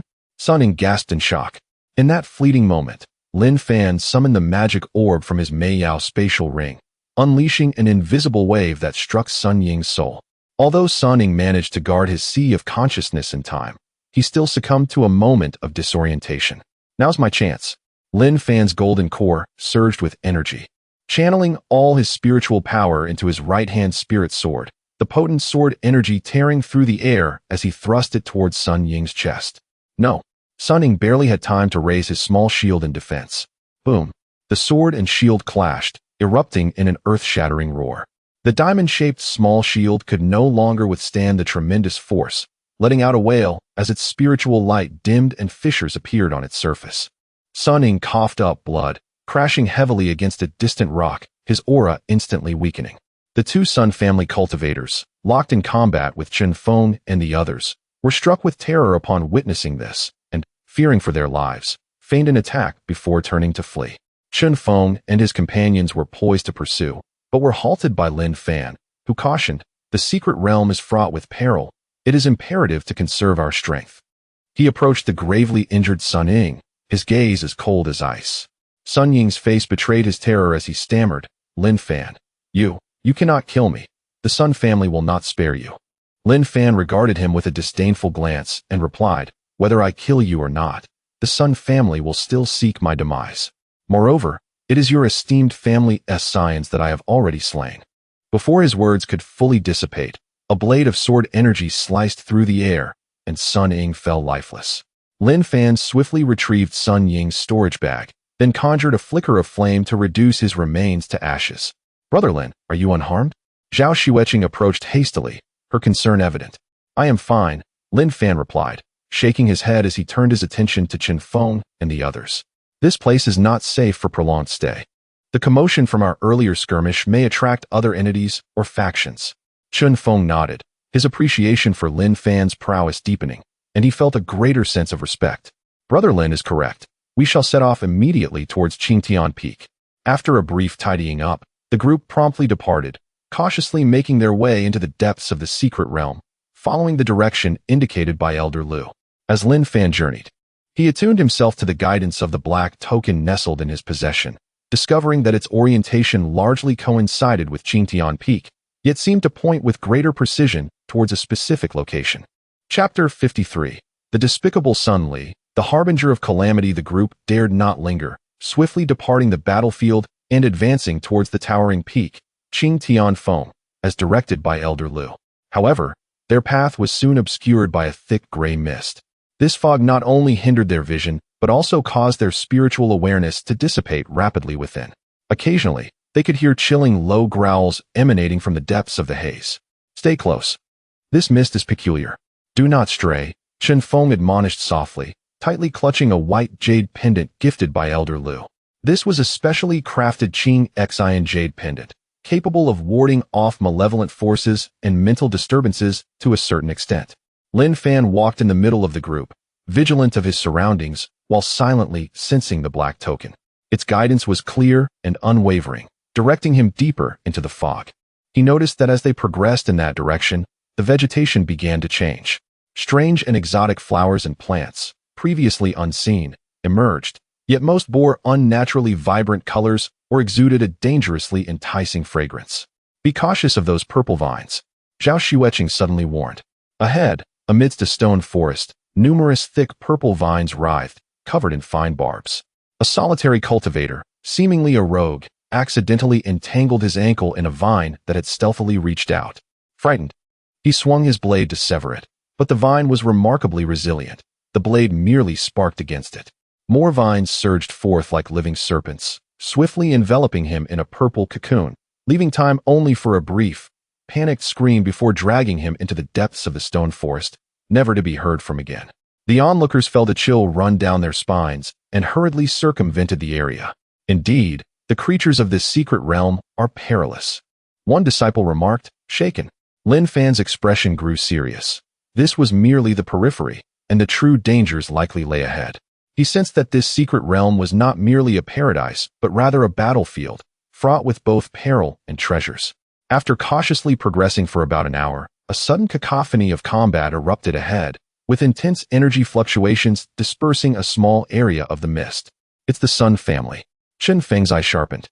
Before them, at a narrow valley entrance, Elder Sun Li led 7 or 8 Sun family cultivators in a fierce battle against a group of bizarre beasts, sleek and black like leopards but adorned with a single horn upon their heads. These creatures were extraordinarily swift, their claws sharp, and they could exhale corrosive black gas, each possessing strength equivalent to that of a 9th-level golden core cultivator. Among them, one exuded a terrifying presence, reaching the 6th level of nascent soul. Although the Sun family had a considerable number of members and strong individual capabilities, under the influence of the strange mist, elder son Li found his cultivation suppressed, rapidly falling to the third level of nascent soul. Despite previously being a formidable ninth-level nascent soul cultivator, the time wasted in the mist and the sudden emergence of these beasts left him feeling overwhelmed. Soon, chaos ensued, with 2 members sustaining injuries, their wounds oozing black gas. "It's the Tian Mo Bao." Chun Feng identified the beasts, noting their territorial nature. It seemed the Sun family had inadvertently trespassed into their domain. Lin Fan and his companions concealed themselves at the edge of the mist, observing with detached interest. The Sun family were foes, and they were eager to watch them contend with their adversaries. Elder Son Li's face turned ashen as he wielded a whisk, summoning azure light that shot forth to repel or slay the attacking beasts. Yet, the number of creatures was overwhelming, and their reckless ferocity kept the Sun family entangled in a desperate struggle. In the midst of the fray, Elder Son Li's peripheral vision caught sight of Lin Fan and his group at the mist's edge. Upon seeing Lin Fan's face, a surge of fury and murderous intent ignited within him. The souls of Sun Ying and the others had been extinguished, indicating their failure and demise. Naturally, he would hold Lin Fan accountable. Lin Xiaozhong. Sun Li gritted his teeth, but his distraction nearly led him to be struck by the leading beast, forcing him to dodge clumsily. Lin Fan sensed Sun Li's venomous glare and smirked coldly, intentionally proclaiming, "Elder Sun, how delightful to see you engaging in such spirited play with the beasts. I shall not disturb you further and will take my leave first." His words only fueled Sun Li's rage. "You impertinent wretch. Once I deal with these beasts, you shall find no escape," he bellowed, his voice laced with deep-seated hatred. "Let us depart." Lin Fan disregarded Sun Li's impotent fury, signaling to Chun Feng and the others to maneuver around the battlefield. However, as they moved, the leading beast, locked in combat with Sun Li, suddenly turned its blood-red eyes towards Lin Fan and his group, seemingly drawn by their vibrant life force. Perhaps it was the peculiar aura emanating from the black token Lin Fan carried. With a deafening roar, the beast abandoned Sun Li, transforming into a black streak of lightning that charged directly at Lin Fan. Simultaneously, 3 or 4 ordinary Tian Mo Baos redirected their path as well. "This is bad." Chun Feng's expression shifted. "Lin Shixiao, be careful." Lin Fan had not anticipated the beast's sudden change of target. Yet, Chun Feng reacted swiftly, positioning himself in front of Lin Fan and summoning a small cauldron to shield him. Bang! The beast's sharp claws struck the cauldron with a thunderous sound, the immense force causing Lin Fan's blood to surge as he stumbled back several steps. The cauldron radiated a protective glow, firmly withstanding the blow. "Thank you," Lin Fan said to Chun Feng. "Lin Shixiao." "No need for such formality," Chun Feng replied. "Vile creature," Zhao Xueqing exclaimed, brandishing a blue spirit sword, as icy air coalesced into countless ice crystals that shot towards the ordinary beasts, slowing their advance. Chun Feng and the others immediately joined the fray, their sword lights and spells intertwining to intercept the beast charge. Seeing this, Elder Sun Li first froze, then a sinister grin spread across his face. "Huh, heaven assists me. Even the beasts find you displeasing. Bind these creatures, and we shall retreat." He audaciously commanded the Sun family cultivators to fight while retreating, intent on leaving the troublesome Tian Mo Baos to Lin Fan and his companions. Upon hearing this, the disciples of the Sun family immediately feigned a few moves to extricate themselves from the battle, swiftly retreating alongside Sun Li to the opposite side of the valley. They left behind a few chilling, sardonic chuckles, proclaiming, "Once I seize that opportunity, I shall return to claim your head." Despicable. Zhao Xueqing's delicate face turned pale with rage. "Once I seize that opportunity, I shall return to claim your head." Lin Fan cast a cold, piercing glance towards the direction in which the Sun family had vanished, his murderous intent intensifying within him.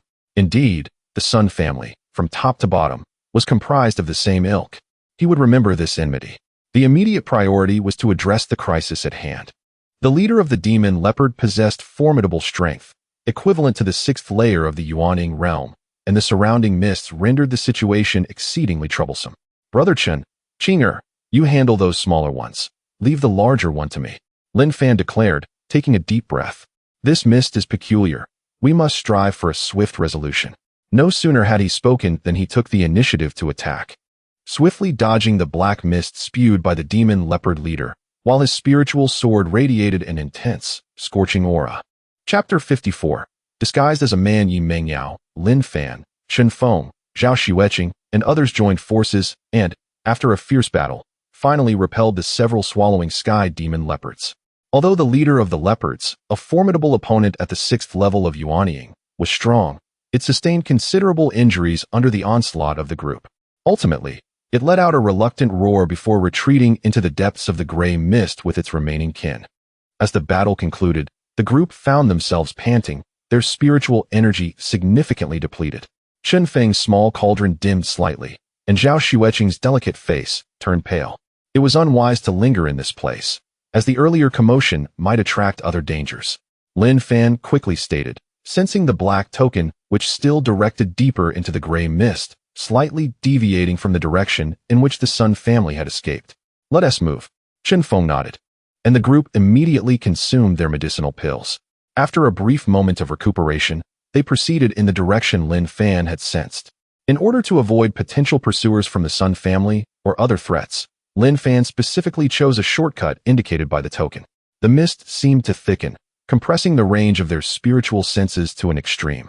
After approximately half an hour of travel, a sudden sound of clashing weapons resonated ahead, accompanied by a somewhat urgent grunt. "There's fighting," Zhao Xueqing murmured. The group cautiously slowed their pace, using the cover of the mist and jagged stones to approach stealthily. In a relatively open area, they observed a slender figure being besieged by 3 crimson, wolf-like demon beasts adorned with bony spikes. The figure wore slightly oversized azure attire, with her face partially obscured and dust-covered, appearing somewhat disheveled. She wielded a long sword, her swordplay agile and swift. Her cultivation level around the 5th stage of Jindan. However, facing 3 demon beasts equivalent to the 6th or 7th stage of Jindan, her arm was already torn, blood seeping through the fabric. "Is it her?" Lin Fan's gaze sharpened. Due to the training of the Dian divine art, Lin Fan's spiritual sense surpassed even that of a 7th stage Yuanying cultivator, allowing him to easily see through her disguise. She was unmistakably Yi Mengyao, who had previously been inadvertently dusted by him while he was punished to sweep the square. Therefore, Lin Fan was inclined to extend his assistance. At this moment, she was evidently at her wit's end. One of the crimson demon beasts seized an opportunity and lunged at her from the side, its gaping maw aimed directly at her back. Yi Mengyao had sensed the danger, but her old strength was exhausted and new energy had yet to manifest, leaving her unable to defend herself in time, a flicker of despair flashing in her eyes. Just as the situation appeared dire, a scorching sword energy sliced through the air, striking the assailant beast with deadly precision. The intense power contained within the sword energy erupted instantaneously, shattering the beast's skull. The sudden assistance startled Yi Mengyao, while the remaining 2 demon beasts were momentarily deterred by the fierce attack, slowing their advance. Emerging from the mist, Lin Fan appeared, holding his spirit sword, his gaze calm as he regarded the remaining 2 demon beasts. Chen Feng and Zhao Xueqing followed closely behind, subtly forming an encircling formation. The 2 crimson demon beasts, sensing the formidable aura emanating from Lin Fan and the others, especially the lethal threat posed by the sword energy that had just slain their companion, let out low growls of reluctance before swiftly retreating, vanishing into the gray mist. With the danger averted, Yi Mengyao exhaled in relief, her body swaying slightly as she leaned on her sword to stabilize herself. She looked up at Lin Fan, gratitude evident in her eyes as she recognized him. Lowering her voice intentionally, she clasped her fists and said, "Thank you, Senior Brother Lin, for your timely rescue. I am Yi Chun, a disciple under Elder Wu. I inadvertently fell behind in this mist and seek to join you on the journey to Qingtian Peak." Lin Fan smiled slightly, choosing not to expose her disguise. "Since you are a disciple of Qingshan sect, then let us proceed to Qingtian Peak together." "Thank you, Senior Brother Lin," Yi Mengyao replied. Lin Fan nodded slightly in acknowledgement of her gratitude. His gaze swept over the wound on her arm. Although not fatal, any injury in this environment could pose a risk. "Your injury requires treatment," Lin Fan stated calmly, retrieving a jade vial from his storage ring. He poured out a healing pill, exuding a cool aura, and handed it to her. "Consume this to stabilize your condition." Yi Mengyao hesitated briefly but ultimately accepted it, murmuring, "Thank you, Senior Brother Lin." She swallowed the pill, and as its medicinal power spread through her, the searing pain in her arms significantly subsided, restoring a hint of color to her pale complexion. Chen Feng and Zhao Xueqing observed quietly from the side, finding nothing amiss. One of Elder Wu's disciples, noticing his comrade injured, inquired softly, "Do you need assistance with bandaging?" "No, it's unnecessary. Thank you, senior brother. I can manage myself." Yi Mingyao quickly waved her hand, hastily tending to her wound, her movements somewhat rushed, seemingly keen to avoid drawing attention. Lin Fan took note of everything. Sensing the black token again, he remarked, "This area has just experienced a battle, and the aura is chaotic. It is not safe to linger. We should continue moving. Everyone, stay close and minimize the spread of your spiritual senses to avoid unnecessary detection." The group set off once more, now consisting of 6 individuals with Yi Mingyao added to their ranks. Lin Fan led the way, navigating through the gray mist with great difficulty, guided by the black token. Yi Mingyao quietly followed at a slight distance beside Lin Fan, occasionally glancing at his steady silhouette, a trace of curiosity flickering within her. The atmosphere was tense and silent. The gray mist not only obscured vision and spiritual senses, but seemed to swallow most sounds, leaving only the faint sounds of their footsteps and the occasional clatter of falling stones. The surrounding massive rocks took on increasingly bizarre shapes, resembling lurking beasts, imparting an intangible sense of oppression. After walking for about the time it takes to burn an incense stick, the gray mist ahead appeared to thin slightly, revealing a collapsed ruin, reminiscent of the entrance to an ancient relic. "There seems to be something ahead," Chen Feng whispered, as his small cauldron slowly rotated in his palm, emitting a faint glow, ready to respond to any sudden situations. Lin Fan raised his hand, signaling everyone to halt, and concentrated on sensing. The direction indicated by the token pointed towards the depths of the ruins. "It seems we must enter to uncover the truth." Lin Fan spoke in a low voice, urging everyone to proceed with caution, for such places often conceal peril. The group nodded, their spiritual energy subtly circulating as they cautiously stepped into the realm of the ruins. Within, the remnants appeared even more dilapidated than they did from without, with fractured stone columns and crumbling walls scattered throughout. The ground was shrouded in a thick layer of dust, yielding softly beneath their feet. A foul, decaying odor permeated the air, evoking discomfort. Chapter 55. The Fractured Illusion Array. The ruins of Lianshu. A residual wave of the formation lingered in the air. Zhao Xueqing suddenly whispered a reminder, her fingertip gathering a glimmer of spiritual light, pointing towards an apparently ordinary stone wall. The energy was faint, yet undeniably present, suggesting the existence of a concealed formation. Upon hearing her words, Lin Fan meticulously scanned the area with his consciousness and indeed detected an exceedingly subtle energy vein. As he activated the Dian Shinju, his perception transcended that of ordinary individuals, quickly revealing the mystery. It was a fragmented illusion array, largely inoperative, yet its core seemed to retain some functionality. Thus, it should not be recklessly touched. Just as he finished speaking, a crisp crack sounded. Yi Mingyao appeared to have stepped on something, causing a tile beneath her foot to sink slightly, producing a faint mechanical sound. "This is not good." Lin Fan's expression shifted. In an instant, the surroundings distorted as the remnants of walls and ruins seemed to come alive, swiftly shifting and separating the 5 companions. Dense fog surged from all directions, obscuring even the breath of nearby companions. "Lin Shixiao!" Yi Mingyao exclaimed in alarm, finding herself alone in an unfamiliar stone corridor, with dimness stretching endlessly both ahead and behind. Lin Fan had been alert the moment the formation activated, but the changes occurred too rapidly. He felt a blur before losing contact with the others. He did not panic, immediately invoking the Dian Shinju, his formidable consciousness spreading like a tide, attempting to penetrate the mists of the illusion array. Although the array was damaged, its core still retained. Lin Fan furrowed his brow, sensing that Chen Feng, Zhao Xueqing, and the others were isolated in different directions, with their connection exceedingly tenuous. Only Yi Mingyao, being closest to him, still emanated a trace of energy due to their earlier proximity. "Yi Shimi, remain calm and stay where you are." Lin Fan's voice resonated clearly in Yi Mingyao's ear through his consciousness. Upon hearing his voice, Yi Mingyao's frantic heart settled somewhat. Gripping her sword tightly, she leaned against the cold stone wall, cautiously observing her surroundings while murmuring, "Indeed." He noticed it after all. Lin Fan, guided by his consciousness, began to tread carefully, toward Yi Mingyao. Although the array suppressed his perception, it was not as intense as it was for others. It felt as if he were wandering through a labyrinth. His seemingly random steps consistently evaded spatial traps and lingering dangers. Moments later, Lin Fan emerged through a distortion of light and shadow, spotting the tense and vigilant Yi Mingyao. Lin Xixiao. Yi Mingyao's eyes sparkled with surprise upon seeing him. "Follow me. This array will not confine us for long," Lin Fan stated succinctly, his gaze sharply scanning the ever-changing surroundings. The core of the array should lie just ahead. Once it is shattered, the others would naturally be freed. He sensed that within the core area of the illusion array, something else was present, a concealed and ancient aura, reminiscent of a battlefield. Lin Fan's expression tightened as he led Yi Mingyao toward the source of the array's fluctuations.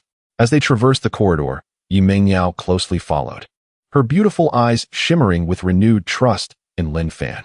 Soon, the scene ahead transformed dramatically. The thick fog dissipated, revealing a relatively expansive circular area. This appeared to be the heart of the entire ruins formation, with the ground inscribed with intricate and damaged runes. In the center stood a stone platform, half the height of a person, upon which hovered a dark crystal filled with cracks, emitting a faint and unstable glow, the energy source of the fragmented illusion array. Surrounding the stone platform was an astonishing sight. Several skeletal remains, dressed in ancient attire, lay scattered across the ground, their bones exhibiting a strange, ashen hue, accompanied by fragments of spiritual treasures long devoid of energy. The air was thick with a faint scent of decay and malevolence. It was evident that a fierce battle had transpired here, and these cultivators had perished within the array. Clearly, the master of this place had relied on the array to perish alongside the invading foes. Lin Fan's gaze swept over the remnants of the battlefield, his tone grave. He could sense that the aura was immensely powerful. Even after a millennium or more, it surpassed that of his revered master, Liu Qingxue. Suddenly, Zhao Xueqing pointed toward the back of the stone platform, exclaiming, "Lin Xixiao, look there." A relatively intact skeleton leaned against the stone platform, its bones glistening with a subtle jade-like sheen, distinctly different from the others. It seemed to clasp a dim jade slip tightly between its finger bones. This individual was likely the master of this domain, the highest in cultivation. Although deceased, the remains had not decayed. Lin Fan stepped forward, scanning with his consciousness to confirm the absence of prohibitions before cautiously retrieving the jade slip. Delving into its contents, he soon displayed a look of realization. "What is it?" Yi Mingyao inquired curiously. "This jade slip contains the final message of the master of this place," Lin Fan explained. He refers to himself as Xian Gushangren, a solitary cultivator of merely the 8th level of Lianshu. This indeed was his cave dwelling. In the past, enemies sought him out, and several 8th and even 9th level Lianshu cultivators engaged him in battle. Eventually, he concealed himself within this dwelling, activating this 9-palace mitiating illusion array to fend off his foes. Although he annihilated them all, he exhausted his own energy, damaging the core of the array, and ultimately perished here. The jade slip also records the complete layout of this array and a method to ascend to the upper realm. As Lin Fan deciphered the information within the jade slip, the sense of distortion in the surrounding space began to rapidly diminish, and the shifting remnants of walls gradually stabilized. Evidently, as the core was uncovered, the array's potency was swiftly waning. Before long, a few startled exclamations and fluctuations of spiritual energy echoed from nearby. "Lin Xixiao, Yishimi." It was Zhao Xueqing's voice, tinged with relief. Emerging from different directions, she, along with Jin Feng and another companion named Zhang Tai, appeared, looking somewhat fatigued but otherwise unharmed. "Is everyone all right?" Lin Fan inquired, tucking the jade slip away as he approached them. "No worries. We were merely trapped in this illusion array, stumbling around like headless flies," Jin Feng waved dismissively. Had it not been for Lin Fan's timely discovery of the focal point, they might have expended even more time and energy. Zhao Xueqing, with her keen perception, noticed the remnants of battle in the core area and the actions of Lin Fan. However, she wisely refrained from probing further, for it was evident that with his character, if he were to acquire something of value, he would undoubtedly share it with the woman by his side. Lin Fan nodded and provided a brief account of the situation, omitting specific details about the secret realm contained within the jade slip, only mentioning the incident of the Xian Gushangren and the mutual destruction with his adversaries. Chapter 56: The Final Gift. The true treasure, the remnants of the formation, pose little threat, as the energy of the core crystal is on the verge of depletion. Lin Fan concluded, "Let us take a brief respite here before continuing our exploration." The spatial ring left by Xian Gushang Run remains unfound. If discovered, it is bound to contain innumerable treasures. After a moment of rest, the five of them circumvented the central stone platform and ventured deeper into the ruins. Upon traversing the core area, the path behind them became unexpectedly smooth, as though all restrictions had ceased to function with the fall of their master and the passage of time. Eventually, they halted before a stone door half obscured by a massive rock. The door was adorned with simple cloud patterns, with faint spiritual energy seeping through the crevices. It appeared that this was indeed the true sanctuary of Xian Gushang Ren. After probing with his spiritual sense, Lin Fan confirmed that no dangerous restrictions lay beyond the stone door. Chun Feng stepped forward, uttering a low shout, and with a rumble, he exerted his strength to slowly push aside the obstructing boulder. Beyond the stone door lay a modest stone chamber. A few jade vials sat upon a stone table, most of which were empty, save for one vial that contained a few dust-covered elixirs. In a corner of the stone bed lay an inconspicuous gray storage ring. Lin Fan approached, picked up the storage ring, and probed within with his spiritual sense. The space within was limited, holding only a sparse collection of items. A few mid-grade spirit stones, several jade slips containing ordinary cultivation techniques, and a flying sword of decent quality, albeit severely depleted of spiritual energy. To his surprise, the treasures of a formidable refining void expert were rather disappointing. The elixirs were identified as 8th-rank longevity pills, capable of extending a cultivator's lifespan by a millennium. Lin Fan chose not to keep them all to himself, but instead divided them equally. Furthermore, he extracted the items from the storage ring and shared them among his companions. As for the few heavenly grade techniques, they were incompatible with his own attributes. So Lin Fan retained only one useful jade slip and bestowed the remaining slips upon Chen Feng, Zhang Tai, and others. Chen Feng was taken aback, astonished that Lin Fan not only shared the treasures, but also gifted him such precious heavenly grade techniques. In that instant, Chen Feng felt that serving Lin Fan was not an unworthy endeavor, particularly as each of them now possessed 2 heavenly grade techniques. Additionally, with their other treasures, they were undeniably wealthy. And as long as they remained prudent, they could at least break through to the Huashan stage upon their return. "It is unwise to linger here. We must depart," Lin Fan declared. As he prepared to leave, his gaze fell upon the copper coffin in the corner of the stone chamber, and he could not help but feel a pang of sympathy for Xian Gushang Ren. The master, aware of his impending demise, had crafted his own coffin. Yet he ultimately perished outside. Now that Lin Fan had taken his treasures, he would allow him to return to his roots and rest within the coffin he had fashioned for himself. "Brother Lin," Zhao Xueqing and Chun Feng greeted Lin Fan. "We should leave.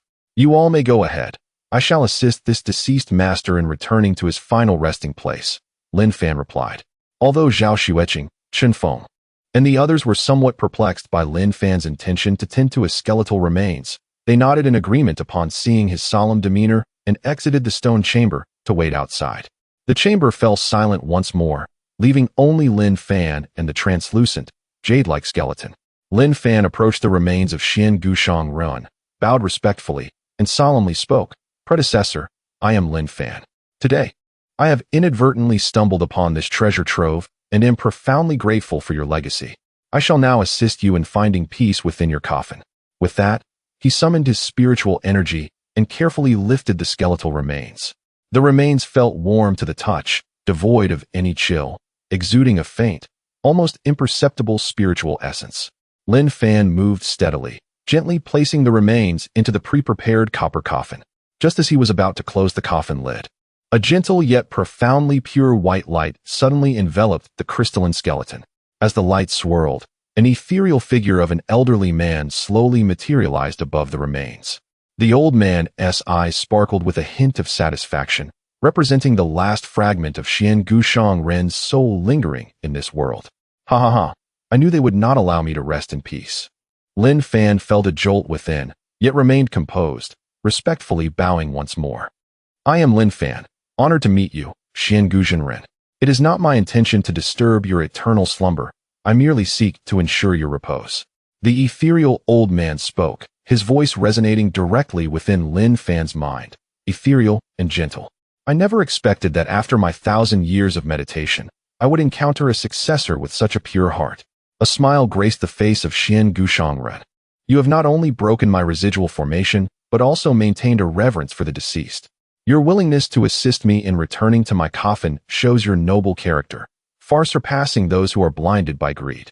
He paused, his gaze seemingly penetrating Lin Fan's foundational cultivation, continuing, the jade slips you acquired contain methods to ascend to the upper realm, one of the leads I pursued in my time.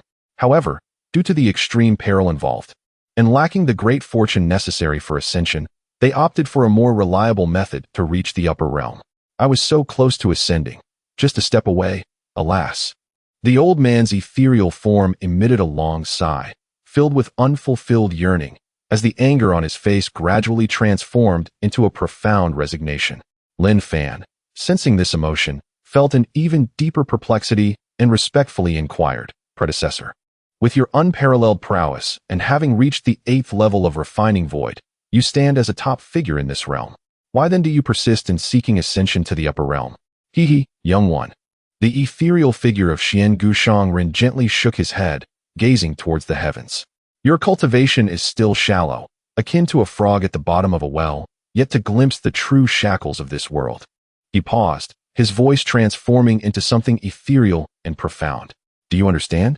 The world we inhabit, while appearing vast and boundless, is merely a flawed lower realm. The great Tao of this realm is damaged, and the spiritual essence of heaven and earth has its limits, akin to an invisible shackle binding all living beings. No matter how extraordinary your talents or favorable your fortune, your cultivation can only reach the 9th level of refining void. Beyond that lies a dead end, with no further progress possible. As for the upper realm, at this point, a glimmer of longing illuminated Xian Gushangren's ethereal eyes. That is the true, complete, grand world. The laws of heaven and earth are perfected, the great way is clear and tangible, and spiritual energy flows abundantly like the sea. Only there can the path of cultivation continue, and one can aspire to ascend to higher realms, reaching that legendary realm of true immortals. As he spoke, the ethereal figure of Xiangu elevated his hand and pointed, a condensed beam of spiritual light instantaneously merging into Lin Fan's brow. Lin Fan felt his consciousness tremble violently as a torrent of information surged in, Hunyuan Jinjia, a technique created by powerful true immortals, aiding cultivators in comprehending some obscure and difficult concepts. Had it not been for this artifact, he would not have fallen in this place. Simultaneously, on the crystalline skeletal finger, a previously concealed spatial ring materialized, automatically flying into Lin Fan's hand.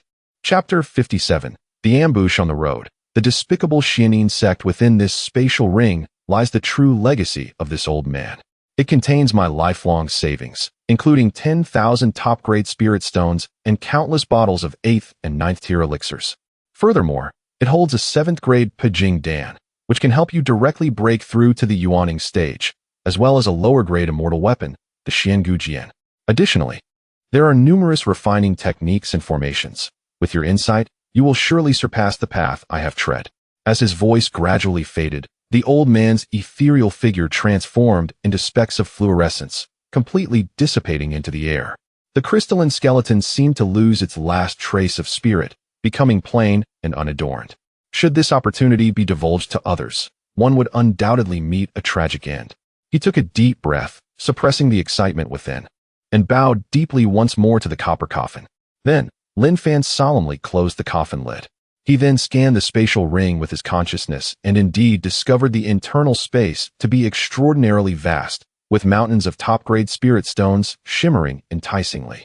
Various jade bottles and boxes were neatly arranged, with an ancient, bone-white long sword emanating a sharp sword intent, floating at the center. It was the Xiangu Jian. Outside the stone chamber, upon seeing Lin Fan emerge, Zhao Xueqing and the others maintained their composure, allowing them to relax. Chun Feng chuckled. Brother Lin truly embodies righteousness. Now the tomb's master can rest in peace. Lin Fan smiled slightly, not elaborating further. Let us depart swiftly. The earlier commotion may have attracted unwanted attention. The group agreed and promptly set off, hastily retracing their steps from the ancient ruins. However, just as they were about to completely exit the ruins, Lin Fan's consciousness stirred. and he keenly sensed a faint ripple of spiritual energy approaching from behind, as if someone was covertly tailing them. So they have set their sights on us. A cold glint flashed in Lin Fan's eyes, yet he maintained an outward calmness, discreetly sending a warning to Zhao Xueqing and Yi Mingyao while hastening his pace. Once outside, they found themselves blocked by several shadowy figures. Leading them was a man clad in a dark robe, exuding a formidable presence of the 9th layer of Yuaning. He was the elder of the Xianin sect, Gui Sha. Behind him trailed 4 disciples, each with fierce gazes and cultivations at the 5th or 6th layer of Yuaning. Chun Feng stepped forward, his voice low and steady. Friends from the Xianin sect, this place is unclaimed property. Fortune belongs to the fated. We have completed our exploration, so we kindly request passage. Kindly request passage. Gui Sha scoffed, as if he had heard a joke. Hand over everything you obtained inside, and perhaps I might consider leaving your corpses intact. Zhang Tai, known for his fiery temper, retorted angrily, nonsense. If you intend to take by force, you should assess whether you possess the capability. Capability? A cold glint flashed in Gui Sha's eyes. Then allow me to demonstrate.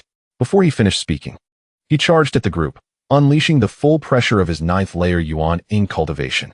Chun Feng roared, summoning a massive shield of earthy spirit energy, which materialized just in time to block Gui Sha's attack. Although he was still forced back several steps, blood surging within him.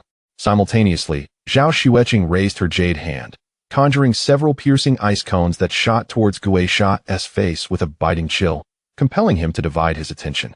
Zhang Tai swung his giant axe, roaring as he engaged one of the Xianin sect disciples, the axe's blade slicing through the air with the force of a mountain splitting. The other 2 teammates also found their opponents, and chaos erupted on the battlefield. Lin Fan did not immediately join the fray. Instead, he swiftly observed the battlefield. Although the enemy was fewer in number, Gui Sha's 9th layer Yuan in cultivation far surpassed that of any one of them, necessitating a quick resolution. Otherwise, the consequences would be dire. He noticed that while Gui Sha's attacks were fierce, his spiritual energy bore a subtle sluggishness, clearly indicating he had sustained injuries. Attack his left flank. Lin Fan's voice resonated clearly in the minds of his 4 companions. Chun Feng and the others, having developed great trust in Lin Fan's judgment, acted without hesitation. Zhao Xueqing's ice cones, Zhang Tai's axe light, and the attacks of the other 2 teammates converged on the opening in Gui Sha's left flank. Gui Sha's expression shifted slightly. He had not expected the opposing side to discern his injury so quickly. If it weren't for that old relic from the Tianjin sect, I wouldn't have been so severely wounded. He hurriedly shifted his stance to block, causing a momentary fluster in his movements. Now is the time. Lin Fan made his move.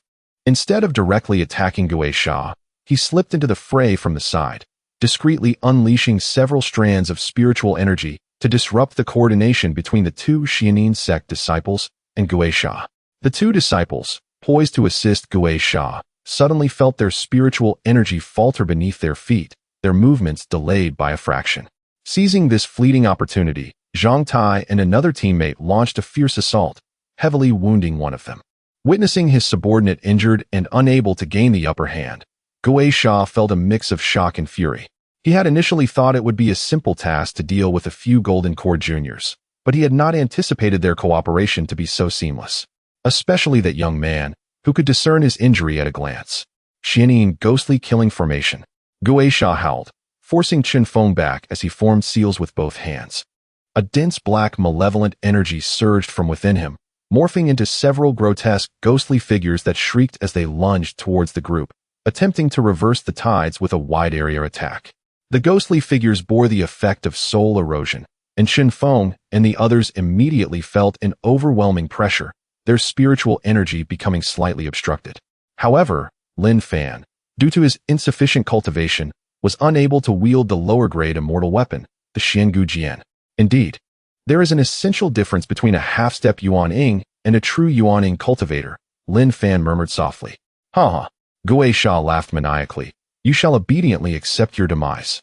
Yi Mingyao, fully aware that if she did not unleash her hidden cards, she might truly perish here, felt her aura rapidly ascend. 7th layer golden core, 8th layer, stopping at the 9th layer of Yuaning, now clad in a fiery red gown. She projected an air of proud defiance towards Gui Sha. Slowly, she raised her delicate hand and pointed. A powerful red flame surged forth towards Gui Sha and the others. This flame was no ordinary fire. The moment it appeared, the surrounding temperature soared, warping the air as if even space itself were on the verge of being scorched.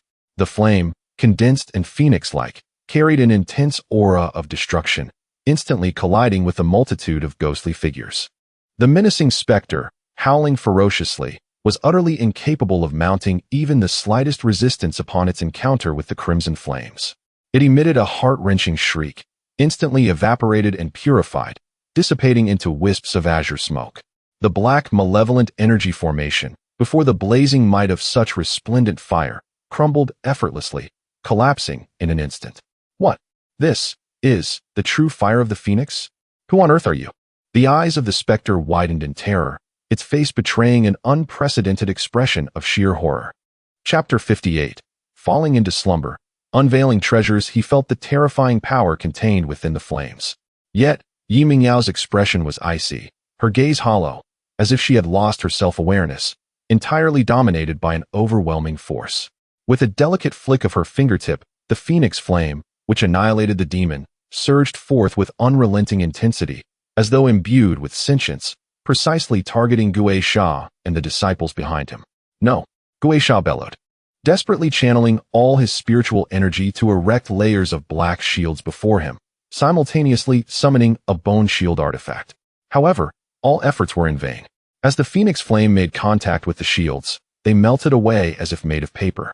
Upon striking the bone shield, the artifact, which possessed considerable quality, instantly turned red-hot and, with a crack, shattered into pieces. Gui Sha let out a piercing scream, his entire being ignited, transforming into a figure of flames. In mere moments, he was reduced to ashes in the extreme heat, unable to escape even his yuanying. The disciples behind him did not even have time to scream, following suit in their demise. The scene was left with only wisps of blue smoke and the charred remnants on the ground, testifying to the existence of the Xian Yin sect members. Chen Feng, Zhang Tai, and others stared wide-eyed, incredulous at the spectacle before them. Among the ranks, there was a peerless woman disguised as a man, capable of unleashing such dreadful power. The 9th level of yuanying, Gui Sha, along with his subordinates, had been eradicated in a single stroke. Only Lin Fan, after the initial shock, quickly discerned Yi Mingyao's anomaly. The aura she had forcefully elevated was rapidly receding like the tide, her once rosy cheeks now pale as paper, devoid of color. The brilliant red glow surrounding her dimmed swiftly. Lin Fan's figure flickered, and just as Yi Mingyao's delicate form began to collapse, he caught her in time. The touch was icy. Yi Mingyao's breath had dwindled to the faintest whisper, as if the flame of her life might extinguish at any moment. She had forcibly burned something of her essence, the cost far beyond imagination. What has happened to her? Zhao Xueqing also reacted, hurrying forward. Her beautiful eyes filled with concern as she gazed at the unconscious Yi Mingyao in Lin Fan's arms. Chen Feng and Zhang Tai approached with serious expressions. Lin Fan extended his consciousness to examine Yi Mingyao's condition, his brows furrowing deeper. She had employed a forbidden secret technique, forcibly burning her bloodline essence to enhance her cultivation. Now, her essence was severely damaged, and her soul had suffered backlash, plunging her into a deep slumber. If not treated promptly, it could be. He did not voice the rest, but everyone understood the peril. The destruction of her cultivation was a minor concern compared to the potential loss of her very soul. We must immediately find a remedy. Lin Fan declared firmly, his gaze resolute. Yi Mingyao had transformed into this state to save everyone. He could not stand idly by. He recalled the spatial ring belonging to Xian Gushangren, perhaps containing celestial herbs or elixirs capable of nourishing her essence and restoring her soul. Additionally, there was the longevity elixir. While its primary effect was to extend life, the immense vitality it contained might temporarily sustain her life. The bloodiness of the scene and the earlier energy fluctuations would soon attract more attention. We must leave at once. Lin Fan decisively hoisted Yi Mingyao onto his back, enveloping her heart pulse with spiritual energy. Chen Feng and the others recognized the urgency and nodded immediately. Zhang Tai took the lead in clearing the path, while Chen Feng and Zhao Xueqing flanked Lin Fan, their group hastening to the utmost speed, transforming into streaks of fleeing light towards the ruins. Only when they found a secluded cave did they swiftly enter. Zhang Tai and Chen Feng worked in unison to set up a simple concealment array at the entrance. While Zhao Xueqing quickly cleared a clean area, Lin Fan carefully laid Yi Mingyao down. At this moment, her complexion was ashen, her breath barely perceptible, her once lively eyes now shut tight, resembling a fragile porcelain doll. The chilling sensation radiating through her garments tugged at Lin Fan's heart. Lin Fan, Chen Feng's expression was grave, his voice low. The situation is dire, but there is hope. Lin Fan spoke with calm assurance, his gaze sharp and focused.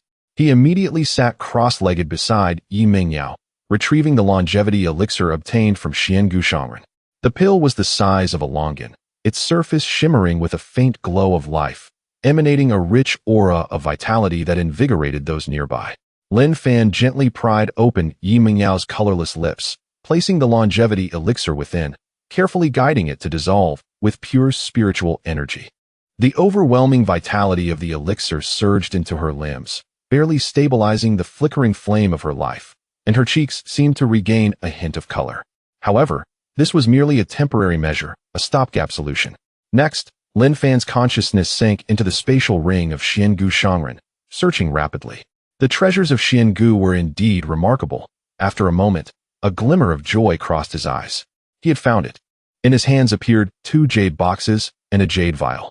Opening the first box revealed a small plant of vibrant blue, its leaves seemingly crystallized in ice, exuding a refreshing aura. The 8th-grade spirit herb, Bingxin Hoan Lan, known for nourishing the soul. The second box contained a fist-sized fruit, red as fire, adorned with natural cloud patterns, containing pure and gentle fire attribute energy and life essence. The supreme elixir, Qiyang Zhugua, capable of nourishing and repairing damaged essence.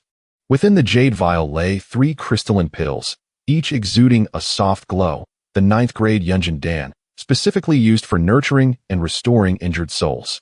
Any one of these items could incite fierce competition in the outside world, yet at this moment, they became the sustenance required to save Yi Mingyao. Lin Fan hesitated not for an instant. He first took 1 Yunjin Dan and placed it into Yi Mingyao's mouth, assisting her in refining it with his spiritual energy. The gentle medicinal power began to permeate her still and silent sea of consciousness. Then, he took the Bingxin Hoan Lan, igniting a wisp of true fire with his fingertip, refining it into a pure blue liquid, and cautiously administered it through her forehead. As the liquid integrated, the tightly furrowed brow of Yi Mingyao seemed to ease slightly, effectively curbing the disintegration of her soul. Lastly, the most crucial task remained, dealing with the Qiyang Zhugua. This fruit possesses an overwhelming medicinal potency. Should it be consumed directly, Yi Mingyao, in her current state, would be utterly incapable of withstanding its effects. Lin Fan took a deep breath, placing his hands gently upon the Zhugua, allowing his internal spiritual energy to flow forth gradually, commencing the meticulous process of extracting only the most refined essence of the medicinal power. This endeavor demanded immense concentration and spiritual strength, and soon, beads of fine sweat began to form upon Lin Fan's forehead. As time elapsed, the Qiyang Zhugua in his grasp gradually transformed into a gentle yet resplendent orb of crimson essence, pulsating like a beating heart, radiating with vibrant vitality. Chapter 59. The Kiss of Lin Fan. Qing Er's jealousy. He guided the pure spiritual energy within him, slowly transferring it into Yi Mingyao's qi. The moment the energy entered her body, Yi Mingyao's figure trembled slightly. Her originally dull and silent dantian seemed to be infused with new vitality, eagerly absorbing and merging with this spiritual power. The pallor of her cheeks transformed at a visible pace, blooming like peach blossoms in the thawing snow. Witnessing this remarkable effect, Lin Fan's taut heartstrings finally relaxed a bit, and he let out a long sigh of relief. However, he did not let his guard down, continuing to circulate the spiritual energy to harmonize the immense medicinal power within her body. This process was lengthy and mentally taxing. It was unclear how much time had passed, but only when he sensed Yi Mingyao's internal breath flowing smoothly did Lin Fan gently withdraw his hands from her back. Beads of sweat dotted his forehead, his complexion revealing fatigue. It was at this moment that Yi Mingyao's eyelashes fluttered a few times before she slowly opened her beautiful eyes, looking around until she spotted Lin Fan not far away. Now, she felt an immense sense of comfort in her body, devoid of any discomfort. Even the long stagnant cultivation showed signs of loosening. Her golden core was full and round, astonishingly reaching the pinnacle of the 9th level. as if she could directly break through to the Yuaning realm with just a thought.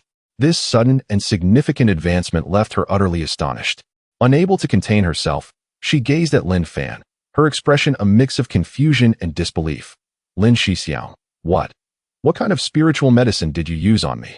Not only have my injuries healed, but my cultivation has also.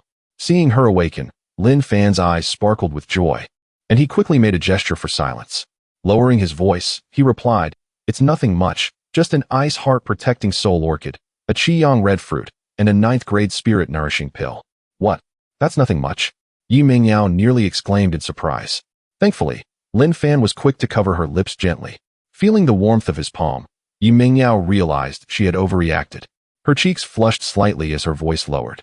Filled with guilt and gratitude, "Lin Shixiao, this is too precious. Each item you used for me is immensely valuable. Even the mention of any one of them could stir a storm of conflict among countless cultivators. I truly do not know how to repay you." She gazed at Lin Fan, her hands placed on her chest, her face radiating shyness. Lin Fan, taken aback by her appearance, was momentarily at a loss. Just then, a soft, fragrant pair of lips pressed against his cheek before quickly retreating. At that moment, she resembled a startled fawn, swiftly lowering her head, her delicate face, along with her ears, flushed a brilliant crimson. This unexpected kiss left Lin Fan momentarily stunned. This scene was perfectly witnessed by Zhao Xueqing, who stood not far away. Holding food in her delicate hands, she froze mid-air, her knuckles turning pale. Then, her expression devoid of emotion, she slowly stood up, her voice betraying no hint of joy or anger. "I'm full. It's too hot here. I'll step outside for some fresh air." With that, she turned and walked straight towards the cave exit without glancing back at anyone. Yi Mingyao, roused from her embarrassment, noticed Zhao Xueqing's departing figure and the unmistakable tension in her demeanor. She gently nudged Lin Fan and whispered, "Lin Shixiao, Zhao Shimi seems angry. Aren't you going to comfort her?" Only then did Lin Fan fully return to his senses, glancing towards the cave entrance before heading outside. Once his figure disappeared, Chen Feng and Zhang Tai exchanged glances, silently moving closer together, murmuring in low tones with expressions brimming with intrigue. Outside the cave, the night air was cool. "Qing'er, wait for me." Lin Fan hurriedly pursued the slender silhouette. Zhao Xueqing did not slow her pace, letting out a faint huff through her nose. Her tone laced with clear petulance. "Humph. I have no intention of waiting for you. Qing'er, let me explain. What just happened was..." Lin Fan attempted to clarify the situation. "I want to listen." Zhao Xueqing abruptly halted, firmly covering her ears. However, in the next moment, all her actions and sounds ceased abruptly. A pair of strong hands firmly grasped her shoulders, turning her around against her will. As she looked up in astonishment, Lin Fan's handsome face magnified before her. Then, without warning, Lin Fan's lips descended upon hers. This kiss bore an unprecedented dominance, and only when she felt slightly lightheaded from lack of air did Lin Fan slowly withdraw. After a long while, their lips parted. Zhao Xueqing snapped back to reality, her chest heaving from rapid breaths. She glared fiercely at Lin Fan, her eyes brimming with tears. "You scoundrel! How dare you kiss me? Qing'er, let me explain." Lin Fan grasped her delicate hands, which were trying to pull away. "Oh." Zhao Xueqing slightly raised her chin, her beautiful face appearing even more striking in the moonlight. "Explain? She kissed you. What is there to explain?" It was truly a misunderstanding. Lin Fan hastily defended himself, rubbing her hand gently. Yi Shimi was simply overwhelmed with emotion, grateful for being saved, which led to her losing composure. "I have only known her for a short time and have no deep connections with her. How could it compare to our bond?" He paused, his gaze intensely focused on Zhao Xueqing's face, which was tinged with slight anger, yet still breathtakingly beautiful, his tone turning incredibly sincere and gentle. "In my heart, I naturally cherish my Qing'er the most. My Qing'er possesses an exquisite beauty, flawless features, a figure as graceful as a willow, and a temperament surpassing that of celestial beings. You are so magnificent. In my eyes, you are the epitome of beauty. How could I easily be swayed by another?" Zhao Xueqing turned her face away, attempting to hide the slight upturn of her lips, struggling to maintain her fierce demeanor, yet her heart was already blooming with joy. Just sweet words. Don't think that a few flattering remarks will easily win me over. Qing'er, please do not be angry. In fact, I have prepared some gifts for you. which were initially meant to be a little surprise, but now I can only present them to you in advance. Lin Fan retrieved several exquisite red boxes from his spatial ring. Open and see, Lin Fan encouraged. Zhao Xueqing opened the first box, revealing a beautifully crafted water blue garment. This item is a 7th grade spiritual treasure, meticulously crafted from the feathers of a blue spiritual bird. Impervious to water and fire, untouched by 100 poisons, and capable of condensing the soul of the spiritual bird, significantly enhancing speed. Upon closer inspection, one would discern that the seemingly chaotic array of white jewels is, in fact, a formation derived from dozens of smaller arrays, which can assist cultivators in rapidly augmenting their spiritual energy. Zhao Xueqing held it in her hand, scrutinizing it intently, her face betraying an expression of excitement. Indeed, a woman cannot resist beautiful garments, Lin Fan mused inwardly. Zhao Xueqing, sensing Lin Fan's gaze, instantly adopted a haughty demeanor and declared, I am not impressed at all. Chapter 60. 3 Gifts.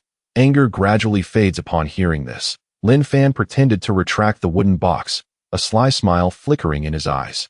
Since Qing'er does not cherish it, I shall inquire with Chen Feng or Zhang Tai to see if they have any need for this azure feather robe and the other 2 trinkets. How dare you? Zhao Xueqing exclaimed, clutching the box of the feather robe tightly to her chest, while swiftly snatching the other 2 unopened red wooden boxes. Her beautiful eyes widened as she glared at Lin Fan. Once a gift is given, how can it be taken back?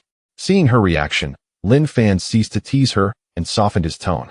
Quickly, let us see what is within the other 2 boxes. With a small huff, Zhao Xueqing cautiously opened the second elongated red box. The moment the lid was lifted, a clear, melodious sound of a sword echoed faintly, and the temperature around them seemed to drop several degrees. Inside lay a long sword, its entire body a chilling azure, as if carved from millennia-old cold jade. The lines of the hilt were remarkably smooth, wrapped in an unknown silver thread that added to its elegance. This sword is named Shuang, Lin Fan introduced, an 8th grade spirit sword. The sword blade is forged from polar ice marrow and stardust, unmatched in sharpness, and it can evoke frigid energies, perfectly complementing your cultivation technique.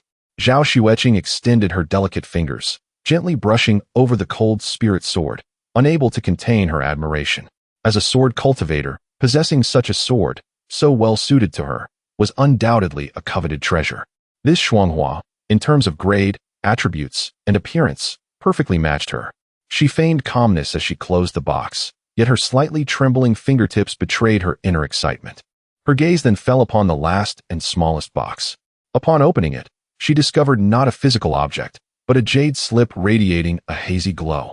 The surface of the slip shimmered with flowing runes, subtly forming an incredibly intricate pattern, emanating an unsettling energy. This is a formation diagram. Lin Fan's voice carried a note of solemnity. A high-level 7th grade formation, the 9 turns of mysterious ice formation. Once set up, even a transformation realm cultivator could be easily slain within it. A formation of this caliber is regarded as a treasure of paramount importance within the entire realm of cultivation. Its worth immeasurable in spirit stones. Each of the 3 gifts was extraordinarily precious, capable of inciting chaos in the outside world. Zhao Xueqing was taken aback, gazing at the 3 wooden boxes before turning her scrutinizing and puzzled eyes upon Lin Fan. To be honest, where on earth did you acquire these items? They were all obtained from that ruin, Lin Fan replied nonchalantly. What? Zhao Xueqing's face displayed astonishment. Wasn't there only a handful of treasures in that spatial ring? Lin Fan then recounted the events that transpired after they left, including the contingency plan of Xian Guzhenren. Zhao Xueqing listened in utter shock, never anticipating that this Xian Guzhenren had left behind such formidable measures. As for the slight jealousy she felt earlier due to Yiming Yao's kiss, it had long since dissipated, replaced entirely by the delight brought by Lin Fan. She pouted, cradling the 3 boxes, and raised her fair face to look at Lin Fan.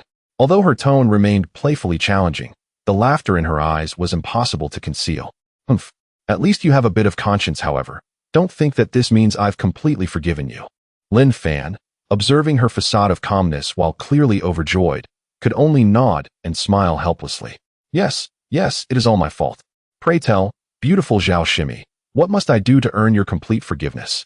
Suddenly, Zhao Xueqing extended her delicate hand, swiftly setting up a concealment formation around them, isolating them from the outside world. Her enchanting eyes blinked playfully, a glimmer of mischief dancing within them. In an instant, she leaned closer to Lin Fan. Her soft form nestled against him, her slender fingers tracing circles on his chest, her warm lips brushing against his ear as she whispered with a mix of shyness and command, "Now, you belong only to me. Close your eyes." With a black silk ribbon, she gently covered Lin Fan's eyes. When the ribbon was removed, he discovered Zhao Xueqing had donned that azure feather robe. The flowing azure fabric caressed her skin, accentuating her exquisite beauty. Akin to fresh snow, she slightly turned, her cheeks flushed, bashfully asking, "Do I look good?" "Absolutely, my Qing'er, you look stunning in anything," Lin Fan replied, his gaze intense as he stepped forward, embracing her delicate form. I can't take it anymore. Lin Shixiang, please spare me." Zhao Xueqing's face grew crimson, tears glistening in her eyes, revealing a pitiful demeanor. At that moment, her limbs felt weak, and she nearly melted in Lin Fan's embrace. Lin Fan looked down at the woman in his arms, a teasing smile playing at the corners of his mouth. "Only 3 hours have passed. Wasn't it you who said you could endure even 6 hours? Who said that?" Zhao Xueqing's gaze darted, her voice barely above a whisper. "Oh, I distinctly recall someone last night seemed to be enjoying themselves quite a bit," Lin Fan teased, his tone playful. Zhao Xueqing was momentarily taken aback. Then her face flushed beet red, resembling a ripe cherry, the color spreading to her ears. Embarrassed and indignant, she couldn't help but extend her slightly sore hand, pretending to strike him. You scoundrel! Last night, I was tirelessly channeling my spiritual energy to cultivate that yin-yang harmonizing dual cultivation classic, and my wrists are still sore." The more she spoke, the angrier she became, recalling the arduous night, her petite fist ready to fall. Lin Fan chuckled softly as he effortlessly seized her outstretched wrist. His fingertips gently kneaded the tender area between her slightly sore wrists, a subtle stream of warm and rich spiritual energy quietly flowing in to alleviate her discomfort. He lowered his head, leaning closer to her flushed ear, his voice suffused with mirth and affection. All right, it is all my fault. Next time, I shall be more mindful of the boundaries, striving for a longer duration." "You," Zhao Xueqing retorted through gritted teeth. "Are you joking?" Lin Fan embraced her warmly. Chapter 61. Ensnared in an illusion, ridiculed by others shortly thereafter, Lin Fan and Zhao Xueqing joined forces with Chen Feng, Zhang Tai, Yi Mingyao, and others, swiftly heading towards Qingtian Peak. As they approached the peak, the surrounding spiritual energy intensified, and an imperceptible pressure enveloped them. Upon reaching the foot of the mountain, they found Qingtian Peak shrouded in a faint golden halo, emanating an overwhelming aura from above. Indeed, there were restrictions in place. When Lin Fan reached out to touch the halo, he immediately felt a resilient and formidable resistance, causing the flow of spiritual energy within him to slow momentarily. Chen Feng attempted to unleash a sword qi, but it merely created ripples upon contact with the halo before dissipating into nothingness. What a powerful restriction! Flight was utterly impossible. It seemed that ascending the mountain would require a painstaking journey step by step. The group nodded in agreement, channeling their spiritual energy as they stepped onto the stairs. The moment they entered, the pressure surged dramatically, as if they were bearing the weight of 1,000 genes, requiring considerable effort with each step. The higher they ascended, the greater the pressure became. Despite Lin Fan's formidable physique and abundant spiritual energy, he found himself struggling. While Zhao Xueqing and Yi Mingyao were drenched in perspiration, their breathing rapid. They were compelled to pause intermittently, meditating to recover their depleted spiritual energy. After expending tremendous effort and nearly a day's time, Lin Fan managed to reach the halfway point of the mountain. The pressure here was so intense that even an ordinary golden core practitioner would find it nearly impossible to proceed. Just as he contemplated finding a place to rest, a voice resonated from a protruding boulder ahead. "Ah, who has caused such a commotion?" "It is you, young man. Your life seems quite resilient, having made it this far." Lin Fan narrowed his eyes and looked up to see a middle-aged man clad in black robes, seated upon the boulder, exuding the formidable spiritual pressure of a 9th-level Yuanying. It was none other than his adversary, Sun Li. A fleeting glimmer of murderous intent flashed in Sun Li's eyes, but was quickly concealed as he regarded Lin Fan with a mocking gaze, akin to that of a predator sizing up its prey. Clearly, there were rules under the restrictions of Qingtian Peak prohibiting mutual harm among practitioners. Otherwise, Sun Li would have already attacked. Lin Fan's mind raced. Yet his expression remained impassive as he returned Sun Li's gaze coldly. Noticing Lin Fan's silence, Sun Li scoffed, seemingly bored, before a malicious smile crept upon his face. "Young man, are you searching for your master, Liu Qingxue?" A jolt of tension shot through Lin Fan, his eyes sharpening like blades. "Have you seen my master?" "More than just seen," Sun Li replied, smugly shaking his head and gesturing toward a nearby area enveloped in dense white mist. "She is just ahead, but alas, her fortune seems lacking. She has wandered into a realm where even divine senses can be devoured by the fog of confusion. Even a transformation stage practitioner would face a dire fate within. How long can she last, I wonder? By the time you find her, she may have turned into a beautiful skeleton, huh?" Sun Li's laughter echoed painfully against the vast mountainside. Lin Fan's fists clenched tightly, his knuckles turning pale with the pressure, as a chilling, killing intent surged from within. Just then, a gentle voice broke through the tension. "Lin Fan, what's wrong? Wake up." Confused, Lin Fan surveyed his surroundings, his consciousness still somewhat dazed. "You were trapped in an illusion," Yi Mingyao explained softly, her lips parting slightly. "I see now. Thank you, Miss Yi." Lin Fan expressed his gratitude sincerely, gazing at her ethereal countenance. Upon his gaze, Yi Mingyao instinctively lowered her eyelids, her cheeks flushing a rosy hue, akin to the twilight sky. This subtle interaction did not escape Zhao Xueqing's notice. Instinctively, she intertwined her arm with Lin Fan's, her beautiful eyes fixating on Yi Mingyao with a hint of vigilance, as if to assert her claim. Then, she slightly tilted her face upward, her eyes glistening with unshed tears as she looked at Lin Fan with a vulnerable gaze. Seeing this, Yi Mingyao quickly clarified, "Sister Zhao has misunderstood. Just now, Lin Shixiang was ensnared in an illusion, and I merely offered my assistance. As for my flushed complexion, it is merely the result of channeling the phoenix's power, causing the fiery spiritual energy to circulate throughout my body." She then turned to Lin Fan, her lips parting softly. "Lin Shixiang, were you truly ensnared in an illusion?" Lin Fan nodded. "Swear, what Miss Yi said is true. Had it not been for her timely assistance, I would likely still be trapped in that illusion." Nevertheless, Zhao Xueqing remained skeptical. As a woman herself, how could she fail to perceive Yi Mingyao's bashful demeanor? It was clearly an attempt to entice Lin Shixiang. Was it merely because she was slightly more voluptuous than herself? In a few years, she too would not fall short. Biting her lip, she pondered, did this trick elude anyone? She then rose onto her tiptoes, her eyes shimmering with tears as she gazed at Yi Mingyao, her voice deliberately choked with emotion. Yes, I apologize, Miss Yi. I misunderstood you earlier." She then turned to Lin Fan, her lips parting again. "Brother Fan, do you think Miss Yi will forgive me?" "This." Lin Fan gazed at the distressed Zhao Xueqing, momentarily at a loss. Unexpectedly, Yi Mingyao did not take offense. Instead, she patiently explained that she did not harbor any feelings for Lin Fan. Zhao Xueqing was taken aback.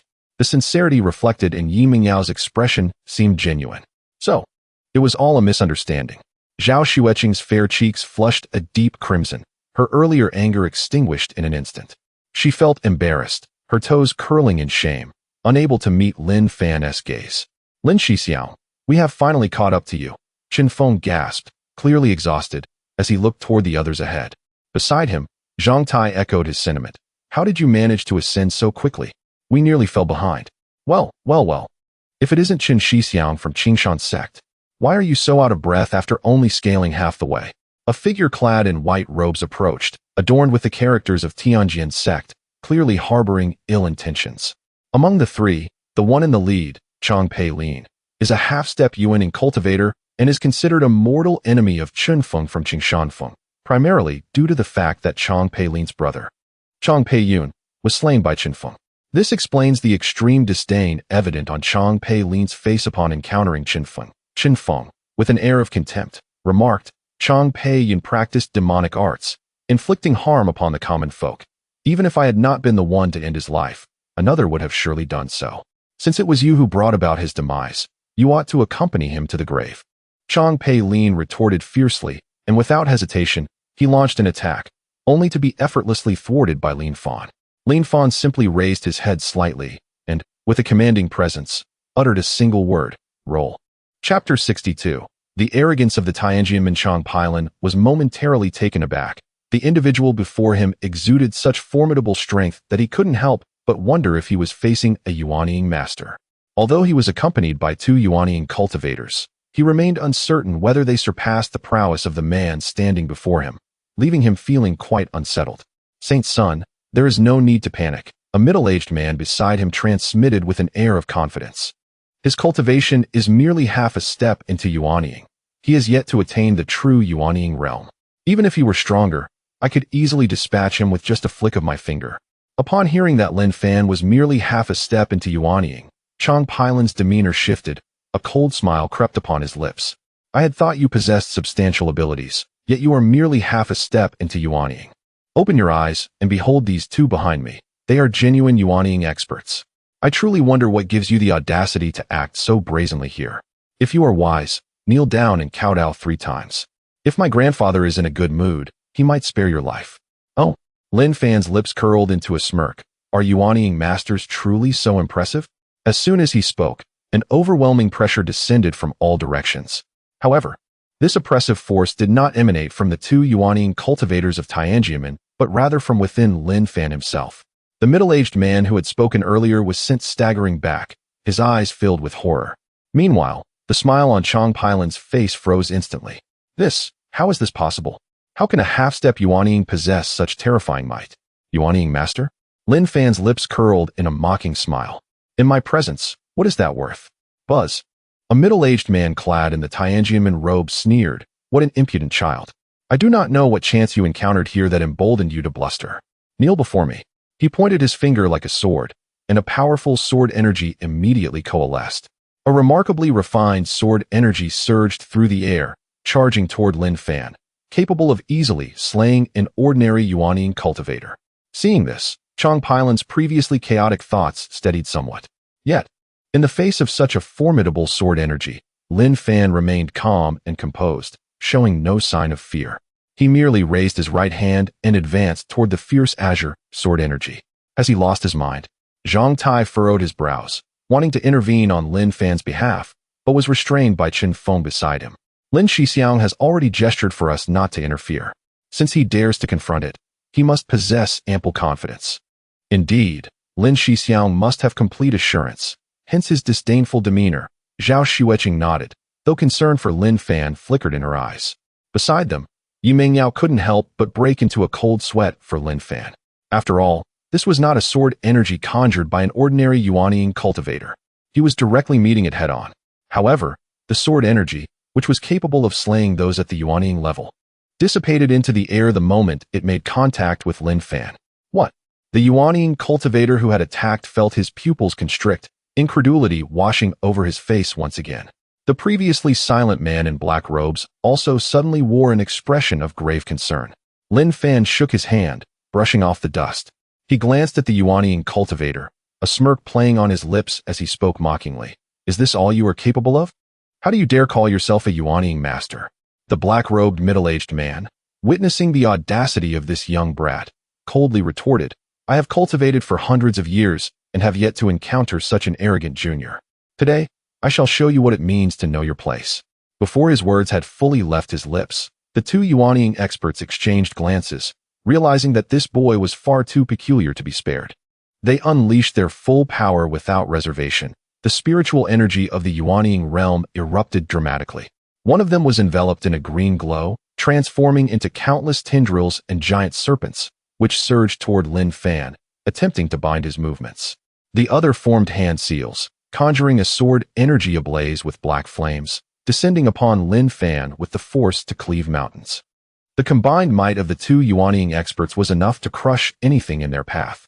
Chang Pailan and the middle-aged man behind him wore expressions of delight, believing that under such an assault, even this bizarre boy would have no chance of survival. Yet, facing this strike that would terrify any Yuanying cultivator, Lin Fan merely shook his head slightly, his eyes reflecting boredom. He had expected something far more formidable. It turned out to be quite the letdown. With a subtle smile, Lin Fan made no defensive gestures. Instead, holding his spirit sword casually, he swept it lightly through the air. A white sword energy surged forth. It was as if time had frozen at that moment. The myriad of poisonous vine serpents, upon touching the white sword energy, disintegrated as if they were snow cast into the blazing sun. The menacing black flame sword energy also split apart, dissipating into the air. However, the white sword energy did not cease. It effortlessly glided past the necks of the two Yuanying men. The murderous intent that had once been etched on their faces gradually faded. They opened their mouths, seemingly wanting to say something, but the next instant, they both collapsed to the ground. A Yuanying master had been slain in a single stroke. And it was not just one, but two. Lin Fan's strength was astonishing. He had effortlessly cut down two Yuanying cultivators. Chang Pailan's exhilaration transformed into sheer terror, his body trembling uncontrollably. Lin Fan slowly approached him, looking down from a height, the cold curve of his lips rising once more. Now, kneel down and kowtow to me 3 times, and perhaps I will spare your life. Lin Fan's voice remained calm, yet carried an undeniable authority. Even as Chang Pailan's heart resisted fiercely, the thought of Lin Fan's ease in dispatching two Yuanying masters made him feel like a lamb awaiting slaughter. The more he recalled the details of what had just transpired, the greater his fear grew, ultimately succumbing to the overwhelming terror of death, forcing him to kneel. Grandfather, speak louder. Lin Fan barked. Chang Pailan's countenance was one of profound embarrassment. Despite his fear of death, the audacity of the person before him to humiliate him so brazenly was intolerable. Slowly, he raised his head and, with a fierce expression, declared, "One should leave a thread for future encounters." "Humph, I have no need for that," Lin Fan retorted with a cold smirk. "You can either obediently continue to shout, or face death." "Very well." Chang Pailan's expression darkened, and a menacing aura emanated from him as he proclaimed, "You shall meet your end." Chapter 63. Encountering the enemy again. Master takes action. Chang Pailan's visage contorted, a glimmer of madness flickering in his eyes. He intended to self-destruct his golden core, seeking to perish alongside Lin Fan. However, his actions abruptly ceased, the madness in his gaze swiftly dimming, ultimately crystallizing into ashen stillness. In an instant, the Xiangu sword pierced his chest, and the tumultuous power of his golden core dissipated in an instant. After retrieving the spatial ring, Lin Fan proceeded towards Chen Feng. As for Chen Feng, upon witnessing the two women surrounding Lin Fan, he wisely concocted an excuse to depart. Meanwhile, Zhao Xueqing's face displayed an anxious expression as she gazed at Lin Fan, exclaiming, "Lin Shixiao, are you unharmed?" Lin Fan replied with a smile, "Qing'er, I am fine. Do not act so recklessly next time. It is perilously dangerous." Tears brimmed in Zhao Xueqing's eyes as she fixed her gaze upon Lin Fan. "Indeed, Zhao Shimi is right. Your earlier actions were exceedingly perilous and truly startled us," Yi Mingyao interjected, her lips parting. "Are you concerned for me, Yi Shimi?" Lin Fan turned his attention to Yi Mingyao, who was clad in a flowing red gown. Her cheeks flushed crimson as she retorted, "Who is worried about you?" She then hurriedly ascended the steps. "I was just worried about you, yet you dared to flirt with other women." Zhao Xueqing's expression darkened. Subsequently, she extended her delicate hand to grasp Lin Fan's waist, pinching him fiercely, declaring, "Let us see if you dare to do so again." "Qing'er, I was wrong." Lin Fan grimaced in pain. "Humph, remember your words. You must not gaze at other women again," Zhao Xueqing murmured softly, nestled in Lin Fan's embrace. "Indeed," Lin Fan replied, gently pinching her delicate face, offering comfort. "Qing'er, I apologize for causing you worry." Then, Lin Fan leaned in to kiss her enticing red lips. After a prolonged moment, they parted, continuing their ascent, encountering Yi Mingyao, Chen Feng, and Zhang Tai, who were resting. Soon, they reached the terminus of the stairs, where a grand palace entrance awaited. At the platform's center stood a figure clad in a black robe, seemingly having awaited their arrival for some time. Upon seeing Lin Fan, an expression of astonishment erupted in his eyes. Sun Li's countenance bore disbelief. This individual, possessing such strength, had made it this far. His future achievements would undoubtedly be remarkable, necessitating his demise here. A chilling aura of malice radiated from Sun Li, as the terrifying pressure of a ninth-layer Yuan Ying was unleashed relentlessly towards Lin Fan and his companions. Chen Feng, Zhang Tai, Zhao Xueqing, and Yi Mingyao's faces turned pale, struggling to breathe, their bodies trembling involuntarily. Lin Fan bore the brunt of the assault, yet merely frowned, the sword intent circulating around him, dissipating the overwhelming pressure. "You all retreat," Lin Fan commanded firmly. However, Sun Li's murderous intent was resolute, providing no time for them to react. Little bastard, die? Sun Li roared, summoning a blood-red flame sword that lunged towards Lin Fan. Protect Lin Shixiang. Chun Feng and Zhang Tai, fully aware of their disadvantage, summoned all their spiritual energy and charged forward fearlessly in a bid to shield Lin Fan. Zhao Xueqing and Yi Mingyao also shouted in unison, unleashing their sword techniques, two streaks of brilliant sword light striking towards Sun Li from either side. Yet their efforts were akin to an ant attempting to shake a tree, utterly futile. Sun Li's sword momentum remained unchanged, merely pulsating with blood light. Boom! Chun Feng and Zhang Tai were struck with tremendous force. Their protective spiritual energy shattered, blood gushing as they were sent flying, crashing heavily to the ground, their breath instantly waning. Zhao Xueqing and Yi Mingyao's sword light met the blood glow, dissipating as swiftly as melting ice. Both women were similarly jolted back, blood trickling from the corners of their mouths, clearly injured internally. The lethal strike from Sun Li loomed above Lin Fan's head. Faced with this ninth-layer Yuan Ying's full-force attack, Lin Fan's expression turned grave, his internal spiritual energy surging wildly. Though he managed to withstand the blow, he still sustained considerable internal damage. Is this the ninth-layer Yuan Ying? Lin Fan wiped the blood from the corner of his mouth, gazing at Sun Li. Unlike the fifth and sixth-layer Yuan Ying practitioners encountered previously, the ninth layer seemed to represent a watershed moment, touching the threshold of transformation. Sun Li, sensing an opportunity, struck again. Just then, a brilliant blue sword light surged forth from within the palace, halting Sun Li's determined strike. He felt an overwhelming chill emanating from the sword. Who? Sun Li gasped in shock, hastily retreating, his gaze filled with terror as he looked towards the source of the sword light. From the palace emerged a woman clad in a flowing white gown. Her figure was slender, her beauty exquisite, yet her demeanor was as frigid as ice. Exuding a terrifying chill that surpassed even before, her cultivation having reached the fifth layer of transformation, where she comprehended the essence of ice within the palace. It is you. Sun Li's pupils constricted, his voice faltering in surprise, and as he attempted to flee, he found himself unable to move. Liu Qingxue's icy gaze fell upon Sun Li, her tone frigid as she commanded, die? The fierce instinct for survival drove him to make a desperate decision. You leave me no choice. Sun Li howled, an abnormal flush spreading across his face as he spat a mouthful of essence blood onto his sword. A terrifying aura, far surpassing the Yuan Ying stage, erupted from within him as he forcefully ignited his life essence, temporarily stepping into the threshold of the transformation stage.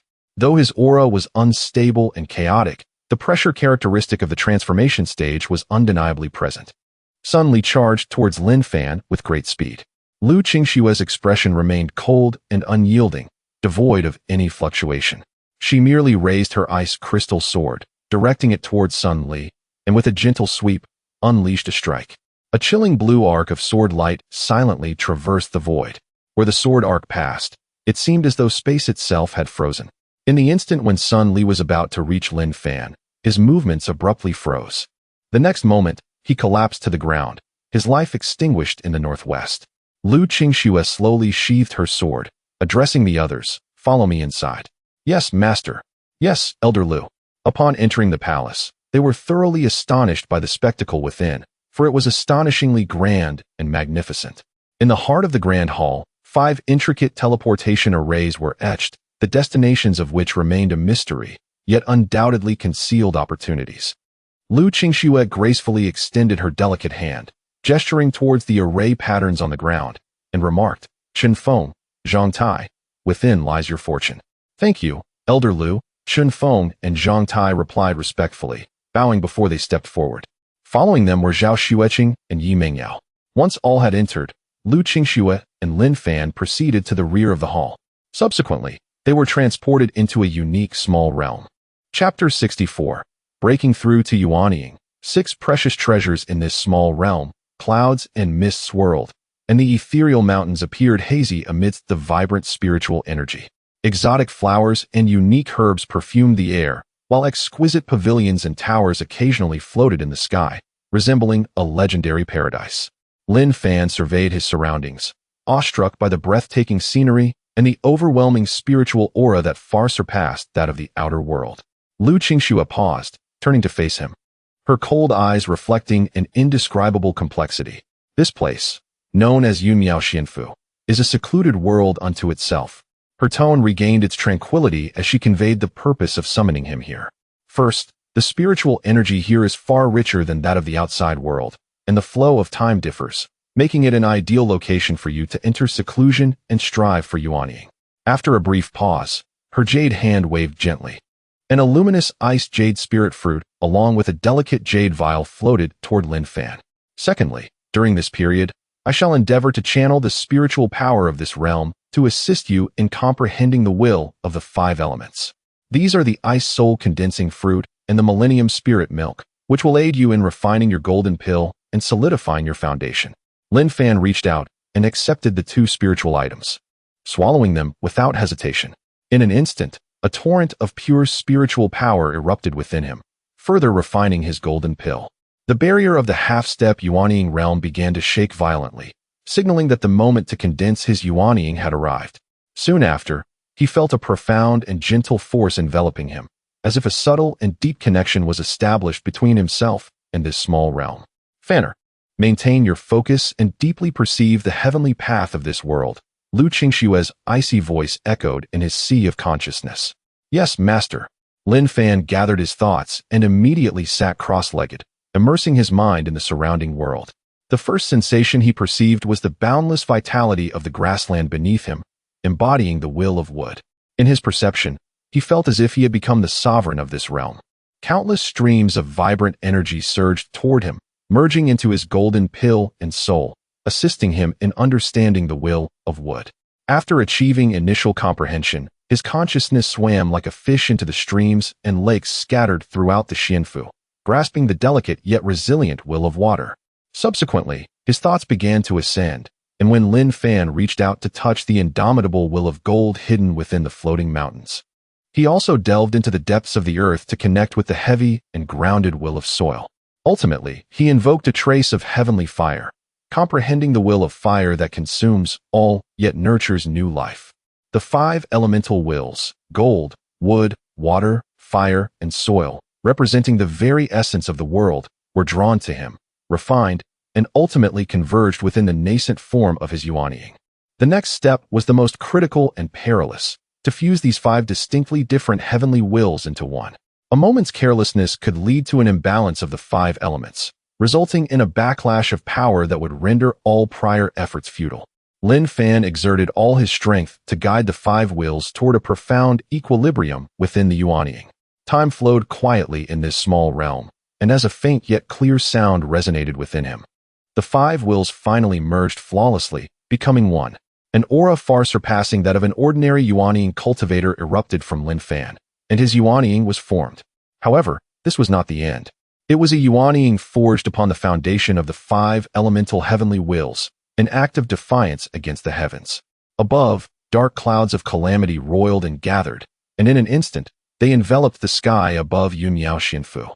Within the clouds, intertwined bolts of lightning in 5 colors, green, gold, blue, red, and yellow, corresponded to the primordial powers of the 5 elements. A terrifying heavenly might descended, causing souls to tremble with fear. Liu Qingxue gazed skyward, a hint of solemnity flashing in her cold eyes. The chaos of the 5 elements' calamity, so it is. She moved slightly, retreating to a distant floating mountain, leaving the stage entirely to Lin Fan. This tribulation cannot be interfered with by outsiders. All must rely solely on the one undergoing the tribulation. Come. Lin Fan howled to the heavens, his eyes filled not with fear, but with determination. The yuanying he had just formed shone brightly within his dantian, with the elemental powers circulating in harmony, exuding immense vitality and the majesty of the heavenly path. Boom. The first heavenly tribulation struck down fiercely. It was not a singular attribute of thunder, but a chaotic pillar of lightning, imbued with all 5 colors, entwining and colliding. Before the pillar arrived, an intent that threatened to tear apart everything descended, causing the space around Lin Fan to distort slightly. Break. Lin Fan extended his fingers like a sword, and the tiny hand of his yuanying mirrored the gesture, channeling the merged elemental powers that surged forth, transforming into an exquisitely refined 5-colored sword force, defying the heavens as it met the chaotic thunder pillar head-on. With a crackle, the violent shockwave of energy radiated outward in a circular fashion, reducing vast expanses of exotic flowers and herbs below to dust. Lin Fan's body trembled violently, every pore erupting with blood. The first lightning tribulation was forcefully dissipated by him. Following that, the second and third tribulation struck, each more robust and rapid than the last. His body endured relentless strikes, skin torn and bones shattered, yet the five-element yuanying within his dantian grew increasingly solid. With each injury, it rapidly healed under the flow of elemental power, becoming purer and more powerful. This lightning tribulation was both destruction and rebirth. Boom. The final lightning tribulation descended, blinding light engulfing Lin Fan's figure. In the distance, Liu Qingxue's white fingers tightened slightly, her face etched with concern as she watched the scene unfold. As the clouds of calamity gradually dispersed, Lin Fan slowly stood up. Swear, he gazed at the woman not far from him. Embracing her as he said, "I have prepared a gift for you. Do take a look and see if you like it." From his spatial ring, Lin Fan produced 6 intricately carved boxes. Liu Qingxue extended her delicate hand, opening one of the boxes to reveal a 9th-grade spirit herb, the Tian Shen Ling Chao, which had even developed a measure of spirit intelligence. This, Liu Qingxue looked at the item in astonishment. Even as a transformation god cultivator, she had only seen such a thing in ancient texts. Lin Fan smiled at Liu Qingxue, saying, "Master, please look at the next few boxes." Inside the remaining boxes were a strand of chaotic energy, a millennium soul-nurturing wood, a pashu pill, and lastly, a flowing white cloud skirt of celestial descent. This exquisite garment is crafted from the silk produced by the icy silkworm, possessing remarkable properties of fire resistance and waterproofing. Adorned with intricate engravings, a closer inspection reveals that the patterns depict a formation of 64 arrays. Not only does it facilitate the rapid absorption of spiritual energy for practitioners, but it also enhances their cultivation speed. "Swear, do try it on," Lin Fan urged. Liu Qingxue responded with a slight nod, donning the white flowing cloud immortal skirt. The supple fabric accentuated her lithe figure, honed through years of sword practice. Resembling a snow lotus blossoming from an ice mountain, exuding an aura of coldness that is both sacred and inviolable. Chapter 65, A New Crisis. Master takes action. She shyly lowered her head, exhaling a breath of hot white air, and softly inquired, "Fanner, where did you acquire these items?" Lin Fan recounted the events that transpired in the mist to his master, Liu Qingxue. "So that is the case," Liu Qingxue exclaimed, realization dawning upon her. "I never expected you to gain such immense fortune." Lin Fan stepped forward, taking her hand, which was soft and even exuded a faint, pleasant fragrance, invigorating his spirit. Leaning close to her ear, he whispered, "Master, it appears that the opportunities you have obtained are not inferior to those of your disciple." Humph. Liu Qingxue adopted an air of pride, her red lips parting as she retorted, "The fortunes I acquired are certainly not lesser than yours." Lin Fan gently pinched her cheek, and, leaning closer, asked, "Swear, why is your face so hot?" "How embarrassing." Liu Qingxue raged internally, her cheeks flushed, attributing her blush to the fact that he had leaned so close and questioned her, which was utterly mortifying. She could not help but avert her gaze, explaining, "That is because I expended too much spiritual power while channeling the heavenly Tao for you, causing my body to feel a bit warm." "Oh." Lin Fan feigned confusion. "Why do I feel that your spiritual power seems abundant?" Liu Qingxue's hastily crafted excuse was thus shattered. Her heart began to race, her face turning a deeper shade of crimson, as she exhaled a hot breath and stammered, That is because I have just recovered." Liu Qingxue silently berated herself. How has this rascal become so adept at manipulating emotions? "I have no chance to retort." "I see," Lin Fan said, a smile curling at the corners of his mouth as he placed a hand on Liu Qingxue's waist. "Shall we continue our cultivation?" Liu Qingxue's delicate hand lightly rested on Lin Fan's neck. He lifted her gently and placed her on the grass. Over the following days, the two engaged in the practice of the yin-yang complementary dual cultivation canon. After each session, Lin Fan and Liu Qingxue could distinctly feel their cultivation levels rising. The sensation of power coursing through their bodies and the exhilarating feeling of breaking through bottlenecks was enough to make Liu Qingxue forget all her embarrassment. "Huff!" Lin Fan gasped for breath, exclaiming, "Master, I can't go on." Liu Qingxue looked down at Lin Fan, who was panting in her embrace, and said, "Fanner, a man must never claim defeat."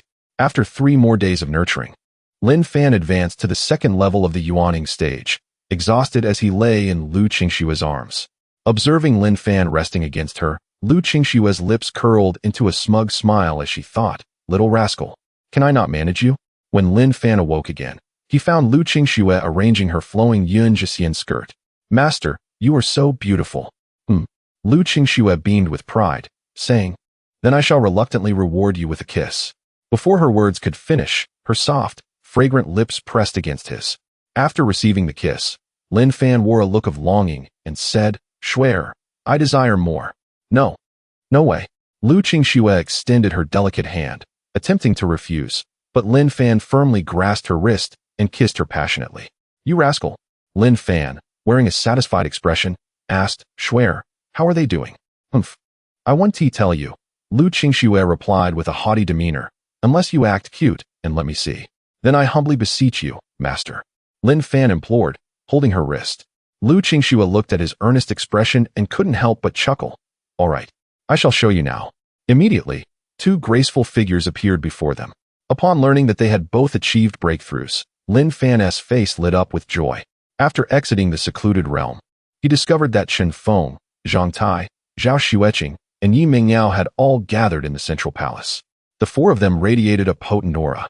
Chen Feng and Zhang Tai had remarkably broken through to the Yuaning stage. Although they were at the first level, their foundation was solid, evidently reaping great benefits.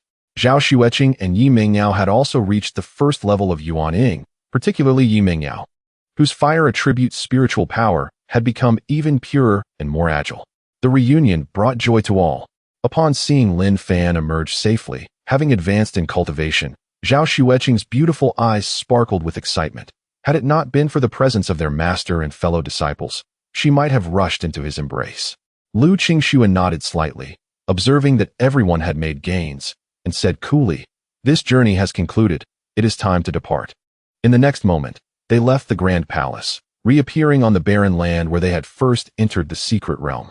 The entrance behind them slowly closed, ultimately vanishing as if it had never existed.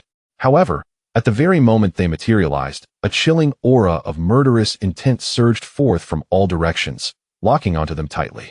In midair, an elder clad in the attire of the Tianjin men stood suspended, emanating an aura that unmistakably reached the sixth level of the transformation stage.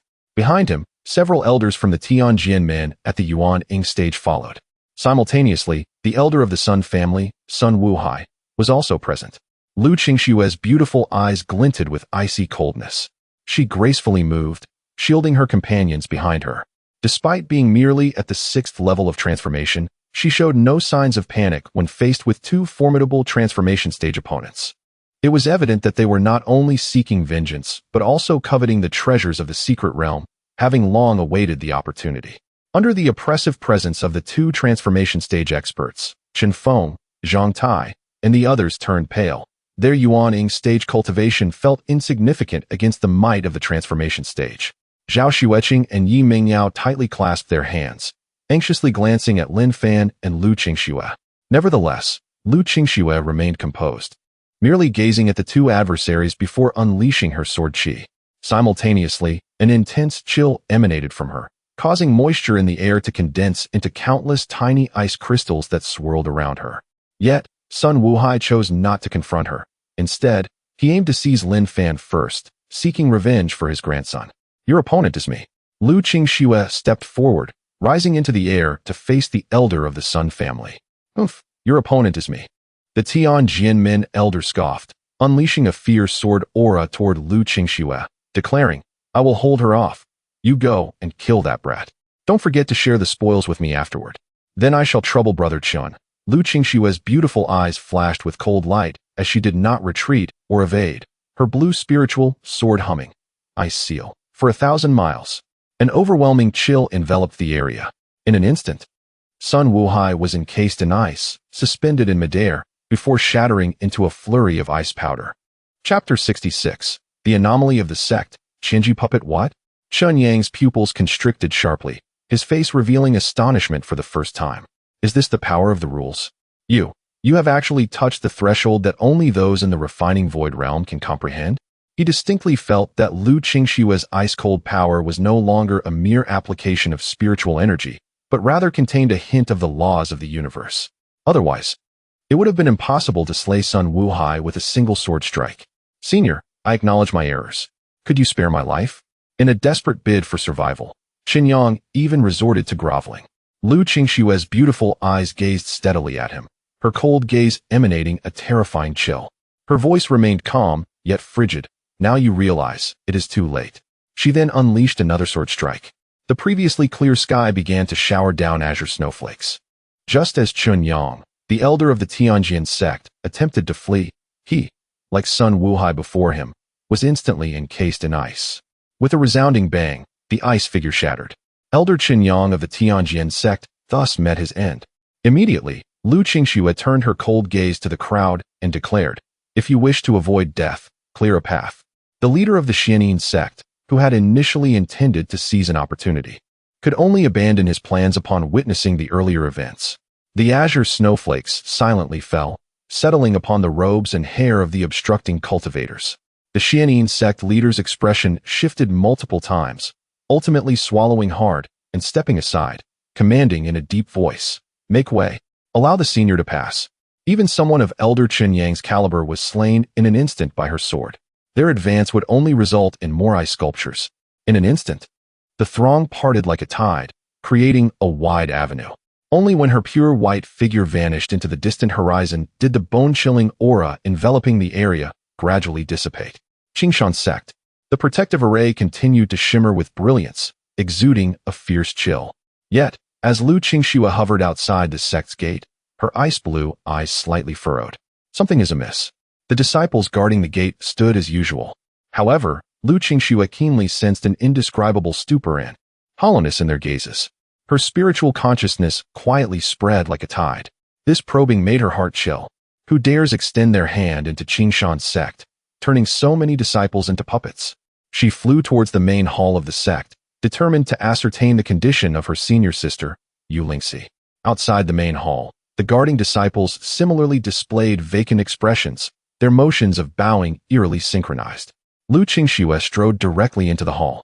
Inside, sect leader Yu Lingxi, clad in a pure white robe, sat atop the cold jade throne, her beauty still breathtaking. Upon seeing Liu Qingxue enter, she rose to greet her. "Sister Qingxue, you have finally returned. Was your journey smooth?" Her voice remained frigid. Beneath her seemingly perfect smile, the movement of her muscles bore an unnaturally rigid quality. What confirmed Liu Qingxue's suspicions was the presence of a soul imprint within Yu Lingxi, coiling around her original soul. The Yu Lingxi before her appeared normal, yet had long been controlled by another, becoming a puppet with self-awareness but unable to defy commands. "Sister?" Noticing Liu Qingxue, and merely gazing silently at her, without uttering a word, and the ice-blue hue in her eyes deepening, Yu Lingxi's exquisite face revealed a hint of confusion. Meanwhile, Lin Fan returned to the front of his residence, instantly spotting Su Zimo standing gracefully beneath the porch. She wore a delicate green sleeping robe, the sheer silk clinging closely to her stunning curves. Her long hair lazily cascaded over her shoulders. The ethereal moonlight flowed over her elegant profile, imbued with a touch of coldness and a subtle warmth that was barely perceptible. "Who is this?" Beside her, Zhao Xueqing's eyes flickered slightly, inquiring softly. Lin Fan smiled and explained, "Qing'er, this is the Mu'er I often mention to you." Upon hearing this, Zhao Xueqing's face blossomed into a bright smile as she affectionately linked her arm with Su Zimo's. "So, you are Sister Mu'er? Brother Lin often speaks of you, and today, I see that your beauty is indeed unparalleled." She was well aware of the deep bond between Su Zimo and Lin Fan. With the former showing no signs of jealousy, how could she, the newcomer, feel envious?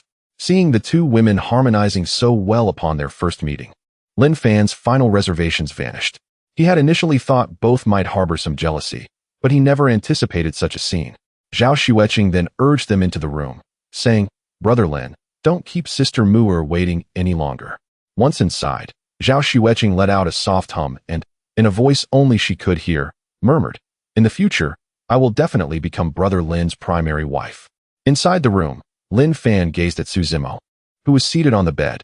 He noticed tears glistening in her beautiful eyes as she looked at him. "Apologies for making you wait. Lin Fan stepped forward, embracing her gently and whispering in her ear. Longing transformed into a delicate mist. After a night of intimacy, Zhao Xueqing's exquisite face had turned crimson.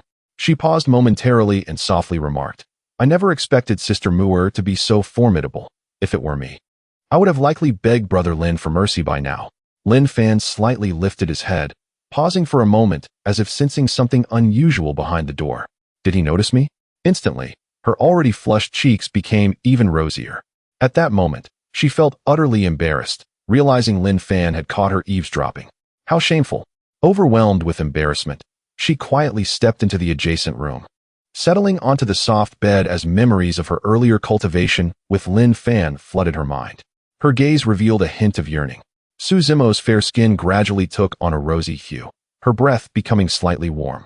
It seemed she sensed Lin Fan's unusual demeanor as her delicate hand wrapped around his neck, softly inquiring, "What's wrong, Brother Fan?" Lin Fan gently wrapped one arm around her waist while the other softly cupped her chin, kissing her tenderly, savoring the taste of her lips. The sensation was akin to that of a perfectly ripe water honey peach, sweet and delectable, leaving one utterly enchanted. "Today, you are particularly captivating," she remarked. Displeased, Su Zimo clenched her delicate fists and gently tapped his chest, exclaiming, "How dare you tease me?" After the second sunrise, Su Zimo ultimately succumbed to exhaustion, collapsing into Lin Fan's embrace, resembling a docile little kitten gracefully nestled against him. Chapter 67. The Soul Search. This woman is remarkable. Conduct a soul search on me within it. You shall find the results you desire. Before Yu Lingxi could finish her words, her exquisite visage contorted slightly in extreme agony. Her formerly cold gaze now flickered like a candle in the wind, as if enduring the torment of having her very soul torn asunder. "Yu Shiji, hold on." Liu Qingxue's voice remained as frigid as ever. Yet, upon closer inspection, one could detect a subtle urgency stirring beneath her icy exterior. She swiftly channeled a pure essence of cold ice spiritual energy, attempting to stabilize Yu Lingxi's rapidly deteriorating vitality. However, Yu Lingxi shakily shook her head, using her last ounce of strength to grasp Liu Qingxue's wrist, her knuckles turning pale from the exertion. "Swear quickly. While I still possess a thread of clarity, conduct the soul search now." Her words shattered like broken ice, accompanied by another spurt of blood from her lips. With a softening body, she ultimately lost consciousness, collapsing to the ground. Liu Qingxue bit her lip, and a rare flicker of hesitation flashed in her icy blue eyes. The soul search technique was immensely domineering. The practitioner needed to forcibly invade another's sea of consciousness with a powerful will, seizing fragments of memory. This technique inflicted grave harm on the recipient. The lightest consequence could be damage to the soul, leading to disarray of memories, while the heaviest could result in the destruction of the sea of consciousness and immediate obliteration of the soul. At present, Yu Lingxi's soul was already corroded by the malevolent puppet seal, rendering her exceedingly fragile. Executing a soul search would only exacerbate her plight, akin to adding frost to snow, leaving her with a slim chance of survival. "I am sorry." Yu Shiji. Liu Qingxue no longer hesitated, extending her delicate hand. Her fingertips enveloped in a concentrated azure glow, making contact with Yu Lingxi's smooth forehead. The azure light contained a sliver of the power of rules that Liu Qingxue had touched upon, striving to penetrate the barriers of the sea of consciousness with minimal damage. In an instant, countless chaotic and fragmented memories surged forth, intertwined with the remnants of Yu Lingxi's emotional fluctuations. There was pain, anger, unwillingness, and despair. Initially, most of the memories that flooded in were trivial daily fragments devoid of significance.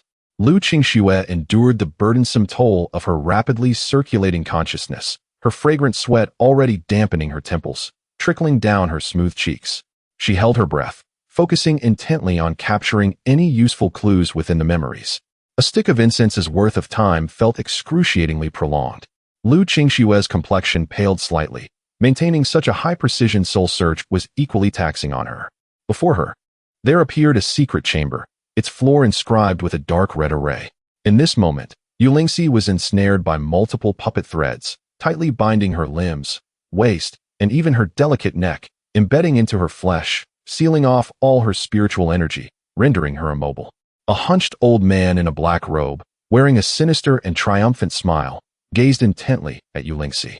TSK, who would have thought that the esteemed sect leader of Qingxue sect, the renowned Yu Xianzi of the northern domain, would ultimately fall into my hands. His voice was raspy and grating, dripping with nauseating mockery. Yu Lingxi struggled in agony, fine beads of cold sweat forming on her forehead, yet she could not budge the puppet threads by even a fraction. She bit her lip tightly until bright red droplets welled up and trickled down her jaw, staining her pristine robe with spots of vivid crimson. You despicable fiend. You actually used the sect's token to set a trap for me. Yu Lingxi's voice trembled with pain and fury. A trap? The old man scoffed disdainfully, his murky eyes shifting. What of it? In the end, the victor claims the spoils. It has always been thus. If you wish to blame someone, blame your excessive trust in others and the fact that your Qingxue sect is simply too tempting a prize. Do not revel too soon. Yu Lingxi, enduring the excruciating invasion of her soul, ignited a stubborn fire in her eyes. Do not forget, our Qingxue sect still has a transformation realm powerhouse. Surely you do not mean Liu Qingxue? The old man's face momentarily flickered with apprehension, only to be swiftly replaced by a deeper chill. When she returns, perfect. At that time, I will personally take action and capture her as well. Then, both of you exquisite women shall fall into my hands, utterly becoming my puppets. Perhaps due to the stimulation of the soul search, Yu Lingxi's previously unconscious body suddenly trembled violently, her sealed spiritual energy beginning to riot within her. Not good. The puppet seal is beginning to backfire. Liu Qingxue's expression changed dramatically, immediately retracting her overflowing aura. She swiftly formed seals with her hands, and a pure and vast spiritual energy surged towards Yu Lingxi like a tidal wave. She attempted to reinforce the precarious seal of Yu Lingxi's soul, suppressing the turbulent puppet seal within her. However, it was too late. Yu Lingxi suddenly raised her head, her previously tightly shut eyes snapping open. Yet, within those once clear and bright orbs, there was now not a trace of warmth or rationality, only an utter void. A twisted and rigid smile crept across her stunning face, rendering her appearance eerily unsettling. Since you have come, then all shall remain. A completely unfamiliar voice escaped her lips. Before the words had fully left her mouth, she was gripping a dagger in her delicate hands. Liu Qingxue reacted swiftly, gently striking her body with a palm.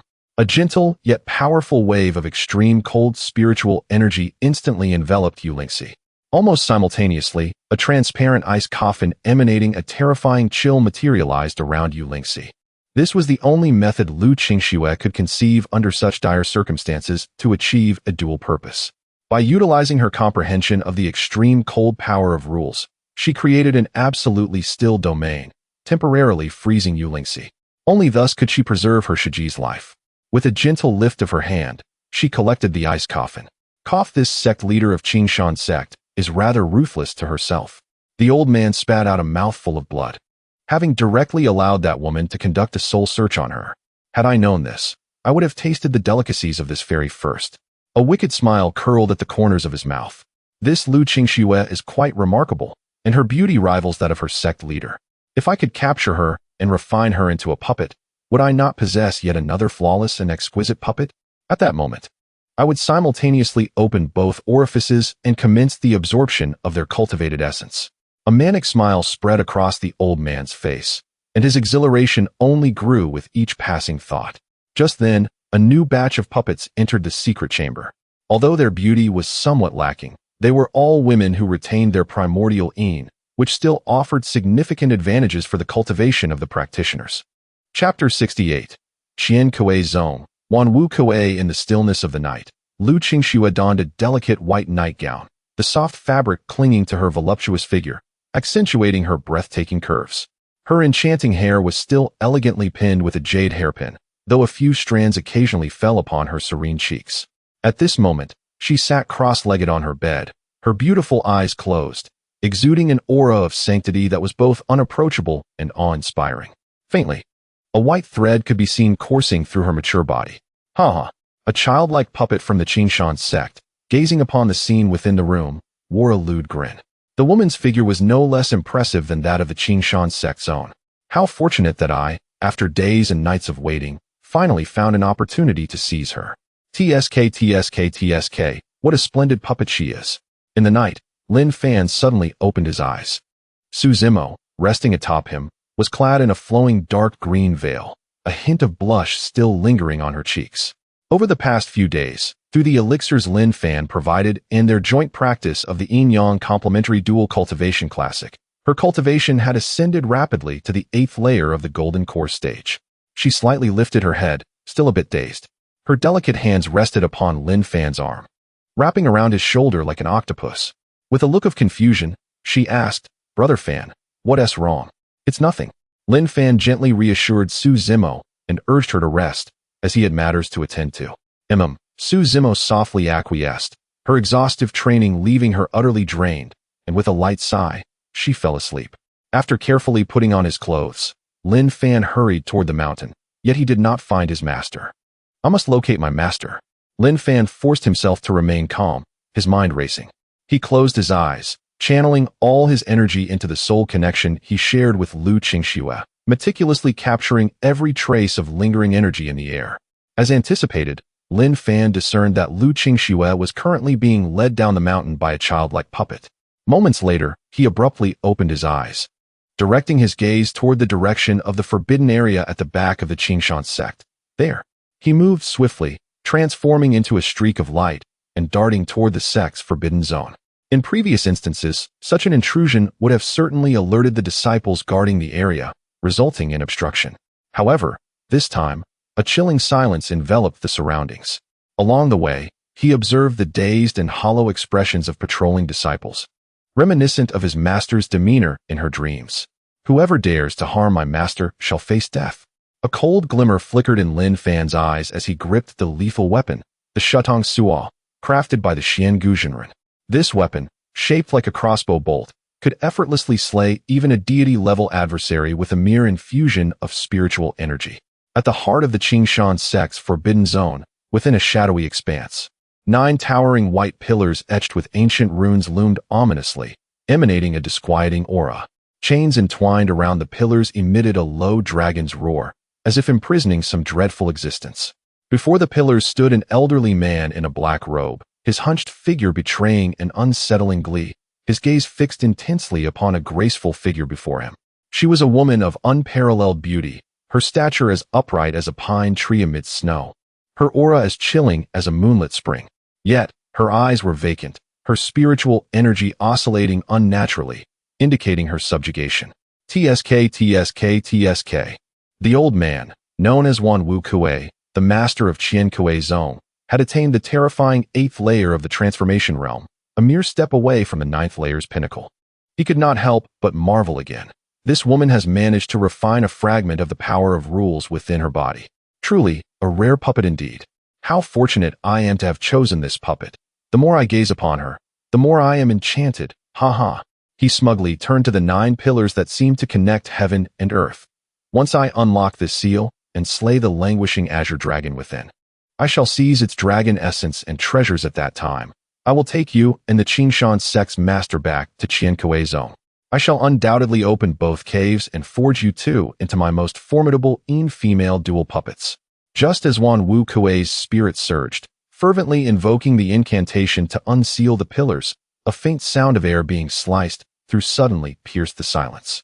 A beam of golden light, capable of tearing through space, shot forth from the shadows, hurtling toward Wan Wu Kuei. This was none other than the Shutong Suo launched by Lin Fan. Bang! The golden light erupted, producing a deep, resounding boom. However, at the moment the Shutong Suo was about to pierce its target, the seemingly ordinary black robe worn by Wan Wu Kuei suddenly illuminated with numerous crimson runes, and a solid black shield materialized around him. While the Shutong Suo was indeed sharp, it merely inflicted severe injury upon him. A mere infant at the nascent soul stage? Upon discerning Lin Fan's cultivation, Wan Wu Kuei's expression shifted to one of scorn, as if he were gazing at an insignificant insect that he could crush with ease. What audacity! He unleashed a palm strike, rapidly closing in on Lin Fan. The shadow of death loomed over Lin Fan in an instant. Yet, at this critical juncture, Liu Qingxue, who had remained motionless, suddenly trembled. The once dull light in her beautiful eyes ignited with a piercing azure glow. Buzz! The air crackled with the sound of ice crystals forming as the puppet strings binding her shattered under the onslaught of this frigid force. Liu Qingxue had awakened. Her gaze, now icy and penetrating, instantly locked onto Wan Wu Kuei, the master of Qian Kuei Zong. Wan Wu Kuei's advancing form abruptly halted, the malevolent grin on his face freezing in disbelief as he turned to meet Liu Qingxue's frostbitten eyes. Due to his grievous injuries, he was instantly struck by a sword that severed one of his arms, causing the situation to take a dramatic turn. In that fleeting moment of anguish from the severed limb, the mighty Qinglong sealed within the 9 colossal pillars seemed to sense the upheaval in the external world and the loosening of its confinement, unleashing a more ferocious and wrathful roar. The pillars trembled, and the chains clanked ominously, as if on the verge of breaking free from their restraints and shattering the seal. Wan Wu's complexion turned ashen, dark mist swirling around the stump of his arm as he struggled to staunch the flow of blood, yet his vitality had already diminished significantly. He gazed at the woman in disbelief, his heart a tumult of astonishment and dread. How could you possibly escape my intricate puppetry technique? Liu Qingxue, adorned in her pristine white nightgown, swayed gently amidst the turbulent spiritual energy. At this moment, the long sword in her hand was angled toward the ground, its blade crystallizing into fine ice, and the temperature around them plummeted sharply. That day, I was already aware of your intent to ensnare me with your 1,000 threads. Thus, I played along, feigning a fall into your trap. Today, I shall accompany you on your final journey. Her voice was frigid, devoid of any emotion, yet imbued with an overwhelming aura of murderous intent. Chapter 69. The first-generation sect master. Resolving the crisis in light of the circumstances, he was compelled to ignite his life force and essence blood, forcibly elevating his cultivation to the 9th level of Huashan. Countless intricate crimson runes adorned his black robe, and a dense aura of blood-red malevolence surged into the sky, tainting the radiant moonlight with a dark crimson hue. The disciples under his control began to tremble violently, emitting cries that were anything but human. Even the spiritual energy surrounding them turned frenzied, recklessly charging towards Lin Fan and Liu Qingxue. Hundreds, even thousands, of puppets surged forth like a relentless tide. Master, they. Lin Fan's expression changed. After all, they were his fellow disciples. Their souls had been eroded beyond salvation. At this moment, they were merely foes. Fanner, do not show mercy to the enemy, otherwise it will be our demise. She understood that any compassion at this juncture would be a cruelty towards herself. Without further ado, she took the initiative, icebound for 1,000 miles. Her sword sang softly as a brilliant blue arc swept forth. Wherever the arc passed, the air froze, and the ground became enveloped in a thick layer of ice. The first wave of puppet disciples was instantly encased in the frigid sword energy, transforming into a multitude of uniquely postured ice sculptures. Subsequently, under the relentless assault, they shattered with a thunderous crash, their flesh even frozen, with not a single drop of blood spilled. With a wide-ranging lethal move, she cleared a passage, yet more puppets fearlessly filled the gap. I understand. Lin Fan suppressed his reluctance and began to weave through the throng of puppets. At that moment, he readied his second Shou Tian Su, having previously failed to deliver a fatal blow due to insufficient spiritual energy. This time, however, the outcome would be different. He spotted an opening and launched the Shou Tian Su once more. The junior seeks death. The Wan Wu puppet, having faced defeat once, would not be caught unawares again. With a single sweep of his one arm, he positioned a humanoid puppet in front of himself. Then, he struck out with a palm, causing Lin Fan to spit blood. At that instant, Liu Qingxue held a green jade seal in her delicate hands. This was the treasured artifact of Qing Shanzong, capable of slaying even a 9th-level Hua Xin expert when activated with spiritual energy. She urged the jade seal into the air, from which chains emerged and tightly ensnared it. In an instant, a terrifying green murderous intent surged forth, attempting to draw the Wan Wu puppet into its depths. No. Stop. The Wan Wu puppet howled in agony, ultimately succumbing to the jade seal. Master. Lin Fan gritted his teeth against the excruciating pain in his chest, struggling to rise. Fan, are you all right? Liu Qingxue's gaze flicked to Lin Fan's pale face and the blood at the corner of his mouth, revealing a fleeting glimmer of concern in her eyes. I am unharmed. Lin Fan swiftly swallowed several healing pills and approached her, inquiring, Master, are you unscathed? Liu Qingxue shook her head slightly. Observing the dissipating ice crystals and the fallen disciples of Qing Shanzong, letting out a soft sigh. Just then, the 9 colossal pillars trembled violently, and fine cracks began to appear on the chains. This is bad. The seal is about to break. Lin Fan's expression shifted. Liu Qingxue's countenance also turned grave as she gazed at the pillars. The Wanwu puppet has been attempting to unravel the seal. Although we interrupted it, the seal has become loosened.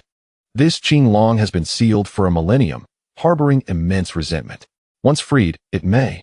Before she could finish her sentence, a sharp crack echoed as the thickest chain snapped. Following that, like a chain reaction, more chains began to shatter.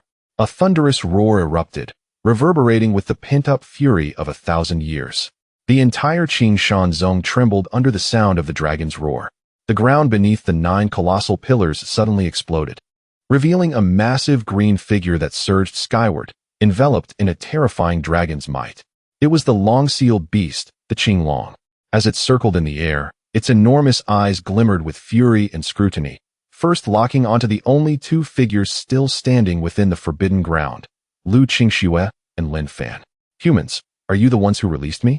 The Qinglong's voice carried an intense sense of oppression. In that moment, Lin Fan and Liu Qingxue felt a weight akin to a mountain pressing down upon them, their breath momentarily caught. Liu Qingxue stepped forward, subtly shielding Lin Fan behind her, and spoke, "Elder, since you have been freed, we kindly ask you to depart from Qingshan Zone." Depart? The Qinglong's massive head lowered, its whiskers swaying, its eyes filled with an even more intense ferocity. After a millennium of imprisonment, how could I simply leave? This place is rich in spiritual energy, the perfect sanctuary for my recovery. As for you, its gaze swept over Liu Qingxue and Lin Fan, particularly lingering on Liu Qingxue, sensing the power of the laws radiating from her, and Lin Fan's Tian Dao Yuaning. A glimmer of greed sparkled in its eyes. "Two little brats, your talents are quite impressive. Especially you, girl, possessing the power of laws. If I were to devour you, I might recover my peak swiftly. And you, lad, being a Tian Dao Jiang, would also provide a substantial boost." Before it could finish speaking, the Qinglong abruptly opened its massive jaws and unleashed a torrent of green dragon breath towards the two. "Be careful." Liu Qingxue's expression changed dramatically as she shoved Lin Fan aside. Simultaneously, she swiftly conjured an immense ice shield from her extreme cold domain. Boom. The green dragon breath collided violently with the ice shield. The violent shockwave of energy spread like a tsunami, obliterating the trees beneath them. Crack. The cracks on the ice shield proliferated rapidly. Liu Qingxue let out a muffled groan, a trickle of blood escaping from the corner of her mouth, clearly bearing immense pressure. "Master." Lin Fan watched Liu Qingxue struggle to maintain her stance, an overwhelming sense of helplessness swelling within him. This cannot be the end. He abruptly raised his head, gazing at the imposing Qinglong above, a flicker of madness igniting in his eyes. He still had one final trump card, the swallowing pearl left by Xian Guzhen Run, an artifact capable of easily slaying even a Su Li expert, though it would irreparably damage his foundation. There was no time to hold back. Just as Lin Fan prepared to retrieve the pearl for a desperate gamble, the sect master, previously sealed within the ice coffin by Liu Qingxue, unexpectedly appeared at this location. A radiant white light enveloped her, and within that brilliance, an illusory figure began to rise slowly. Indeed, he is the inaugural master of Qingshan Zone who ascended to the celestial realm. He gazed down at the azure dragon and declared, "Wretched dragon, you have been ensnared by me for a millennium, and yet you remain unrepentant? Predecessor, why have you descended to the mortal realm?" The azure dragon inquired in a state of panic, promptly asserting that this was all a misunderstanding. At this moment, his cultivation had already transcended the realms, and he had indeed ascended to the celestial dimension. Although this was merely a fragment of his residual essence, against the azure dragon, who was at the transformation stage, he need only raise a finger to effortlessly extinguish him. The azure dragon, trembling at the sight of the man before him, found himself paralyzed with fear. The man, regarding the azure dragon on the ground, spoke in a calm tone. "What are you still standing there for? Enter the seal at once. Should I learn that Qingshan Zone is in peril while you cower within your shell, do not expect to live, understand?" In the next moment, the azure dragon scurried into the shell beneath the 9 colossal pillars, resigning himself to the notion that if one could not provoke, one could at least evade. Chapter 70. Qing'er joins, cultivating together within the forbidden land. Tranquility was restored once more. At that moment, time began to reverse. The countless disciples of Qingshan Zone, who had previously suffered immense casualties, gradually emanated vitality and rose to their feet once again. Meanwhile, the figure that had been safeguarding everyone became increasingly translucent. He cast a glance back at Liu Qingxue and Lin Fan, pausing briefly on Lin Fan, and nodded slightly. In an instant, he transformed into a wisp of white light, dissipating into the cosmos. At this moment, Lin Fan's internal spiritual energy had been completely depleted, and his legs weakened, nearly causing him to falter. Fortunately, his master was there to support him in time. "Fanner, what is wrong with you?" Liu Qingxue asked, her face etched with concern. "Master, I am fine," Lin Fan replied, leaning against her warm embrace. "Brother Lin, you have finally awakened." A familiar voice reached his ears. "Qing'er," Lin Fan exclaimed, gazing at the blue-dressed maiden with excitement. He then pulled her into his arms and kissed her. Zhao Xueqing feigned displeasure. "You promised to accompany me for these 3 days." She pouted slightly, "Yet you slept for 3 entire days." With her delicate hands crossed over her chest, she pretended to be angry. "Do you have any idea how difficult it was for me during these 3 days?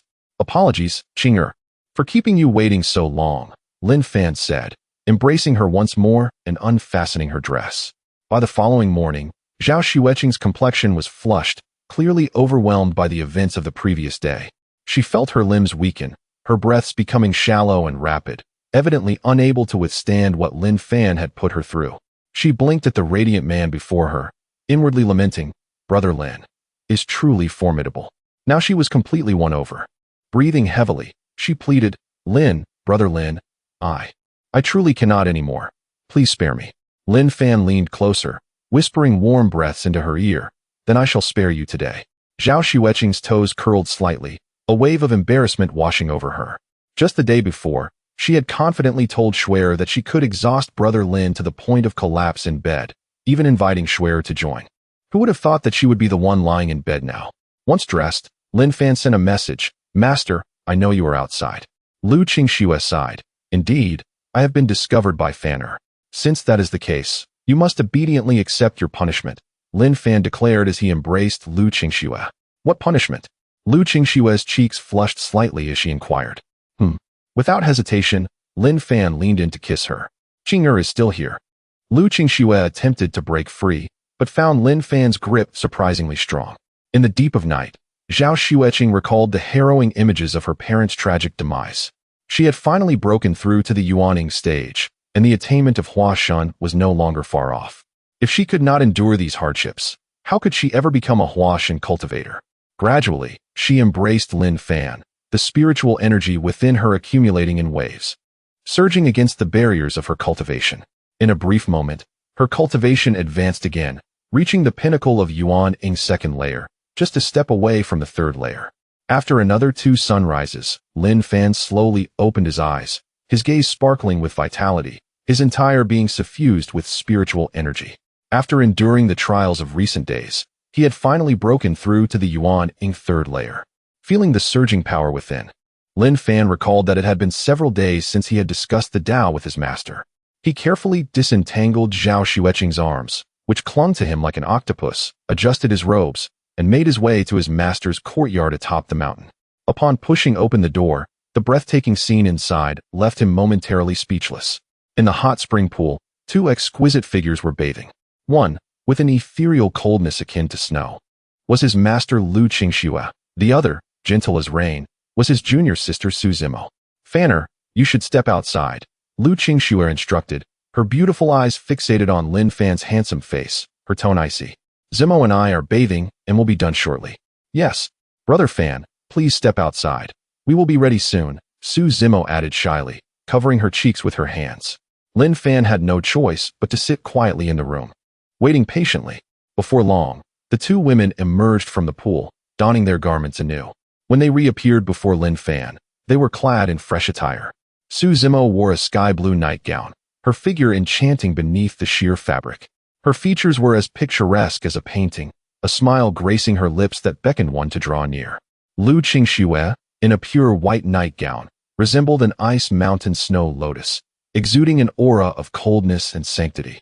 The neckline of her gown was embroidered with delicate silver cloud patterns, complementing her fair skin, and her cool gaze, when cast upon Lin Fan, revealed a subtle warmth. The juxtaposition of their distinct and exquisite beauty captivated Lin Fan, rendering him momentarily entranced, forgetting to avert his gaze. Su Zimo playfully pursed her lips and remarked, "Brother Fan, do Zimo and Sister Liu look beautiful tonight?" "Yes, beautiful," Lin Fan stammered, his eyes wide with admiration. "Then let us begin our cultivation together, Brother Fan," Su Zimo suggested, her voice inviting.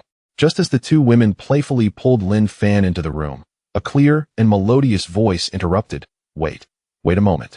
A graceful figure entered, moving with elegance. It was Zhao Xueqing. She, too, had donned a water blue nightgown, her demeanor shy as she stammered, "Brother Lin, Sister Liu, Sister Su, would it be all right if the four of us cultivate together?" She lifted her gaze slightly, her eyes glistening with unshed tears, imploring the other two women for their approval. Lin Fan's face displayed a look of surprise. He had not anticipated that Qing'er would be so bold. He glanced at the two women beside him, seemingly seeking their consent. If either of them objected, he would unhesitatingly refuse. Upon receiving their approval, Zhao Xueqing joined them. At that moment, her complexion flushed a deep crimson, clearly embarrassed. The unspoken understanding between the other two women grew a bit awkward with the addition of another. In the following days, the atmosphere within the room became increasingly enigmatic. Master Liu Qingxue deemed that cultivating in this place was a frivolous use of time, and thus, she transmitted the individuals into the Yunyao Xianfu to commence their training. Gradually, through the passage of time, they transformed from their initial awkwardness, restraint, and embarrassment, becoming accustomed to their circumstances. After all, with each instance of dual cultivation, the three women could distinctly perceive the enhancement of their cultivation. The surge of spiritual energy coursing through their bodies, the exhilarating sensation of breaking through layers of barriers, made them forget all feelings of shame. Upon becoming at ease with one another, the bond among the three women blossomed into a much closer connection than before. Even during their leisure moments, they would engage in discussions regarding their cultivation techniques and tenderly arrange the garments that Lin Fan had disheveled, sharing smiles and mutual understanding. Chapter 71. A bold confession and seeking opinions. Xixiang Lin, there are some words I must speak, lest we lose our chance at destiny. Her voice rang out, crisp and melodious, tinged with a slight tremor. Yi Mingyao's chest rose and fell gently, her beautiful eyes fixed intently on Lin Fan, shimmering with the flames of determination and an unprecedented shyness and trepidation. "Yi Shimi, please, speak your mind," Lin Fan urged, a faint sigh escaping his lips as he sensed the weight of her emotions. "I like you, Lin Fan," Yi Mingyao almost shouted, her delicate face blushing fiercely, yet her gaze remained resolute. "From the very first moment I laid eyes on you, my heart has been unable to accommodate anyone else.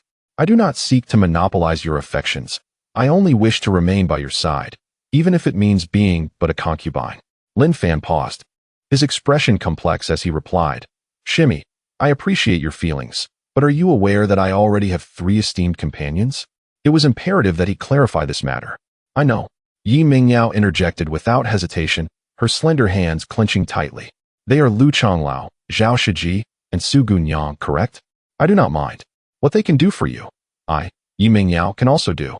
In fact, I might even surpass them." Though her words stirred something within him, Lin Fan maintained his composure.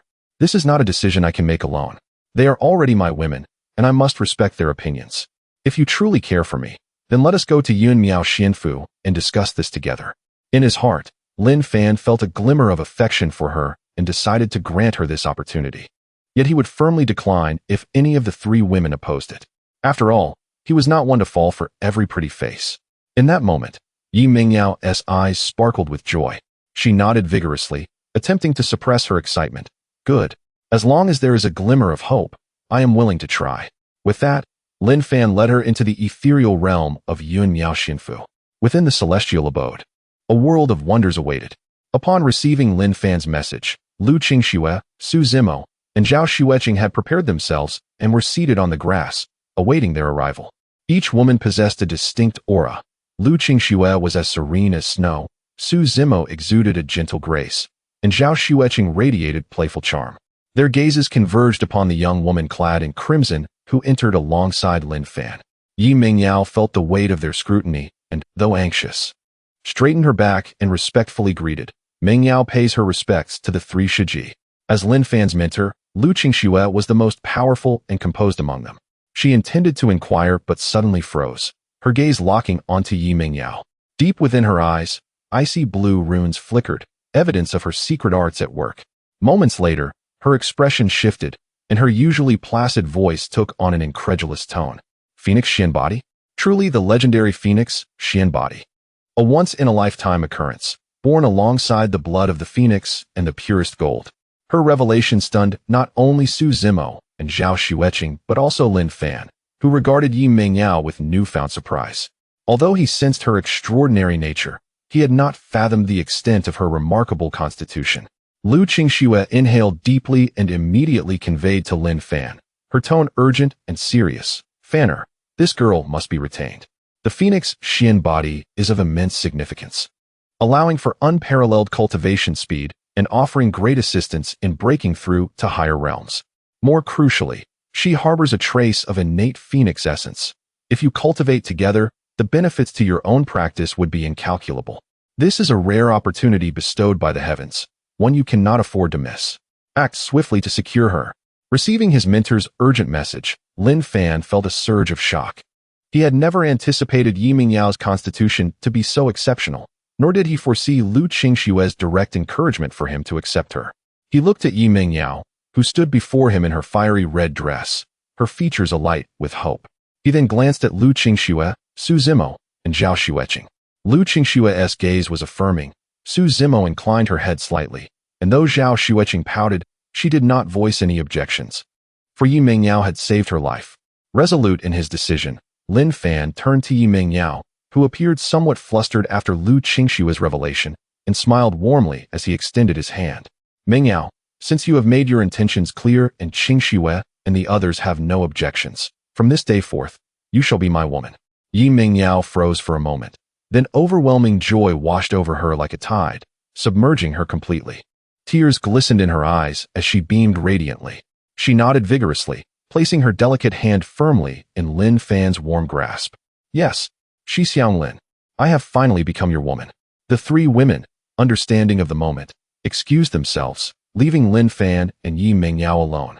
In that instant, the air was thick with the fragrance of blossoms.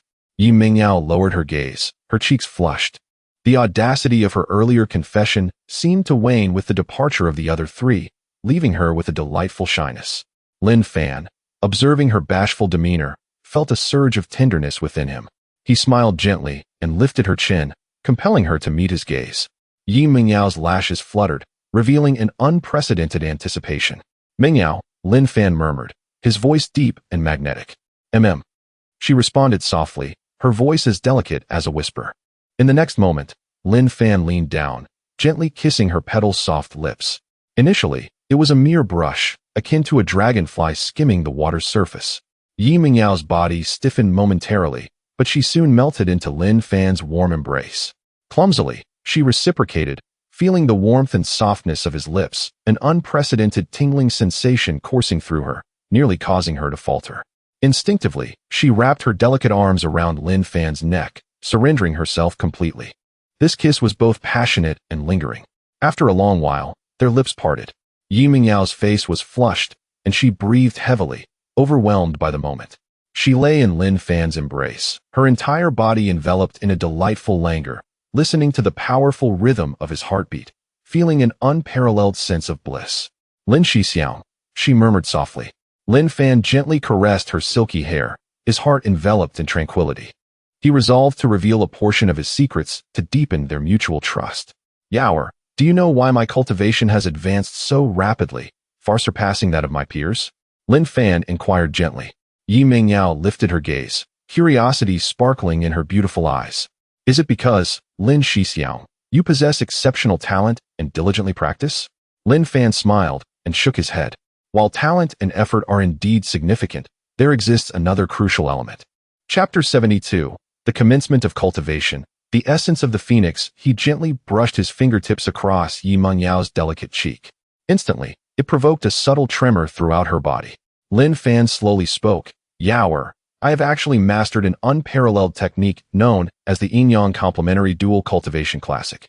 This method is extraordinarily profound, capable of rapidly enhancing cultivation and refining spiritual energy, while also providing immense benefits to both parties involved. Upon hearing this, Yi Mingyao's fair face flushed deeper, resembling a ripe peach. She naturally understood the implications of dual cultivation, feeling a mixture of bashfulness and an unprecedented sense of anticipation within her heart. Lin Fan then began to guide Yi Mingyao in practicing the yin-yang complementary dual cultivation classic. Relax your mind and direct the spiritual energy within you, especially that strand of innate phoenix essence, to flow along my guidance. Lin Fan's voice resonated with a deep and magnetic quality. Yi Mingyao, gifted with extraordinary talent and possessing the phoenix Xian body, exhibited a remarkable comprehension of techniques related to the essence of yin and yang. The two sat facing each other, their palms pressed together. Lin Fan's pure and abundant spiritual energy flowed gently from his palms into Yi Mingyao's meridians. Initially, Yi Mingyao felt a bit tense, her meridians slightly constricting. However, under the guidance and comfort of Lin Fan's spiritual energy, she soon relaxed, attempting to mobilize her own spiritual power to harmonize and merge. At first, their spiritual energies resembled two gentle streams, cautiously intertwining. Yi Mingyao's phoenix spiritual energy was both radiant and pure, yet soft. As the technique progressed, the spiritual energy in the room began to surge violently, forming an invisible vortex centered around them. Sparkles of spiritual light materialized from the void, flooding into their bodies. Lin Fan could distinctly sense that the strand of innate phoenix essence within Yi Mingyao was being gradually awakened by the dual cultivation technique, integrating into their spiritual energy circulation. This power was extraordinarily pure, imbued with the essence of rebirth and renewal, and everywhere it flowed, it not only made his spiritual energy more refined and vibrant, but even roused a long-dormant bottleneck in his cultivation. Yi Mingyao's sensations were even more intense. Lin Fan's oceanic spiritual energy provided her with the best nourishment and guidance. Under Lin Fan's influence, her spiritual energy circulated at a pace several times faster than during her solitary practice, her meridians gently expanding as the spiritual energy in her dantian grew at a visibly rapid rate. What delighted her even more was that the phoenix essence, which had been deeply hidden and difficult to control, now seemed to awaken like a fledgling phoenix. Emitting a clear and melodious cry, connecting with her mind and actively participating in the circulation of energy. An indescribable sense of joy and fulfillment surged within her, prompting an involuntary soft moan. A golden aura, reminiscent of phoenix feathers, began to shimmer upon her fair skin, radiating purity and beauty. Lin Fan noticed her transformation, understanding that the technique had entered the right track. He guided the merging spiritual energies to complete a full cycle of the great circulation, but did not cease. Instead, he gently embraced Yi Mingyao. The next step was the most crucial part of the Qian-Kuan yin-yang symbiotic technique. Lin Fan's large hand subtly found its way to Yi Mingyao's slender waist. Instantly, her clothing slipped away, revealing their honesty to one another. Yi Mingyao tightly closed her eyes, her long lashes fluttering, her entire being trembling slightly from both nervousness and anticipation. Lin Fan savored the shy fragrance of the woman in his embrace. Simultaneously, he activated the technique, guiding their breaths into a deeper level of union. As the final step was completed, Yi Mingyao let out a sound that was both pained and joyful, her delicate fingers gripping Lin Fan's arm tightly. In that moment, their bodies trembled in unison. Boom! It felt as though a barrier had been shattered, and their spiritual energies surged forth, merging seamlessly to form a perfect yin-yang cycle. The phoenix essence within Yi Mingyao surged like a sacred flame, fervently pouring into Lin Fan's body, cleansing his limbs and meridians. In return, Lin Fan provided her with an even purer spiritual energy, refined through his own essence. Faintly, it seemed as if a dragon and a phoenix danced and intertwined, their ethereal sounds resonating in the air. This dual cultivation lasted for an indeterminate time. When everything settled into tranquility, the two were revealed in their embrace. Yi Mingyao languidly rested against Lin Fan, the blush on her cheeks lingering, while her eyes sparkled with unprecedented satisfaction and allure. She distinctly felt that her cultivation had directly advanced from the first level of Yuan Ying to the second level. Moreover, her spiritual energy had become several times more refined, and her control over her phoenix Xian body had reached a new pinnacle. She gazed up at Lin Fan, her beautiful eyes radiating brilliance. Following this experience, the nature of their relationship had fundamentally transformed. Yi Mingyao leaned her cheek against Lin Fan's chest, resembling a docile little kitten nestled in his embrace. In the days that followed, for the sake of convenience and cultivation, she donned a striking red nightgown, akin to a blooming rose, vibrant and enchanting. As the sun rose several times, Yi Mingyao transitioned from her previous shyness to a state of increasing familiarity. Meanwhile, Lin Fan's cultivation ascended to a terrifying 5th level of yuan-ing over these days. Observing the graceful figure before him, who was intently organizing her clothes, Lin Fan realized it was time to step outside. Upon exiting the Yun Miaoxian Fu, he was immediately surrounded by numerous women, yet he did not catch sight of his master, Liu Qingxue. Through inquiries, he learned that his master had made progress in her cultivation and was currently in closed-door retreat. The other women eagerly tugged at Lin Fan's arm, chattering excitedly. "So, did you succeed?" Lin Fan responded with a mysterious smile, lowering his voice to whisper a few words in their ears. Heavens! The female cultivators gasped in unison, their lips covering their mouths, their beautiful eyes filled with disbelief. Standing in the corner, Yi Mingyao felt out of place amidst the lively scene. She shyly lowered her head, her fair fingers unconsciously twisting the ribbons of her garment, while even her delicate toes curled nervously within her embroidered shoes. The scene from that day in the room resurfaced in her mind uncontrollably, causing her ears to flush with warmth. Lin Fan's gaze swept across the crowd, ultimately settling on the solitary and awkward figure. He parted the crowd, gently embracing Yi Mingyao. After our dual cultivation that day, an unexpected strand of phoenix essence condensed within me. Phoenix essence? The crowd gasped, their gazes toward Yi Mingyao becoming profoundly intricate. Brother Fan is truly remarkable, Su Zimo could not help but exclaim. Yi Mingyao, her cheeks aflame with embarrassment, buried her face deeply against Lin Fan's chest. How could he mention such matters in front of so many people? Lin Fan tenderly stroked Yi Mingyao's flowing hair, soothing her anxious emotions. Chapter 73. Kanglan City, Wang family. The essence of the phoenix, which he had acquired, flowed gently within his body. He could sense that his cultivation was undergoing subtle changes. "I must enter seclusion for the next few days," Lin Fan declared solemnly, his gaze sweeping over the gathered women. This fragment of phoenix essence was extraordinary and required deep concentration for refinement. Though reluctant, everyone stepped back. Only Yi Mingyao remained tightly embraced in his arms. She lifted her head slightly, her cheeks flushed and somewhat flustered. Lin Fan lowered his head and softly spoke in her ear, "Yaoer, accompany me during this seclusion." Yi Mingyao replied in a voice as soft as a whisper, obediently acquiescing, "I will listen to my senior brother." Lin Fan then offered a few words of advice to Su Zimo and the others before entering the Yunmiao immortal mansion once again with Yi Mingyao. Lin Fan sat cross-legged, and the phoenix essence from Yi Mingyao, though as faint as a spark, hovered steadily in his vast sea of spiritual power, radiating warmth and vitality while purifying the spiritual energy within him. He could even distinctly perceive that the fire attribute's spiritual energy surrounding him had become markedly more amiable. The phoenix's rebirth, a cycle of life and death, truly wondrous. Lin Fan silently praised the efficacy of the yin-yang complementary dual cultivation classic, far exceeding his initial expectations. Several days later, Lin Fan emerged from his seclusion, his aura even deeper and more restrained. Yi Mingyao followed closely beside him. Her already breathtaking beauty was now accentuated with an enchanting allure, and she couldn't help but steal glances at Lin Fan. Just as they stepped out of the immortal mansion, they sensed an unusual atmosphere. Su Zimo approached briskly, her delicate face reflecting a hint of seriousness. "Brother Fan, your timing is impeccable.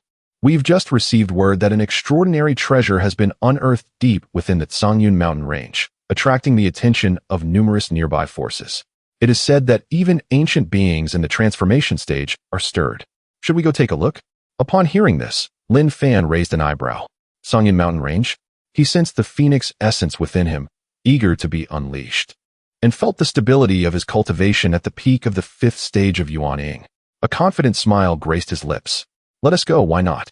He glanced at the women, ultimately resting his gaze on Yi Mingyao, inquiring, "What do you think, Yao?" Yi Mingyao was momentarily taken aback, her cheeks warming as she shyly nodded. Zhao Xueqing, witnessing this, felt a twinge of envy but refrained from voicing her thoughts. After all, she had spent more time with Lin Fan and possessed sufficient confidence and magnanimity. 3 days later, Lin Fan, accompanied by Yi Mingyao, Su Zimo, and Zhao Xueqing arrived at the periphery of the Cangyun mountain range. Before them, a crimson beam of light flickered in and out of sight, soaring into the clouds, emanating a scorching aura that set the surrounding spiritual energy into a restless stir.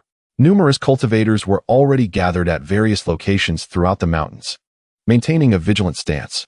The arrival of Lin Fan and his companions immediately drew many curious gazes, primarily because of the striking beauty of Yi Mengyao, Su Zimo, and Zhao Xueqing, which made it impossible for them to go unnoticed.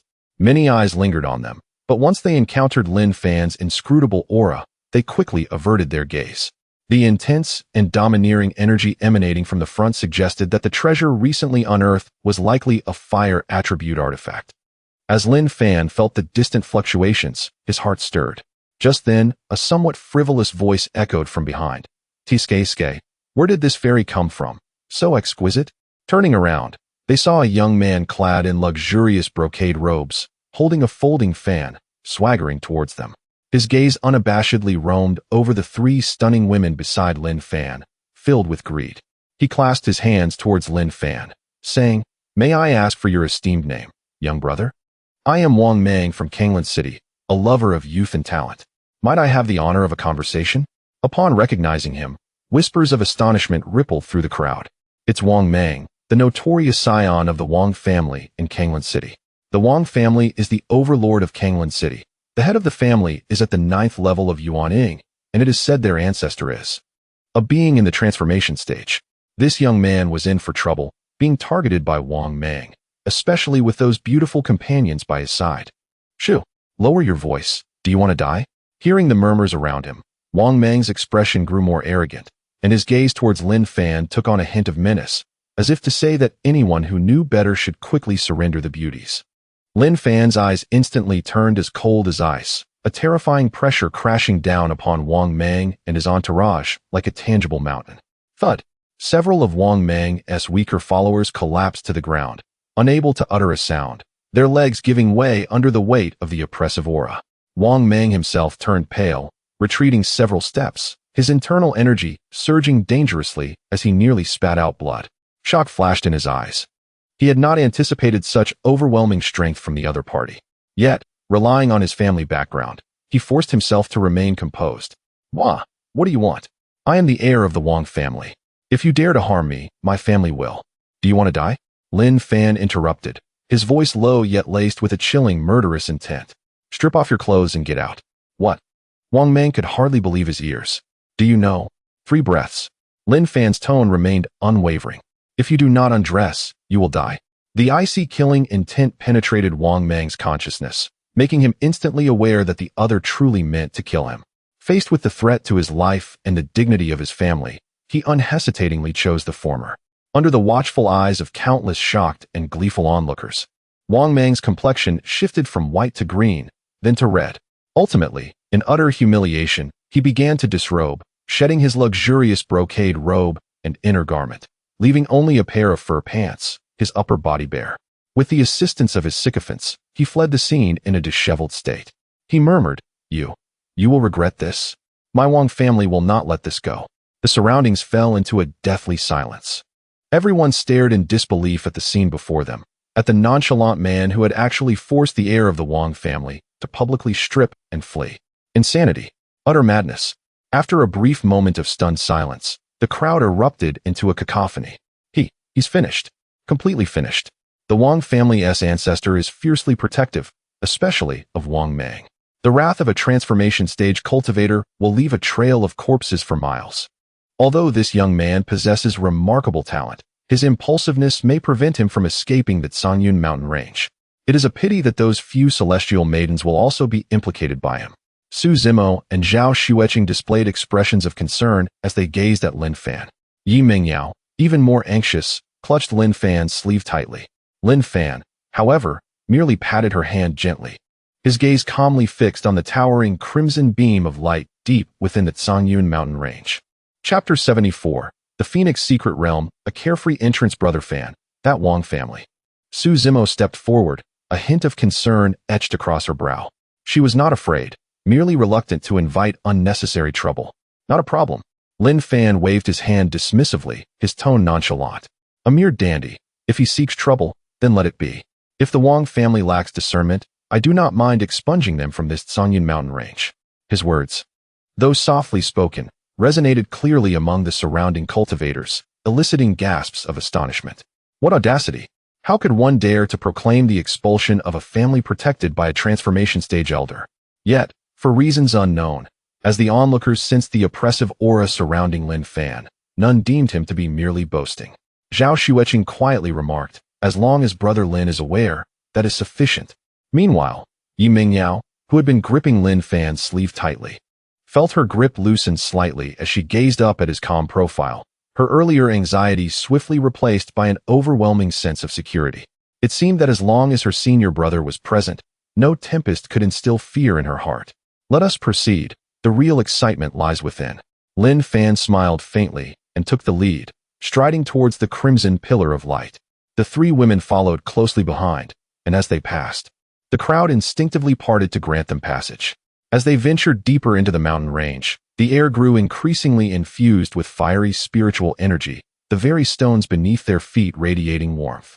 The number of cultivators they encountered multiplied, their auras intensifying, and Lin Fan could sense several powerful presences lurking in the shadows, undoubtedly transformation stage elders drawn by the allure of extraordinary treasures.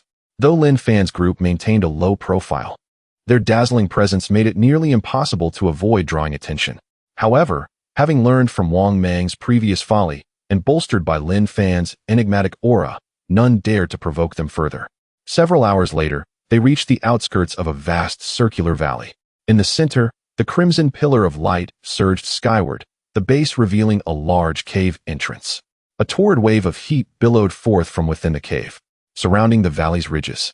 Throngs of cultivators had gathered, each claiming their territory while remaining wary of one another. Lin Fan's gaze swept across the scene, recognizing several familiar sect garments and noting numerous formidable figures. It appeared that this commotion had indeed drawn attention from several factions across nearby continents. As Su Zimo quietly observed, Lin Fan nodded slightly, his focus primarily on the aura emanating from the cave entrance. The strand of phoenix essence within him stirred restlessly. There was a possibility that what lay within the cave was connected to the phoenix, he mused. At that moment, a resounding boom erupted from within the cave, causing the entire valley to tremble. Following this, the soaring crimson pillar abruptly contracted, retreating entirely into the cave. After a brief silence, an even more brilliant red light erupted from the cave entrance, accompanied by an overwhelming pressure that caused all Yuaning cultivators present to change countenance. The restrictions have lifted. The extraordinary treasure has manifested. Charge! A voice cried out, and the impatient cultivators surged towards the cave entrance like a tidal wave. Faced with such a treasure, all thoughts of danger were cast aside. However, the foremost group of dozens of cultivators, upon nearing 100 feet from the entrance, were instantly engulfed by the explosive crimson radiance. Their screams cut short as they were obliterated in an instant. This scene left the remaining crowd frozen in shock, their faces ashen. Humph, ignorant ants, daring to covet a divine artifact? An ancient, frigid voice echoed, carrying the unique pressure of a transformation stage cultivator, like a cold current sweeping through the valley. The crowd turned to the source of the voice, where they beheld a venerable elder clad in green, his aura harmonizing with the elements, as if he was the very sovereign of that realm. It is the Tianlan Old Ancestor. Someone recognized, their voice trembling. Almost simultaneously, from the west, south, and north, other equally terrifying auras rose, revealing the figures of transformation stage elders. They regarded one another with cold indifference, clearly perceiving each other as primary competitors for the extraordinary treasure. The Yuaning cultivators below fell into an eerie silence, hesitant to make any rash moves. With the presence of transformation stage ancestors, it seemed that they were not even worthy of a mere sip of broth. Yet, the quiet did not last long. The crimson light at the cave entrance, after its explosion, gradually stabilized, forming a distorted portal. The eyes of several transformation stage elders gleamed, and they simultaneously surged forward, transforming into streaks of light aimed at the portal. Just as they were about to reach the portal, a melodious phoenix cry rang out from within, followed by a fleeting, ethereal silhouette of a phoenix that flashed across the portal. The elders' advance faltered abruptly as an unseen force pushed them back several steps, astonishment etched upon their faces. What a formidable bloodline restriction. Tianlan old ancestor spoke solemnly, his expression grave. This artifact is indeed related to the true spirit phoenix. Another elder, dressed in imperial garb, displayed a fervent gleam in her eyes. The transformation stage elders exchanged glances, no longer holding back as they summoned their treasures, launching a concerted assault on the portal. In an instant, a kaleidoscope of spiritual light erupted, and the terrifying energy fluctuations caused the very ground of the valley to quake, sending weaker cultivators reeling and spitting blood.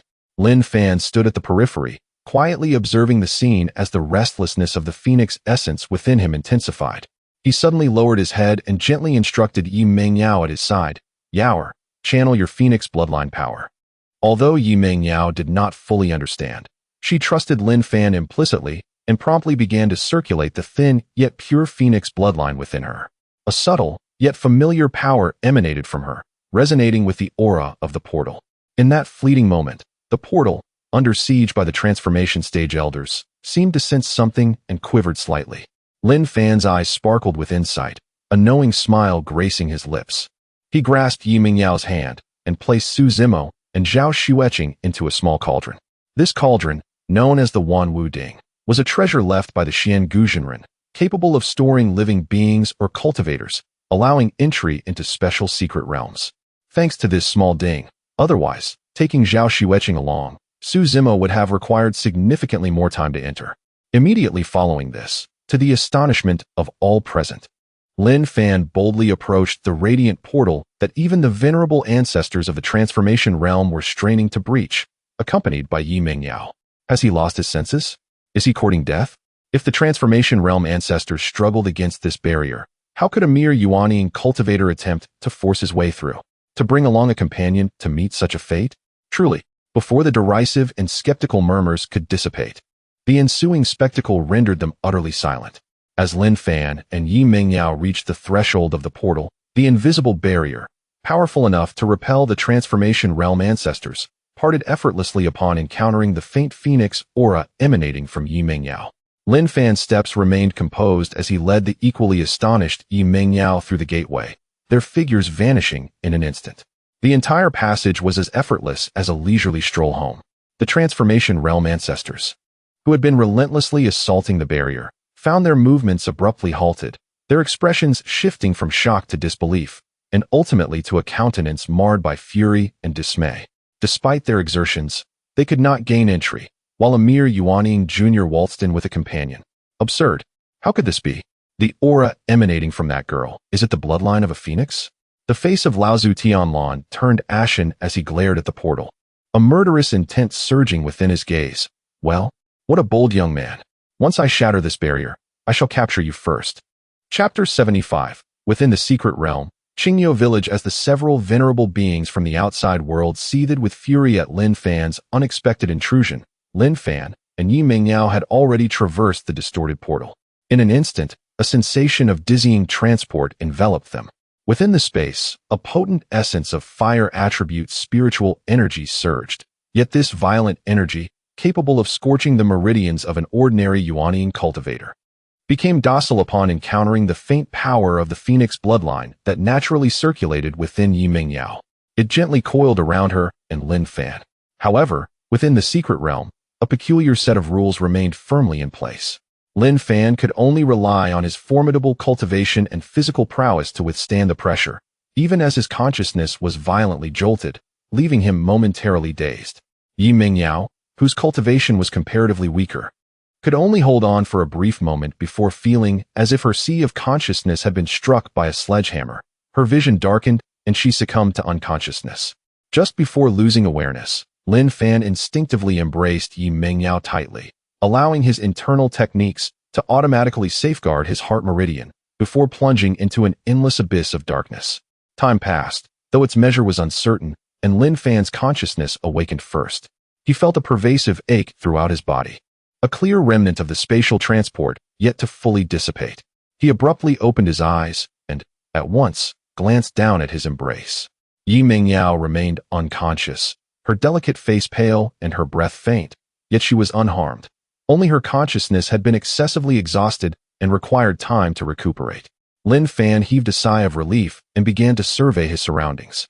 Before him lay a primeval forest, the air suffused with a gentle fragrance of earth, and the spiritual energy abundant, yet distinctly different from the rampant fire attribute energy outside. It appeared balanced and tranquil. Was this the interior of the secret realm? A self-contained world governed by its own set of rules? Lin Fan's heart shivered slightly. The ability to transform the environment to such an extent, even suppressing his cultivation, spoke volumes of the original owner's extraordinary capabilities.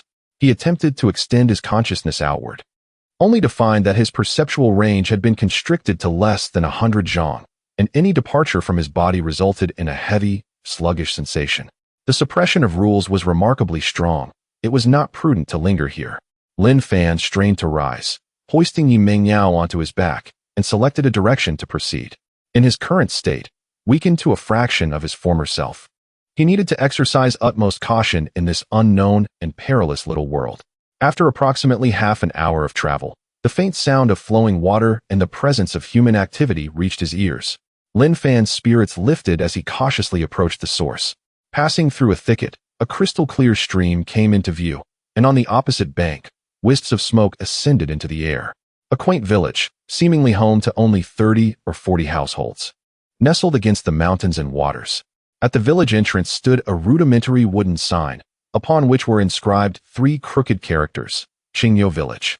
The houses within the village were primarily constructed of wood and stone, exuding a rustic and ancient charm. Villagers clad in coarse linen garments were toiling in the fields. After a brief observation, Lin Fan noted the absence of any fluctuations of spiritual energy among the villagers. They appeared to be robust mortals. He pondered momentarily. Then, with Yi Mengyao on his back, crossed the stone bridge over the stream and approached the village. His arrival immediately captured the villagers' attention. A few children playing at the village entrance curiously gathered around, wide-eyed at the sight of these outsiders. The adults also paused their tasks, their expressions tinged with wariness. At that moment, a stout middle-aged man, shouldering a freshly hunted roe deer, approached. He appeared to be the village hunter, his gait steady. Clearly a person of considerable standing among the villagers. He scrutinized Lin Fan, then glanced at the unconscious Yi Mengyao on his back, furrowing his brow as he inquired in a dialect slightly distinct from the common tongue. "Outsiders? What brings you here?" Lin Fan, with his repressed aura, clasped his fists in greeting and replied with a hint of well-placed frailty in his voice. "Brother, my sister, and I have encountered a misfortune in the mountains. My younger sister has been injured and fallen unconscious. We humbly request your kindness to allow us to rest for a moment in your esteemed village, and we would be eternally grateful." Seeing Lin Fan's earnest demeanor and recognizing the state of the unconscious Yi Mengyao as genuine, the hunter's wariness lessened somewhat. After a moment's contemplation, he introduced himself. "I am Shi Meng, the hunter of Qingxue Village. You seem to be in a difficult situation. Follow me. There is an empty shed in the village where you can settle your girl for now." "Thank you, Brother Shi." Lin Fan expressed his gratitude once more, feeling a sense of relief. In this unfamiliar and unpredictable little world, encountering a relatively hospitable refuge was indeed fortunate. Shi Meng called over a curious woman from the crowd to fetch the village's old herbalist, then led Lin Fan towards a quiet courtyard at the village's edge. The courtyard, stacked with firewood and animal skins, housed a simple but clean shed. Lin Fan carefully laid Yi Mengyao down on a wooden board covered with straw, checked her pulse, and confirmed that she was merely in a deep coma, with no immediate danger. With his worries finally alleviated, he felt a profound sense of ease. Shortly thereafter, an elderly herbalist, leaning on a cane, was brought over. He examined Yi Mengyao meticulously, lifting her eyelids and taking her pulse for a considerable time before shaking his head and informing Shi Meng and Lin Fan. "This girl is physically unharmed, her breath steady. However, it appears her spirit has been startled and she will not awaken for a while. I will prepare some calming herbs for her. Whether she awakens depends on her own fortune." Lin Fan understood the herbalist spoke the truth. Yi Mengyao's excessive consumption of spirit energy made it difficult for ordinary medicine to effect a cure. Her recovery would rely on her own resilience. He accepted the packets of herbs from the herbalist with renewed gratitude. Noticing Lin Fan's lack of possessions, Shi Meng offered, "Brother Lin, you may stay here for the time being. This shed, though simple, provides shelter from wind and rain. As for food, the village has plenty. We can discuss it once your sister awakens." Brother Shi's kindness is etched in my heart, Lin Fan solemnly replied. Thus, Lin Fan and the unconscious Yi Mingyao temporarily settled in this isolated Qingyu village. Lin Fan diligently practiced his cultivation to recover his powers and adapted to the rules of this realm while attentively caring for Yi Mingyao, awaiting her awakening.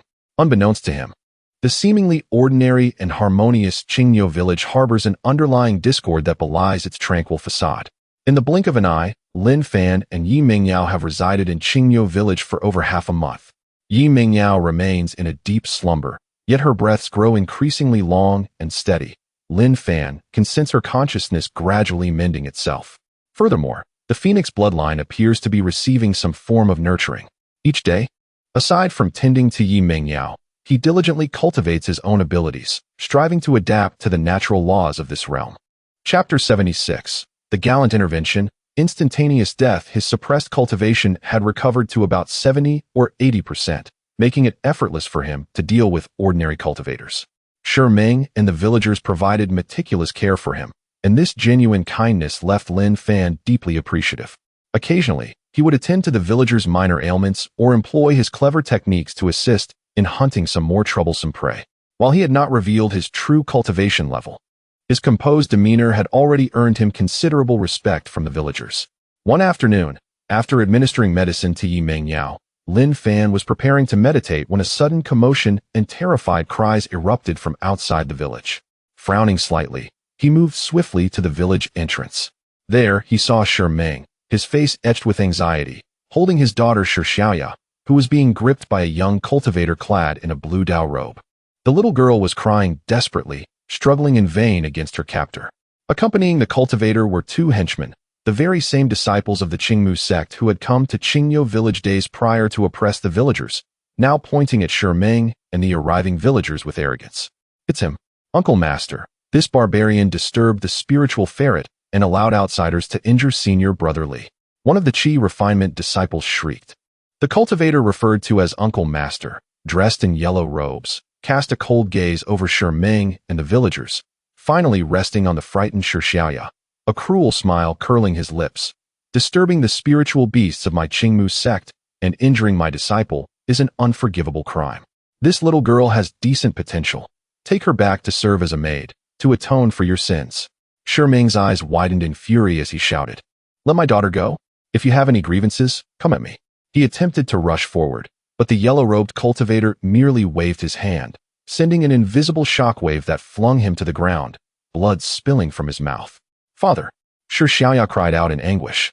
The villagers, filled with shock and anger, were too intimidated by the celestial being's might to approach, only able to watch helplessly.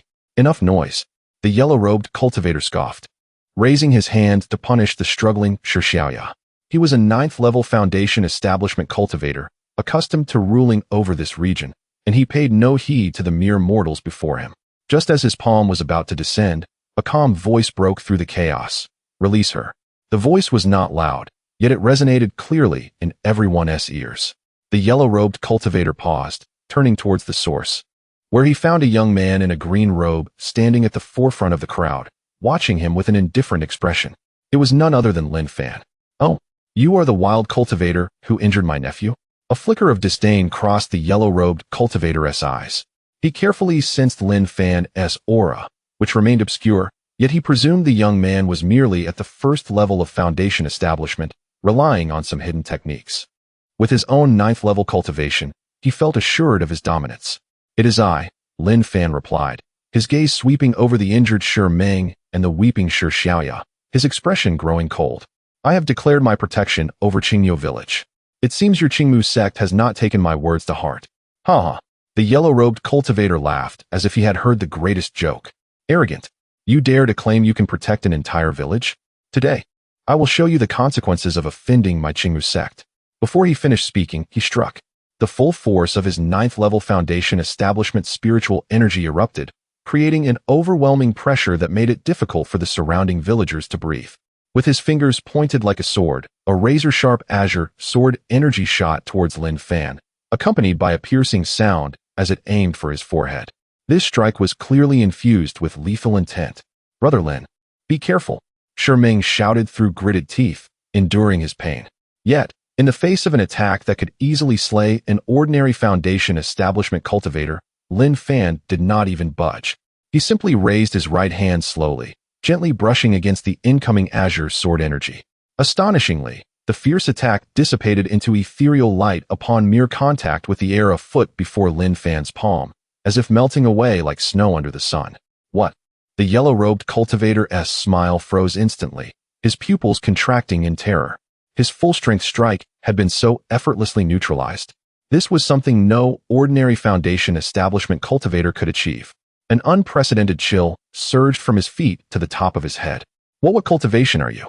He stammered, his voice trembling, stripped of its previous arrogance. You will find out shortly, Lin Fan replied coldly.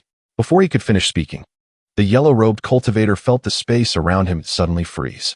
An irresistible aura of sharpness enveloped his body, rendering him immobile. No, he could only let out a desperate scream, but the protective spiritual light surrounding him shattered like fragile glass. The next moment, his body crashed heavily to the ground.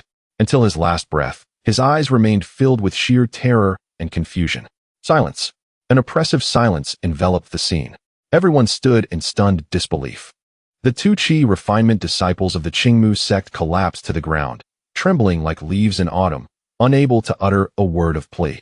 The villagers gaped in astonishment at the calm young man in the green robe before them, as if they were witnessing his true identity for the first time. With a mere wave, he had annihilated the seemingly formidable celestial being before their eyes. This gentle Lin Xiansheng, whom they knew, was actually a being more powerful than any celestial. Lin Fan then turned his gaze towards the two Qi refinement disciples. Spare us, senior. We will not dare again. The two cultivators pleaded in fear. Get back. Lin Fan's voice remained steady, yet carried an undeniable authority, warning the Qingmu sect's representatives that if anyone dared to tread within 100 miles of Qingyou village again, he, Lin Fan, would personally march to the Qingmu sect and flatten your mountain gate. Yes, we will take our leave. The two of them scrambled away in terror. Once they had confirmed the danger had passed, Lin Fan approached Meng, extending a hand to help him up. In an instant, a gentle stream of spiritual energy flowed into him, rapidly stabilizing his injuries. Brother Shi, you are all right now. Lin Fan's tone returned to its customary warmth. Meng looked at Lin Fan, his expression complex, filled with gratitude, reverence, and a hint of fear. He opened his mouth, but ultimately, he could only clasp his fist in a deep bow. Lin Fan approached the young Shi Xiaoya once more, crouching down to gently wipe away the tear stains on her face. In a soothing voice, he reassured her, Do not be afraid, Xiaoya. The villains have been driven away. The little girl gazed at him, and suddenly, with a heart-wrenching cry, she burst into tears again, leaping into his embrace and holding him tightly, overwhelmed by the emotions of relief and lingering fear. Lin Fan tenderly patted her back, offering comfort to her troubled spirit. Chapter 77. King Yizong. Neo Wanhai. He understood that although his actions had temporarily alleviated the crisis, once he departed, King Yizong would undoubtedly come to Qingyou village to exact revenge. Lin Fan lowered his gaze to the trembling Shi Xiaoya in his arms, whose soft whimpers tugged at his heartstrings. With a gentle motion, he cradled the child and approached Meng, presenting her back to him. Sherdage, please take Xiaoya and everyone back to rest. Leave this place to me. Meng received his daughter, holding her tightly against his chest. His lips moved as if to speak, but ultimately he whispered, Teach thank you, immortal. The brotherly term that had almost escaped his lips was swallowed back. The villagers bowed deeply in reverence, avoiding Lin Fan's gaze, and cautiously dispersed. Lin Fan shook his head slightly, but chose not to elaborate. With a flick of his sleeve, an invisible force lifted the body of the yellow-robed cultivator, and the remnants of their battle dissolved into dust, as if nothing had ever transpired. Upon returning to his humble abode, the fragrant scent of herbs still lingered. Yemingyao lay quietly on the bed, her complexion regaining some color. At that moment, two familiar voices resonated from the Wan Wuding. Brother Fan, how is Sister Ya? Lin Shixiao, is Sister Ya feeling better? The crisp yet anxious tones of Suzimo and Zhao Sueki filled the air. Yaoer is no longer in grave danger. She will awaken in a few days, Lin Fan replied calmly. Upon hearing this, the tension in the two women's expressions dissipated. Lin Fan attempted once more to activate the Wan Wuding. However, despite the beads of sweat forming on his forehead, he remained just shy of success.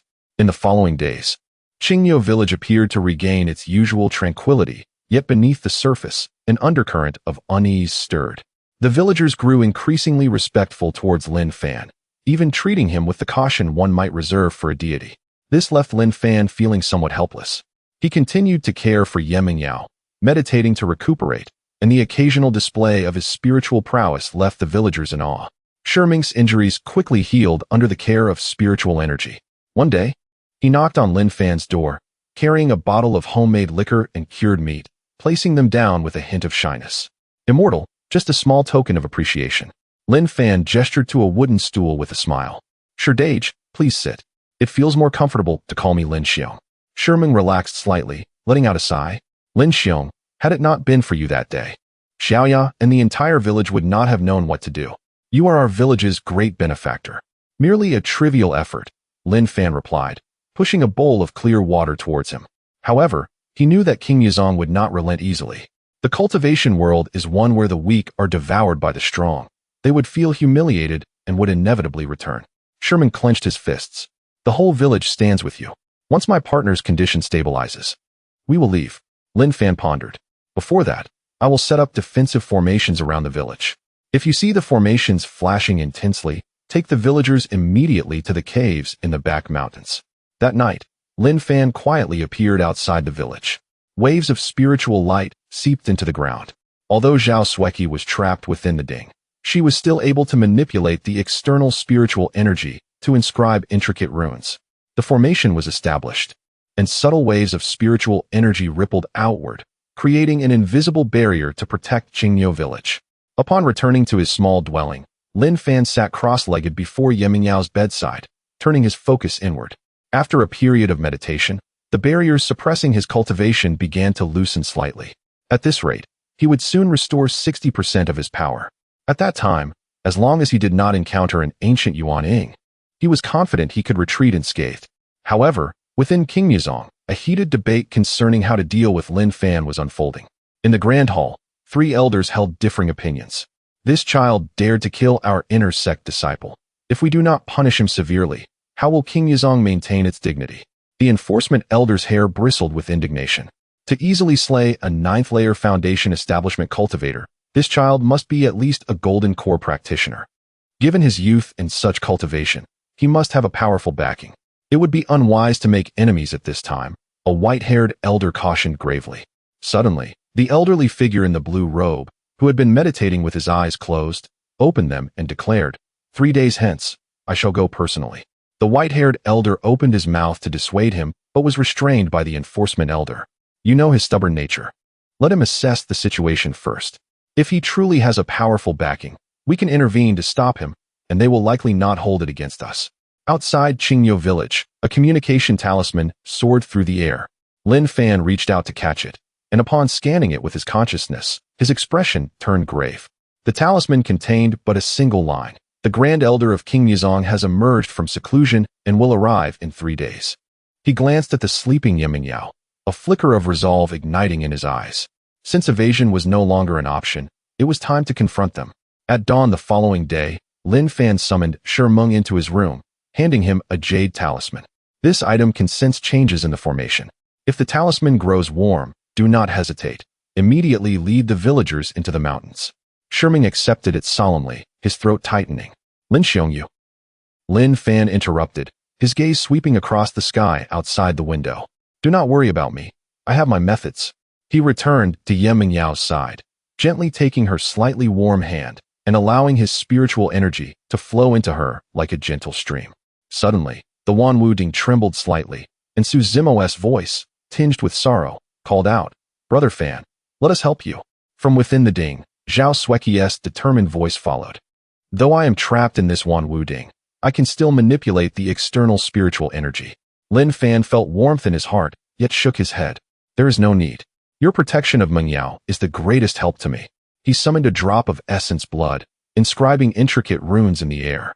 The blood entered Meng Yao's brow, and a faint golden glow enveloped her, a protective barrier woven from his life essence.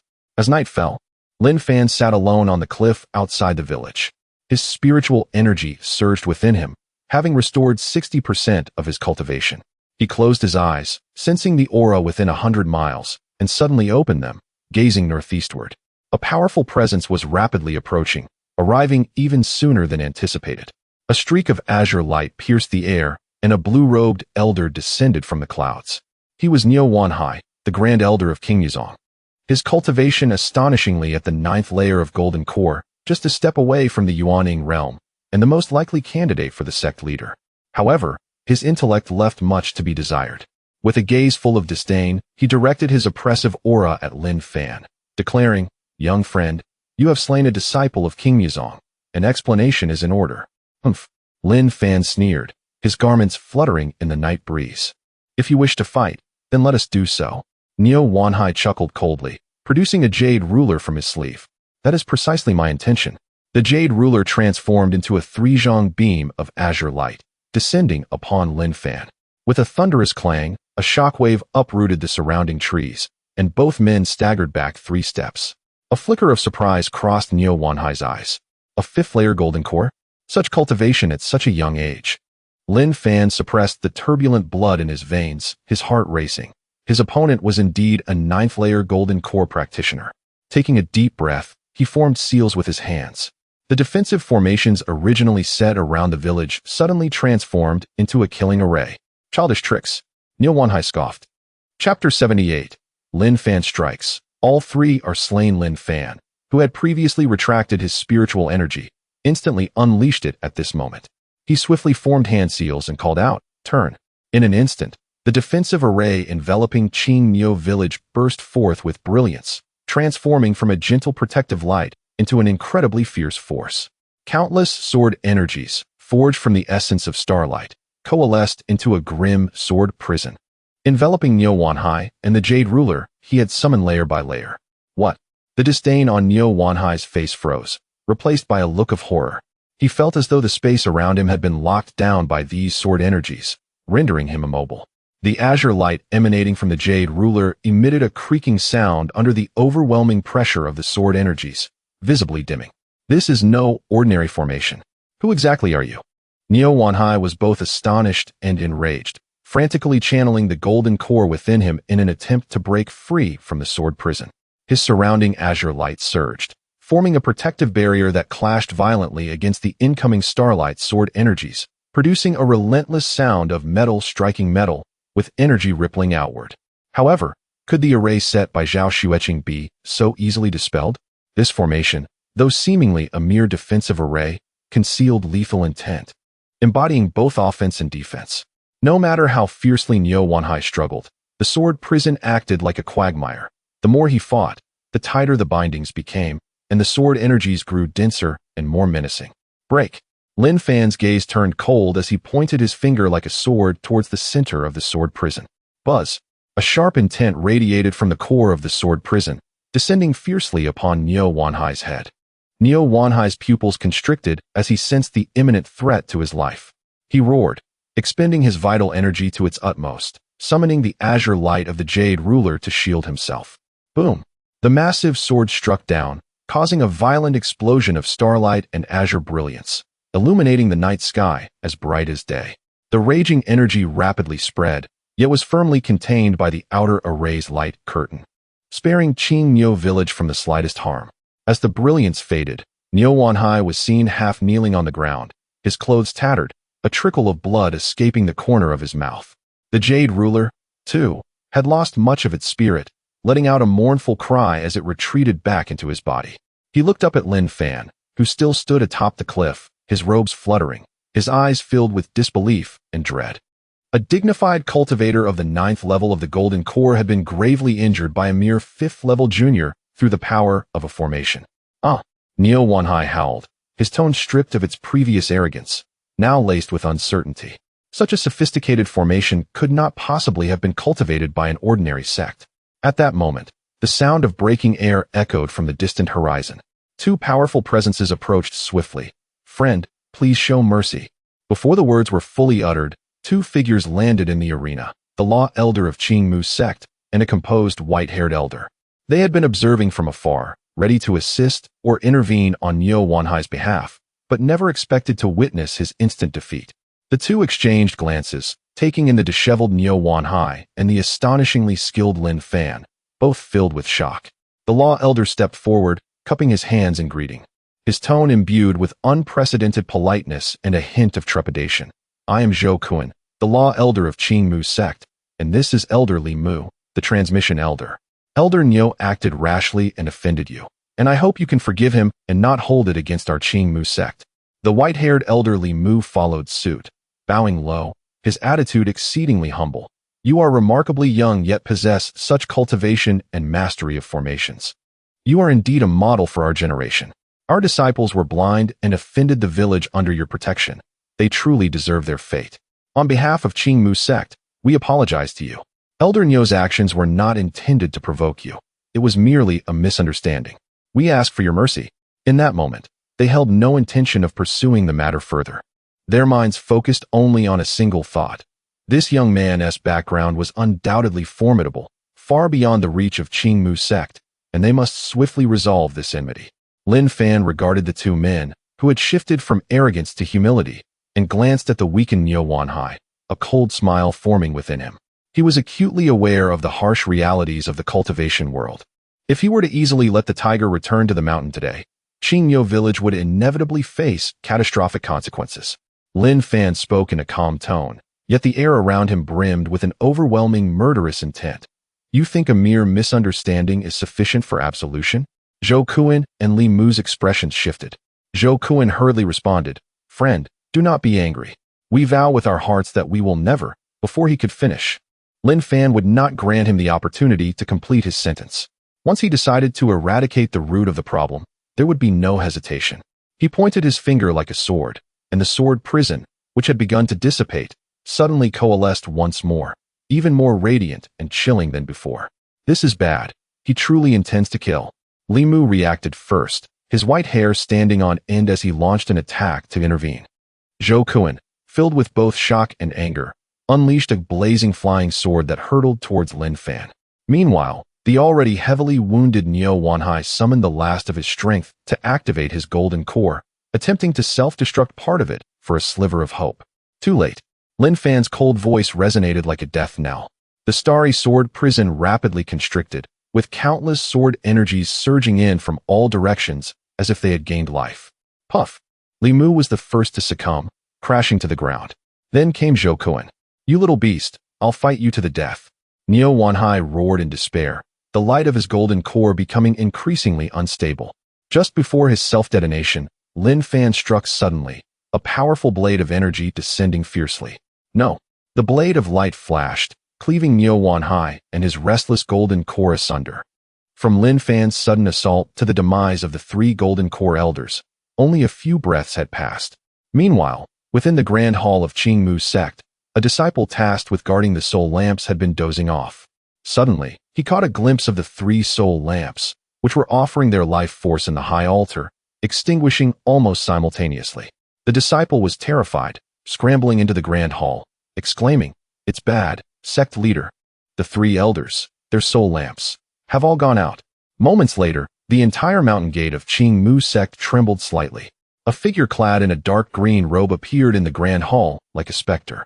It was Mu Tsang, the sect leader of Qingmu's sect, gazing at the three extinguished lamps, his body trembling with intense fury. Who dares to slay the three great elders of my Qingmu sect? With a furious roar, Mu Tsang unleashed the sect's secret technique, spending several hours to finally locate the murderer. He abruptly turned his head, his crimson eyes fixed intently in the direction of Qingmu village, his killing intent almost materializing into substance. Lin Fan, how dare you harm the elders of my sect? I, Mu Tsang, vow to extract your soul and refine your spirit, ensuring you suffer for eternity without hope of rebirth. Chapter 79. Breaking the formation with ease outside Qingmu village, atop the cliff. Lin Fan stood quietly in the wind, his garments billowing gracefully, a soft rustling accompanying their dance. He gazed down at the tranquil village below, observing the shimmering barrier of the formation that isolated the remnants of the fierce battle from the outside world. A hint of satisfaction flickered in his eyes as he nodded slightly. He raised his hand, and 3 storage rings along with a dull emerald ruler fell into his grasp. The accumulated wealth of the Qingmu sect was merely commonplace to him. What truly weighed on his mind was whether this incident would implicate the innocent villagers of Qingyu. With 3 golden core elders lost, Qingmu's sect would surely not let this matter rest easily. Lin Fan's gaze extended into the distance. There was no room for negotiation, and the sect leader of Qingmu's sect, who had yet to reveal himself, must possess unfathomable strength. Yet, he felt no fear. His cultivation had recovered to 80%. As long as an ancient transformation expert did not appear, he had his strategies ready. He promptly sat cross-legged, his hands forming seals, as an immense surge of spiritual power flowed from within him like a tide towards the foundation of the formation below, further reinforcing the protective barrier of Qingyu village. At that moment, thousands of miles away within Qingmu's sect, the atmosphere was as heavy as iron. What on earth is that? Lin Fan's background. Sect leader Mu Tsang's expression was as grim as water, his voice suppressing a raging fury. The continuous loss of 3 golden core elders, including the 9th-level golden core Nyo Wanhai, had severely weakened Qingmu's sect, causing it to plummet to the bottom tier among surrounding sections, a trembling steward reported. Sect leader. This person appeared near Qingyu village about a month ago. His origins are a mystery, as if he materialized from thin air. His formation techniques are bizarre and unpredictable, unlike any surrounding sect. Materialized from thin air? A cold glint flickered in Mu Tsang's eyes, sensing deception. He waved his sleeve, an aura of death emanating. Dispatch orders, open the treasury, and summon the Qingmu transformation sword Qi. I shall personally confront him and see how long he can endure. Sect leader, reconsider. A middle-aged female elder hurriedly advised that Lin Fan was able to instantaneously kill Zhou Kun and Li Mu. His might is far beyond mere appearances. Recklessly approaching may lead to unforeseen consequences. Mu Tsang fell silent for a moment, gritting his teeth. If this grudge is not avenged, how can Qingmu's sect stand in the realm of cultivation? As Qingmu's sect prepared for battle, another force quietly intervened. The elder of the blood demon sect, Li Fan, upon hearing this news, revealed a glint of greed in his eyes. When the opportunity arises, I shall reap the benefits of this conflict. He smiled sinisterly, his figure transforming into a black mist as he sped toward Qingyu village. Qingyu village remained tranquil, yet the air was thick with the oppressive sense of an approaching storm. Atop the cliff, Lin Fan slowly opened his eyes, clarity shining within. Finally, they have arrived. In the distance, a formidable presence surged like a tempest, marking the arrival of Mu Tsang, the sect leader of Qingmu's sect.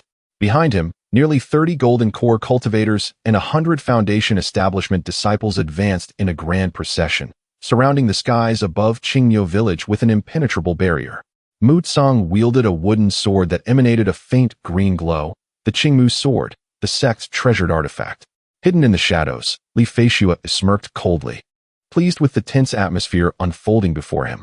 Lin Fan rose slowly, his gaze sweeping across the assembly with calmness, his tone indifferent, yet laced with mockery.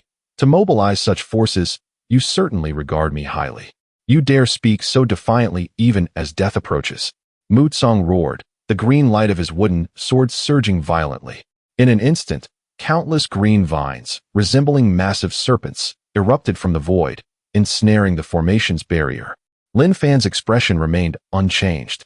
He merely extended a fingertip, condensing a sword Qi from within. With a soft sound, the sword Qi sliced through the vines, severing them effortlessly as they transformed into specks of green light, dissipating into the air. What? Mu Tsang's face changed dramatically. The full force strike from his sect's treasured artifact had been so casually neutralized by the opponent. Lin Fan, with the sword Qi still intact at his fingertip, maintained his calm demeanor. Is this truly all that the Qingmu sect's treasure can offer? Do not be arrogant. Witness the myriad formations of our Qingmu sect. Enraged, Mu Tsang barked. The nearly 30 golden core elders behind him responded to the order, swiftly positioning themselves, while the 100 foundation establishment disciples provided spiritual energy from the periphery. In that instant, an overwhelming surge of blue spiritual power ascended from every Qingmu sect disciple, intertwining in the air, coalescing into a massive formation that enveloped the entire sky above Qingyu village. The formation's patterns flowed, exuding a heart-wrenching pressure, as if countless trees were sprouting, life and death coexisting, ready to shred and devour all within the formation. Beneath the barrier, the sky above Qingyu village turned dark blue, and although the villagers were protected by the formation, they could still feel the terrifying weight of power. Mu Tsang stood at the center of the formation, the Qingmu sword in his hand glowing brilliantly, resonating with the entire array. His complexion regained some color, and his confidence surged. Lin Fan, no matter how elusive your means, under the might of my sect's myriad formation, you can only become a lamb awaiting slaughter. With a thunderous command, the immense formation roared to life, unleashing countless blades of leaves, forged from pure wood element spiritual energy, raining down upon the cliff like a torrential storm. In the shadows, Li Feishue's greed intensified, murmuring, "Excellent. Force him to reveal more of his hidden cards. Ideally, a scene of mutual destruction." Faced with an assault capable of striking fear into even the most ordinary Yuanian cultivators, Lin Fan finally made his move. He did not retreat, but instead stepped forward. As he advanced, his aura underwent a dramatic transformation. No longer ordinary, it radiated a terrifying killing intent, vast as the ocean. A formation, indeed, Lin Fan spoke. His voice not loud, yet cutting through the cacophony of the countless trees roaring. Alas, the one who set the formation is simply too weak. He withdrew the Xiangu sword from his spatial ring and with a gentle sweep, directed it towards the oncoming onslaught. In the next moment, a jaw-dropping scene unfolded. The deluge of blades that rained down was instantly rendered formless. How is this possible? A Qingmu sect disciple exclaimed, disbelief plastered across his face. Their collective attack, fueled by the entire sect's strength, had been effortlessly dispelled by a single sword strike. Immediately thereafter, Lin Fan decided to cease holding back and resolved to unleash the brilliance of the Qiyong. In an instant, a scorching aura permeated the sky, as a fiery sword Qi surged forth like the sun, charging towards the multitude of Qingmu sect disciples. In that moment, the previously fluid patterns of the Qingmu myriad formation suddenly froze. Intricate cracks rapidly spreading from the point Lin Fan had indicated with his fingertip. Not good. The formation is rebounding. Mu Tsang was taken aback, his countenance shifting with alarm. He endeavored to stabilize the formation, yet he sensed an invisible force intruding upon his control, ruthlessly tearing apart the structure of the array. With a resounding crash, the formidable Qingmu Wanxiang array collapsed, much to the horror of all those present at Qingmu Zone. The rampant spiritual energy spiraled out of control, rebounding against its master. Nearly 30 cultivators staggered backward, with the less formidable ones plummeting from the sky. Over 100 foundational disciples fell like dumplings, their cries of despair echoing as they instantaneously lost their combat capability. In just one strike, the proud combined formation of Qingmu Zone was utterly dismantled. Chapter 80, Slaying Mu Tsang. Yaoer awakens. Mu Tsang suffered the most severe backlash from the formation. The Qingmu sword in his hand let out a mournful cry, its spiritual light completely dimmed, and he himself felt as though struck by lightning, his aura rapidly waning. He looked at the sword-wielding Lin Fan before him, his eyes filled with despair and disbelief. How could you be so powerful? He struggled to utter a few words. Unable to accept that the formidable Wanxiang formation of the Qingmu sect could be so easily shattered. Lin Fan did not reply, nor was there any need to. To show mercy to an enemy is to be cruel to oneself and Qingyo village. With a flick of his wrist, the Xiangu sword emitted a low hum, and a condensed scarlet sword energy shot forth. Mu Tsang's pupils constricted sharply as he summoned the last of his strength to raise the Qingmu sword in defense. Clang! A crisp sound echoed as the Qingmu sword shattered upon impact. The scarlet sword energy effortlessly swept past Mu Tsang's neck. The figure of the leader of the Qingmu sect suddenly froze, the light in his eyes rapidly fading, ultimately falling from the sky with endless regret and unwillingness. The leader had fallen. The remaining disciples of the Qingmu sect, witnessing this scene, were utterly terrified, losing all will to resist, struggling to flee in all directions. However, Lin Fan did not pursue these fleeing soldiers. He stood there with his sword, yet his gaze shifted toward the void on the other side, the scarlet glow on the Xiangu sword swirling, its aura seemingly more potent than when he had slain Mu Tsang. At that moment, a chilling and triumphant laughter suddenly resonated. Li Feishue, who had been lurking in the shadows, could no longer contain himself and revealed his figure.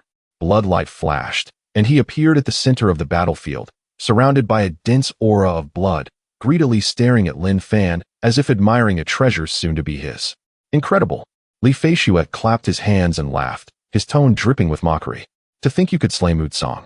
who wielded the sect's treasure. You truly have opened my eyes. He shifted his tone, his blood-red tongue licking his lips as he sinisterly continued. What a pity, what a pity. After such an intense battle, you must be at the end of your strength, your spiritual power depleted, right? Still trying to put on a show to intimidate me? Your act of composure may fool others, but it cannot deceive me. He believed he had seen through everything, convinced that Lin Fan was merely a facade of strength, struggling to maintain his appearance. Lin Fan slowly turned to face Li Feixue, and instead of panic, a hint of a smile played upon his lips. Finally decided to show yourself? I have been waiting for you. Lin Fan's voice was calm and unperturbed, laced with a hint of anticipated mockery. The smile on Li Feixue's face stiffened, an inexplicable chill rising in his heart. But with the arrow already on the string, would he retreat because of a mere statement? Moreover, he firmly believed in his own judgment. Bluff all you want, come at me. Li Feixue shouted fiercely. Without further ado, he unleashed the full force of his Yuan-Ing cultivation. A massive blood handprint coalesced and lunged toward Lin Fan. A cold light flashed in Lin Fan's eyes. With a flick of his wrist, the Xiangu sword let out a clear ringing sound, meeting the gigantic blood hand head-on. Swoosh! The terrifying blood handprint disintegrated into a mist of blood before this seemingly inconspicuous sword energy. The sword energy pierced through the blood handprint, maintaining its momentum as it rushed towards Li Feixue's brow with a speed beyond his reaction. What? Impossible! The greed and pride on Li Feixue's face instantly transformed into boundless terror and shock. It was only at this moment that he realized that Lin Fan was far from being at his last gasp. This unmatched sword energy was clearly wielded with ease. He was the true fool, blinded by his own arrogance. He attempted to dodge, to defend himself, but the sword energy was too swift, too sharp. The chilling intent of the sword had already locked onto his soul. No, Li Feixue could only let out a desperate roar. Before he could finish his cry, the cold sword energy reached his brow, and the icy touch of death instantly enveloped his soul. In that critical moment, the instinct to survive overwhelmed all else. After all, Li Feixue was a seasoned Yuan-Ing level sorcerer, ruthless and decisive beyond ordinary men. Blood Shadow Substitute. Explode. He unhesitatingly chose the most brutal yet effective life-saving secret technique in the demonic path. He detonated his physical body along with part of his Yuan-Ing essence. Boom. A faint yet incredibly swift blood-red light enveloped a blurred Yuan-Ing shadow, seizing the opportunity to shoot out from the center of the exploded flesh. This Yuan-Ing figure bore an unmistakable resemblance to Li Feixue, yet it was now filled with resentment, transforming into a streak of blood as it frantically fled towards the horizon. All of this transpired in the blink of an eye. Lin Fan raised an eyebrow, seemingly surprised, yet remained unflustered. With a flick of his wrist, he wielded the Xiangu sword once more, delivering an even more ferocious sword energy that pursued the fleeing blood shadow like a comet chasing the moon. Swoosh! The sword energy swept past, ultimately being a fraction too slow, only severing the tail end of the blood shadow's essence, eliciting a heart-wrenching scream of pain from the escaping Yuan-Ing. In the blink of an eye, he vanished at the edge of the sky, leaving behind a howl that echoed in the air.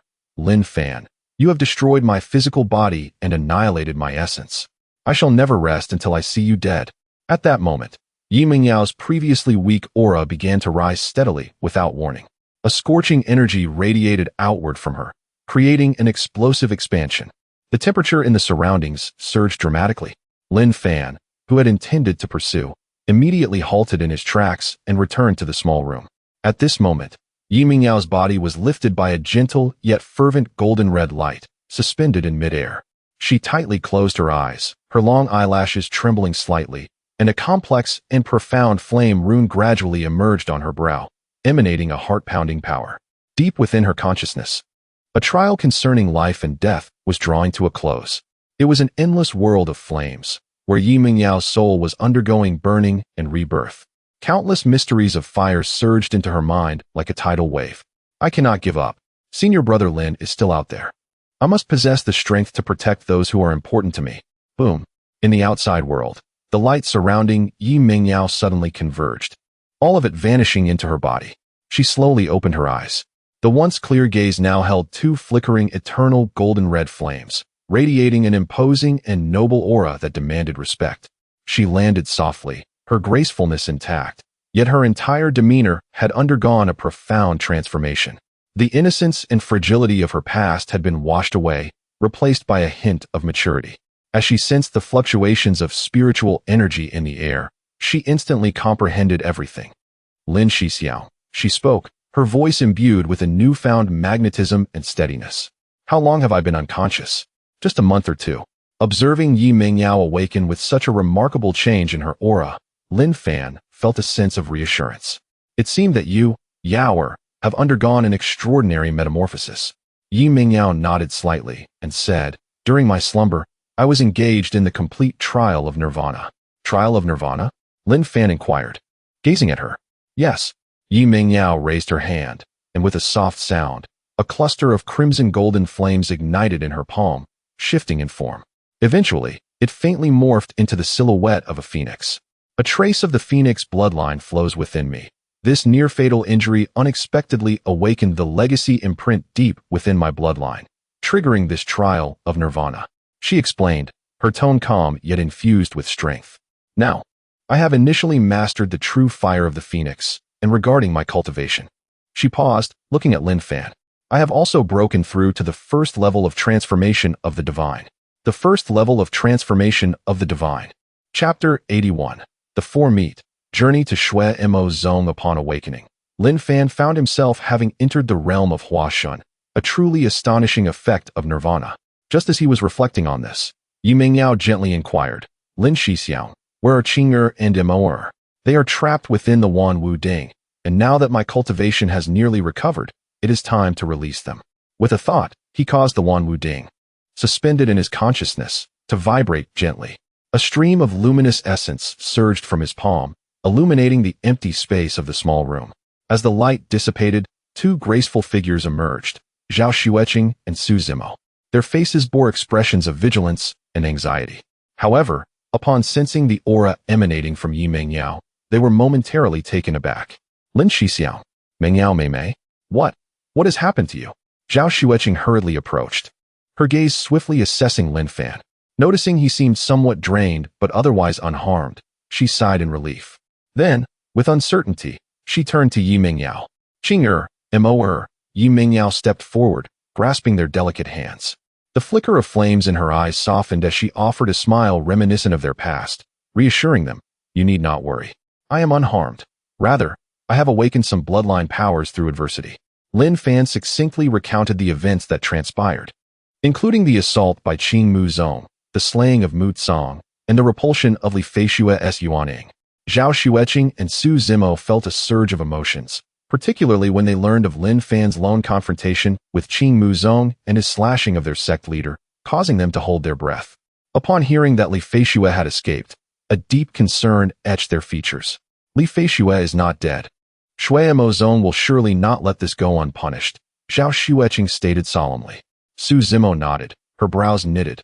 After suffering such a significant loss, he will undoubtedly exaggerate the tale, inciting powerful sect members to seek revenge. Her words trailed off, but her implication was clear. Remaining in Qingmyo village would invite catastrophe upon the village. The atmosphere in the small room turned tense. Taking a deep breath, Lin Fan sensed the Xiangu sword resonate with his emotions, emitting a low hum. You speak the truth, Lin Fan declared, his voice as cold as ice. Imbued with unwavering determination, Li Feishua must die, and the threat of Shui Mo Zong must be eradicated. He paused, his gaze sharp as stars igniting. Rather than waiting for them to concoct a more ruthless retaliation, we should take the initiative and strike down Shui Mo Zong. Lin Xixiao, I will accompany you. Yi Mingyao stepped forward, her aura subtly restrained yet exuding a formidable pressure felt by Zhao Xueqing and Su Zimo. My Phoenix True Fire is especially effective against these sinister blood forces. As the crimson golden flames flickered in Yi Mingyao's eyes, they revealed a fierce battle spirit that resonated with her Phoenix bloodline. Lin Fan nodded in acknowledgement. I wish to join as well, the two women declared, unwilling to fall behind. Take us with you. We will surely be of assistance. Time is of the essence. Let us depart immediately and strike before they can react. Lin Fan's gaze was sharp as he swept outside the small room, towards the direction of Qingmyo village. The four exchanged no further words. Their figures transformed into four streaks of light, soaring into the sky. Leading the group, Lin Fan's azure robe billowed as the Xian sword glowed with a crimson light. Beside him, Yi Mingyao was surrounded by a faint crimson-golden halo, resembling a celestial being, her phoenix true fire causing the clouds in the sky to scatter. Zhao Xueqing and Su Zimo followed closely, one exuding a frigid aura, the other brimming with vitality. The 4 streaks of light darted towards Shui Emo Zone. Shui Emo Zone was situated at the foot of Shuequan Mountain, protected by the infamous Wan Hua Shuesha Formation, which was said to convert the essence of all creatures' blood into power for itself. Yet, Zhao Xueqing's eyes sparkled with insight as she discerned the operational mechanism of the formation. This array cycled through the blood energy of the earth, making it resilient against direct assaults. Thus, it was essential to sever its geologic nodes. Yi Mingyao hovered in midair, her phoenix true fire transforming into a blazing wing. If the earth veins are hidden, then I shall incinerate the mountains to force it out. The phoenix's cry resonated as the true fire descended upon Shuequan Mountain. The 4 streaks of light streaked across the sky at an incredible speed, the mountains and rivers below rapidly retreating, with mere mortals able to glimpse only fleeting flashes of brilliance. Lin Fan led the charge, his spiritual awareness swiftly extending forward, avoiding areas dense with cultivators, and accurately racing towards the northwest. His internal energy surged, merging with the intent of the Xian sword, rendering him akin to a drawn blade, sharp and radiant. Yi Mingyao followed closely behind. Having just advanced to Huashan, she was still refining her control over her powers. However, her phoenix true fire was inherently domineering, causing a slight distortion in the space around her as she flew, leaving behind a faint crimson-golden trail, both scorching and sacred. Zhao Xueqing and Su Zimo lagged slightly behind. Zhao Xueqing was enveloped in an icy aura, warding off the heat waves inadvertently released by Yi Mingyao, while Su Zimo gripped a spiritual sword, her beautiful eyes fixed ahead. Ahead lay Shuequan Mountain, and Lin Fan's voice resonated through their spiritual connection, clearly reaching the ears of the 3 women. Shui Emo Zone resides upon this mountain. Its protective formation, known as the Wan Hua Shuesha Formation, is said to draw upon the blood energy from beneath the earth, infusing the array with the blood essence of living beings, making it exceedingly troublesome. Upon hearing this, Zhao Xueqing lifted her gaze towards the distant mountain range, which shimmered with a faint crimson hue. Her eyes sparkled with insight. Wan Hua Shuesha truly lives up to its fearsome reputation. This formation's aura was closely tied to the earth veins, the blood energy cycling infinitely, forming a self-sustaining system. Should we fail to obliterate the core of the array in one decisive strike, a brute force assault would only ensnare us deeper within a quagmire, depleting our spiritual energy and vitality. She gently closed her eyes, countless array patterns swirling within her consciousness. After a brief moment, she snapped her eyes open. I've found it. Although this formation is connected to the earth veins, it is not without flaws. There are 3 primary nodes where the blood energy surges forth, supporting the foundation of the formation. If we simultaneously destroy these 3 nodes, the operation of the formation will falter, allowing us to strike at its core with greater efficacy. Where are these 3 nodes?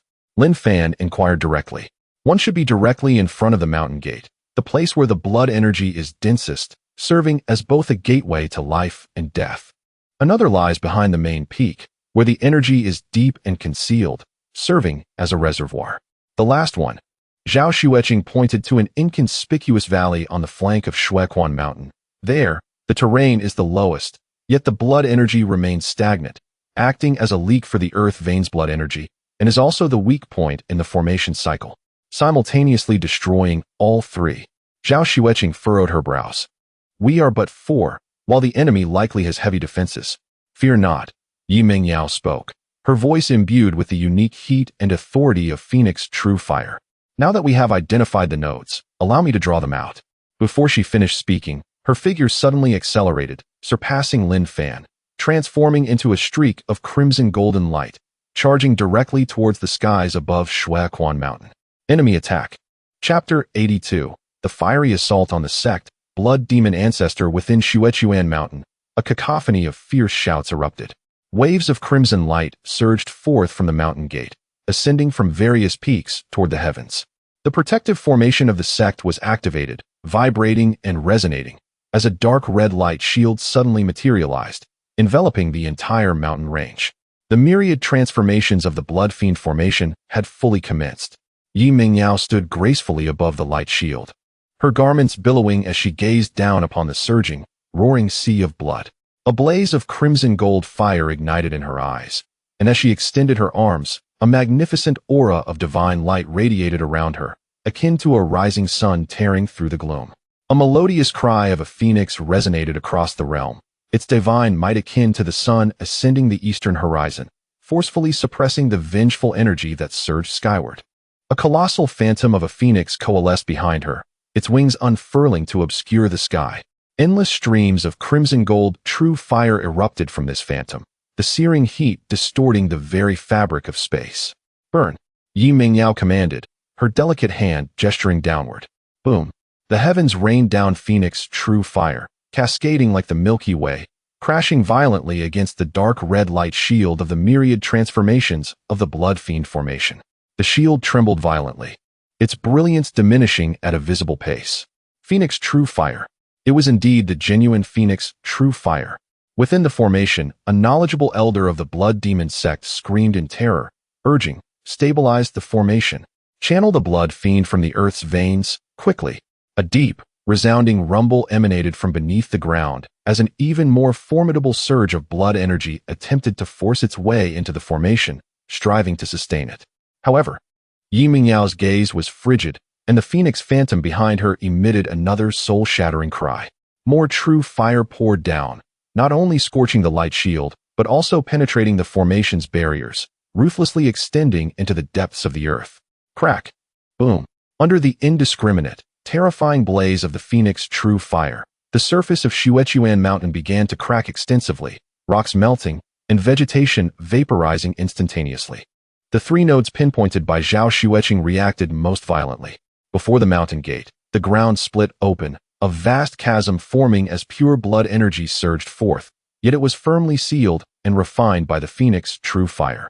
In the rear mountain of the main peak, a hidden blood pool boiled and churned, the inscribed runes at the bottom flickering chaotically under immense pressure. The side valley erupted with a thunderous sound. A massive column of blood fiend energy shot skyward, attempting to repair the formation, but it was precisely severed by Lin Fan, who had been waiting at the side. His condensed and perfected crimson sun sword energy struck true. The energy column shattered, transforming into a myriad of crimson glimmers.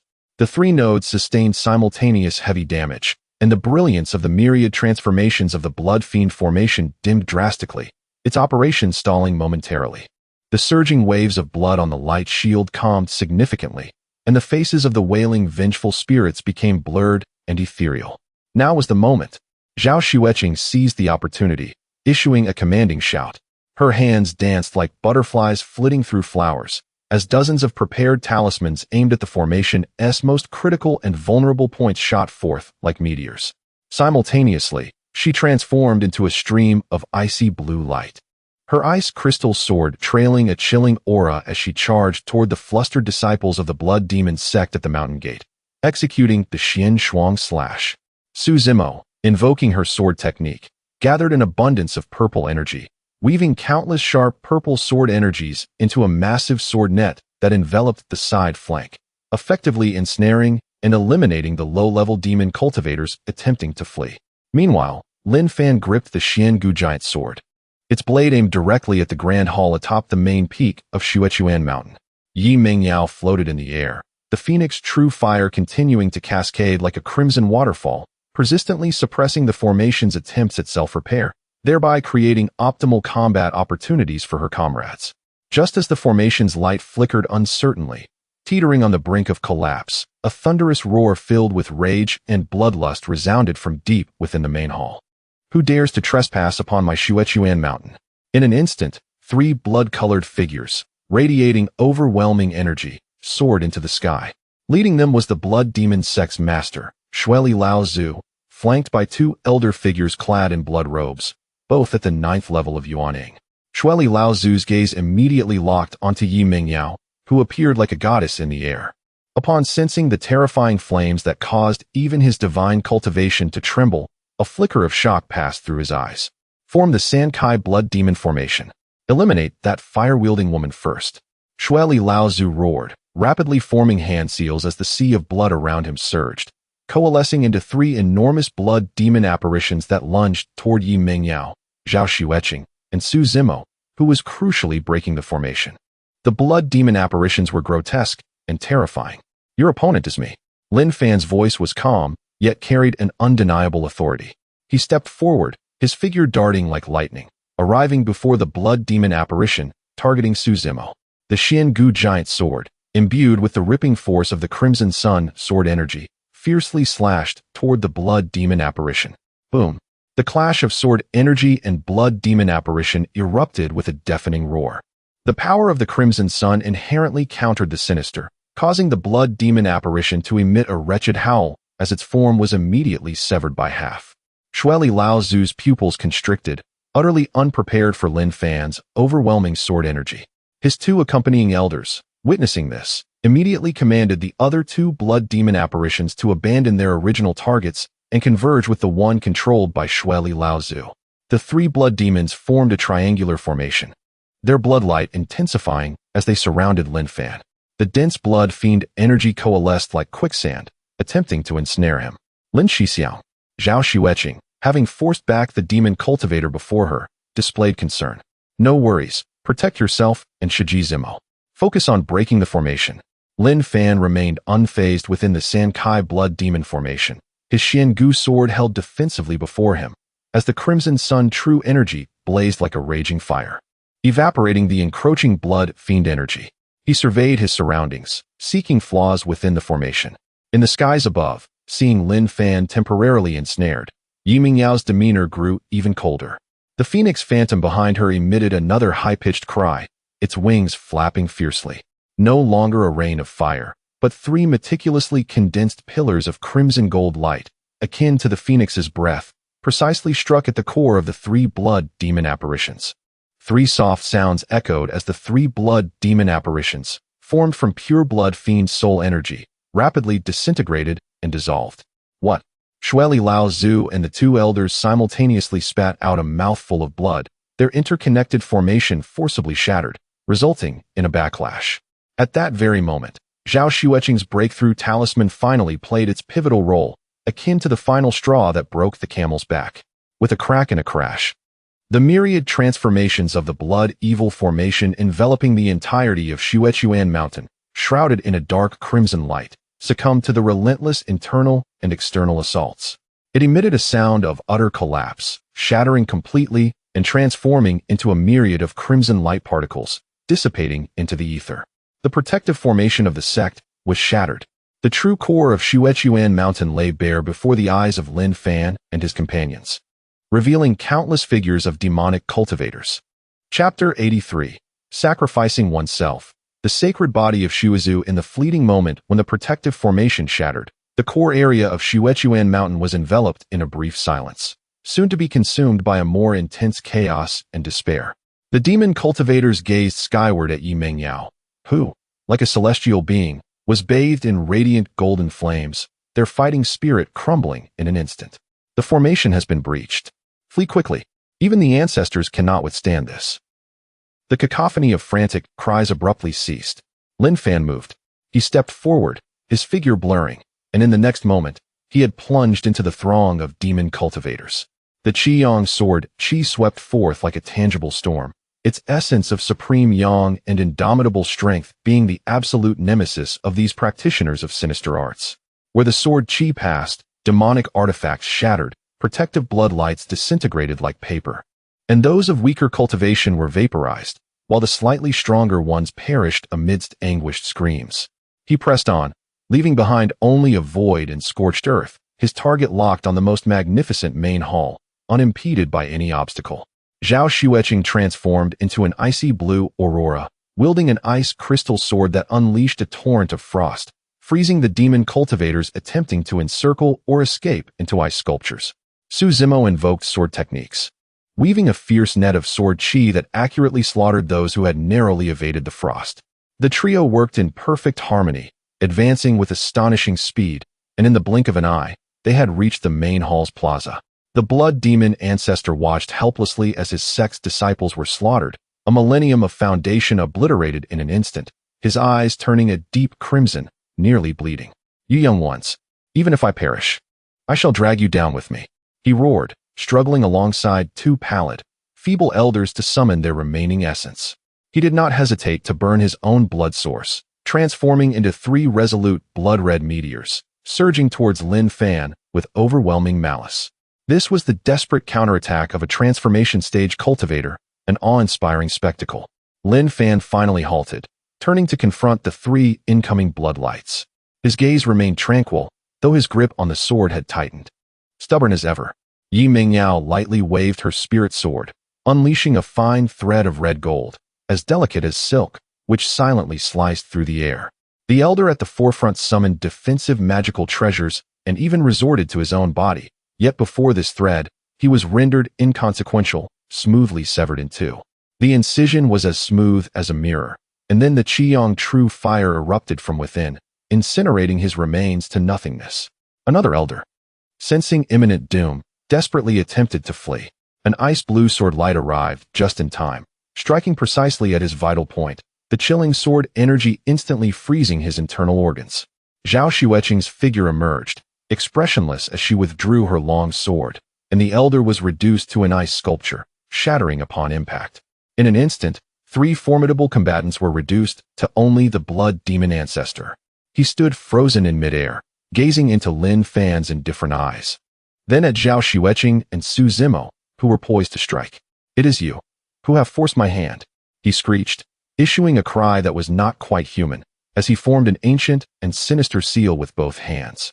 His flesh and blood withered at a visible pace, as vast life essence and soul power were forcibly extracted, transforming into a dark red blood arrow that shot towards the grotesque blood demon statue deep within the main hall. "With my soul's blood as the offering, I beseech the sacred body to eradicate the invaders." In that moment of sacrifice, the blood demon ancestor's body shattered like a dried clay figurine. Xuechuan Mountain trembled violently. The blood demon statue in the main hall suddenly ignited with a scarlet evil light, the ground quaking violently, fissures opening that seemed bottomless. A terrifying aura erupted from the depths of the earth, akin to a slumbering primordial beast awakening. A colossal skeleton, entirely dark gold, slowly rose from the ruins and the gaping chasms. Its bones were inscribed with countless twisted runes, and within its eye sockets burned two ghostly green flames, surrounded by a palpable aura of blood and resentment, forming a nauseating dark red field. This was the ultimate legacy of the blood demon sect, the sacred body of Shuzu, forged from the bones of powerful ancestors and boundless blood resentment. The energy it radiated had surpassed the transformation stage, firmly entering the realm of virtual refinement. The sacred body let out a soundless roar, its soul flames locking onto Lin Fan and his companions, as its massive bony hand rose, obscuring the sky, carrying the terrifying force to obliterate mountains, crashing down. Before the palm arrived, the overwhelming pressure caused Zhao Xueqing and Su Zimo to momentarily struggle to breathe, their movements sluggish. In the air, Yi Mingyao's gaze sharpened, her phoenix apparition crying out, as even more intense true fire began to coalesce, preparing to deliver a devastating blow. The skeletal hand descended with a thunderous clap, and even before its impact, the fearsome pressure felt like a tangible mountain weighing heavily on everyone's hearts. The space itself seemed to freeze beneath this hand. While Zhao Xueqing and Su Zimo found their spiritual energy stifled, their ice-blue sword light and fierce sword net dimming and shattering before this absolute force. "This is bad." The two women paled, exerting all their strength to retreat. The ice crystal shield and sword energy lotus trembled violently under the residual waves of the bony hand, emitting a mournful cry as they clearly could not withstand this devastating strike. Lin Fan's pupils contracted sharply, the Qiyang sword qi surging, transforming into a towering pillar of fire that surged upwards in a desperate attempt to obstruct the oncoming force. However, the disparity in realms was akin to an insurmountable chasm. The supreme yang and indomitable sword qi clashed against the bony hand entwined with blood resentment, merely slowing its descent slightly, unable to break through. The backlash surged forth, causing Lin Fan to grunt, a trickle of blood escaping from the corner of his mouth. His form forced to retreat repeatedly. Just as the situation reached a critical juncture, a clear phoenix cry echoed through the air. The red-gold divine flames enveloping Yi Mingyao surged, completely consuming her. The flames transcended mere encirclement, seeming to possess their own life as they gathered behind her, rising. Ultimately, they transformed into a colossal phoenix manifestation. This phoenix manifestation was more solid than any previous incarnation, its feathers resplendent, with eyes burning with the majesty of one who overlooks all living beings. Wretched being, how dare you unleash your fury? Yi Mingyao's voice resonated with a dual timbre, one of her own icy clarity, the other an ancient and noble divine consciousness. Her spirit sword merged with the phoenix manifestation, transforming into a brilliant red-gold divine radiance that fiercely collided with the descending bony hand. An indescribable roar erupted, a terrifying energy shockwave rapidly radiating outward. The ground of the main plaza was forcibly scraped away for several yards, and the surrounding structures were instantaneously reduced to powder. Zhao Xueqing and Su Zimo were hurled backward by this violent gust, barely managing to steady themselves, their faces etched with astonishment. As the blinding light dimmed, a colossal skeletal hand was seen being forcefully halted, revealing a massive charred cavity in its palm. At the edges, crimson golden flames continuously burned and spread, striving to purify it. However, the blood ancestor's sacred body appeared impervious to pain, the eerie green soul fire within its eye sockets merely flickering violently for a moment. It retracted its damaged skeletal hand, and the other bony hand promptly formed a fist, infused with an even more ferocious bloodthirsty power, descending upon Yi Mingyao and the phoenix avatar like a falling star. Simultaneously, it opened its mouth to unleash a dark red, foul blood river, from which countless vengeful spirits seemed to wail. Wherever it passed, the very fabric of space rippled, surging toward Lin Fan, Zhao Xueqing, and the others. Yi Mingyao's gaze was icy as the phoenix avatar spread its wings. Countless feathers, forged from pure true fire, rained down like arrows, colliding with the foul blood river and annihilating each other. Yet, the power of the blood ancestor's sacred body seemed inexhaustible. As the enormous skeletal fist broke through the fiery feather barrier, closing in upon them. Chapter 84. Awakening once more, Journey to Fenghuang City Hour. Zhao Xueqing exclaimed in shock. A resolute glint flickered in Lin Fan's eyes as he prepared to advance once more. At this moment, a flush of peculiar crimson swept across Yi Mingyao's cheeks, and the surging power surrounding her clearly surpassed her control. The phoenix visage behind her emitted a cry imbued with both fury and urgency, liberating itself from her form and transforming into a manifestation of blazing crimson gold divine fire. This true form of the phoenix, with the might to incinerate the 8 desolations, boldly confronted the colossal fist of destruction. The clash between the crimson gold divine fire and the dark gold skeletal fist erupted violently, entwining like a malignant growth. The indomitable sacred arm bones emitted a shrill cracking sound as the runes upon them rapidly disintegrated, while the bloodthirsty resentment entwined within the divine fire shrieked as it evaporated and was purified. The ethereal green soul fire of the sacred body flickered violently, conveying an instinctual fear. It attempted to sever its own arm, but time was not on its side. With a piercing cry, the true form of the phoenix enveloped the massive blood ancestor's sacred body entirely. The sea of crimson gold flames became the sole hue in the cosmos, while the dark gold skeleton struggled within, ultimately collapsing into a cloud of drifting ashes. In mere moments, the oppressive aura dissipated, leaving behind only a vast molten pit on the ground. The true form of the phoenix dimmed, casting a glance back at the exhausted Yi Mingyao before emitting a gentle, low hum, then transforming into a streak of light that entered her body. Silence enveloped the world, leaving only the heat and ruins. Yower. Lin Fan was the first to rush forward, supporting her. He sensed that although her breath was weak, the power within her was protecting her heart meridian, aiding her gradual recovery. Zhao Xueqing and Su Zimo quickly followed, their faces filled with concern. I have exhausted my strength and will rest for a time. Yi Mingyao gently shook her head, her expression weary yet lucid. Lin Fan's gaze swept over the remnants of the Blood Spring Mountain's core. The high-ranking members of the demonic sect had perished, their foundation destroyed. The Blood Demon sect existed in name only. We cannot linger here, he spoke in a low voice, urging for swift resolution and immediate departure post-battle cleanup. The 4 acted quickly, scavenging several storage artifacts and scattered treasures from the ruins, before transforming into streaks of escaping light, retreating thousands of miles to find a secluded valley to rest. After setting up a concealment formation, Yi Mingyao promptly consumed a pill to recuperate, while Lin Fan and the others stood guard and counted their gains. As Lin Fan's consciousness probed into the blood-colored rune storage ring of the blood demon ancestor, an unremarkable black cloth bag tucked away in a corner caught his attention. This item subtly resonated with a lingering trace of phoenix energy within him. He retrieved the token and was examining it when Yi Mingyao, having just finished her recuperation, opened her eyes. Her gaze was immediately drawn to the token, and the tranquil phoenix power within her responded with a faint resonance.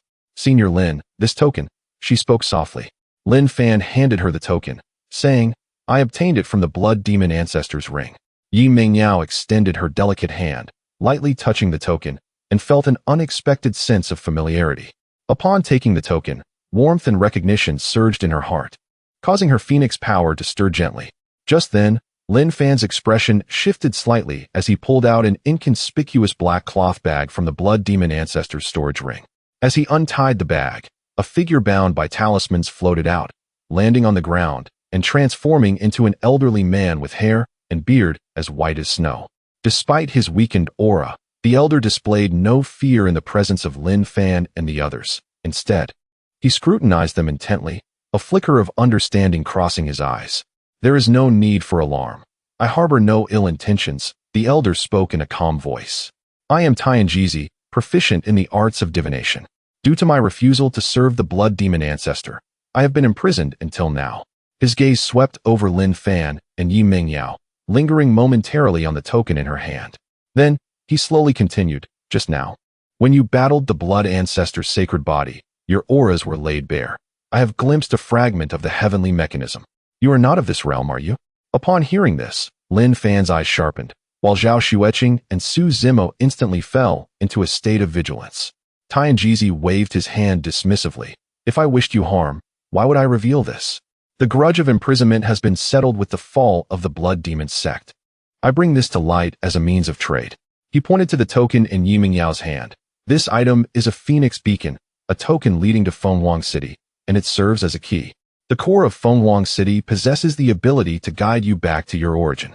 His gaze swept over the four once more. "If you seek a way home, the answer lies within Fenghuang City. This is the sole path I have divined for your survival." The enormity of this information sent Lin Fan's thoughts racing as he scrutinized Tianjizi. His words were coherent, aligning with the guidance they had just gleaned from the token, thus enhancing its credibility. More importantly, they indeed required direction. At this moment, they were akin to lost souls in a desert, utterly oblivious to their next steps. Finally, they had a glimmer of insight, and disbelief was no longer an option. Soon after, the four set forth once more, ultimately arriving at Fenghuang City. Upon paying their spirit stones, they entered the city. To avoid unnecessary trouble, Zhao Xueqing, Su Zimo, and Yi Mingyao followed Lin Fan's suggestion to don lightweight veils, concealing their stunning visages. Nevertheless, the innate grace and poise they exuded, coupled with the sight of three enchanting women accompanying a single man, continued to attract attention amidst the bustling crowd. As they passed a bustling intersection, preparing to seek a tea house for further inquiries, a commotion erupted ahead. A group of elegantly attired and imposing guards surrounded a young man clad in a bright yellow brocade robe, striding forth with an air of arrogance. The young man's expression was haughty, though his aura of spirit power was not weak. It appeared unstable, clearly a product of forcibly accumulated resources. The jade pendant hanging at his waist bore a coiling dragon design, indicating his distinguished status as a member of Fenghuang City's royal family. His gaze swept over the crowd with an air of superiority, but when it landed on Lin Fan and his companions, it abruptly froze on the veiled faces of the three women. Despite their obscured features, their graceful figures and ethereal presence, particularly the unique charm radiating from Yi Mingyao, instantly captivated him. A flash of intense interest flickered in the prince's eyes as he disregarded Lin Fan, extending his hand adorned with a jade ring to brazenly grasp the veil of the nearest Zhao Xueqing. As the cold light flickered in Zhao Xueqing's eyes, she was about to take action when a figure stepped in front of her. It was Lin Fan. Arriving ahead of time, he swiftly extended his right hand, accurately grasping the wrist of the prince, applying just the right amount of force to prevent him from advancing even a fraction further. Your Highness, please show some restraint. Lin Fan's voice was calm, yet imbued with an undeniable chill, his gaze sharp as a blade, piercing directly at the prince. The prince emanated a fiery aura, his eyes still fixated on the three women as he remarked, "Tiske, to conceal oneself in Phoenix City is to squander the beauty bestowed by the heavens. Come, allow this prince to behold what exquisite charm you possess." Chapter 85. The clue is severed again. The death of the high priest the prince, having been seized by the wrist, initially froze in shock before erupting in fury. As a member of the royal family of Fenghuang City, he was accustomed to acting with impunity, and he had never been publicly thwarted in such a manner, particularly by an obscure cultivator. The audacity! How dare he obstruct this prince? Flames surged around him as he attempted to shake off Lin Fan's grip, only to find it as unyielding as iron. Instead, a dense and pure spiritual force flowed through his wrist, causing his blood to roil slightly. Lin Fan's gaze was as cold as ice. He did not immediately retaliate, but instead spoke in a deep voice. "My companion does not appreciate disturbances. I kindly ask the prince to grant us a favor." He deliberately restrained his aura. Yet the calmness forged through years of battle, coupled with an undercurrent of latent power, instilled a sense of trepidation in the previously aggressive guards, preventing them from rushing forward. The prince, unable to maintain his composure, especially in front of the crowd, fixed his piercing gaze on Lin Fan, then glanced at the exquisite beauty of the third woman, who, despite her veil, could not conceal her striking allure. "Very well," the prince snapped, retracting his hand. Realizing that the individual before him was formidable and that force would lead to his own detriment. With a chilling smile, he declared, "In this Fenghuang City, no one dares to disregard my authority, and I shall remember you outsiders. We shall take our leave." He left those words hanging, departing with his guards. The surrounding crowd, seeing the excitement dissipate, began to murmur and disperse, many casting sympathetic or gloating glances at Lin Fan and his companions. Well aware of the prince's notorious temperament, "Are you all right?" Lin Fan turned to Zhao Xueqing beside him. Zhao Xueqing shook her head slightly, her eyes cool beneath her veil. "I am fine. It is merely troublesome to attract such attention upon our arrival." Su Zimo snorted softly. "Were it not for the inappropriateness of causing a scene here, I would have taught him a lesson." Zhao Xueqing nodded in agreement. Subsequently, the four of them decided not to linger, swiftly traversing the street and vanishing into the crowd. Unbeknownst to them, a middle-aged man clad in exquisite robes, stationed by the window of a distant tall building, had witnessed the entire episode unfold. A knowing smile creased his lips as he commanded, "Follow them." Understood, a shadowy figure emerged silently from behind him. Lin Fan and his companions found a charming inn to settle in. Once they had made themselves comfortable, Lin Fan took out the Phoenix token and began to comprehend its essence alongside Yi Mingyao. The token felt warm to the touch, and under the activation of Yi Mingyao's Phoenix power, the intricate patterns appeared to glimmer, directing them towards a specific location within the city. "Indeed, it seems to point towards the city center," Yi Mingyao murmured, "which appears to be the direction of the royal palace." At that moment, a faint wave of spiritual energy emanated from outside the inn. A sound transmission talisman slipped through the barriers, hovering before Lin Fan. His consciousness swept over it, revealing a gentle yet authoritative voice. "Esteemed guest from afar, I am the High Priest of Fenghuang City. I sense that you possess the Phoenix token. Might we have a word?" Lin Fan exchanged glances with the three women, each reflecting surprise and wariness. They had barely entered the city, and their movements were already exposed. Whether it was fortune or misfortune, they could not evade their fate. Regardless, they had to visit this high priest. The clue to their return might be close at hand, and even if danger loomed, they would press forward. "Prepare yourselves. We shall meet this high priest," Lin Fan declared solemnly. Following the guidance of the sound transmission talisman, the four arrived at the entrance of the royal palace in the city center. After announcing their identities, a servant clad in priestly robes led them through layers of guards. Ultimately, they arrived before a grand hall. "The high priest has been awaiting your arrival. Please, those holding the token, enter." The servant bowed and then departed. Lin Fan exchanged a meaningful glance with the three women. "I will accompany you," he said to Yi Mingyao, while Zhao Xueqing and Su Zimo remained outside, vigilantly observing their surroundings. Lin Fan and Yi Mingyao pushed open the heavy hall doors and stepped inside. The interior was dimly lit, suffused with a faint scent of sandalwood. Facing the entrance was a figure standing before an ancient phoenix statue, dressed in an intricately embroidered crimson priestly robe, exuding a profound aura. It was none other than the high priest of Fenghuang City.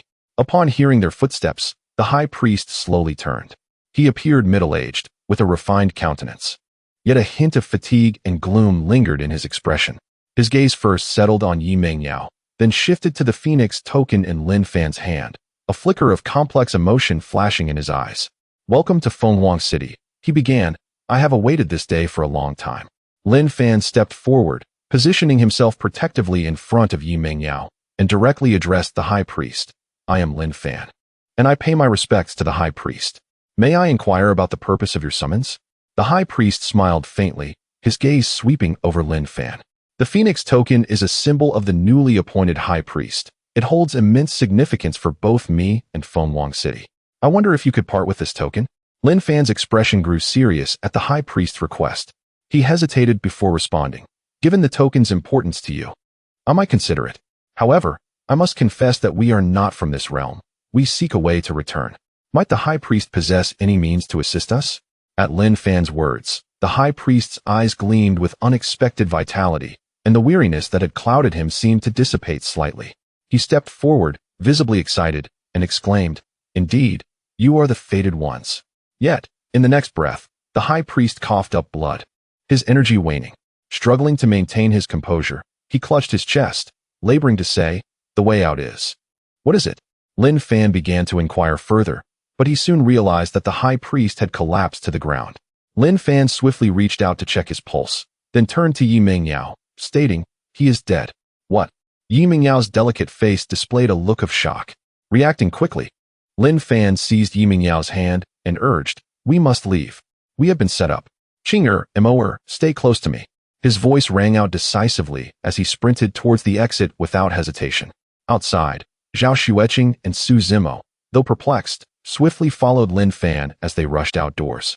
The guard delivering food to the high priest pushed open the grand doors, only to discover the high priest sprawled upon the ground. "Stop them!" he shouted in alarm. The high priest was dead.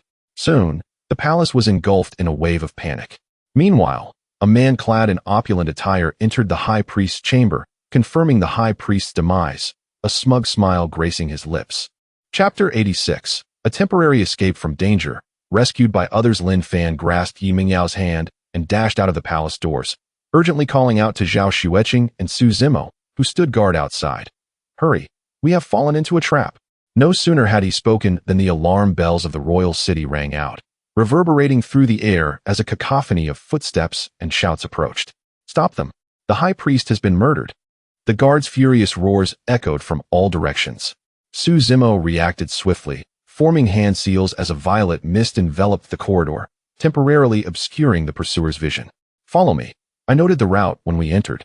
The four of them raced down the corridor, with Zhao Xueqing bringing up the rear, periodically turning back to lay down simple ice barriers to slow the advancing guards. However, the response from the palace guards was swifter than they had anticipated. An increasing number of guards surged forth, encircling them. "This won't work. We'll all be captured." Yi Mengyao scanned her surroundings. She slowly spoke, "Lin Shixiang, you and Sister Qing and Sister Zimo should leave first. Once you are far enough away, I will find a way to escape." Just as Zhao Xueqing was about to object, she realized Yi Mengyao had already plunged into the crowd. Lin Fan understood that lingering here was futile, as it would only lead to Yi Mengyao being sacrificed without purpose. He seized the hands of the two women and began to flee. "Stop the rebels!" A leading guard wielding a long spear, accompanied by over 10 elite guards, pursued them. Lin Fan suppressed the urge to turn back, fully aware that returning now would not only be futile, but would also render Yi Mengyao's sacrifice meaningless. He urged Zhao Xueqing and Su Zimo forward, utilizing the remaining violet mist to maximize their escape. They broke through several weak barriers, ultimately fleeing from the central area of the palace and weaving through the intricate alleys, temporarily hiding in a desolate courtyard corner. As soon as they halted, Lin Fan slammed his fist against the wall, his eyes filled with guilt and anxiety. "Brother Fan," Su Zimo, struggling to catch her breath, her delicate features etched with worry, asked urgently, "What about Sister Yao Yao? She is still in the palace, facing so many pursuers alone." Zhao Xueqing's brows knitted tightly, her cool voice betraying her unease. "Indeed, Sister Zimo is right. Sister Yao Yao sacrificed herself for us. Although she possesses the power of the phoenix, she cannot fend off so many alone. I wonder how she is now. Is she injured? Lin Fan took a deep breath, forcing himself to remain calm, and said gravely, I am more worried about her than you. If we recklessly return now, not only will we be unable to save her, but we might also fall into a trap ourselves. We must recover our spiritual energy quickly and then find a way to gather intelligence. Meanwhile, within the palace, Yi Mingyao, alone, led a throng of guards in the opposite direction from Lin Fan and the others. Her movements were agile, her red dress weaving dazzling arcs among the pillars and halls, as she wielded her sword, unleashing scorching phoenix flames to repel the encroaching enemies. Yet, the pursuit was relentless, and among the pursuers were formidable foes. As she rounded a corner, a sudden flash of blade light struck her. Though she managed to dodge in time, the edge still grazed her left shoulder, instantly staining her dress with crimson as searing pain shot through her. She stifled a grunt and staggered. She is injured. Surround her. The leading guard, seeing this, rejoiced and commanded a tighter encirclement. Yi Mingyao bit her lip, knowing she could not afford to be ensnared any longer. Drawing upon her remaining spiritual energy, she unleashed a blazing fire ring, temporarily pushing back the surrounding guards. Ignoring her wounds, she sprinted towards a seemingly secluded cluster of palaces. The shouts of her pursuers echoed closely behind her, and her vision began to blur from blood loss and exhaustion. Desperate, she summoned her last ounce of strength to vault inside a room, swiftly shutting the window behind her and leaning against the wall, gasping for breath. Nonetheless, she still clutched her sword tightly, vigilantly surveying the unfamiliar chamber. The room was elegantly adorned, fragrant with incense, suggesting it belonged to a lady. Who goes there? A melodious voice rang out. The beaded curtain of the inner chamber parted, revealing a young woman clad in a pink gown. She appeared to be of similar age to Yi Mingyao, with a stunning visage and an air of nobility. Yi Mingyao mustered her strength to stand tall, the tip of her sword trembling slightly as she spoke coldly. Do not come any closer. Otherwise, do not blame me for being impolite. She attempted to invoke the power of the phoenix to intimidate her opponent, but the injury caused her blood to surge, and a trickle of crimson escaped her lips. The woman in the pink dress, witnessing this, did not call for the guards but instead stepped forward.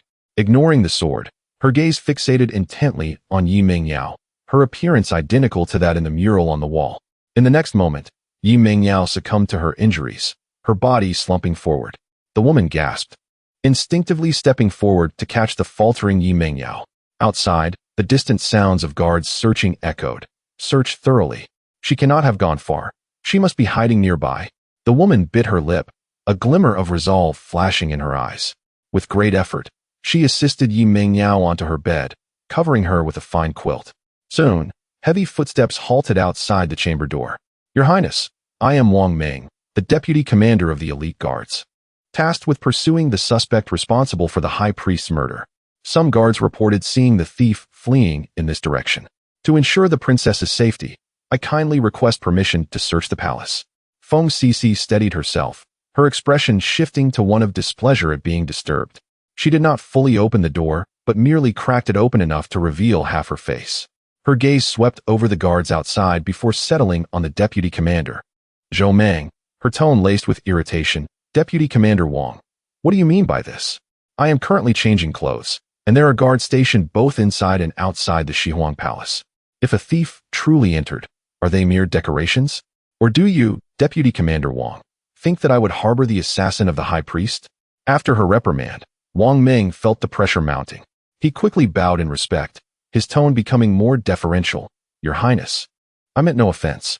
It is just that the thief possesses considerable strength and has already injured many of our brothers.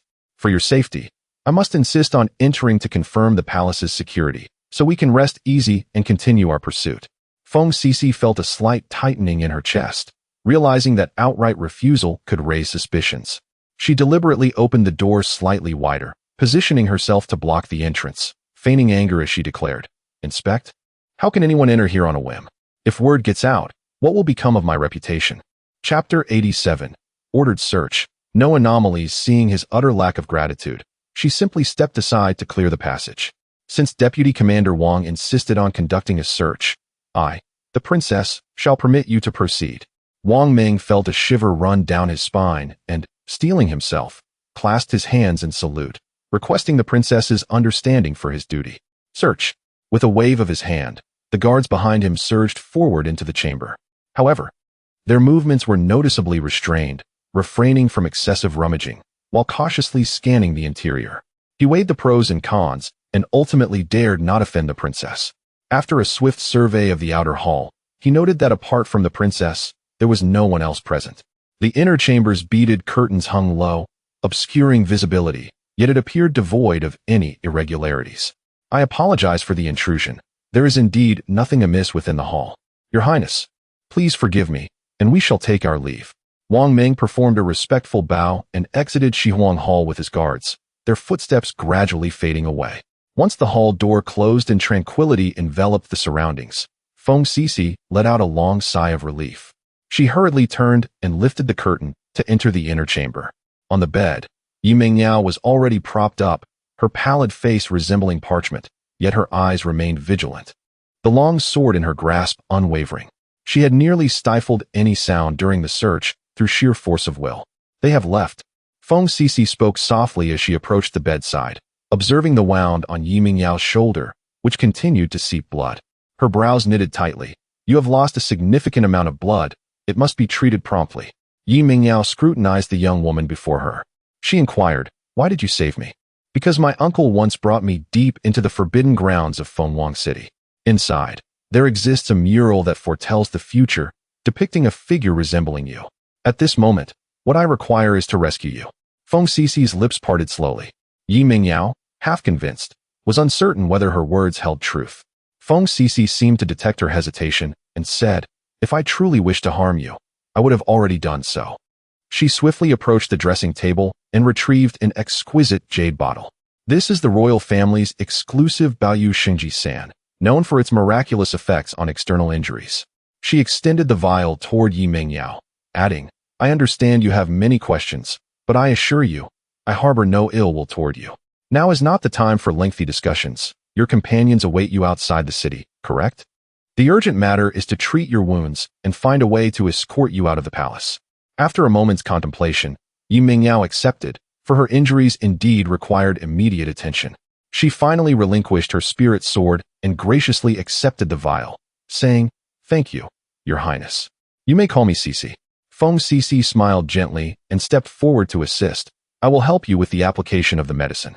Meanwhile, in the derelict courtyard, Lin Fan sat cross-legged, circulating his spiritual energy to recover the expended power, yet his furrowed brow betrayed his inner turmoil. Zhao Xueqing stood guard beside him, her gaze frequently drifting towards the palace direction, filled with concern. Su Zimo attempted to utilize a tracking technique to capture Yi Mingyao's aura, but it continually sank into the depths of silence, disrupted by the complex formations within the palace. It won't do. The internal restrictions of the palace are too formidable to sense Yao Yao's exact location. Just then, a faint sound of air being sliced reached their ears. Be careful. Zhao Xueqing instantly conjured a wall of ice as a shield in front of the three of them. They heard a sharp clang as a small dart, tied with delicate silk, embedded itself in the ice shield.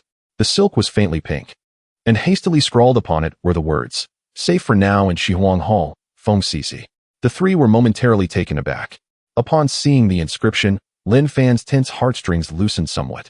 Shihuang Hall, located on the western side of the palace, might not be as heavily guarded as the core areas, yet extracting someone from there would be a formidable challenge. Inside Shihuang Hall, the lights burned brightly. Feng Sisi carefully helped Yi Mingyao remove her garments, revealing her snow-white shoulder marred by a chilling wound. She gasped at the gruesome injury, yet steadied her resolve, evenly sprinkling the Baoyu Xingji San on the wound. As the medicinal powder contacted the injury, a wave of coolness followed by sharp pain ensued. Yi Mingyao stifled a groan, fine beads of cold sweat forming on her brow, yet she gritted her teeth and refrained from crying out. Bear with it. This medicine is remarkably effective and will soon stop the bleeding and promote healing. Feng Sisi's movements were gentle as she meticulously bandaged the wound with clean silk cloth. Thank you, Your Highness. If not for you, I fear. Yi Mingyao leaned weakly against the soft pillow, her vigilance not entirely dissipated. Just call me Sisi. Feng Sisi nodded slightly, sitting beside the bed, and spoke slowly. The reason I saved you is due to the prophecy depicted on the mural.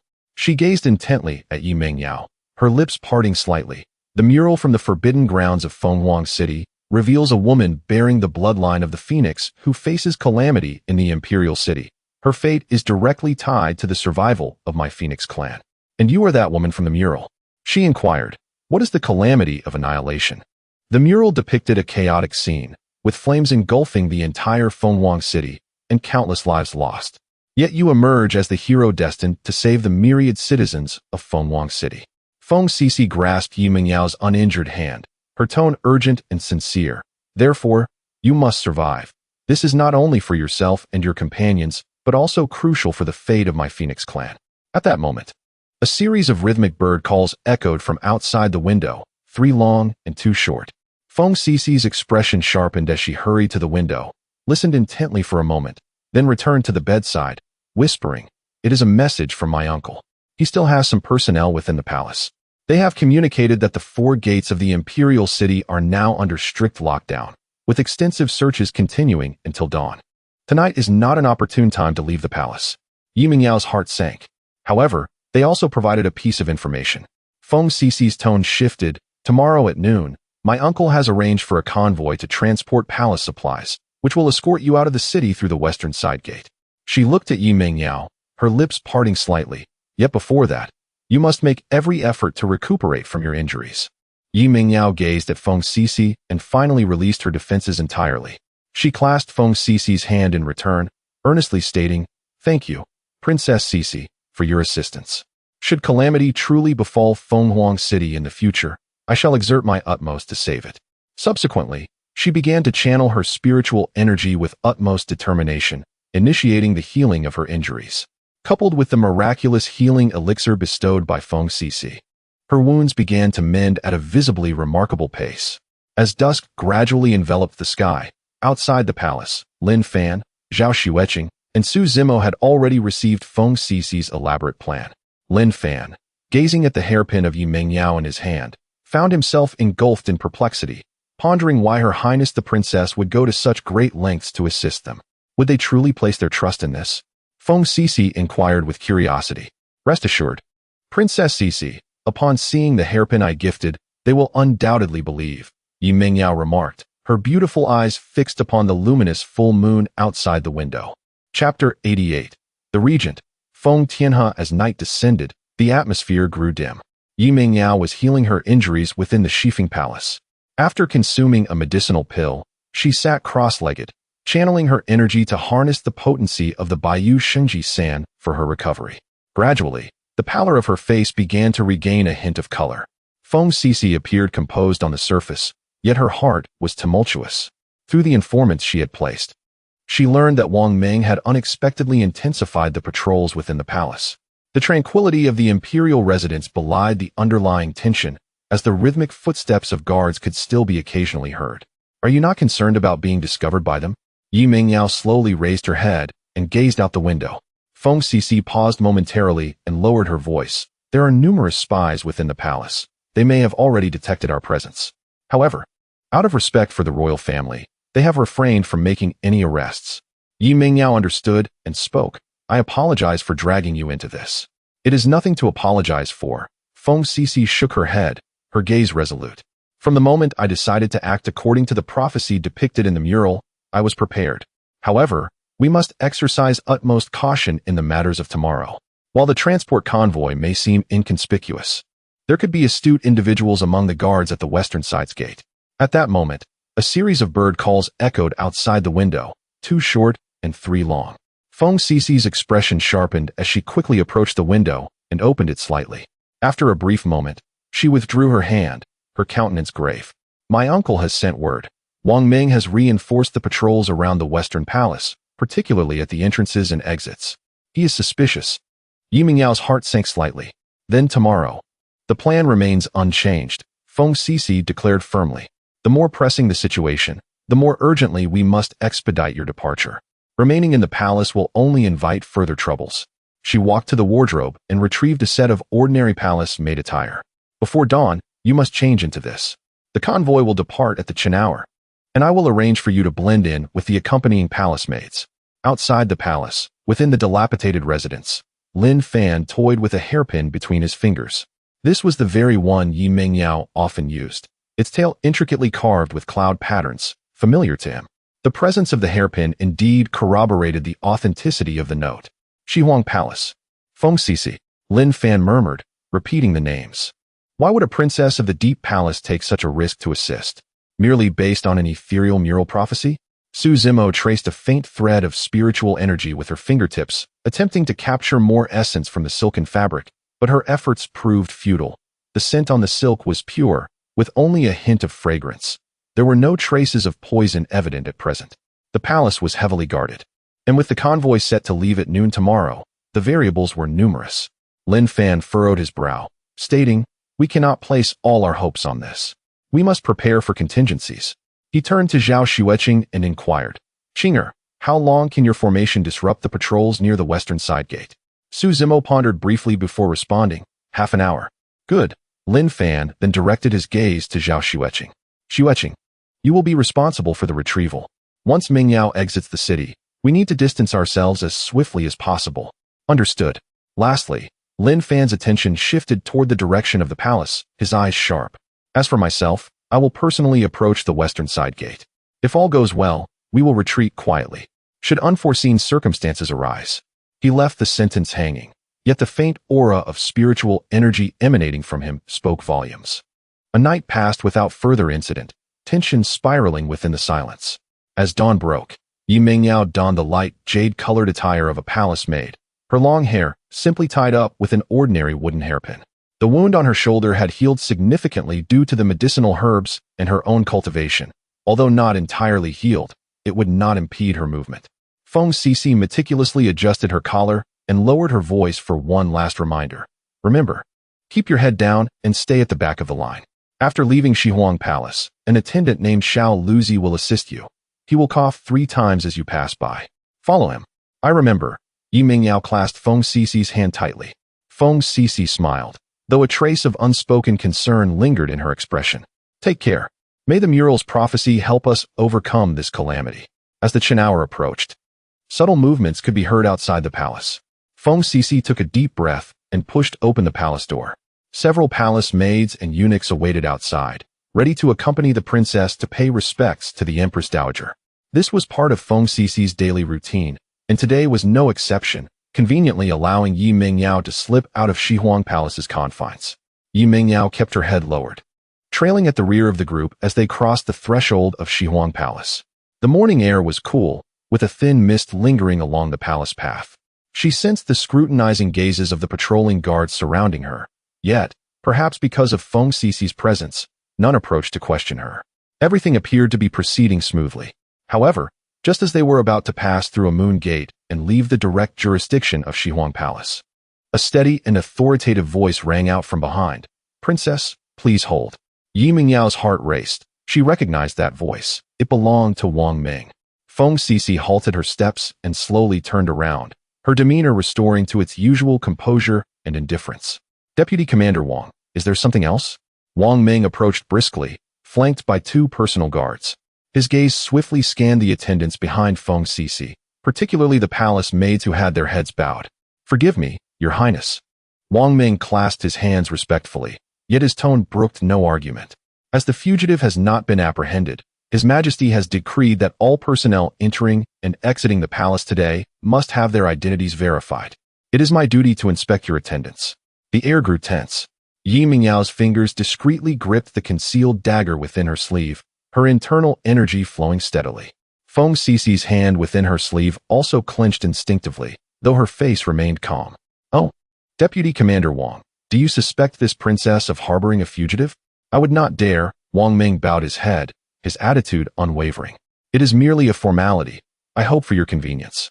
His gaze fell once more on the palace maids with their heads bowed. Crisis loomed, imminent. Yet, in this perilous moment, a man clad in a brocade robe approached. He emanated an overwhelming pressure, rendering the other soldiers breathless, and even more so. They dared not raise their eyes to see who it was. Only Wang Ming, with his formidable cultivation at the 9th level of transformation, stood undaunted by the oppressive atmosphere. "I am Wang Ming, and I pay my respects to His Highness, the Regent," he stated. "You are too modest, Vice Commander," replied Feng Tianhe, the regent, in a tone that was nonchalant. He then turned to the side, gazing affectionately at Feng Cece, and remarked, "It has been several years since we last met, and my dear Cece has truly grown more beautiful." Chapter 89. A Helping Hand. Successful escape, uncle. When did you return? Feng Cece feigned excitement, her delicate hand entwined with that of the handsome man before her. In truth, the two had met several times in private. The appearance of Feng Tianhe undoubtedly shattered the previously tense atmosphere.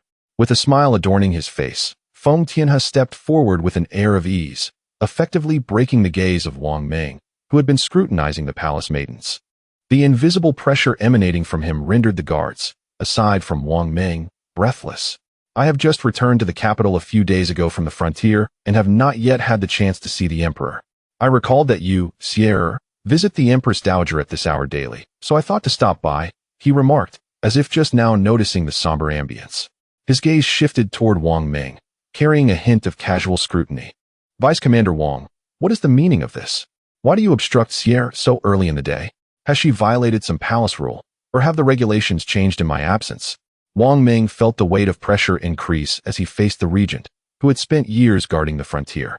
Were it not for his aversion to the throne, the current emperor would undoubtedly be him.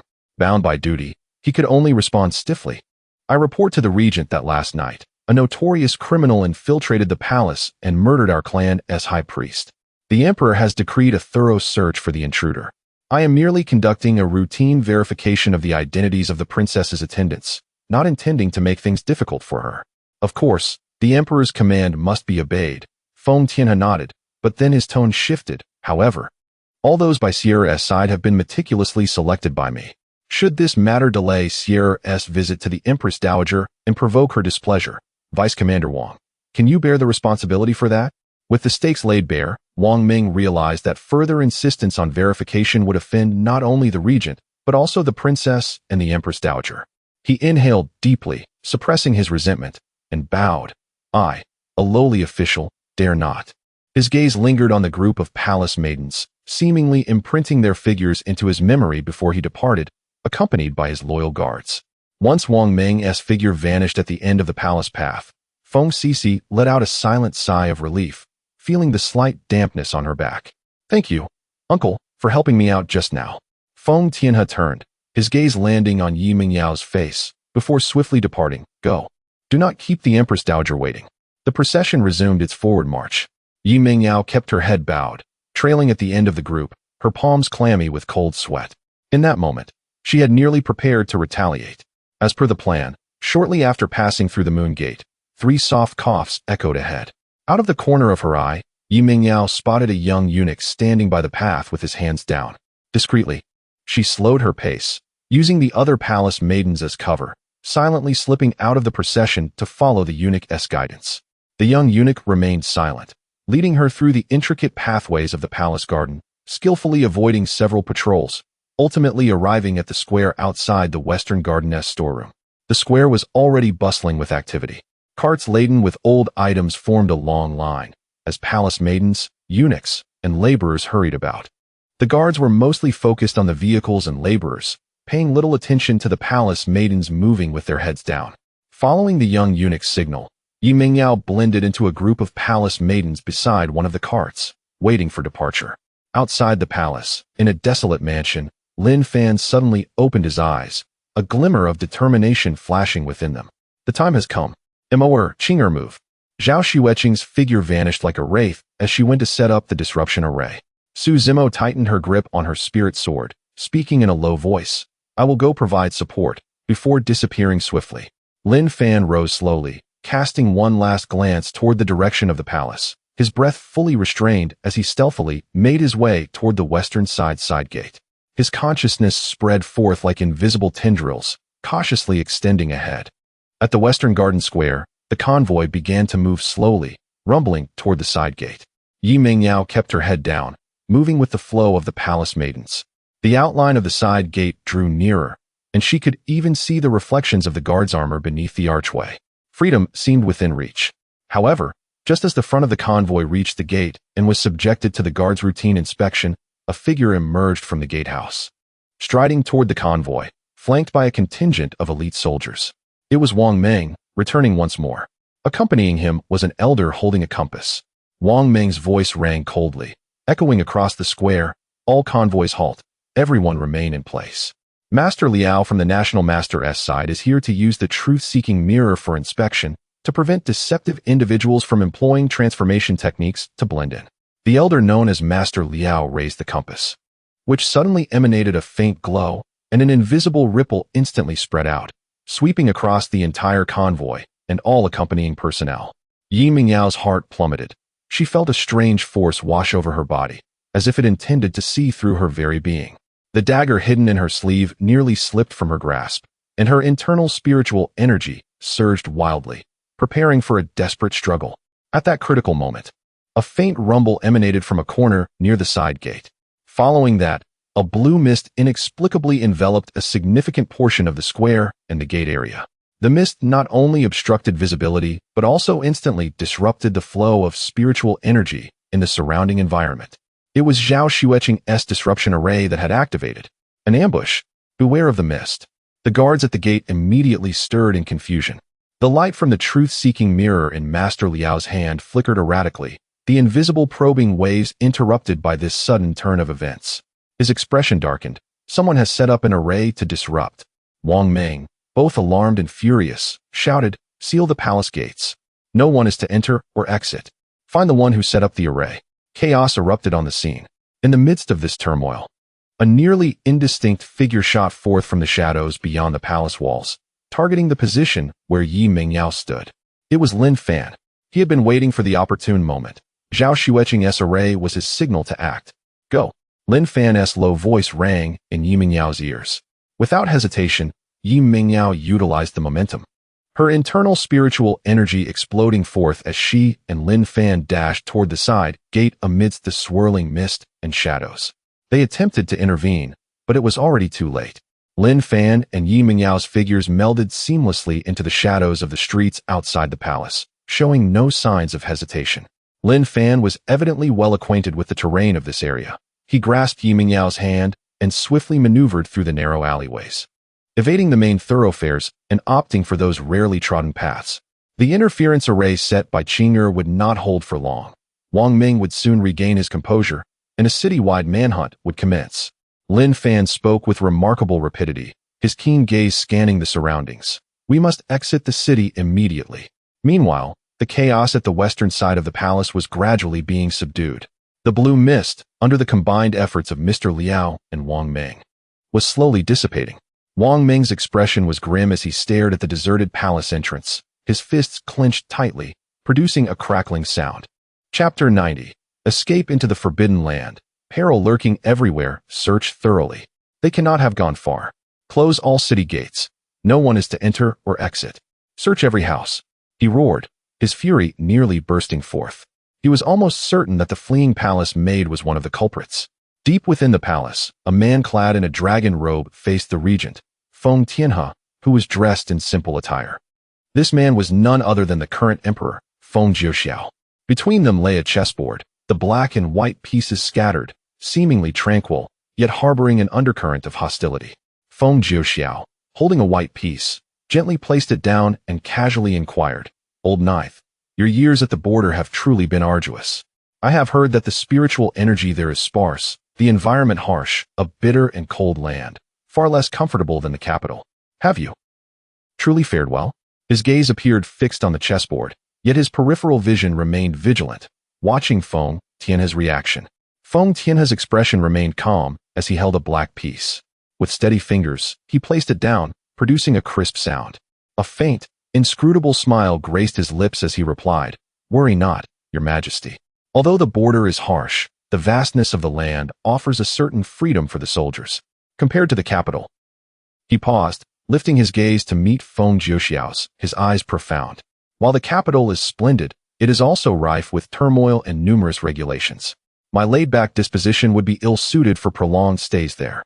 Feng Jiuxiao chuckled heartily, though warmth was absent from his laughter. "Ah, you remain ever the same. Had you not insisted on going to the border all those years ago, leaving this immense empire and its heavy burdens to your elder brother, perhaps it would be someone else sitting here playing chess with me today." His words were half jest, half probe. Feng Tianhe's countenance did not waver as he replied lightly, "Your Majesty jests. Father chose you to inherit the throne, a decision that reflects the divine will and the people's expectations. My aspirations lie elsewhere. I only wish to guard the kingdom's borders well enough, which suffices. The affairs of the capital are better handled by your Majesty." The two exchanged words, their dialogue laced with veiled intentions. Feng Jiuxiao sought to discern the true purpose behind Feng Tianhe's sudden return to the capital and whether it connected to the current turmoil within the palace. Meanwhile, Feng Tianhe remained inscrutable, maintaining the demeanor of a loyal vassal uninterested in power. The incense burner within the hall sent tendrils of smoke curling upwards, creating an atmosphere that appeared harmonious, yet beneath it surged a torrent of hidden currents. Feng Jiuxiao's doubts remained unallayed, deepening further. His ninth brother, having left home for many years, was back for more than mere visits. In the southeastern corner of the capital, within an abandoned cargo depot, Lin Fan and Yi Mingyao reunited with the previously arrived Su Zimo and Zhao Xueqing. Mingyao. Zhao Xueqing breathed a sigh of relief upon seeing Yi Mingyao unharmed and immediately approached to check her injuries. "I'm fine, just some superficial wounds." Yi Mingyao shook her head, her gaze anxious as she turned to Lin Fan and Su Zimo. "What is the situation now?" Su Zimo stood by the window, observing the street outside through a gap, his expression grave. "The city gates are under strict martial law, and inspections are rigorous. Wang Ming's men are conducting searches by district. They will soon reach this place. The usual routes are no longer viable." Lin Fan spoke with unwavering determination, his sharp gaze sweeping over the group. "We must take the opposite approach and head towards the Yuji forest from here." "The Yuji forest?" Yi Mingyao gasped. She had heard from Feng Cici that this place was exceptionally treacherous, and no one had ever passed through there. Lin Fan paused before continuing. "This is our only path to survival. Stay behind, and it's certain death. Push forward, and we may have a chance of survival. Do you trust me?" Yi Mingyao looked into Lin Fan's eyes, familiar with his steadfast resolve, and without hesitation replied, "I trust you." "I trust you too," Su Zimo and Zhao Xueqing echoed in unison. "Good." Lin Fan folded up the map. "We must not delay. Let us set off immediately." The four moved like phantoms, using the buildings and the deepening night as cover, racing towards the Yuji forest. Along the way, they could distinctly hear footsteps echoing from the distant streets. About the time it takes to burn a stick of incense later, they arrived at the edge of an ancient forest that seemed boundless. Towering trees, their branches thick with foliage, nearly obscured the sky, while a heavy mist permeated the air. A stone boundary marker stood there, inscribed with golden warning runes. "Trespassers shall face utter annihilation." Beyond the boundary, the light dimmed noticeably, as if they had entered another realm, the very air turning chillingly cold. "Stay close to me," Lin Fan commanded sharply, stepping over the boundary marker. At the moment his foot landed, it seemed to trigger something, and the surrounding space shifted imperceptibly. Zhao Xueqing immediately formed hand seals, summoning an icy blue spiritual light that enveloped the four, temporarily shielding them from the probing of the invisible array. Once inside, Lin Fan cautiously led the way. His senses were heightened, attuned to any subtle fluctuations in spiritual energy around them. "Turn left and avoid that patch of vines blooming with sinister purple flowers," Lin Fan whispered. "Those are highly toxic and can ensnare the mind." The group obeyed, their nerves taut. Just as they bypassed a moss-covered boulder, the bushes ahead suddenly shook violently without warning. Roar! A deep growl erupted. In an instant, a shadow cloaked in dark blue scales leapt forth. It was a fearsome beast resembling a leopard, adorned with a single horn on its head and a savage glint in its eyes, the Yinglin leopard. Its speed was astounding, charging directly at Yi Mingyao in the midst of the group. "Watch out!" Zhao Xueqing reacted swiftly, unleashing a sharp wave of sword energy aimed at the Yinglin leopard's neck. Clang! Sparks flew as the beast's hide proved remarkably tough.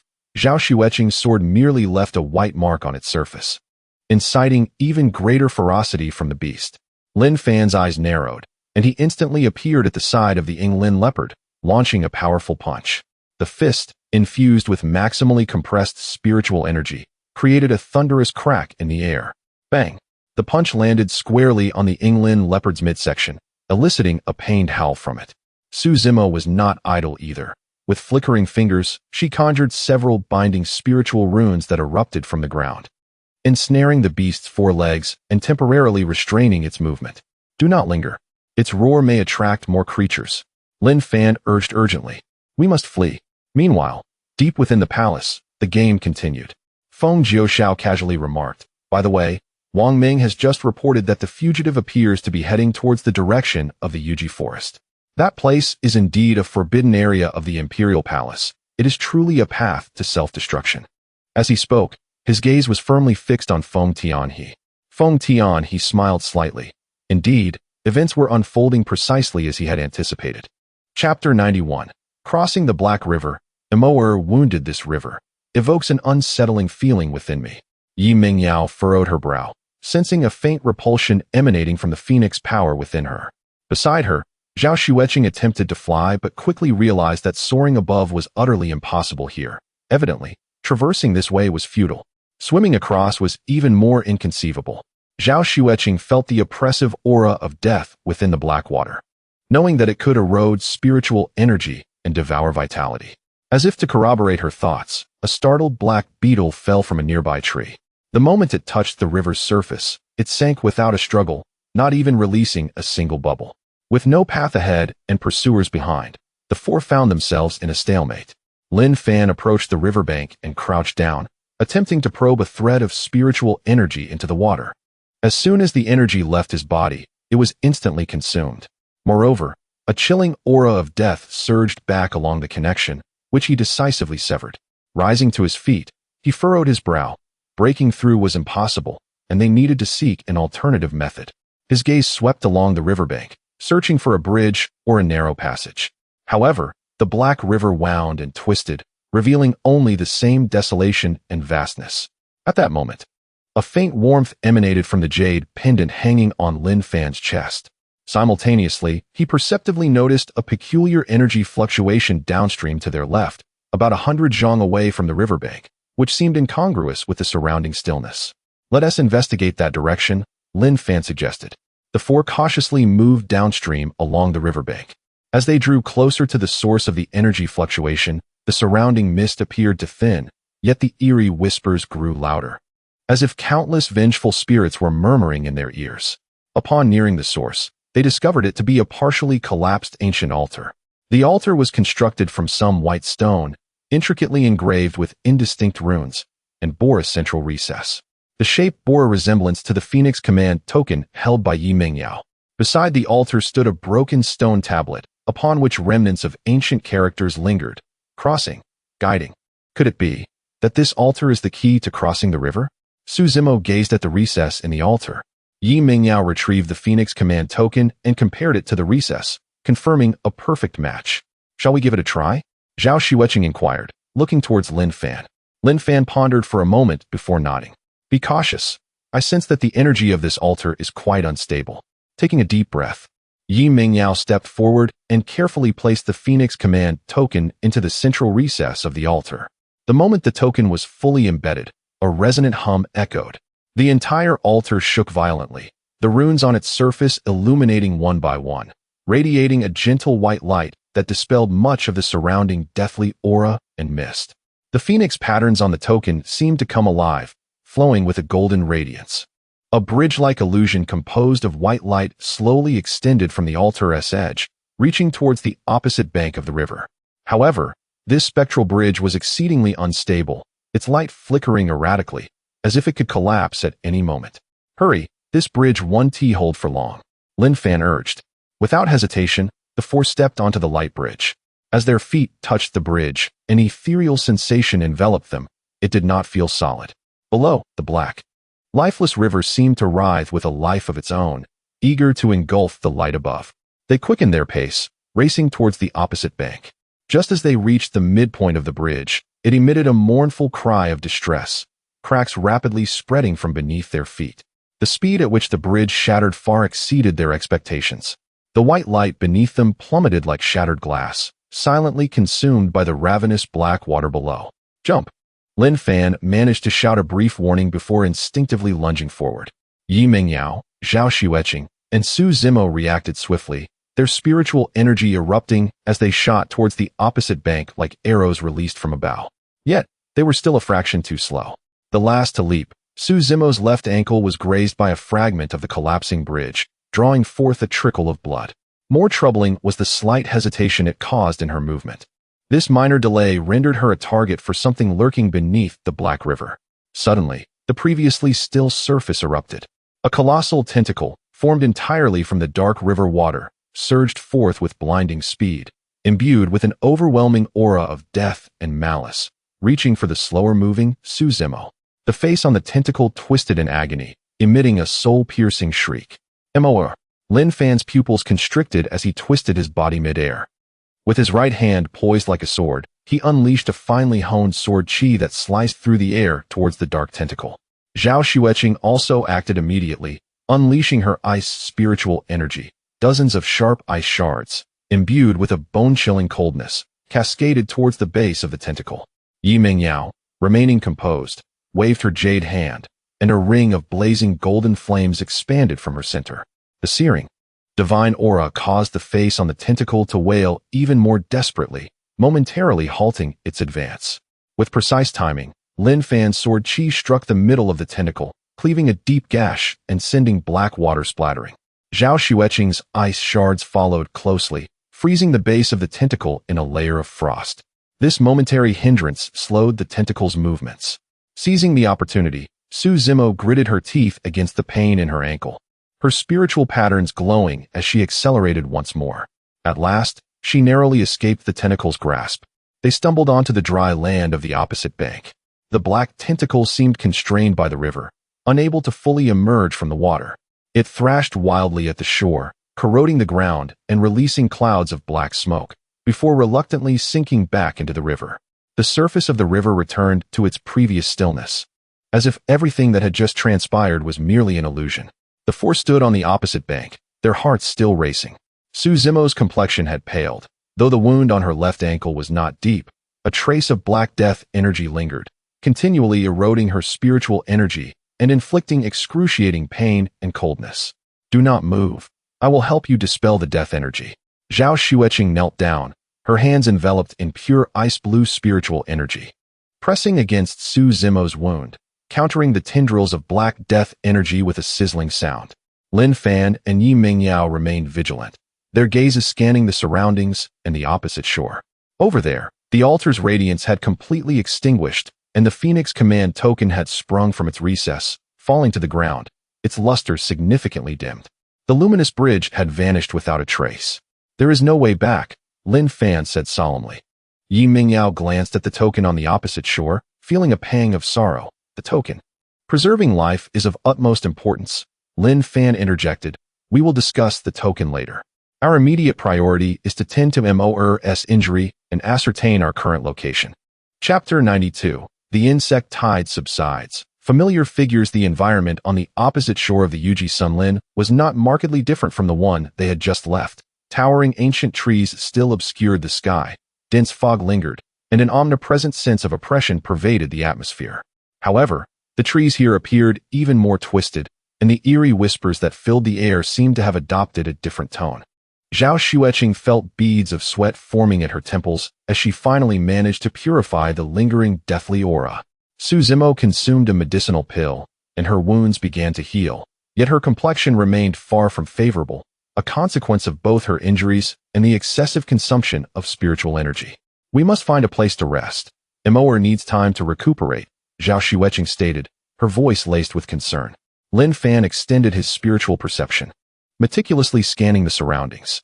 He discerned that upstream, approximately a mile away along the riverbank, there was an area that emanated a relatively cleaner aura, and the disturbing whispers had diminished significantly. Let us venture upstream.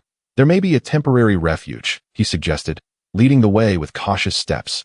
The three women followed closely behind, with Su Zimo being supported by Zhao Xueqing. At last, they arrived at the area Lin Fan had sensed. It was a small expanse of relatively open woodland, surrounded by several massive rocks that formed a natural windbreak. Scattered atop the rocks were remnants of rudimentary warning talismans, indicating that someone had lingered here long ago. We shall recuperate here. Mingyao and I will keep watch, Lin Fan instructed, gesturing for Zhao Xueqing to help Su Zimo sit down among the rocks. Su Zimo promptly settled into a cross-legged position, clutching a spirit stone as she began to channel her energy to heal and restore her spiritual power. Zhao Xueqing sat beside her, providing protection while also recuperating. Meanwhile, Lin Fan and Yi Mingyao stood back to back outside the rock circle, their spiritual perceptions fully extended, vigilant against any disturbances in the forest. As time passed gradually, Su Zimo's breathing became more stable, and a hint of color returned to her face. However, Lin Fan's brow furrowed tighter. He sensed that the gazes lurking within the fog around them had not diminished. Rather, they seemed to multiply. An invisible pressure was coalescing, reminiscent of the calm before a storm. "Something is amiss," Lin Fan murmured. "Something has been drawn here, perhaps the blood aura from Imoer's wound or the commotion from our crossing." Before he could finish his thought, a rustling sound began to emerge from the surrounding mist, growing closer and swiftly encircling their rocky refuge. The fog roiled as fist-sized grotesque insects surged forth from the shadows in a relentless tide. Their compound eyes glimmered with a greedy red light, fixating upon the 4 individuals in the rock circle. It is the Shirling. These social predators may lack individual strength, yet their numbers were alarmingly vast. Wherever they passed, life was left in ruins, leaving not even bones behind. The sheer quantity of Shirling was overwhelming. As far as the eye could see, a churning mass of black insects swarmed, their mandibles clicking ominously. The red of their compound eyes merged into a continuous line, converging from all directions. The air thickened, saturated with a nauseating stench and a chilling intent to kill. Lin Fan reacted swiftly, retrieving a defensive spiritual treasure from the spatial ring left by the Xian Guzhenren. In an instant, a yellow light shield began to form as the first wave of Shirling crashed against it. Bang, bang, bang. Each insect that struck the shield exploded into a small burst of corrosive black liquid, dimming the yellow glow slightly. While these insects were not individually potent, their overwhelming numbers posed a terrifying threat. Thousands surged simultaneously, their combined force and corrosive effects were dire. "We cannot hold out much longer." Zhao Xueqing's face turned pale. She sensed Lin Fan's spiritual energy rapidly depleting as he maintained the shield. She immediately pressed her hands against the inner wall of the shield, channeling her pure ice-type spiritual energy to form a thin layer of ice on the surface, slightly slowing the corrosion from the black liquid. Without hesitation, Yi Mingyao enveloped herself in a halo of fiery red phoenix flames. With a fierce shout, she thrust her palms forward. A scorching wave of fire shot out from the shield, instantly incinerating the Shirling in the fan-shaped area before them.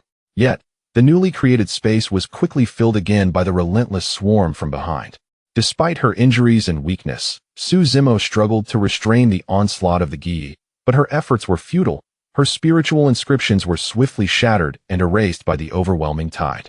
The encirclement of the Gi grew tighter as they began to stack atop one another, attempting to breach the shield from above. The entire earthen barrier was now completely shrouded by the dark tide of insects. Light was utterly extinguished, and the interior fell into a dim twilight, filled only with the sounds of colliding spells and the anguished cries of the insects, creating an atmosphere so oppressive it was hard to breathe. "Lin Xixiao, my spiritual energy is down to 30%. Zhao Xueqing exclaimed urgently, as her ice layer was rapidly melting. Yi Mingyao continued to unleash her phoenix flames, sweat beading on her brow, her breathing becoming labored. Su Zimo appeared on the verge of collapse. Her newly healed wounds ached fiercely from the strain of channeling her energy. Lin Fan bore the greatest burden, feeling his spiritual power pouring out like a breached dam. At this rate, the shield would collapse within the span of a mere incense stick. Were they truly destined to perish here?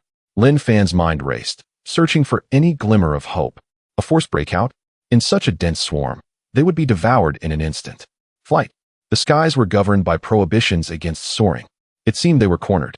Just as the earthen barrier shield flickered violently, nearing its breaking point, a clear, ethereal flute melody pierced through the cacophony of buzzing insects and explosive spells, resonating clearly in the ears of the four. A miracle unfolded at that moment. The Shirling Gi, which had been relentlessly attacking the shield, suddenly hesitated. They receded like a retreating tide, ceasing their assault and merely circling the shield, agitatedly rubbing their mandibles together, their red eyes flickering uncertainly, as if they were struggling and hesitating. The flute melody continued, subtly shifting in pitch, imbued with a hint of a driving force. At last, the tide of insects began to withdraw. As swiftly as they arrived, the inky tide receded into the surrounding mist. Within mere breaths, it vanished without a trace. The thick earthen barrier finally could no longer endure, shattering with a resounding bang and dispersing into glimmers of ethereal light. The four individuals were granted a glimpse of daylight once more, each pallid and breathless, as if they had narrowly escaped the clutches of the underworld. Not far away, a familiar figure approached, and Yi Mingyao, with a look of astonishment, inquired, You were supposed to be dead, weren't you?" Chapter 93. Resurrection. The high priest halted his steps, maintaining a safe distance from the four. A bittersweet smile graced his countenance as he gently lowered his short flute, proclaiming, "In truth, I have not truly perished." His gaze swept across the vigilant quartet, ultimately resting upon Lin Fan. What transpired in the palace was merely a puppet, cultivated from essence and arcane methods. The true me has been concealed within this tranquil forest all along. Lin Fan did not lower his guard, coldly inquiring, "Why did you feign your own death?" The high priest sighed deeply, the fatigue etched upon his brow intensifying, to evade its prying eyes. "Furthermore, to await your arrival here." Yi Mingyao seized upon this pivotal term. The high priest refrained from providing a direct answer, instead retorting, "You wield the phoenix token and intrude upon the temple. Do you not seek a means to return to your world? How could you possibly?" Zhao Xueqing blurted out, only to realize her slip. The high priest turned his attention to Yi Mingyao, stating, "The phoenix token is not merely a key, it serves as a beacon. When this young lady awakened its power, I sensed your distinct presence and understood the prophecy it heralded." Prophecy? Su Zimo furrowed her brow. The ancient prophecy of Phoenix City foretells a variable not of this realm, arriving with the decree, their choices determining the fate of this world. The high priest spoke gravely, adding, "It will not permit any potential threats to its existence to depart, nor will it allow variables to disrupt its schemes." Thoughts raced through Lin Fan's mind, connecting prior experiences, and he intoned, "The it you refer to is the National Master?" A flicker of approval flashed in the high priest's eyes, quickly replaced by solemnity. "To be precise, it is the otherworldly demon that inhabits the National Master's shell." Upon uttering these words, the air around them seemed to solidify. The otherworldly demon. This was a legendary and terrifying entity that thrived on consuming the essence of worlds. "How is that even possible?" Yi Mingyao murmured. "There is nothing impossible," the high priest replied in a low tone. "Centuries ago, this fiend infiltrated quietly, eroding from within. The previous high priest discovered its trail and met with a tragic end. After taking office, I have conducted covert investigations but have found no definitive evidence, only to be relentlessly pursued by it. It lurks within the imperial palace, corrupting his majesty, aiming to seize complete control of Phoenix City and, from there, devour the essence of the entire world. Deep beneath Phoenix City lies the greatest spiritual vein of this realm, the weakest point of the world's barrier. It has permitted, and perhaps even subtly guided, your entrance into this tranquil forest because this place conceals an ancient secret, one it has long coveted yet cannot fully control." Lin Fan immediately recalled the mention of the abyssal rift and the realm nodes by the lingering soul. "So, you feigned death to escape its surveillance and to precede us here?" Lin Fan inquired. "Precisely," the high priest confirmed with a nod. "I knew you would inevitably arrive in the tranquil forest. It is the only path to survival in this dire situation. I too must return, for this place harbors the key to countering the demon and to guiding you home." He gestured towards the phoenix token in Yi Mingyao's hand. The true function of the phoenix token is not merely to unlock certain forbidden areas of Phoenix City. It is also essential for stabilizing the realm nodes and initiating the return ceremony. Only one who possesses a pure phoenix bloodline can fully unleash its power. All eyes turned to Yi Mingyao, who felt the weight of expectation upon her shoulders. Gripping the token tightly, she asked, "What must I do?" The high priest, however, shook his head. "The time is not yet ripe. The realm node is sealed in the heart of the forest, where the abyssal rift lies, shrouded in formidable ancient wards and demonic energy. In our current state, we cannot approach it." His gaze swept over the four, who appeared weary and drained. "Our immediate priority is to escort you to a relatively safe location, where you may recover your strength and spiritual energy. I have discovered a cave left by the sages deep within the forest. It is protected by formations that can shield us from most dangers and prying eyes." Lin Fan exchanged glances with the three women. Thus far, the high priest's explanation seemed logical and aligned with the fragmented information they possessed. Most crucially, they indeed required a moment to catch their breath. "Lead the way," Lin Fan resolved, though his inner vigilance remained intact. The high priest appeared to perceive his trepidation, but paid it no mind, turning to walk ahead. Stay close to my footsteps. The paths here shift at any moment. The five resumed their journey, traversing the increasingly enigmatic regions of the forest under the high priest's guidance. He was evidently far more familiar with this terrain than Lin Fan, consistently avoiding hidden dangers in advance. As they proceeded, Lin Fan casually inquired, "The high priest seems quite well acquainted with this area?" The high priest continued without pausing, replying, "The high priests of Phoenix City have always borne the duty of monitoring the disturbances within the tranquil forest. In my youth, I was often dispatched to patrol the outskirts and studied many ancient texts on the subject. However, this core region, I am entering for the first time."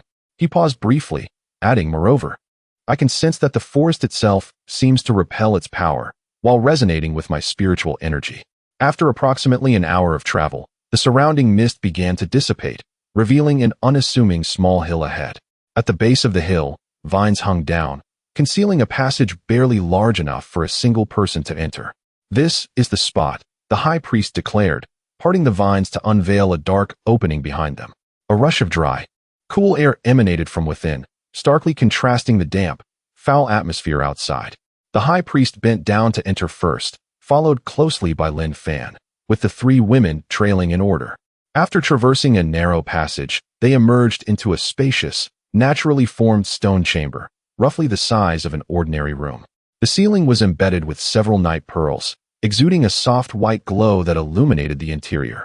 At the center of the chamber, a small spiritual spring gushed forth water imbued with spiritual essence, accompanied by a stone bed and a stone table, upon which rested several clean jade vials.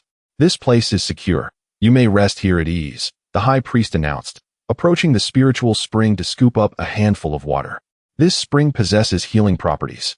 After enduring a series of fierce battles, Zhao Xueqing and Su Zimo found themselves in a safe and comfortable environment, exhaling with relief as fatigue etched their faces.